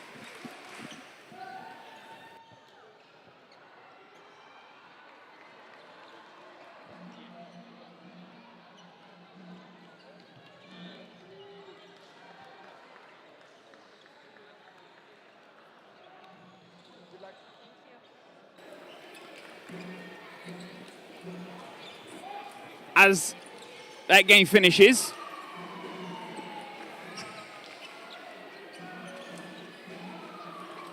We will get player interviews, as we have said.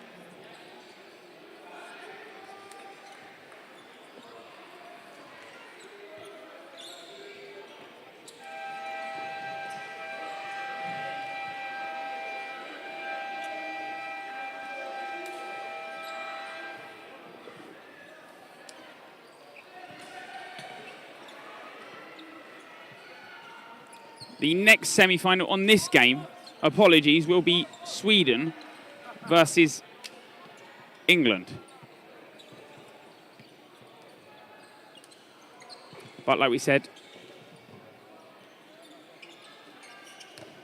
interviews before, as Jonathan Wilkie tries to obtain both Josh McElroy and Ryan Neal.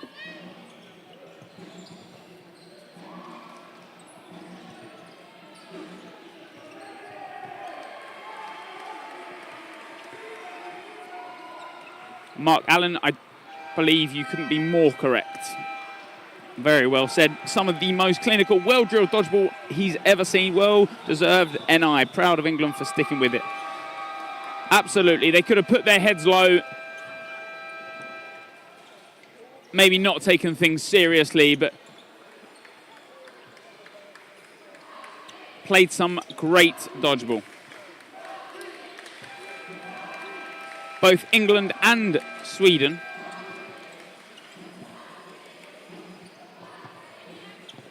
now warming up for this next game on court 1.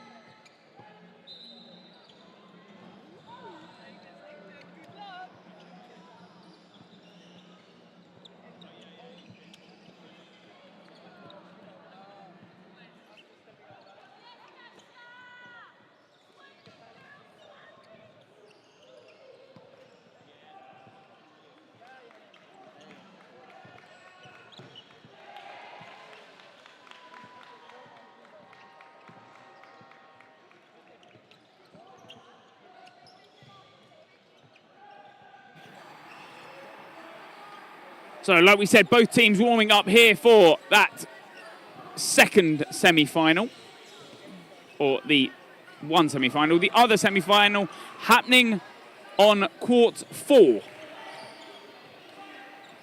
The Austria versus Italy.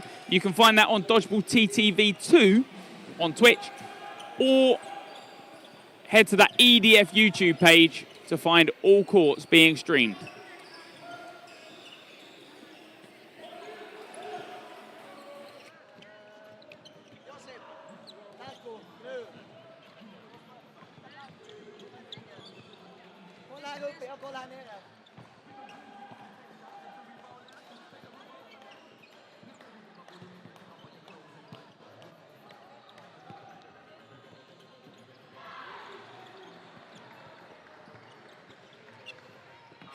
As we get both players in for an interview, we'll head on a short break, so don't go anywhere.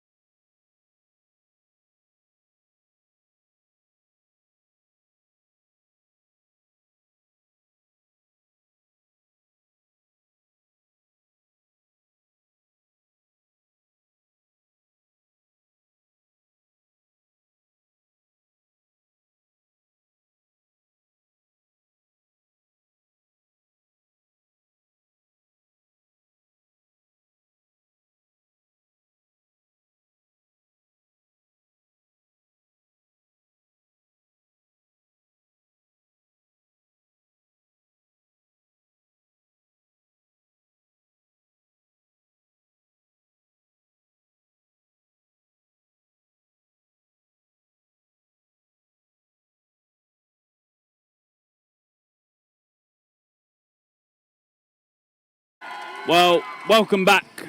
I'm here with Ryan Neal from England Lions. A great semi-final. It was last year's final. This year, you met in the semi-final. How do you felt like the game went? I won't ask too many questions. That's okay. How do you feel like the final went?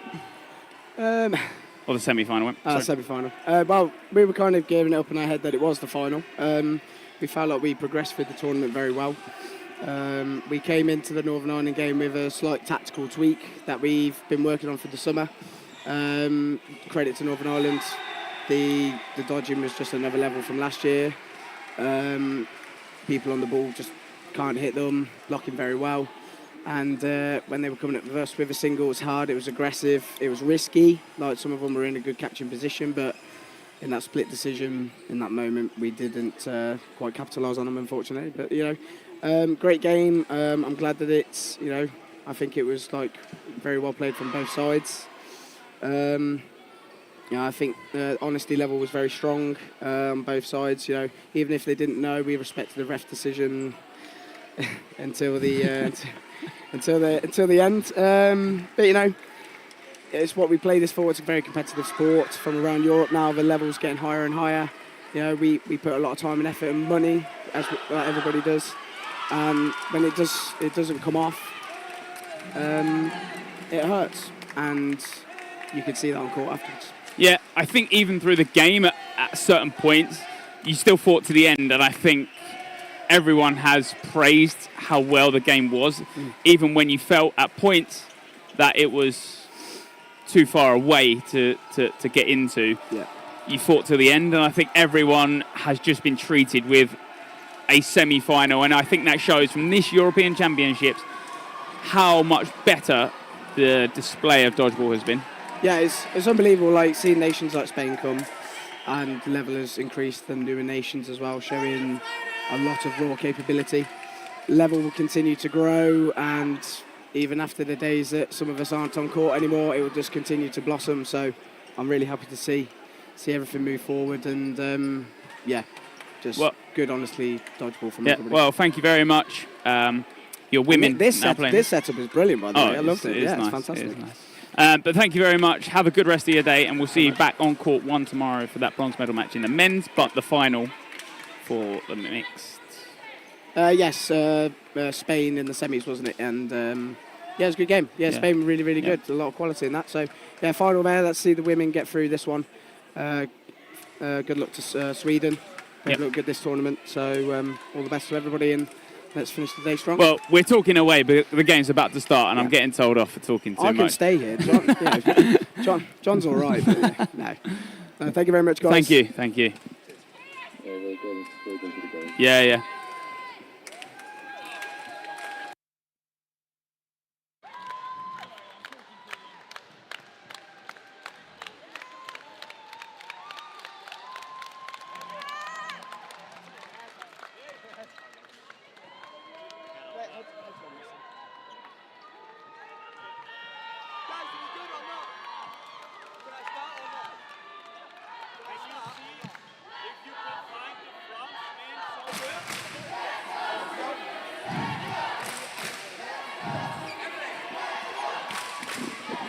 Ladies and gentlemen, welcome back to the European Dodgeball Championships 2023 here in Osijek, Croatia. Next up on this court, England Lions versus the Swedish national team. Yes, I don't think they have a... Sweden Spectaculars, I think they've been called. Okay, yes. Yep.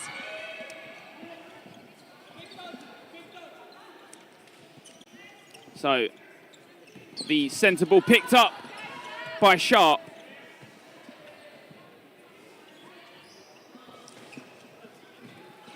So yeah, just a reminder as this game gets going, how the players got here, with Sweden beating Wales and England beating Northern Ireland. So quite a difference in rankings between these two sides. England being ranked second and Sweden ranked 10th. Yeah, nice dodging there by Lundgren.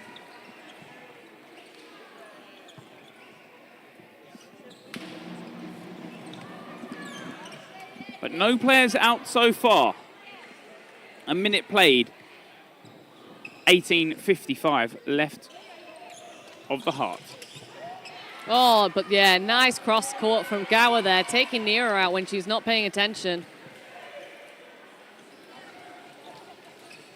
And another cross court from Sarah Town this time. Oh, but a lovely cross court from Will Coulton there, taking out Sharp. Gets her right in the end of the foot. Yeah, that Sweden winger plays so aggressive, that neutral zone style player with that extended neutral zone. You can see how much players like to push up into that.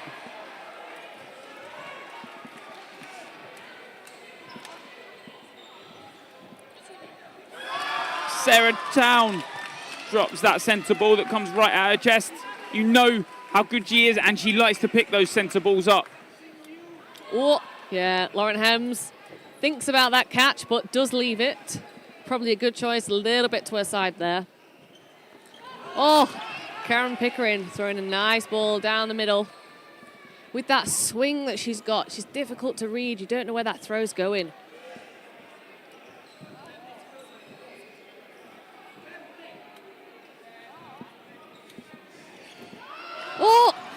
Oh, yeah, so Lauren Hems takes the ball high up her chest. It goes up into the air. Abby Gower comes in, takes that ricochet catch. So Lauren Hems out, Amy Sharp back in.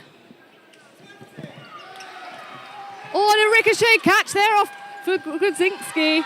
Oh. Not sure well, on maybe who not. picks it up, though. Well, it's also potential.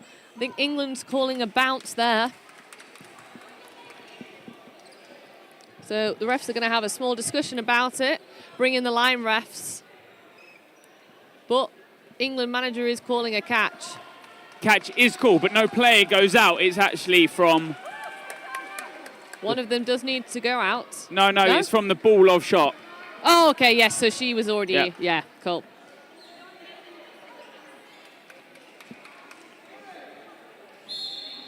So yeah, 13 seconds left on the clock, 10. Block comes in. Josiah does not need to push forward. Pickering's with her anyway.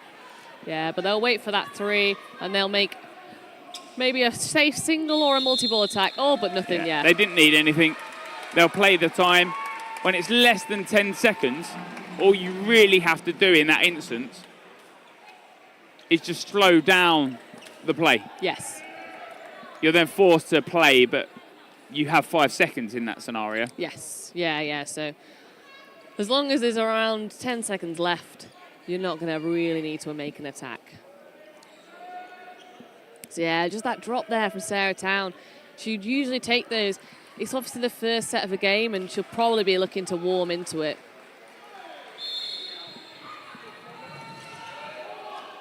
So yeah, England take the middle ball, and they do the quick start, taking out Krasinski.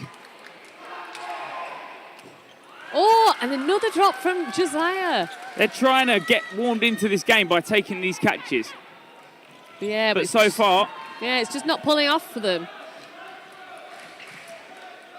Hopefully, just some start of game jitters and they'll get into it. Yeah. It's one of those things that England don't need to take those catches to win that game. They've got good enough throws and dodging ability that they can just leave them and keep themselves on court. Vuk Houghton just jumping over the single ball of Gower. Oh, and a nice jump there from Nero.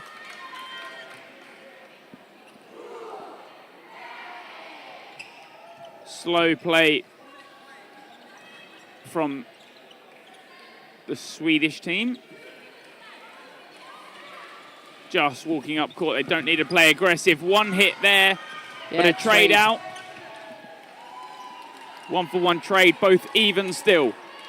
4 apiece.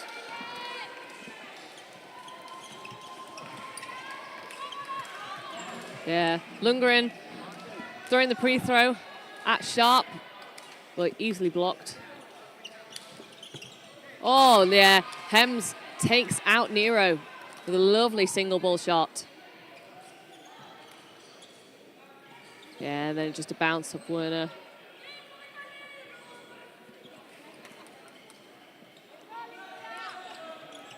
Fake comes in. Ball just short of number 95 there. Lundgren.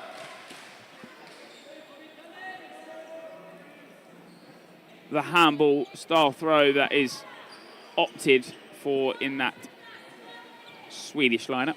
Yeah. Yeah, like a lot of the European nations, they've got that handball background.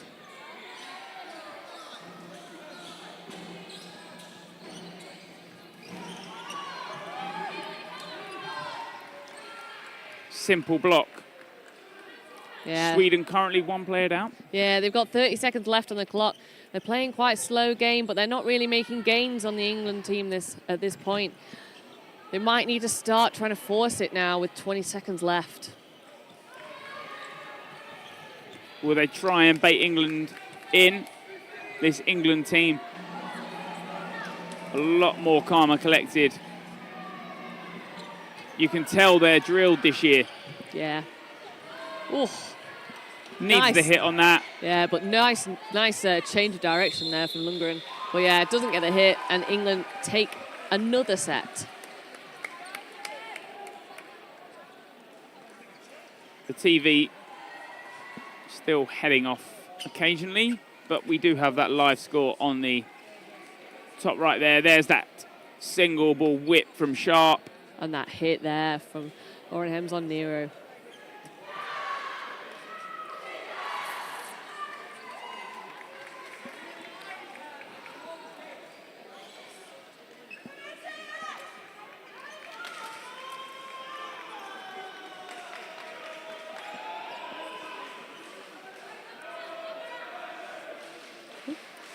Timeout's been called? Yes, it would have. No, not a timeout. I think they're just debating on the TV. Yeah, so while that's happening, the team's just using that time to have a little discussion about what they're going to do. Obviously, Sweden, they're 2 sets down. There's still a lot of time left, but they need to, I'd say they really need to get a set in the next 1 or 2 sets.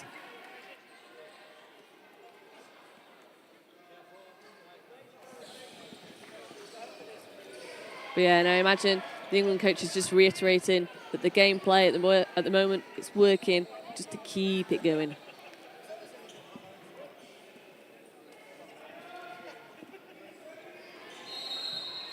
Those hands in. And the shout of Lions.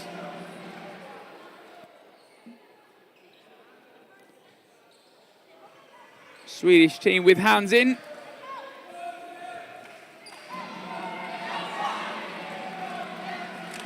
And the shout of, I'm not too sure.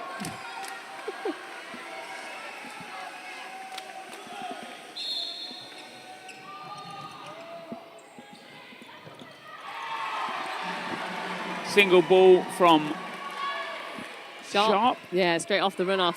Don't manage to make a hit this time. But yeah, it's one of those things we've not seen England do a lot of quick starts into the competition. A lot of the times they've opted to reset, but this time, feeling that Sweden are lingering a little bit and taking a while to get to the back of court. Oh, but 2 hits for, oh no, 1 hit. Nero just taking the wing there. Yeah. No, it is 2 no, hits. Yeah, Hems does get that double hit before being hit out. So, a good trade. Oh, and a nice hit there on Sarah Town. And another hit there. Yeah. An occasional running counter from the side of England Lions. Like you said, normally they have set back. They did have 4 at that point. Pickering's eyes are somewhat distracted. Ball pops up. Ooh, almost comes into the commentary booth again today. So yeah, so it's a 2v3 for Sweden. Ooh, oh, and they do get a hit on Charlotte Josiah. Good honesty. Just grazes, I think, her front. She's blocked the low one instead. And the jump, a slight look back, just to make sure she isn't on that back line. That back line, a hard line here in the dodgeball court.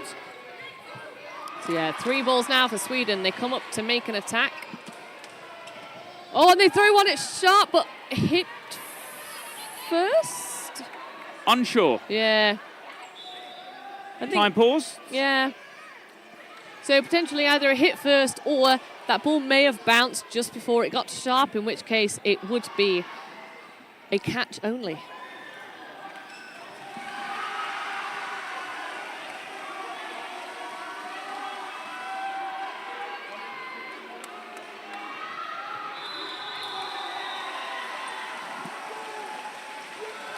But that time on that top right of your screen. But catch is called. Catch is called. A lot of people saying that the player called it herself on that one. Single ball after single ball after single. But 1 minute left on the clock. So that top right clock is not correct. So apologies on that one. So we'll try to update as much as possible. Hems with that throw though, just hitting the foot of Werner.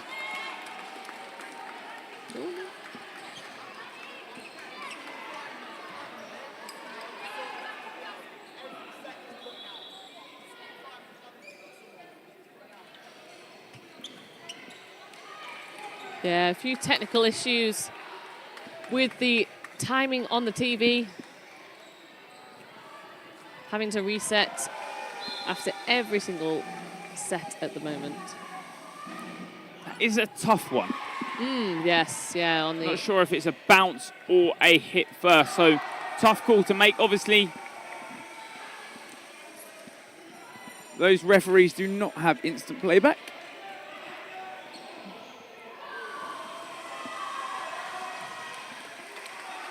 And like we said, VAR is not a thing in dodgeball. So yeah, I believe... That timer is now back correct. Yeah, so TV not running, but they are running it off the phone, so the time on our screens is correct. But obviously the players on court won't be able to see how long is left. Oh, yeah, I mean, hit on Charlotte Josiah and a rebound. However, nobody out for Sweden, so they can't bring anybody in. Oh, and then, yeah, I think a call was made there for Sweden, and then somebody called them back to make another call, but the player on the right wing didn't hear that recall, so went for the target and then obviously got caught there. And when you're throwing a single at Lauren Hems, Lauren Hems will mostly take that catch.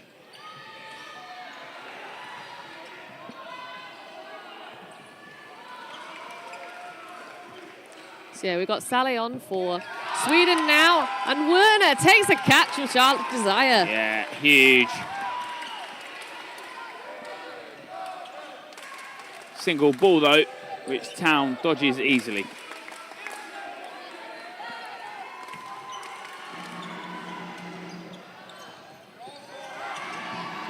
Oh, yeah, cross court at Gower. It does pop up, but she can't go for it because Pickering's crossed in front of her. And then Pickering is hit out in an exchange in the neutral zone. Yeah. And then, yeah, Sarah Town just getting over those balls there.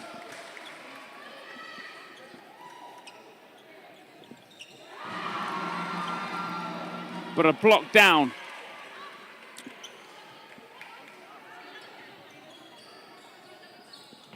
Ball falls short. Ball falls short of Innie Sharp on that top right wing. Oh, yeah, that's a nice height there from Skrlik.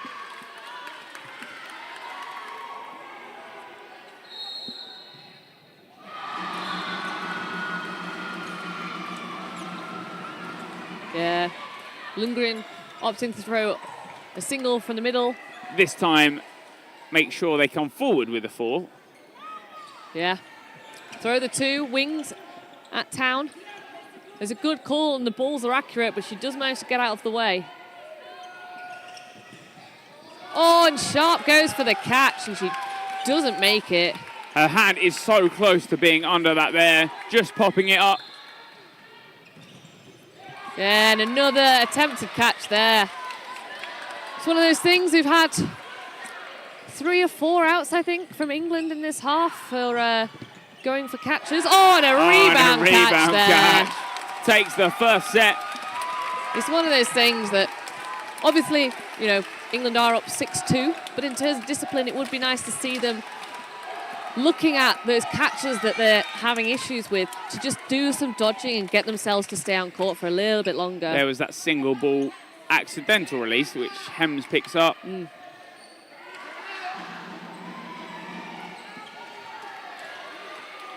Block and a bounce on that call. Sharp close to the catch, but does not make it.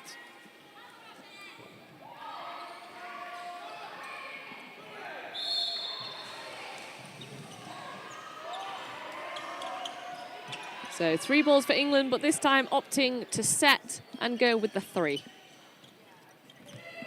Single comes in from centre. Ooh, and a cross court there from Hulton. You know what her cross court has been like. We've seen it quite a few times in this tournament. And a trade there. Oh, yeah. Skulik asking for the rebound catch there, but nobody looking for it. I think they're a little too high up. No one's really on that back part in terms of tracking it from back. Oh. Ball pops up. Oh, and does not make it. I think might have been a line as well at the same time.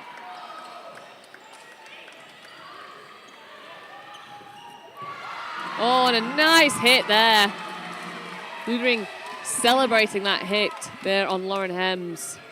For Sweden, it is a mental thing. They will celebrate everything. Yeah, and they'll absolutely cheer each other on the whole way through. It's a great thing for their mentality. But can they beat? Oh, and a great hit from Vilt Coulton. Yeah. Sarah Town with the reply, but a little bit delayed, so Vilt Coulton's all the way at the back of the court.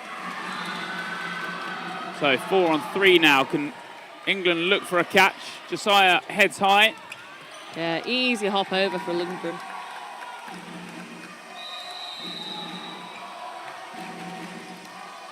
Single ball at the open target. And then a 2-step reply from Town. But more, I think, looking to just give the 3 balls to Sweden rather than looking for that hit. But Sweden will do the same. Yep. They've got 1 minute 5 left on that clock. Yeah, double throw. Don't manage to hit Grodzinski. Give Sweden 4 with 1 minute left. Give Sweden 5. Play 4 has now been called. Has to be an aggressive and good timed. Well, there's 1 ball left. Player did not throw. Vilt Coulton is out. Play 4 called. Yeah. 3 thrown. But they do hit out Pickering in the same play. But that is 1 less player that you can be aggressive with. Block comes up. And a double. Oh, and just through the legs there. So there's 30 seconds left. England have got 3. They've got to come up and make a throw. But these... Oh, and there's 1. They decide against... Now, is there going to be a stand in here? We know the England Lions like that. Both dodges. Yeah. They will want the draw. Town releases. Oh, play 2 called. Yeah, a catch and then time. Yeah. Thing is, with Sweden, they knew that pre-throw was coming. England have just done that, the play before. And then they've done it again and it's disrupted them and then they give away the catch.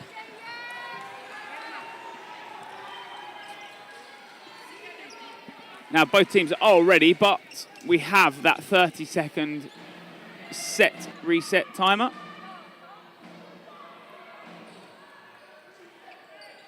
That early release from Vic Houghton there on Gower. Pickering just hit out in the same play.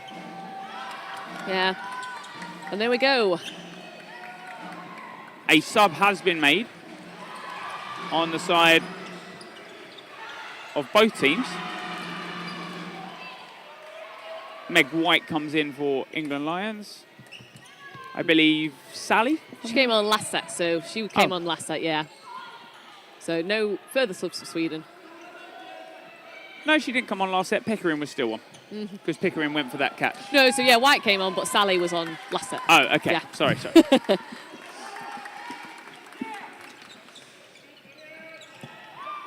A dodge. Sharp shuffles back. Oh, a lot happening in that neutral zone. Oh, and another hit. So yeah, a lot of exchanges there, but England come out the winners, taking 2 hits. Yeah. That bit of aggression from England Lions has paid off this time around. Oh, yeah, and then Skulik just kind of sticks her hand out into that ball, doesn't make the catch. It's that second guessing yourself. You want the catch, you don't want the catch. You've got to commit to something. So yeah, Sweden down 5-2. With lots of time in the clock, so it is possible to bring it back.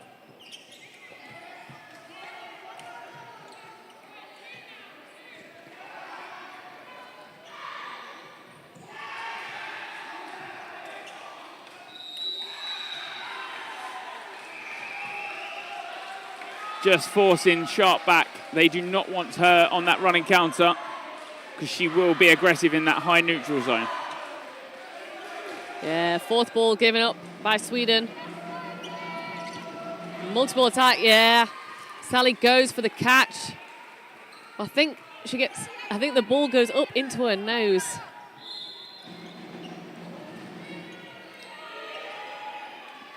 So England have 3. 1 player left in for Sweden. Multiple attack. Take out Krasinski. Yeah, her fingers are just underneath that ball. It does pop up, but I think she's hit by the other one as well.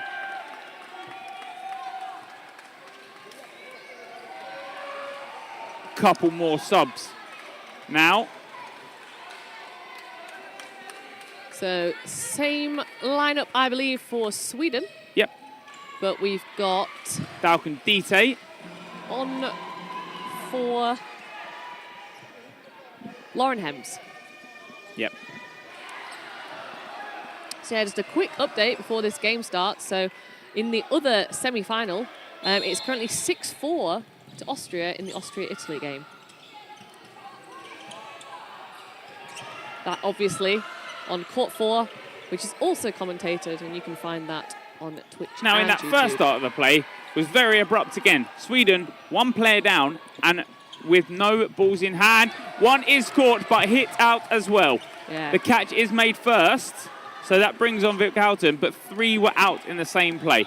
Yeah, very good targeting there from England, taking out a lot of Swedish players. Catching out called there. Yep. So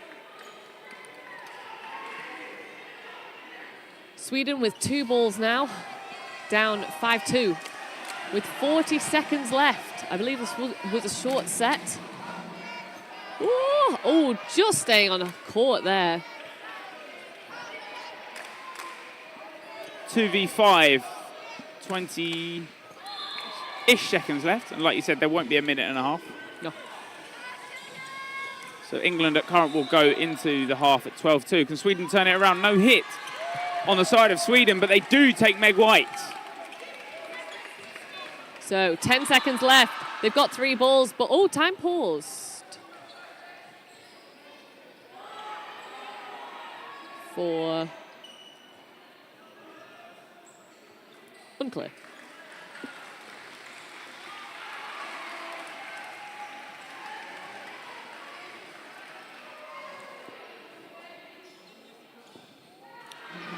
So this, 9 seconds left on the clock. Sweden have 3. They need at least 1 hit for a draw, and they will only get 1 attack. And they do not make it. Yeah, Dalkin Dite with the jumping dodge. A simple one at that. England, like we said, go into the half at 12-2. The other score in the semi-final, Emily? Is 8-4 now to Austria against Italy. They have already had their half-time, so they're slightly ahead of us on this court. Well, there we go. Yeah? After this, there will be 1 game left. Yes. For day 3. Tomorrow, 1 positional playoff in the morning. Then we head into those bronze medal matches and gold medal matches. Yes. They will be interesting indeed. Like we said, we've said time and time again, the experience and the quality of play this European Championships has been unlike any other. Yeah. I think it's going to be an interesting day tomorrow. I think particularly, I think that Austria Northern Ireland mixed semi-final really showed the strength of the Austrian mixed team. So I'll be interested to see how they do in the final, because I think last year in the mix they didn't look quite as impressive, but this year absolute control. So yeah, lots to come. Plenty of dodgeball still to come. One game left after this one, but a second half in this semi-final still to come. Austria are playing Italy on court 4, available on Dodgeball TTV2 or the EDF YouTube page. So yes. Yeah. So yeah, it's obviously, you know, Sweden 12-2 down here. They have been doing well. They're just kind of getting, I don't know if they're just rushing things a little bit in this game, but England are doing better. There's still been a little bit of erraticness from the England team, and you know, going into that final tomorrow, provided Sweden don't come massively back in this half, that's something they're really going to need to shut down against, at this point, looks like Austria, but potentially Italy. It's the final we've seen since 2015. Yes, I believe so. Yeah. What a second half we've got coming up for you now. Can Sweden claw it back, or will England prove dominant? Yeah. Well, yeah, I was going to say just a couple of changes already for England. Looks like we've got on Tara Jones for England. The rest of the lineup remains unchanged, but yeah, it'd be interesting to see what Sweden do. It'd be nice to see them come back hard in this set and take the first set again. It's always great from mentality point of view, taking that opening set. if you want to see any of the other results, you can scan the QR code on screen. That will take you to the Torna fight. Yeah, and it's got all of our previous scores on as well. So if you want to see how the teams got here, you can see how they played in all of the group games and all of the positionals today, and how it's been going for all of the other teams as well. Teams still warming up, or just at least keeping warm. Yeah. We can't still tell if there will be any Sweden subs. They're still in their huddle. Yeah, obviously teams can have a full 5 minutes for half-time, and Sweden, it looks like, intending to use all of that time. Obviously, if they do line up earlier, we can get started earlier. And then, yeah, England just throwing backwards and forwards, making sure they are ready to go, and Sweden line up. This game is not over yet. England still have to remain calm and composed. There is still 20 minutes of dodgeball to play. Only 5 sets separate these teams. Only 5 sets separate these teams. Yeah, so Sweden looking to start with a fast start. Well, a commanding start, shall we say, rather than a fast start, to take these first 2 sets. They need to show the control that England have. Sweden do have the ability. They've shown that in the first half. They've done really well in that first half and made some really great plays. It's just been one of those things where England have done very well at turning the game around in the second half of a set. And here we go, second half underway. So Sweden winning the opening rush, opt to not quick start, taking the 3.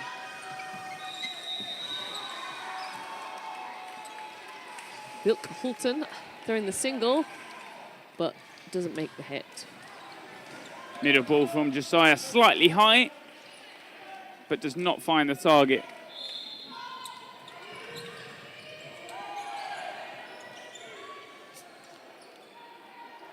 So England come up with the attack. Tara Jones throwing her ball, but it is blocked back to her. A nice wide ball there from Meg White. who I think is called out for a hit previous anyway. Yeah. So Sweden 1 up. Tara Jones with a cross court now, but is blocked by Nero in the centre, who hands off her ball. Oh, yeah, Sarah Town with that great cross court there. Yeah, that second ball. That first ball from Sarah Town just bobbles up, hits the feet of Vilkhouten. Oh, yeah, and then a hit just on the feet for Tara Jones there.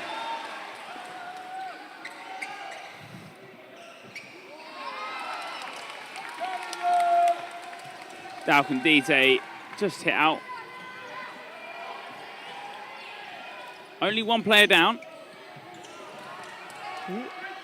Nice little hop there from Nero. Yep.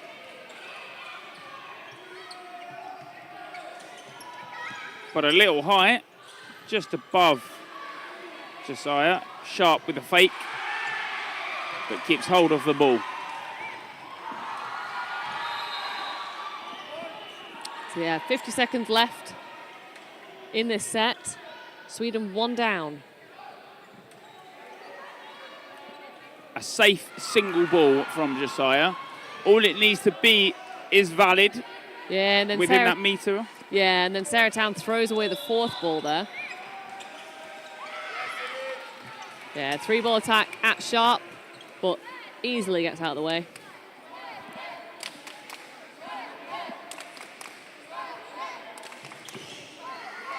Yeah, and then a multi-ball attack there, taking out the Swedish winger. Really nice areas. That's all you're after when you're looking for that group throw. But Sharp's ball falls just short. Yeah, I think just throwing nice and safe again there. Just seeing that timeout.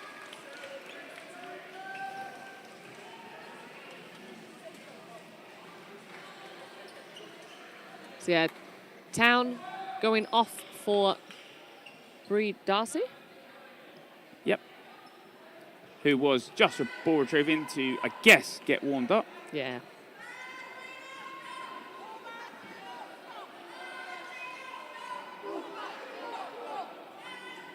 The Swedish chants from the crowd. 14-2. England are in the lead. Oh, but yeah. Tara Jones hit out from the quick start. Yeah. When you've popped that middle ball back, you have to keep eyes up, especially against Sweden. Yeah, White drops the catch at chest. Yeah, she just had her body turned a little bit sideways. Wasn't able to secure it.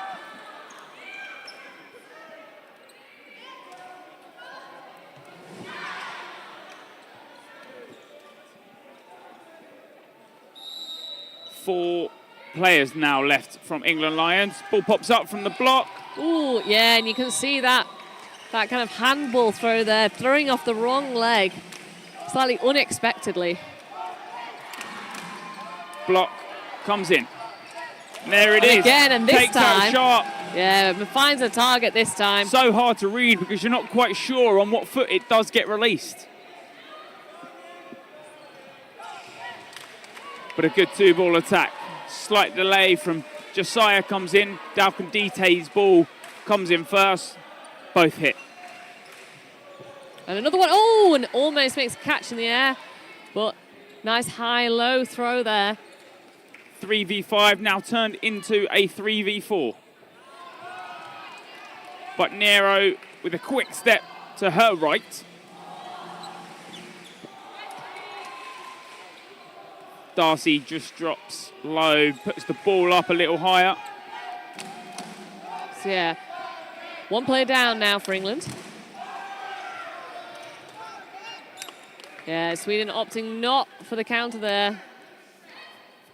Just with 2 players from England high up court with balls. Bit of a risk.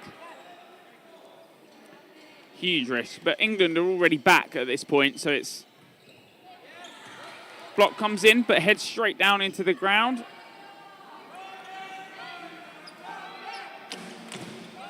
It's weird that a lot of the European teams, you know, we talk about throws and we talk about sort of the standard of dodgeball throughout the whole of Europe and how it's so different. Nero pops up.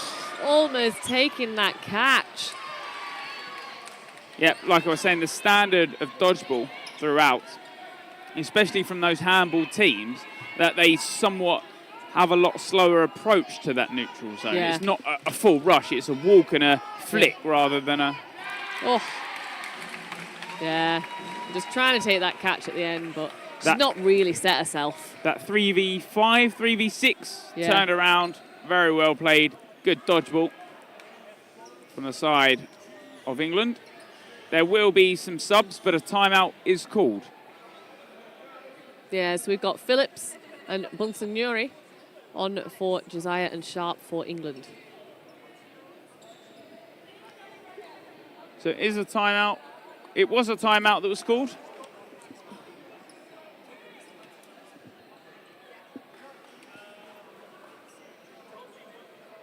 No team huddle this time around. Yeah, England coach just choosing to speak to the players directly on court rather than getting them into a full huddle. Yep. But Sweden, yeah, you can see the passion there. The coach trying to get them to make a difference in this next set.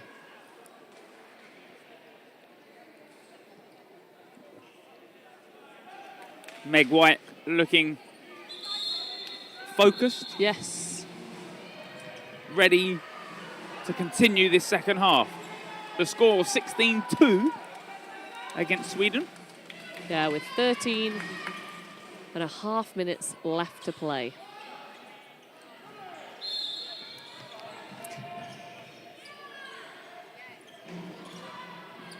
Yeah, Sweden going for that quick start again, but the ball just falling short and no real threat to any of the England women. Yeah, Phillips and Bonsignori now on.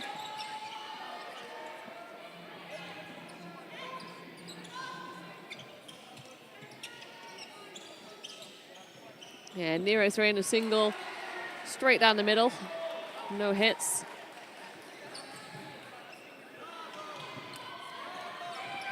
That handball release off one, takes out Jones on the track back catch, takes off Bonsignori. It's so weird with that off-footing throw. Yeah, that was really well done there. Taking two players out in the space of 5 seconds. Single ball only. Oh, hit called, and the catch still stands, but there's no Swedish players in the outbox, so it doesn't matter anyway. Yeah, those high throws on Nero are often caught. Dalcandite sucked into that play there. Does not find a hit. Oh, and blocked into herself there for Darcy. Like we said, England will still have to play sensible through this game as to not lose those sets. Oh, and another catch for Nero. Now, 3 balls come forward against Meg White. And a hit from that multi-ball attack. Just being told to settle a little now. So here's that. You can see the hit and then the catch. Yeah, hit called there. Oh, yeah, and just hits the ankle there. Fake comes in, Nero picks up the single. And the multi-ball attack at White. So here we go again. Third ball picked up. Yeah, England take it this time. Coming up, no quick start, taking the attack. Oh, and another hit. Field Coulton on that wing, taking out Phillips.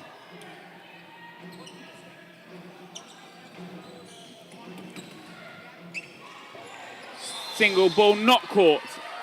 Yeah, nice hit there from Jones. Aggressive throw, and that's what they need. Heads down low, harder to catch. Yeah, again, Sweden opting to reset rather than go for the counter. Block from Dalkandite. So both teams even on players at 5-5.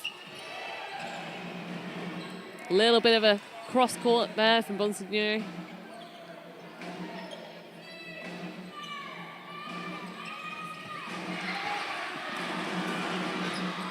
This time, Bildt-Poulsen choosing to take the counter, but it bounces just in front of White. But there's no retaliation because the Swedish are holding a really high line there. Block comes in. Sally decides against the running counter. Bildt-Poulsen just on that left side, taking a bit of the defensive.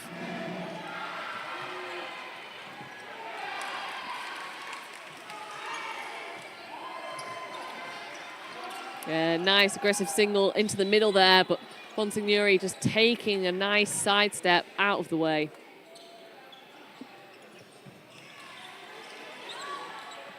But Sweden wanting to set with a 3 each time. Yeah, and you can see England are throwing a lot of singles from the middle, just looking to shut down the Swedish wingers so that they can't come up and make that attack after the group throw. So shutting down that second phase of play for Sweden. All 5 to England, and they do make a hit. 3 get released on Bildt-Poulsen, this time wanting to shut her out. Oh, yeah, Jones there. She sets herself, moves right into the right position, but just can't keep a hold of it. She tracks that ball every set of the way. Yeah. But again, always a question, did they need it?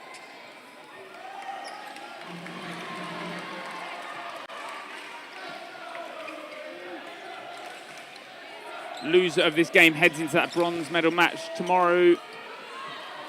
The winner heads into that gold medal match. Yeah. Darcy tucks behind the ball, trying not to be hit, and she isn't. So they do win that set. Another set goes their way. So yeah, I think Sweden asking how long's left on the clock. As they try to set up, the time of the TV has gone out. So there is a small clock behind, but I don't think it will be used. No. The timer for the stream will still be used top right, but won't be visible to the players. So yeah, and then in the other semi-final, Austria now winning 18-4 against Italy. Not paused. Set gets underway. 7:22 left in the game. Another 3-minute set gets underway. So yeah, interesting. Both semi-finals with the same score at the moment. Meg White close to getting hit there. Pulls her arm out of the way. And like you said, 18-4 to Austria against Italy. Yeah. A trade there.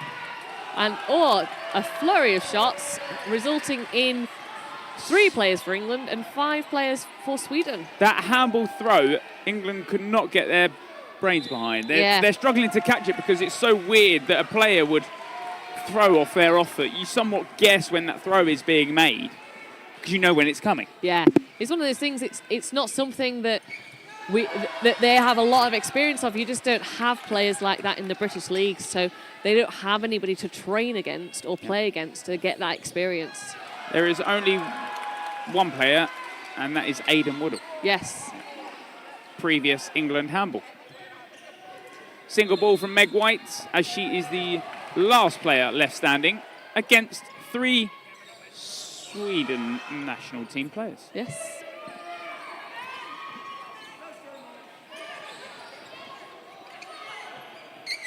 Oh, thinks about that catch, but well left. A little bit too far to the side. Jen Allen and Simon Tapping just telling Meg White to slow down a little.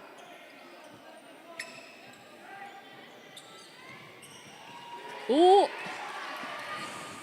close. She looks for the catch, decides against it. Last second, does just miss her arm.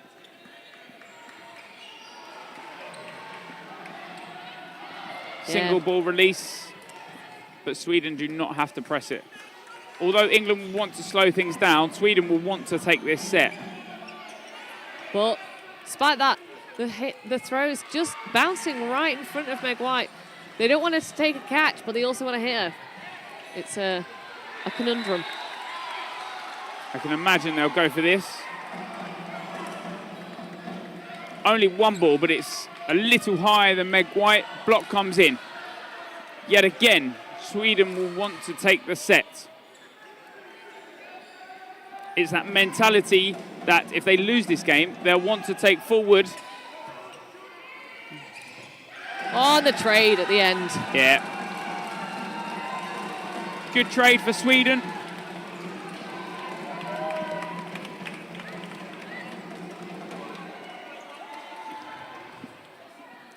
So there will be 2 sets, I imagine, left. Yep. Timeout called. Yeah, so Sweden will be looking to take the last 2 sets. It'll be a great finisher for them if they take those 2 sets. Yeah, so there's 4:40 left. As we observed earlier, when there's a timeout called, that 30-second reset time is not served. Yeah. So you can potentially get more time out of the end of a game by calling a timeout. But since you can only call a timeout once per half, not really going to gain too much for it.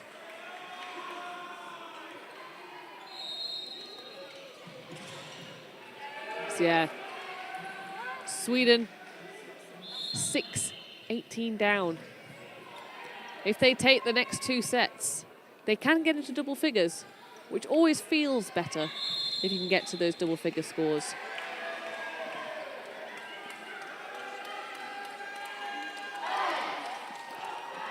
Both teams hands in, shouts out loud, and it's time to continue the game. 4 minutes 30 left on the clock. So a few substitutions for Sweden. So we've got Tomasini on, and trying to spot the numbers on the shirt sleeves. The remainder of the Swedish team. England remain unchanged.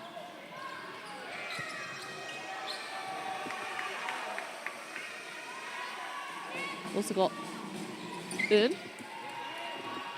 for Sweden on the right wing. So yeah, I think Sweden using this time now to give the experience to those newer players in the squad.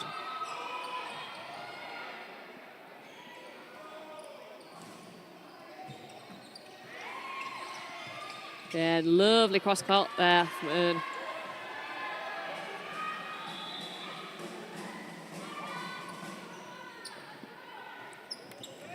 A couple of hits out in quick succession, plenty of fast volleys, 3 balls with England now.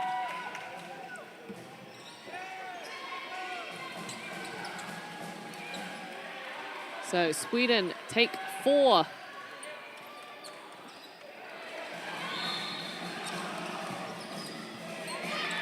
But Jones catches Tomasini. It's the catch she's been looking for.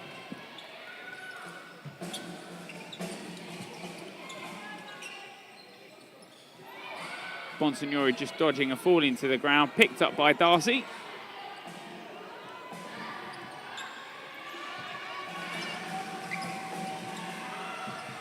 Ooh, yeah, Meg White pulling out of that throw there.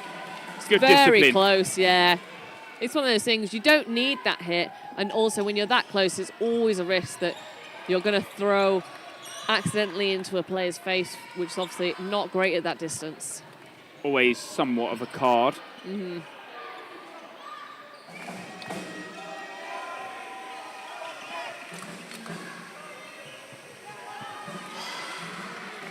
Yeah, so there we have Sagini at the end there, taking out the right winger of England, surviving the trade, but then unfortunately getting hit for the left wing.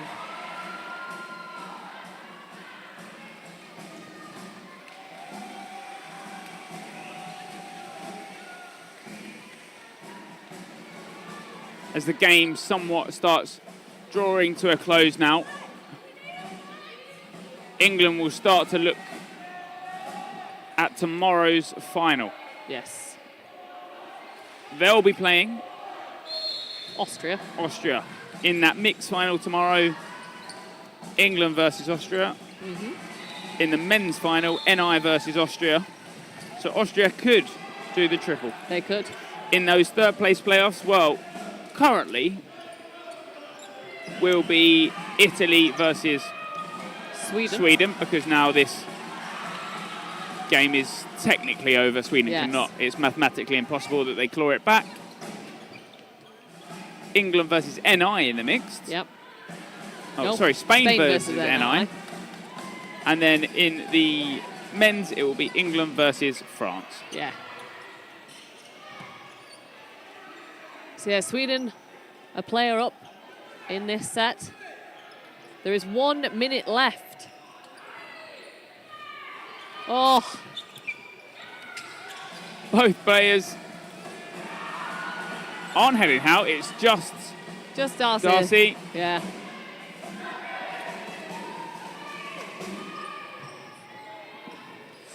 Ooh, nice block from White in the middle. Tomasini picks up that third ball from the middle.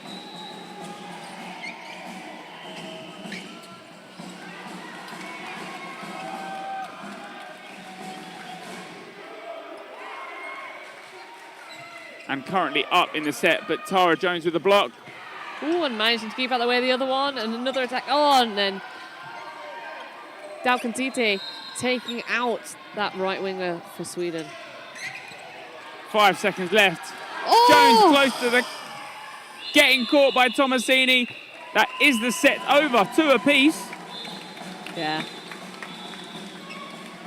So the final score, 21-7? 21-7. There we go. So yeah, so England will be going ahead to play Austria in that final, and Sweden go on to play Italy in that third place playoff. We will try to get an interview from Josh McElroy at some point, but I believe he's currently supporting NI Women's in a positional playoff. So I will obtain both women's captain from England, which is Charlotte Josiah. Yep. And women's captain from Sweden, Edvarsson.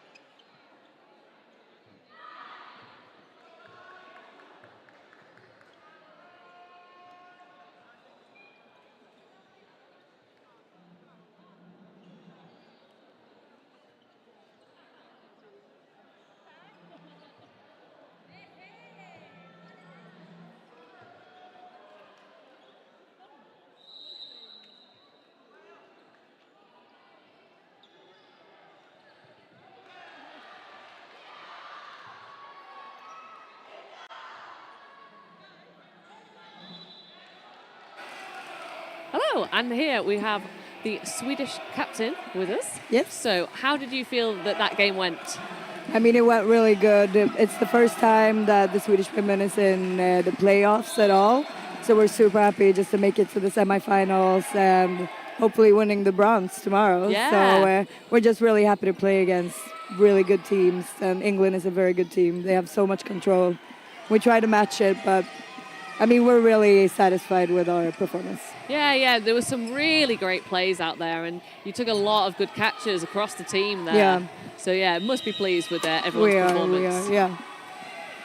So, yeah, just some bottles coming down from the ceiling. Raining bottles. Yeah. So, obviously, third place playoff is going to be against Italy. Yes. So, how do you feel prepared for that game? Oh, we feel prepared. Like, we played Italy a couple of years ago, and that's I mean, we played them last year as well, but a few years ago, it's a game that we remember very well because we lost with just like a few sets or maybe a set or so. And now we're so much more prepared. We've come further than we've ever done. Yep. So we come prepared for Italy, and now we're going to win that game. Yeah. Great. Well, that sounds good. Well, I wish you the best of luck for tomorrow. Thank you so much. Yeah, great.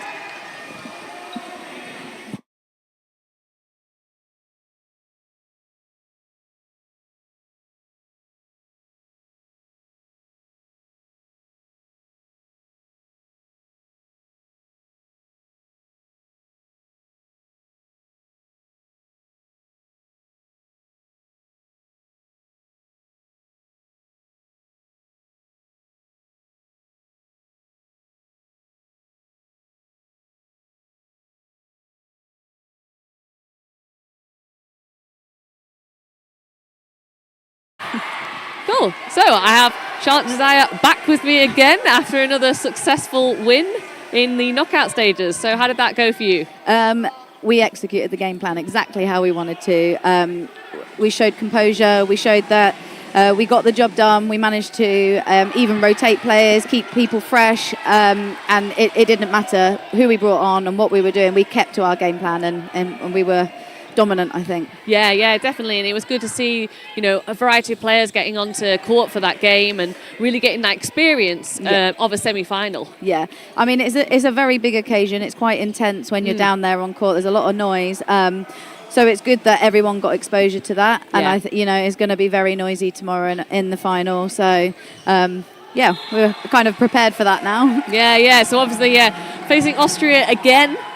Something you're very used to at this stage. So I guess you've got lots of preparation. Are you feeling ready for tomorrow? Yeah. Leading up to this tournament, our preparation has been really, really good. We're quite an aggressive team. We want to make hits. We want to take the catches if they're there. But it will be, no pressure on us. We're there. We've got another silver, but we're going out to win gold. Yeah, of course. Yeah. But so all the best for tomorrow. Thank you. Yeah, great. Thank you.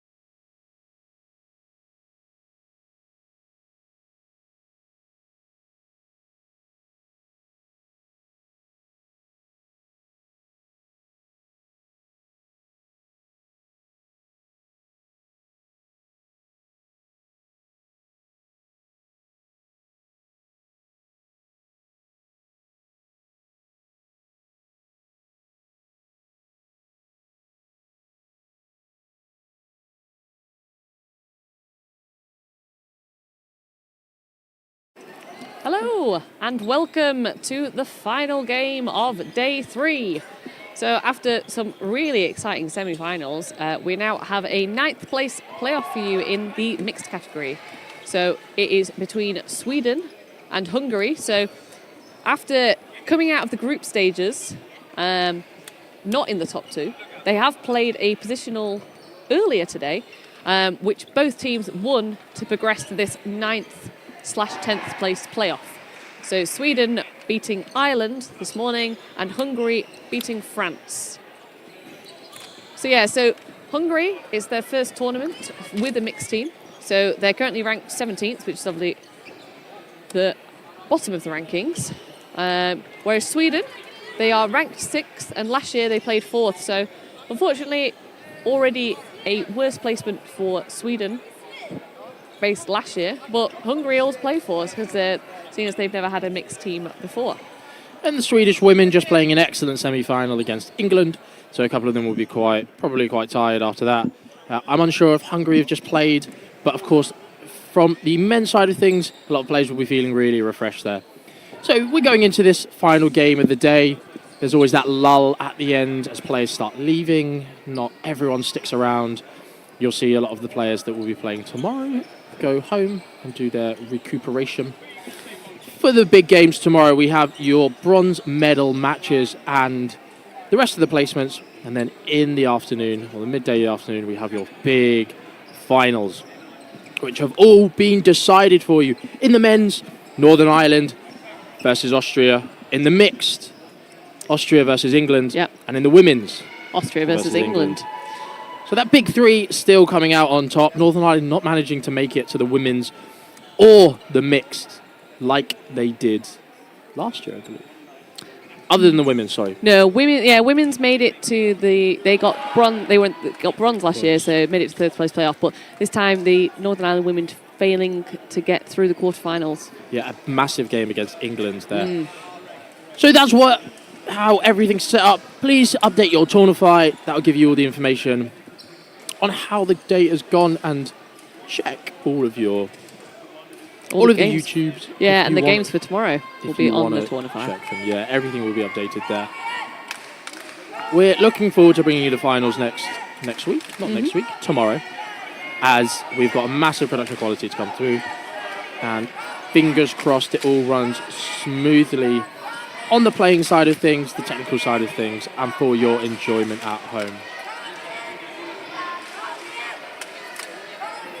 So we have the starting lineups now as Sweden and Hungary line up on court, looking at the Hungarians in front of me.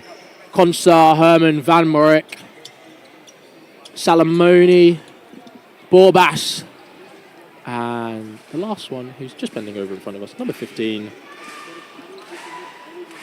Molnar. And across the way, Johansson, Sarovic there, Modan, for the women's side of things, Sekulic. The Swedes have the numbers on their 18. On their side. Number 18, Stralin Edvardsson. Yeah, the women's captain. Number 35, Grzinski.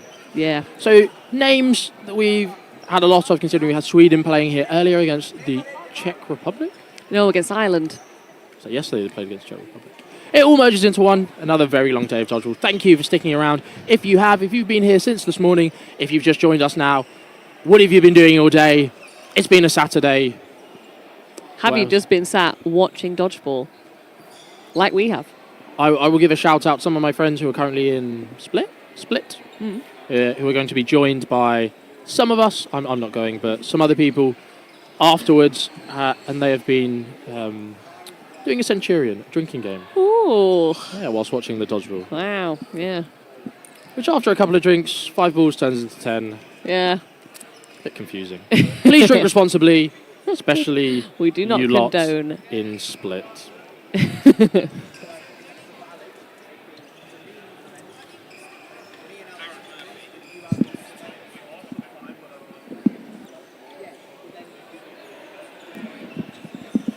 Yeah, so This match just waiting to go underway. I don't know. We had an issue with the TV in the last game, so potentially not going to be able to use that again in this game.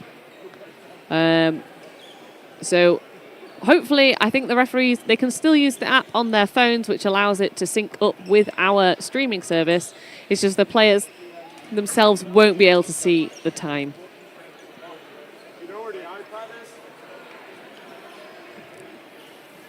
So yeah, so just setting that up now. Hopefully we get it on our screens.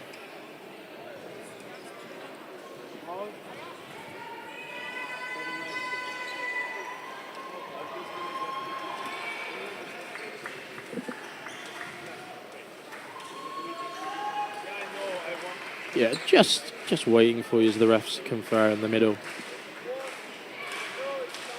Molnar is the last.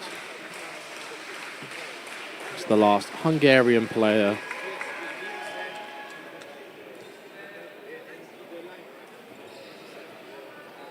Dubrovnik, apparently, my friends are in. Ah, yes, just down the coast from... I'll show you that text message, but I'm not allowed to say that on stream. I can say Split is also very nice. I stayed there myself a few years ago. I think they're ending up in Split. I don't know. I'm not going. I didn't pay attention. The game begins here. Waiting with the block down on Konsa, but doesn't manage to make the block as he comes off his foot. Hungary also calling Johansson with the block, also calling with those fingers behind the ball. Ah, interesting.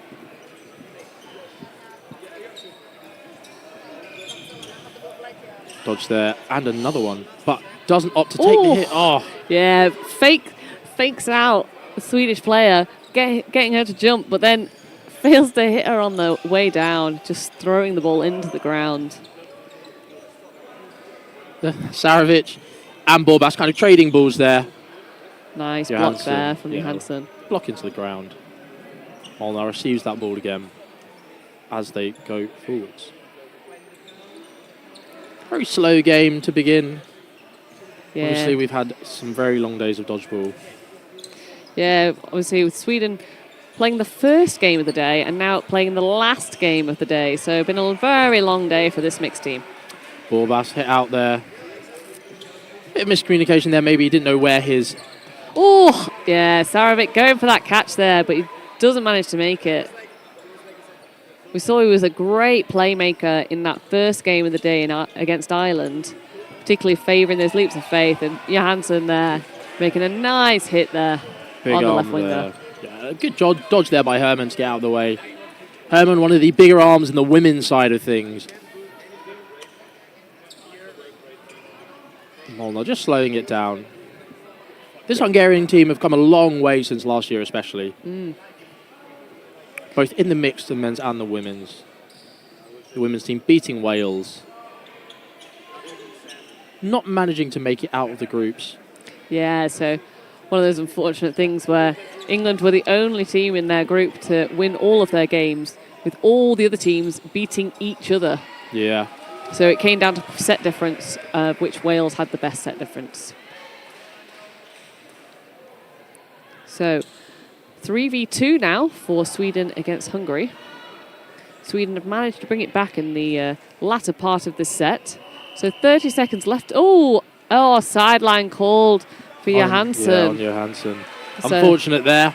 Yeah, so Strolin, Edvardsson, left in. Oh, and goes for the catch, but doesn't make it. I think she was still reaching for it, but I'm pretty sure it had already gone into the ground after it first made contact with her. Yeah, high spirits here on this Hungarian team. As you see, they smile at each other just as that doesn't quite go possibly to plan. But 2 points for Hungary now. First set of the game. Only two courts currently running here at the moment. The Wales-Netherlands mixed game hasn't quite started yet. They're just lining up.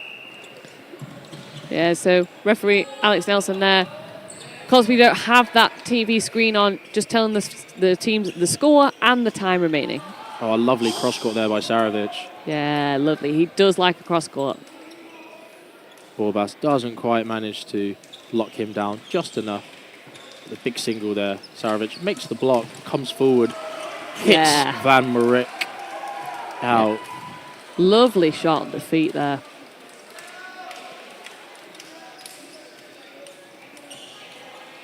Ooh.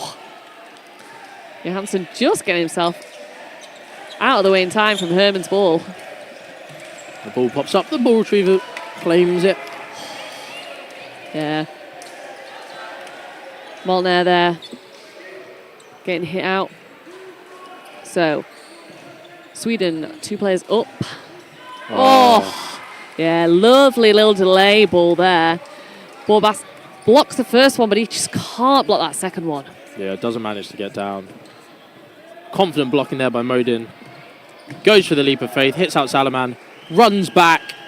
Yeah, it's one of those things that the Swedish team seem to be the team that utilises that leap of faith the most.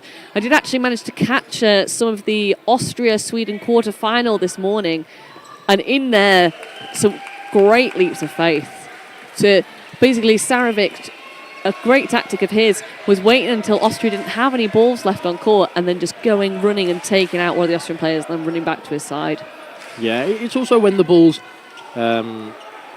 maybe have gone off court. Yeah. Not necessarily, just there is no threat on the other side. We call it free hit here, where you get that opportunity, maybe if you're the last player left. But Sarovic using it even when there are multiple people on court. Yeah. 2-2 now. And this third set has started. 3 balls now on the side of Hungary. Borbas comes forward, doesn't opt to throw. Yeah, so both of the other 2 balls kind of going off court, so he doesn't have any cover. Modin comes forward now. Molnar manages just to keep him at bay as Sarovic is hit out. Oh, 2 blocks there from Borbas, and then and a catch! Sure. Oh, just made a little bit of meal out of that one. Almost dropping it 3 times there. Unfortunate for Borbas there, as he put a good amount of power into it, but maybe pulled up a bit just because he thought he had the hit. It just lodges. Molnar makes the block. 4 is called on the side of Hungary, but they only have 3. Whoa. Lovely hit there from Konskar. Yeah, and another one. But it's a 1-for-1. Nope, the referee calls it not a trade. And calls him back in. Which is fair enough. I think he had released a bit earlier than the Swedish player. Oh, and a lovely, another hit there. Molnar makes, and he makes the catch, bringing back in Borbas. Yeah, great there. Great set play. He sat down there on the floor just off of Cams. Sarovic gets it out, and that's both Swedes hit out. But Borbas is sitting down on the floor. Just shouted at by his teammates to get up and get back on court. So this game firmly going to Hungary's way. Some good aggressive hits. Maybe a bit of not necessarily lazy dodging from the Swedes, but it's been a long day. They've played quite a few games. See the Swedes just been playing for the women's against England in that semi-final. They have a 3rd place playoff match tomorrow. So yeah, a couple of changes for the Swedish women. We've got Orn on the right wing, and eventually, when she turns sideways, I'll be able to tell you who the other Swedish player is. But meanwhile, 6-on-6, 3 balls to Hungary. Yeah, lots of faking. Good single there in the middle by Herman. Doesn't manage to find her target. And Swedish men come forward. Throw, left-hand throw at Borbas. Sarovic keeps him at bay, but the block comes up on that single. So they call behind the ball. Whoa, so close there. Konskar really trying to hit out. Not worried about hitting plays out behind the ball as well.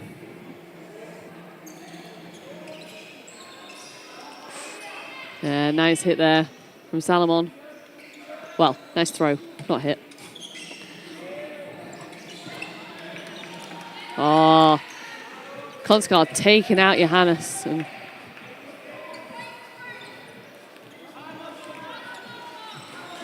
oh, almost rolls over there. Yeah, quite lucky there. But Modin has hit out as well. Yeah. Time is being paused. Unsure why. Potentially, obviously the ball retriever retrieved that ball to stop it from going over the line for an invalid attempt, but passed it on in front of the attack line, I believe, because the players were quite high up court there. And obviously in the European rules, those balls have to go behind the attack line. So potentially, if that was one of the balls that was thrown, the hit wouldn't count. So just a discussion now, I think, to figure out, one, if the ball wasn't activated and it was dead, and two, if it wasn't, did it hit a player? And was it the only hit, and therefore is that player not out? Yeah, so we're just trying to see what the refs are indicating.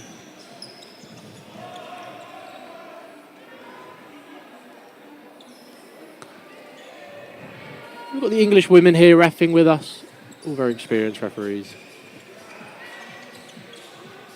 So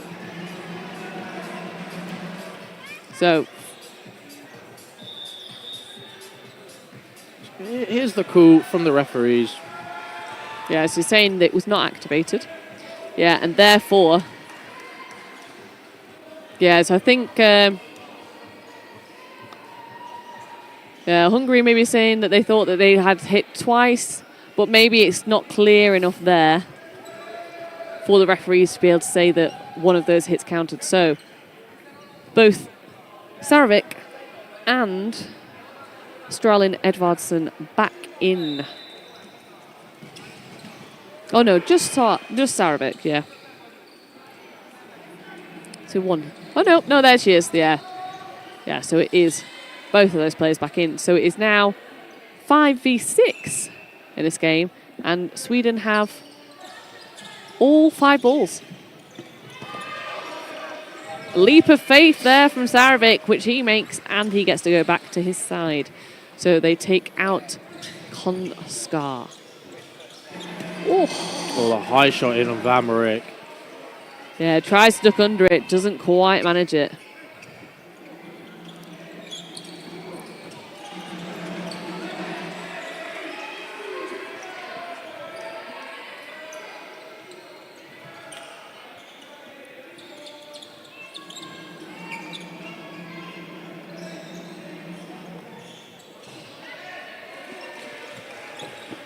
Nice block. By both parties, although Herman's called a hit. Yeah, and then Sarovic throws another quick ball at Salomon, but doesn't manage to make the hit. Oh! Rapid release. Yeah, takes out Borbas. Oh, and a lovely no-hit there on Salomon by Sarovic. He's staring down Molnar and then just throws his arm. Yeah, nothing going on there.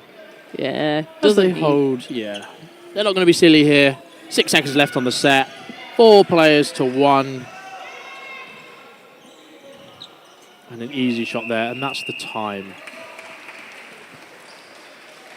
So yeah, so 4-4. So Sweden have brought it back now. And it's all square. A very even game right now. Some substitutions on the side of Hungary with Pap and Thomas Vari coming on across the court. No substitutions for Sweden.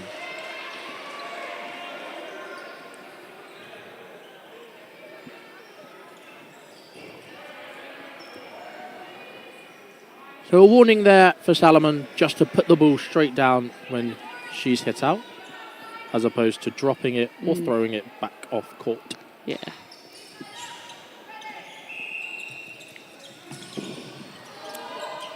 Thomas Vari gets that ball. Rotates out onto the wing. Oh, lovely hit there from Konsar. Yeah, really stamping his name down on that wing. Yeah. Some big, big, juicy hits. Oh, yeah. Sarovic takes out Salomon. Yeah. Konsar, he's really getting a lot of hits under the ball. Sweden going to block, but he's just getting right under and getting them on the toes or on the shins. Yeah, lots of faking there. Oh, Van Marik just manages to get low enough to block. As Sarovic, a swift release there by Končkar. Yeah, straight at Johannes, but easily blocked.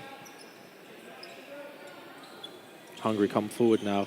Big block up there. Goes behind. Thrown back on court by the Swedish ball retriever. And the cross-court release just bounces in front of Končkar. He throw. Oh, the trade there between Sekulic and Thomas Fari. Good trade there by Sekulic. Oh, Pap getting hit out. The deceptive throw of Sarovic, which we've spoken about so much recently. Oh, and the catch. Oh, the catch there from Owen.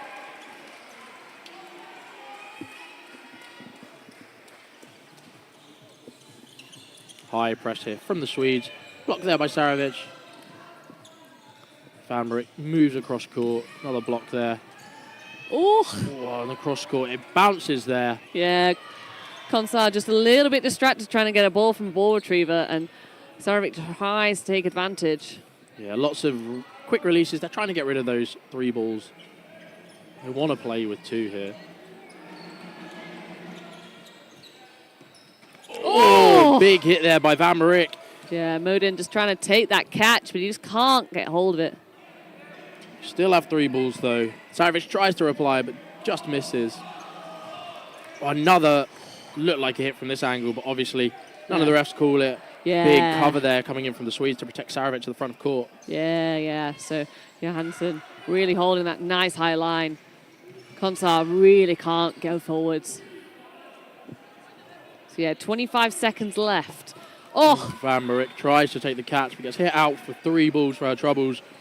Yeah, that was the play to go for. Oh, and a lovely hit. Končkar on Johansson. That Gazelle type flick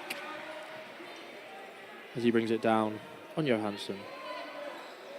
Just runs forward, doesn't manage the hit, releases again, does make the hit. Sarovic comes forward through the legs, and it just clips his fingers. A smile there from Končkar. He wasn't really expecting it.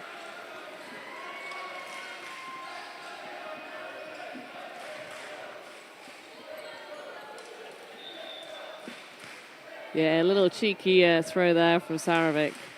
It's really showing all of the moves that he's got available to him. Really pulling all the tricks out of the locker. Yeah. No substitutions on the Swedish side yet. Swedish side, Hungarian side. The Swedes, on the other hand, there is a substitution. Yes. Tellström in the middle. Yeah. It is Tellström. Had some great games yesterday on this court one. Owning that wing. Big hit there by Sarovic onto Herman. She doesn't get back quite quick enough. See that danger zone? Oh, Tellström. Oh, but Sarovic makes the catch. Oh, wow. Really good reactions there from Sarovic. Just unfortunate. It was pure accuracy by Končkar.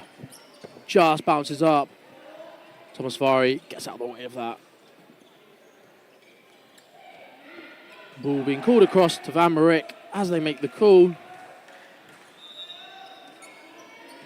Johannes comes forward, but gets hit out. Lovely hit by Salomon. Yeah, takes too many aggressive steps forward. See that danger zone between the edge of the neutral zone and that ball return line. Van Marik just gets hit by the second shot. Oh, I did actually miss a substitution for Sweden. So we've got Australian Edvardsson is off. Block there. Salomon jumps over. At some stage during this game, we will have a substitution in which Salomon will come on. Oh, and a lovely hit there. That's a smacking. From Sekulic. Yeah, that's a really well-crafted shot. Oh, and look at that, yeah. Sarovic takes that block catch across court. If you think you're seeing double on this screen, you're not. There's a pair of twins that play for the Hungarian national team. Last year at the closing ceremony.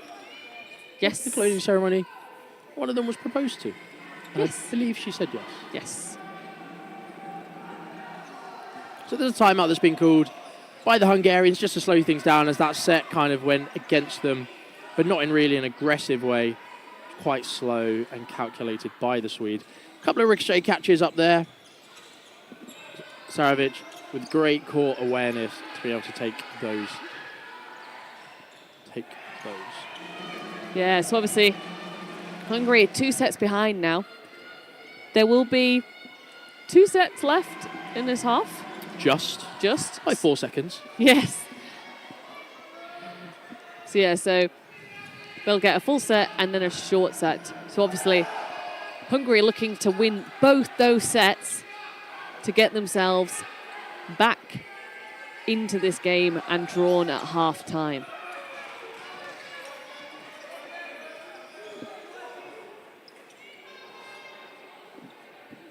So we're just finalising the timeout. Yeah, we've got Patko now on for Hungary, replacing Pap. They're just keeping their team fresh. But the women haven't changed on this side of things. Doesn't look like there's been any substitutions on the side of Sweden. No, just a substitution from the last time for the player I haven't managed to see the number of. 4 balls now, or 3 balls, sorry, on the side of Hungary.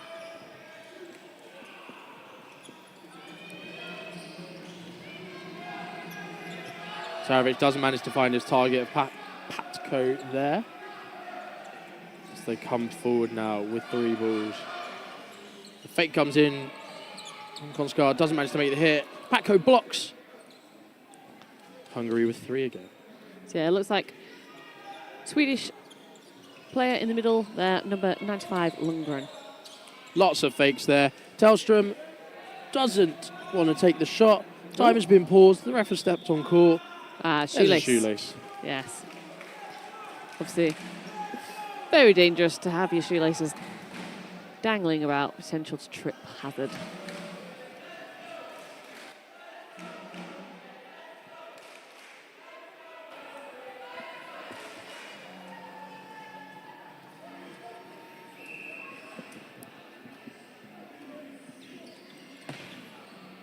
Big single there from Johannes.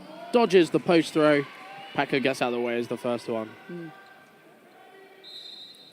So yeah, 6v6 still here. Oh, Sarovic throwing a nice ball there. Salomon makes it over.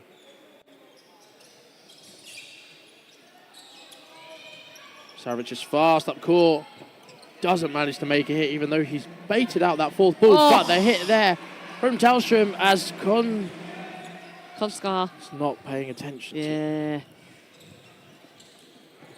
Yeah, every team will always capitalise if anybody loses concentration for just a second. Oh, lovely there from Salomon. Sarovic finds himself high up court and Salomon just takes him out.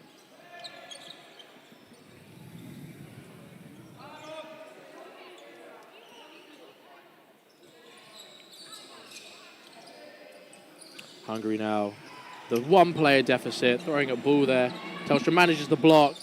Vamrik goes low, gets out of the way.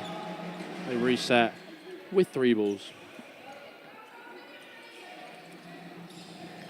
So yeah, 1 minute. Another block there. Vamrik doesn't manage to get the hit across. Patko is hit out, and Herman does confirm. Yeah, it takes out Johansson. Oh, and then looks to block, but fortunately can't get that ball there in time. Yeah, Herman sets herself low, but that ball just comes above her blocking ball. Vamrik throws at Tellström, who blocks it confidently back. Vamrik and Salomon left in for Hungary. Nice block there from Ern. Another block there. 4 balls now in the possession of no one. 3 balls in the possession of Hungary. So yeah, 12 seconds left on the clock.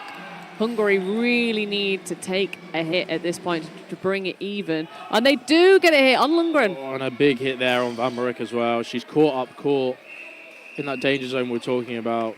Slowly gets to her feet. Yeah, but that is the end of the set. So Sweden take another set. It will now be a 90-second set, so a minute and a half to play for the end of this half. Again, Hungary, they'll want this set. They'll want to go into half-time 2 sets down and not 4 sets down. Have we had another smashed television? No, I believe there's an issue with the one that was there that is just disconnecting from the app every like 3 minutes. So they're going to try and use a different TV to see if that one works better. Yeah, some rotation coming in as the male players have switched the wing. The first shot from Thomas Vari clips that foot of Darko Saravic. Oh, that's a quick release, but Thomas Vari calls himself out. Yeah. However, Thomas Vari is told to stay on court by the line or the middle ref next to him. Oh, I'm not sure. Some of the line refs may agree. They believe it was a hit. None of the Swedes are complaining. It's just a discussion between the line refs.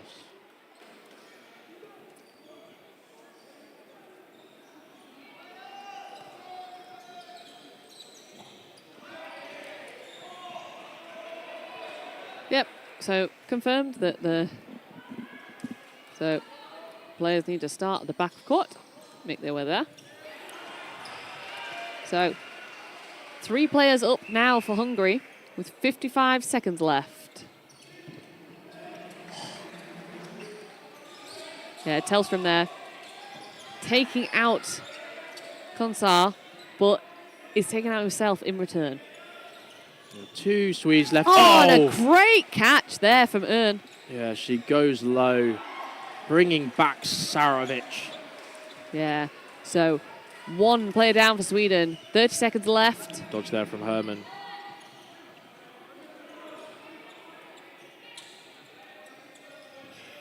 Big single, but 2 blocks on either side of court. Oh, that's yeah. a great release by Thomas Vari. It's very quick. And an attempt there, a leap of faith, but the player is... And another one, but the there. player is hit out. As that kind of shows that the player is still live, so the release there from Herman goes for a 1-for-1. Yeah, and that is half-time. So, yeah, Hungary do win that set, so they go into half-time just 2 sets behind. Yeah, that's a really important set for them because it would have either a 2 or 3 set deficit going into the half would have been frustrating. But it's only 2 now. Sorry, a 3 or 4 set deficit rather. It's been very frustrating and really hard to come back from. But we do have 20-minute halves. So we're going in to our last half of the day on court 1. You see that court 3 there has stopped. We only have a game over on court 2. The Netherlands playing Wales mixed. Yeah, and then I believe there's another game on court 4 currently. It's currently 7-5 to Wales in that mixed game. 2.5 minutes left on the half. Yeah, and then there's the 11th place playoff playing on court 4 between Ireland and France.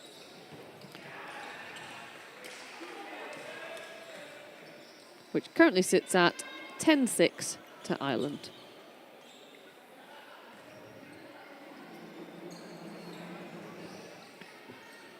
So yeah, it's been a little bit back and forth in this game here for the 9th place in the mixed category. Both Hungary and Sweden making some good plays here. But Sweden just managing to get the slight better of Hungary at the moment. So Hungary, they want to come out, have a strong start to this second half to get within a set of Sweden. It's got to the type of day where Greg goes a bit delusional. Pardon? Goes a bit delusional as we are coming to the end of the day. We are sat here for quite a while. The hall is quite warm today. And quite humid because it's been raining outside. Yes. Yeah. So And we've had a long day of dodgeball. yeah, I think because Greg's been on the last game for the last 2 days, he's forgotten how long dodgeball runs for, and is come in at half-time thinking that the match is over, but it is not. We still have 20 minutes of great dodgeball to go. Yeah, so it's a big ask for Hungary. Not a big ask, sorry, but it's for Hungary to attempt to make it through. Those next 2 sets, can they even it up? That is the plan for them. Yeah, it's one of those things that there's a couple of key players from Sweden that have really been making it difficult for Hungary. And the same on the Hungarian side. So I know that Konsa has been making life difficult for the Swedish team, but they have started to try and take him out. So we'll see who comes out best in this second half. There's been some substitutions on the Hungarian side with Patko coming off and Borbas joining us back on court. Balin Zoltan Borbas of Budapest Pirates and formerly Plymouth Krakens, and I believe MK Cyclones. I believe. I've played against them, with him in them. So shout out to the MK Cyclones there. So yeah, no change for Sweden. Yep, the same trio of players on the men's side of things and women's plus side of things. Yeah, I think we're on the same set of 3.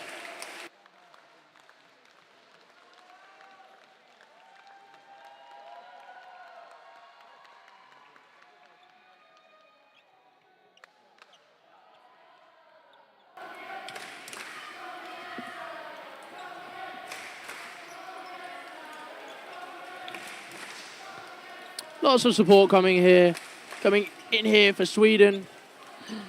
As one of the ball retrievers is fed water through the net. They are allowed to leave the net. We don't just keep them in there. They can exit. Yeah. However, I think a suggestion for tomorrow might be a Greg cam, so that we can watch Greg's dancing that he does between games that he is commentating. I'm sure you'll see him at a recap of the gala, probably. If there's a video. He's giving us a bit of a side eye here. He looks awfully dashing in his shirt. We've had a substitution on the side of Hungary. Salomon has come on for Salomon.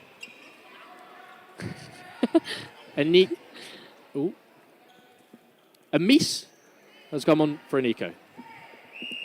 Just to clarify that. So we begin this first set. Hungary come forward with 3 balls. Borbas goes in the middle. Utilising that big arm.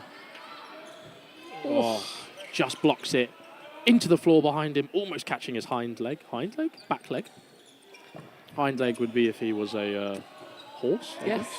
Yeah. Oh, so Hungary really targeting Sarovic in this set. They want to take him out, knowing that he's made such good plays. Oh, and there they do. They manage it.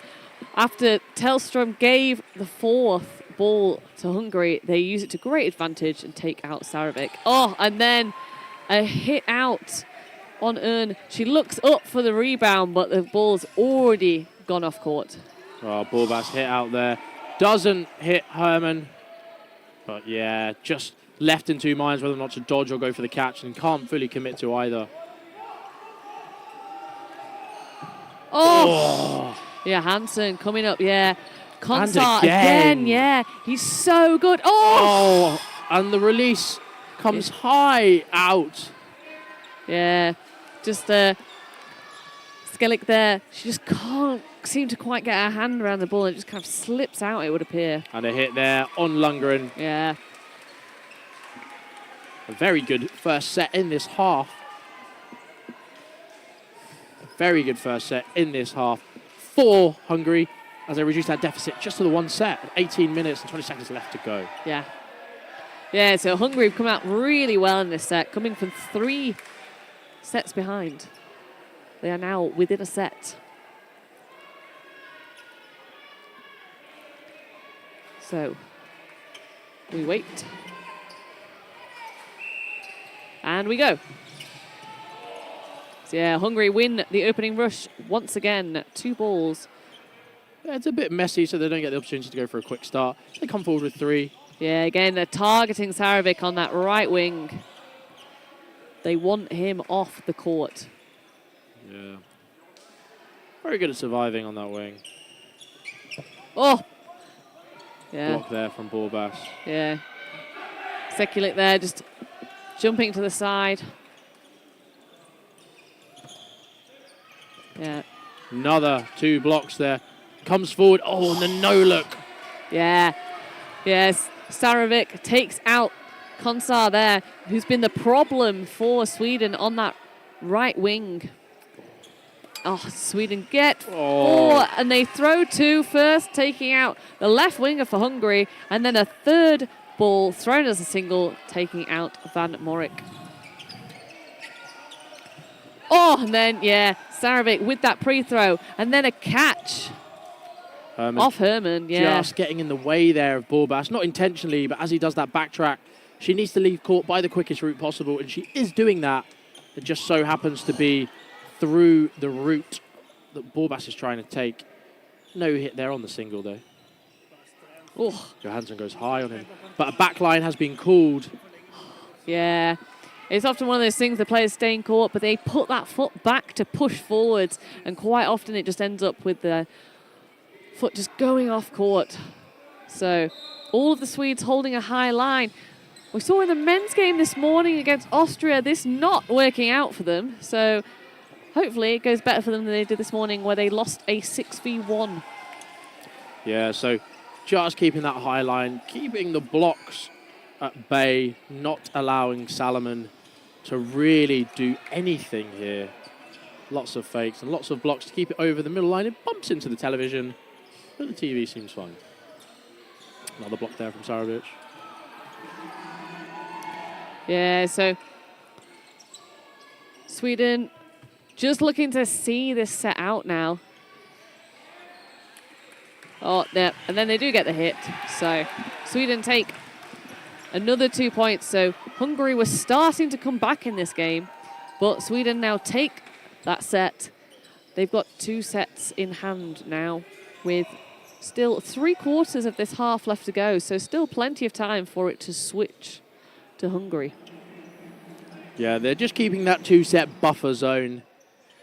They'll probably want to increase it to 3 just to keep them relatively safe. We have 5 sets left in the time, allotted time.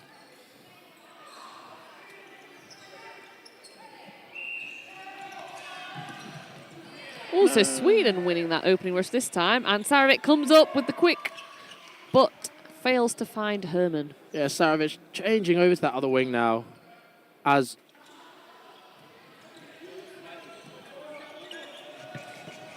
Molnar is back on.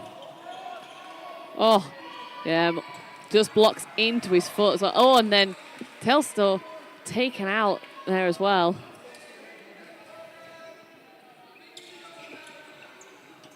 Yeah, Sarovic jumps over that 2-ball attack. Sweden come forward with 3 balls now. Just goes over Herman. Johansson with that big left arm. So yeah, 4-4 sitting at with 2 minutes left in this set. So plenty of time for both teams. So Sarovic switching wings. He wants that cross court. Oh, Van Morik thinks about it. But Johansson is coming up court, making sure she doesn't want to risk it. Single there. Johansson just guides away from his body. And Konska. Bounce called there on Herman. Again, yeah. Konsar just throwing cross-court on Sarovic. He really wants to get Sarovic out, but in his haste to get out Sarovic, he neglects to remember that Johansson is also directly opposite and has a ball, and Johansson takes him out. Yeah, that shot coming in from Sarovic, skimming across Van Morik, making the hit. She goes low for it. Herman sidesteps. Yeah, Sekulic throwing a nice, safe ball there. Big fake there by Sarovic, and 2 blocks by the pair of Johansson and Sarovic. Sweden have 4 balls. Oh, there we go. Johansson just about turning his eyes to see that ball coming in and getting out of the way. Goes low. Salomon doesn't know if she's been hit. I think bounce called. Oh, the line ref is calling this a hit. It's one of those ones where you're unsure if it bounced or not. Yeah, so Herman comes up. From Herman, she goes forward. And Sarovic takes the catch. Yeah, big play from Sarovic there.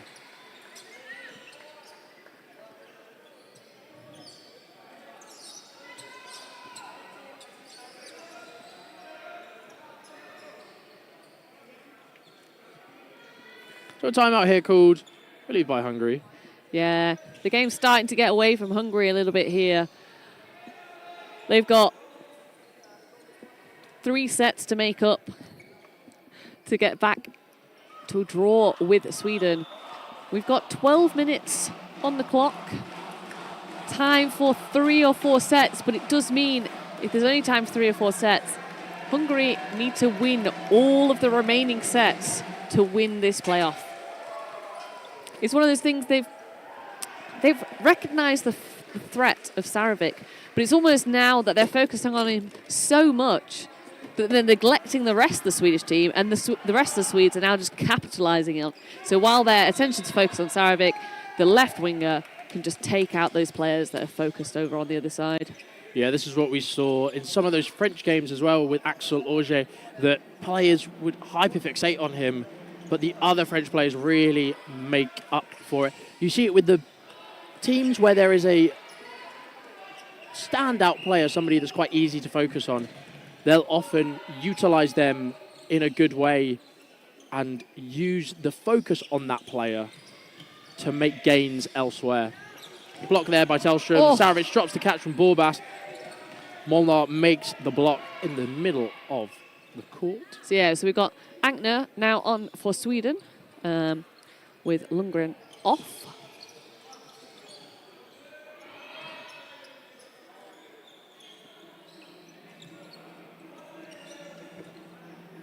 Block there.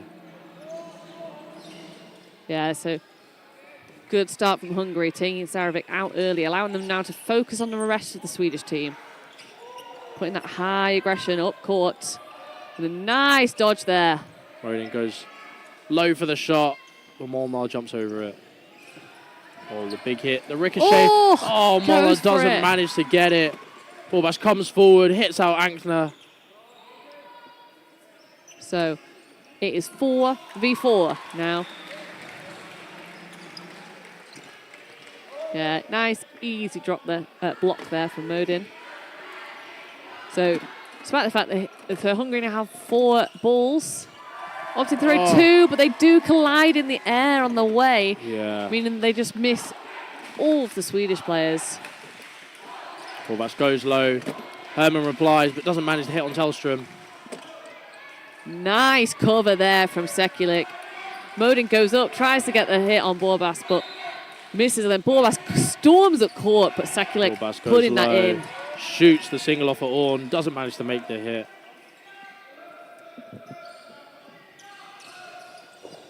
Big block there by Tellström on Herman's ball. 4 apiece now, minute remaining of the set. Yeah, Sweden don't need to rush this. They don't need a win. A win, always nice, definitely secures them the win of this playoff. But a draw equally keeps things level. And a 1-for-1 there as Tellström reads what's going on there as Modin does get hit out. Yeah, lovely cross court from Tellström. Oh, yeah, you can see there Orn really thinking about going for that catch. Cross court. Van Vliet comes up. She pings the ball up. Oh, and then a little bit, maybe a little bit of a roll back there from Van Vliet. I think she put the ball down and then, as she was helping herself up, made contact with it. Herman makes the block. Well, Sekulic makes the block, on Herman. Another one. Once again, back to this Swedish slow style of play, just blocking the ball back. Yeah, so there's 7 seconds left on the clock. Sweden just looking to block. Even if they retain that ball, there's 2 seconds left on the clock. They don't need to throw, and time is over. So there we go. Sweden 16-8. So Hungary now 4 sets behind. Realistically, only 3 sets left in this half, unless Hungary can start winning sets and winning them quickly.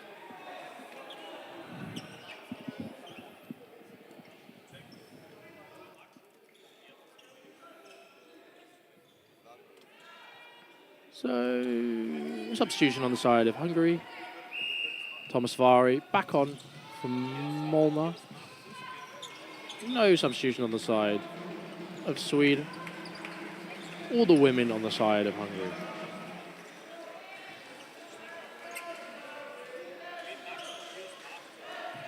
Dodge there by Thomas Vari in the middle.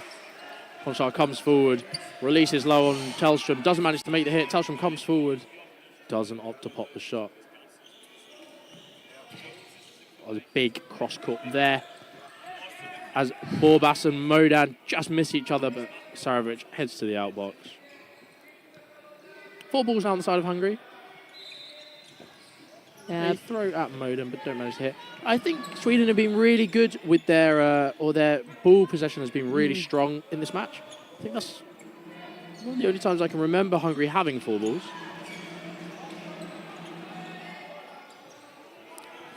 Yeah, nice block there from Borbas.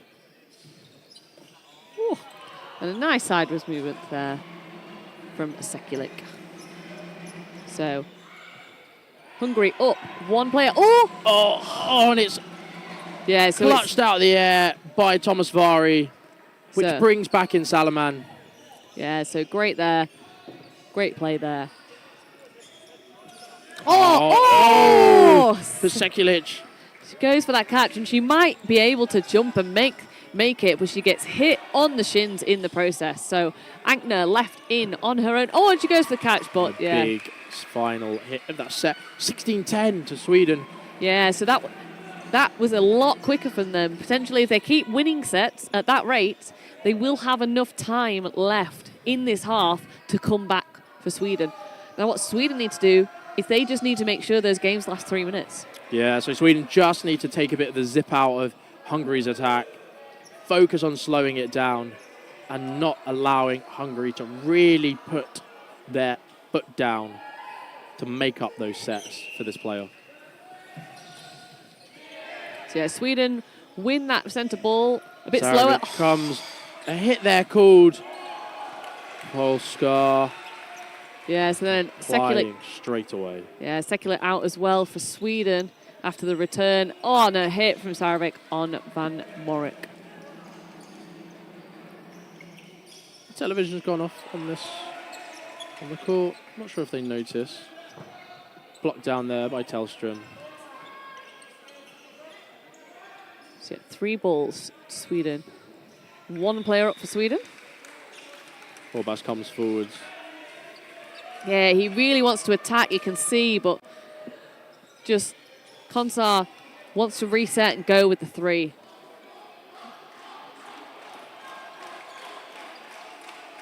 You see Borbas again coming up, but Konchar throws from the back of court, and then Tellström replies, but no hits for either side there. They come forward now with 3 balls. And a hit there. With a thundering shot down this wing. Sarovic sends a shot in reply, but doesn't manage to make a hit. Another one just goes below Sarovic. Yeah, Borbas you can see, wants to take Sarovic out. Borbas with the block. Sweden playing a lot slower here, targeting ball to reduce that post-standing threat. Thomas Vari goes for the quick release, swings his body round, but no accuracy on it, goes in between 2 players. Oh, yeah, Sarovic hunting for the feet of Borbas. Tellström jumps over that ball from Konchar. Oh, yeah, lovely ball from Tellström there. Just getting Konchar just to block into himself. And they not 1 for 1, no. as it doesn't manage to make contact with Borbas's feet, as he just slides it out to the right. Yeah. Oh, and then a nice hit there. 2v3 now. 40 seconds left of this set. Yeah, Sweden really want to see this timeout. I mean, they're only 1 player down, so they can still bring it back as well. They just want to be clever about it. Block there. So with the time left on the set, Hungary go into the 16 12, winning the next set. But if this goes to time with the 30-second reset time, I think it will be 3 minutes. They would have to end the set before a minute had ended. Yeah. Well, yeah, so they could get 3 sets. So they'd have to, before there's 2 minutes left on the clock. But this is a playoff, so if it was a draw at the end, surely it would... Yes, it would then go into... Oh, Borbas is hit out there. Oh, and it's a draw. Oh, the draw at the death. Yeah. Ends any Hungarian chances of any comeback, as we were just discussing it. But no more opportunities for them. Yeah, so... Well, unless they win the next sets very quickly. Yeah, I think they'd have to win 2 sets in 30 seconds. Probably, no, more, more than that, because there's a 30-second reset to consider as well. It's not looking good for the Hungarians here. No. However, it's a valiant effort. They almost made it back in that set. Just the fine margins going against them. Yeah, so we've got Patko on for the Hungarians now. Grzinski brought on for the Swedes.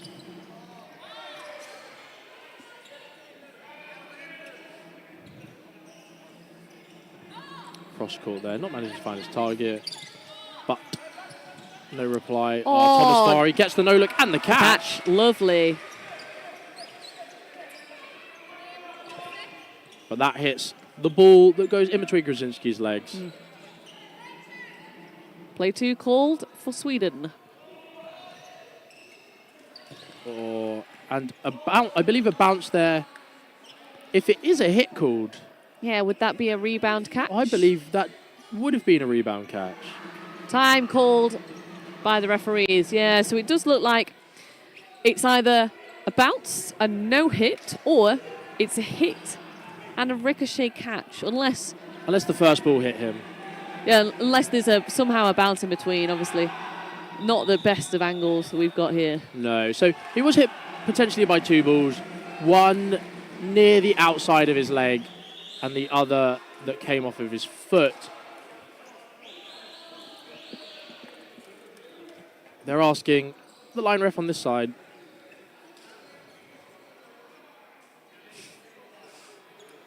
What the result of this is. Yeah. You can see there's a lot of motion of the bounce. So the call is just a hit. Just a hit. I'm sure somebody can clip it in the chat for us and give us, probably better on the Twitch here at Dodgeball TTV. Give you a little look about that. Somebody's going to zoom in. But he's come run off the back of court. Yeah, so Patko made the leap of faith, but then could not stop his momentum. So whilst he would be allowed to run to his own side, you can't do that from off court. Yeah. Got to stay within the field of play, the court of play. Singles are 2 different targets there. 1 minute, 40 seconds left of this half. Yeah, 4 balls to Sweden. They are 1 player down. Oh, interesting throw from Ankner there. I believe it's being called. I think the ref's saying that because there was a sideways movement, that the ball was within a metre of the player's original position at release. Yeah, a difficult one. It is a difficult one because at the end it did end up more than a metre away from a live player. Yeah, but you can't necessarily predict where that player's going. So that's true. 1 minute remaining, just called by the refs. You can see it on the second timer of the screen if you do look at the far left. That little television screen behind the English line ref. Oh, and a lovely hit and another one hit as the 2 Hungarian women leave court. So 40 seconds remaining. Will Sweden look to finish this and get another set, or just play out the time? Bounce there on Salomon. She's left in on her own. Yeah, again, throwing safe. So it looks like Sweden just want to see out that time rather than forcing another set. They've already won. They don't need another set. Play 2 called. Oh, the catch! And she clutches it out. As play 2 has been called. And a player has been... Oh, and another hit there. So 5 seconds left on the clock. Yeah, Sweden. One more set. Sweden just playing a little bit too safe there.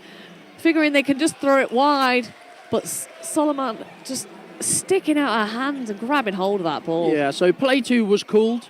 However, if a player is removed from play, your play 2 call or the play ball call is negated by 1. Yes. So, for example, if a standing counter or a catch came in, yeah, you obviously can't throw more than the amount of players on court, so it's reduced to the amount of players on court. So play 2 there would have been reduced to play 1, and play 1 was played. Yes. The same lineups coming through for both teams. No, we have a new face on the Swedish side. Not the Swedish side, the Hungarian side. Number 11, Pap. Robert Pap of the Tornadoes. Ooh. So yeah, one team basically dominates this Hungarian mixed team, and that's the Budapest Pirates. Oh, great hit there by Sarovic. And then we have 2 from the Tornadoes out of Kishu Zalas, and 1 Derby Phantom in Sophia Van Morik, who is the mixed captain this year. As she makes that hit onto Tellstrom, who dives across court, trying to make the hit. Yeah, and then also potentially trying to catch the ball, but not managing. Same on the Swedish side. Gothenburg dominating this mixed lineup with a few players from Stockholm and 1 singular player from Uppsala, who is Ben McAdam. However, Ben McAdam has had to pull out on a medical reason. But he's doing really well now, so it's brilliant to see his recovery from his condition. So yeah, 3 versus 3, 1 second on the clock. And there we go. The final set is a draw. So the final score in this game is 18-14 to Sweden. So Sweden place 9th in the mixed, and Hungary place 10th in the mixed. Not as good as a result for Sweden than last year, where they placed 6th. But for a first result, Hungary almost making it into the top 10. That's our final game of the day. Thank you very much for sticking around. If you had been around, we've had some excellent games. The semi-finals being highlights of those days. But going into the finals and the bronze medal matches tomorrow, we'll remind you of those finals. Northern Ireland against Austria in the men's. England versus Austria in the women's? The women's and the mixed. So the treble is potentially on. Yes, yes. So we will be back at 8:30 tomorrow, where we start with the 5th place playoff for the men's division between Czechia and Italy. You can see me checking the Tournify app on my phone. Very useful. So it's been a good day all round and lots to come. It's been a brilliant day. Thank you very much for sticking with us. It's goodbye from me, Jonathan. And goodbye from me, Emily. And I'm sure goodbye from Greg. Wherever he's walked gone. off to. Oh, he sat on the floor. Yeah. Well, thank you very much, and we'll see you tomorrow for another excellent day of Dodgeball in our finals day. Yeah. Thank you.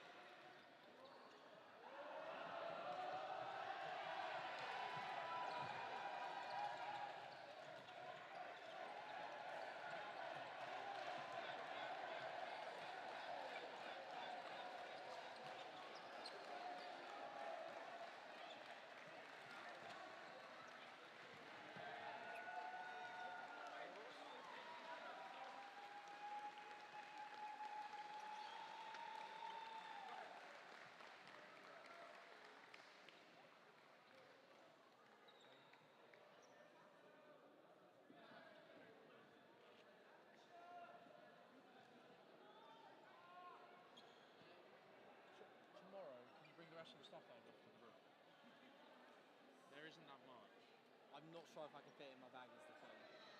Can you just take a plastic bag? If you can find me one. It's about 400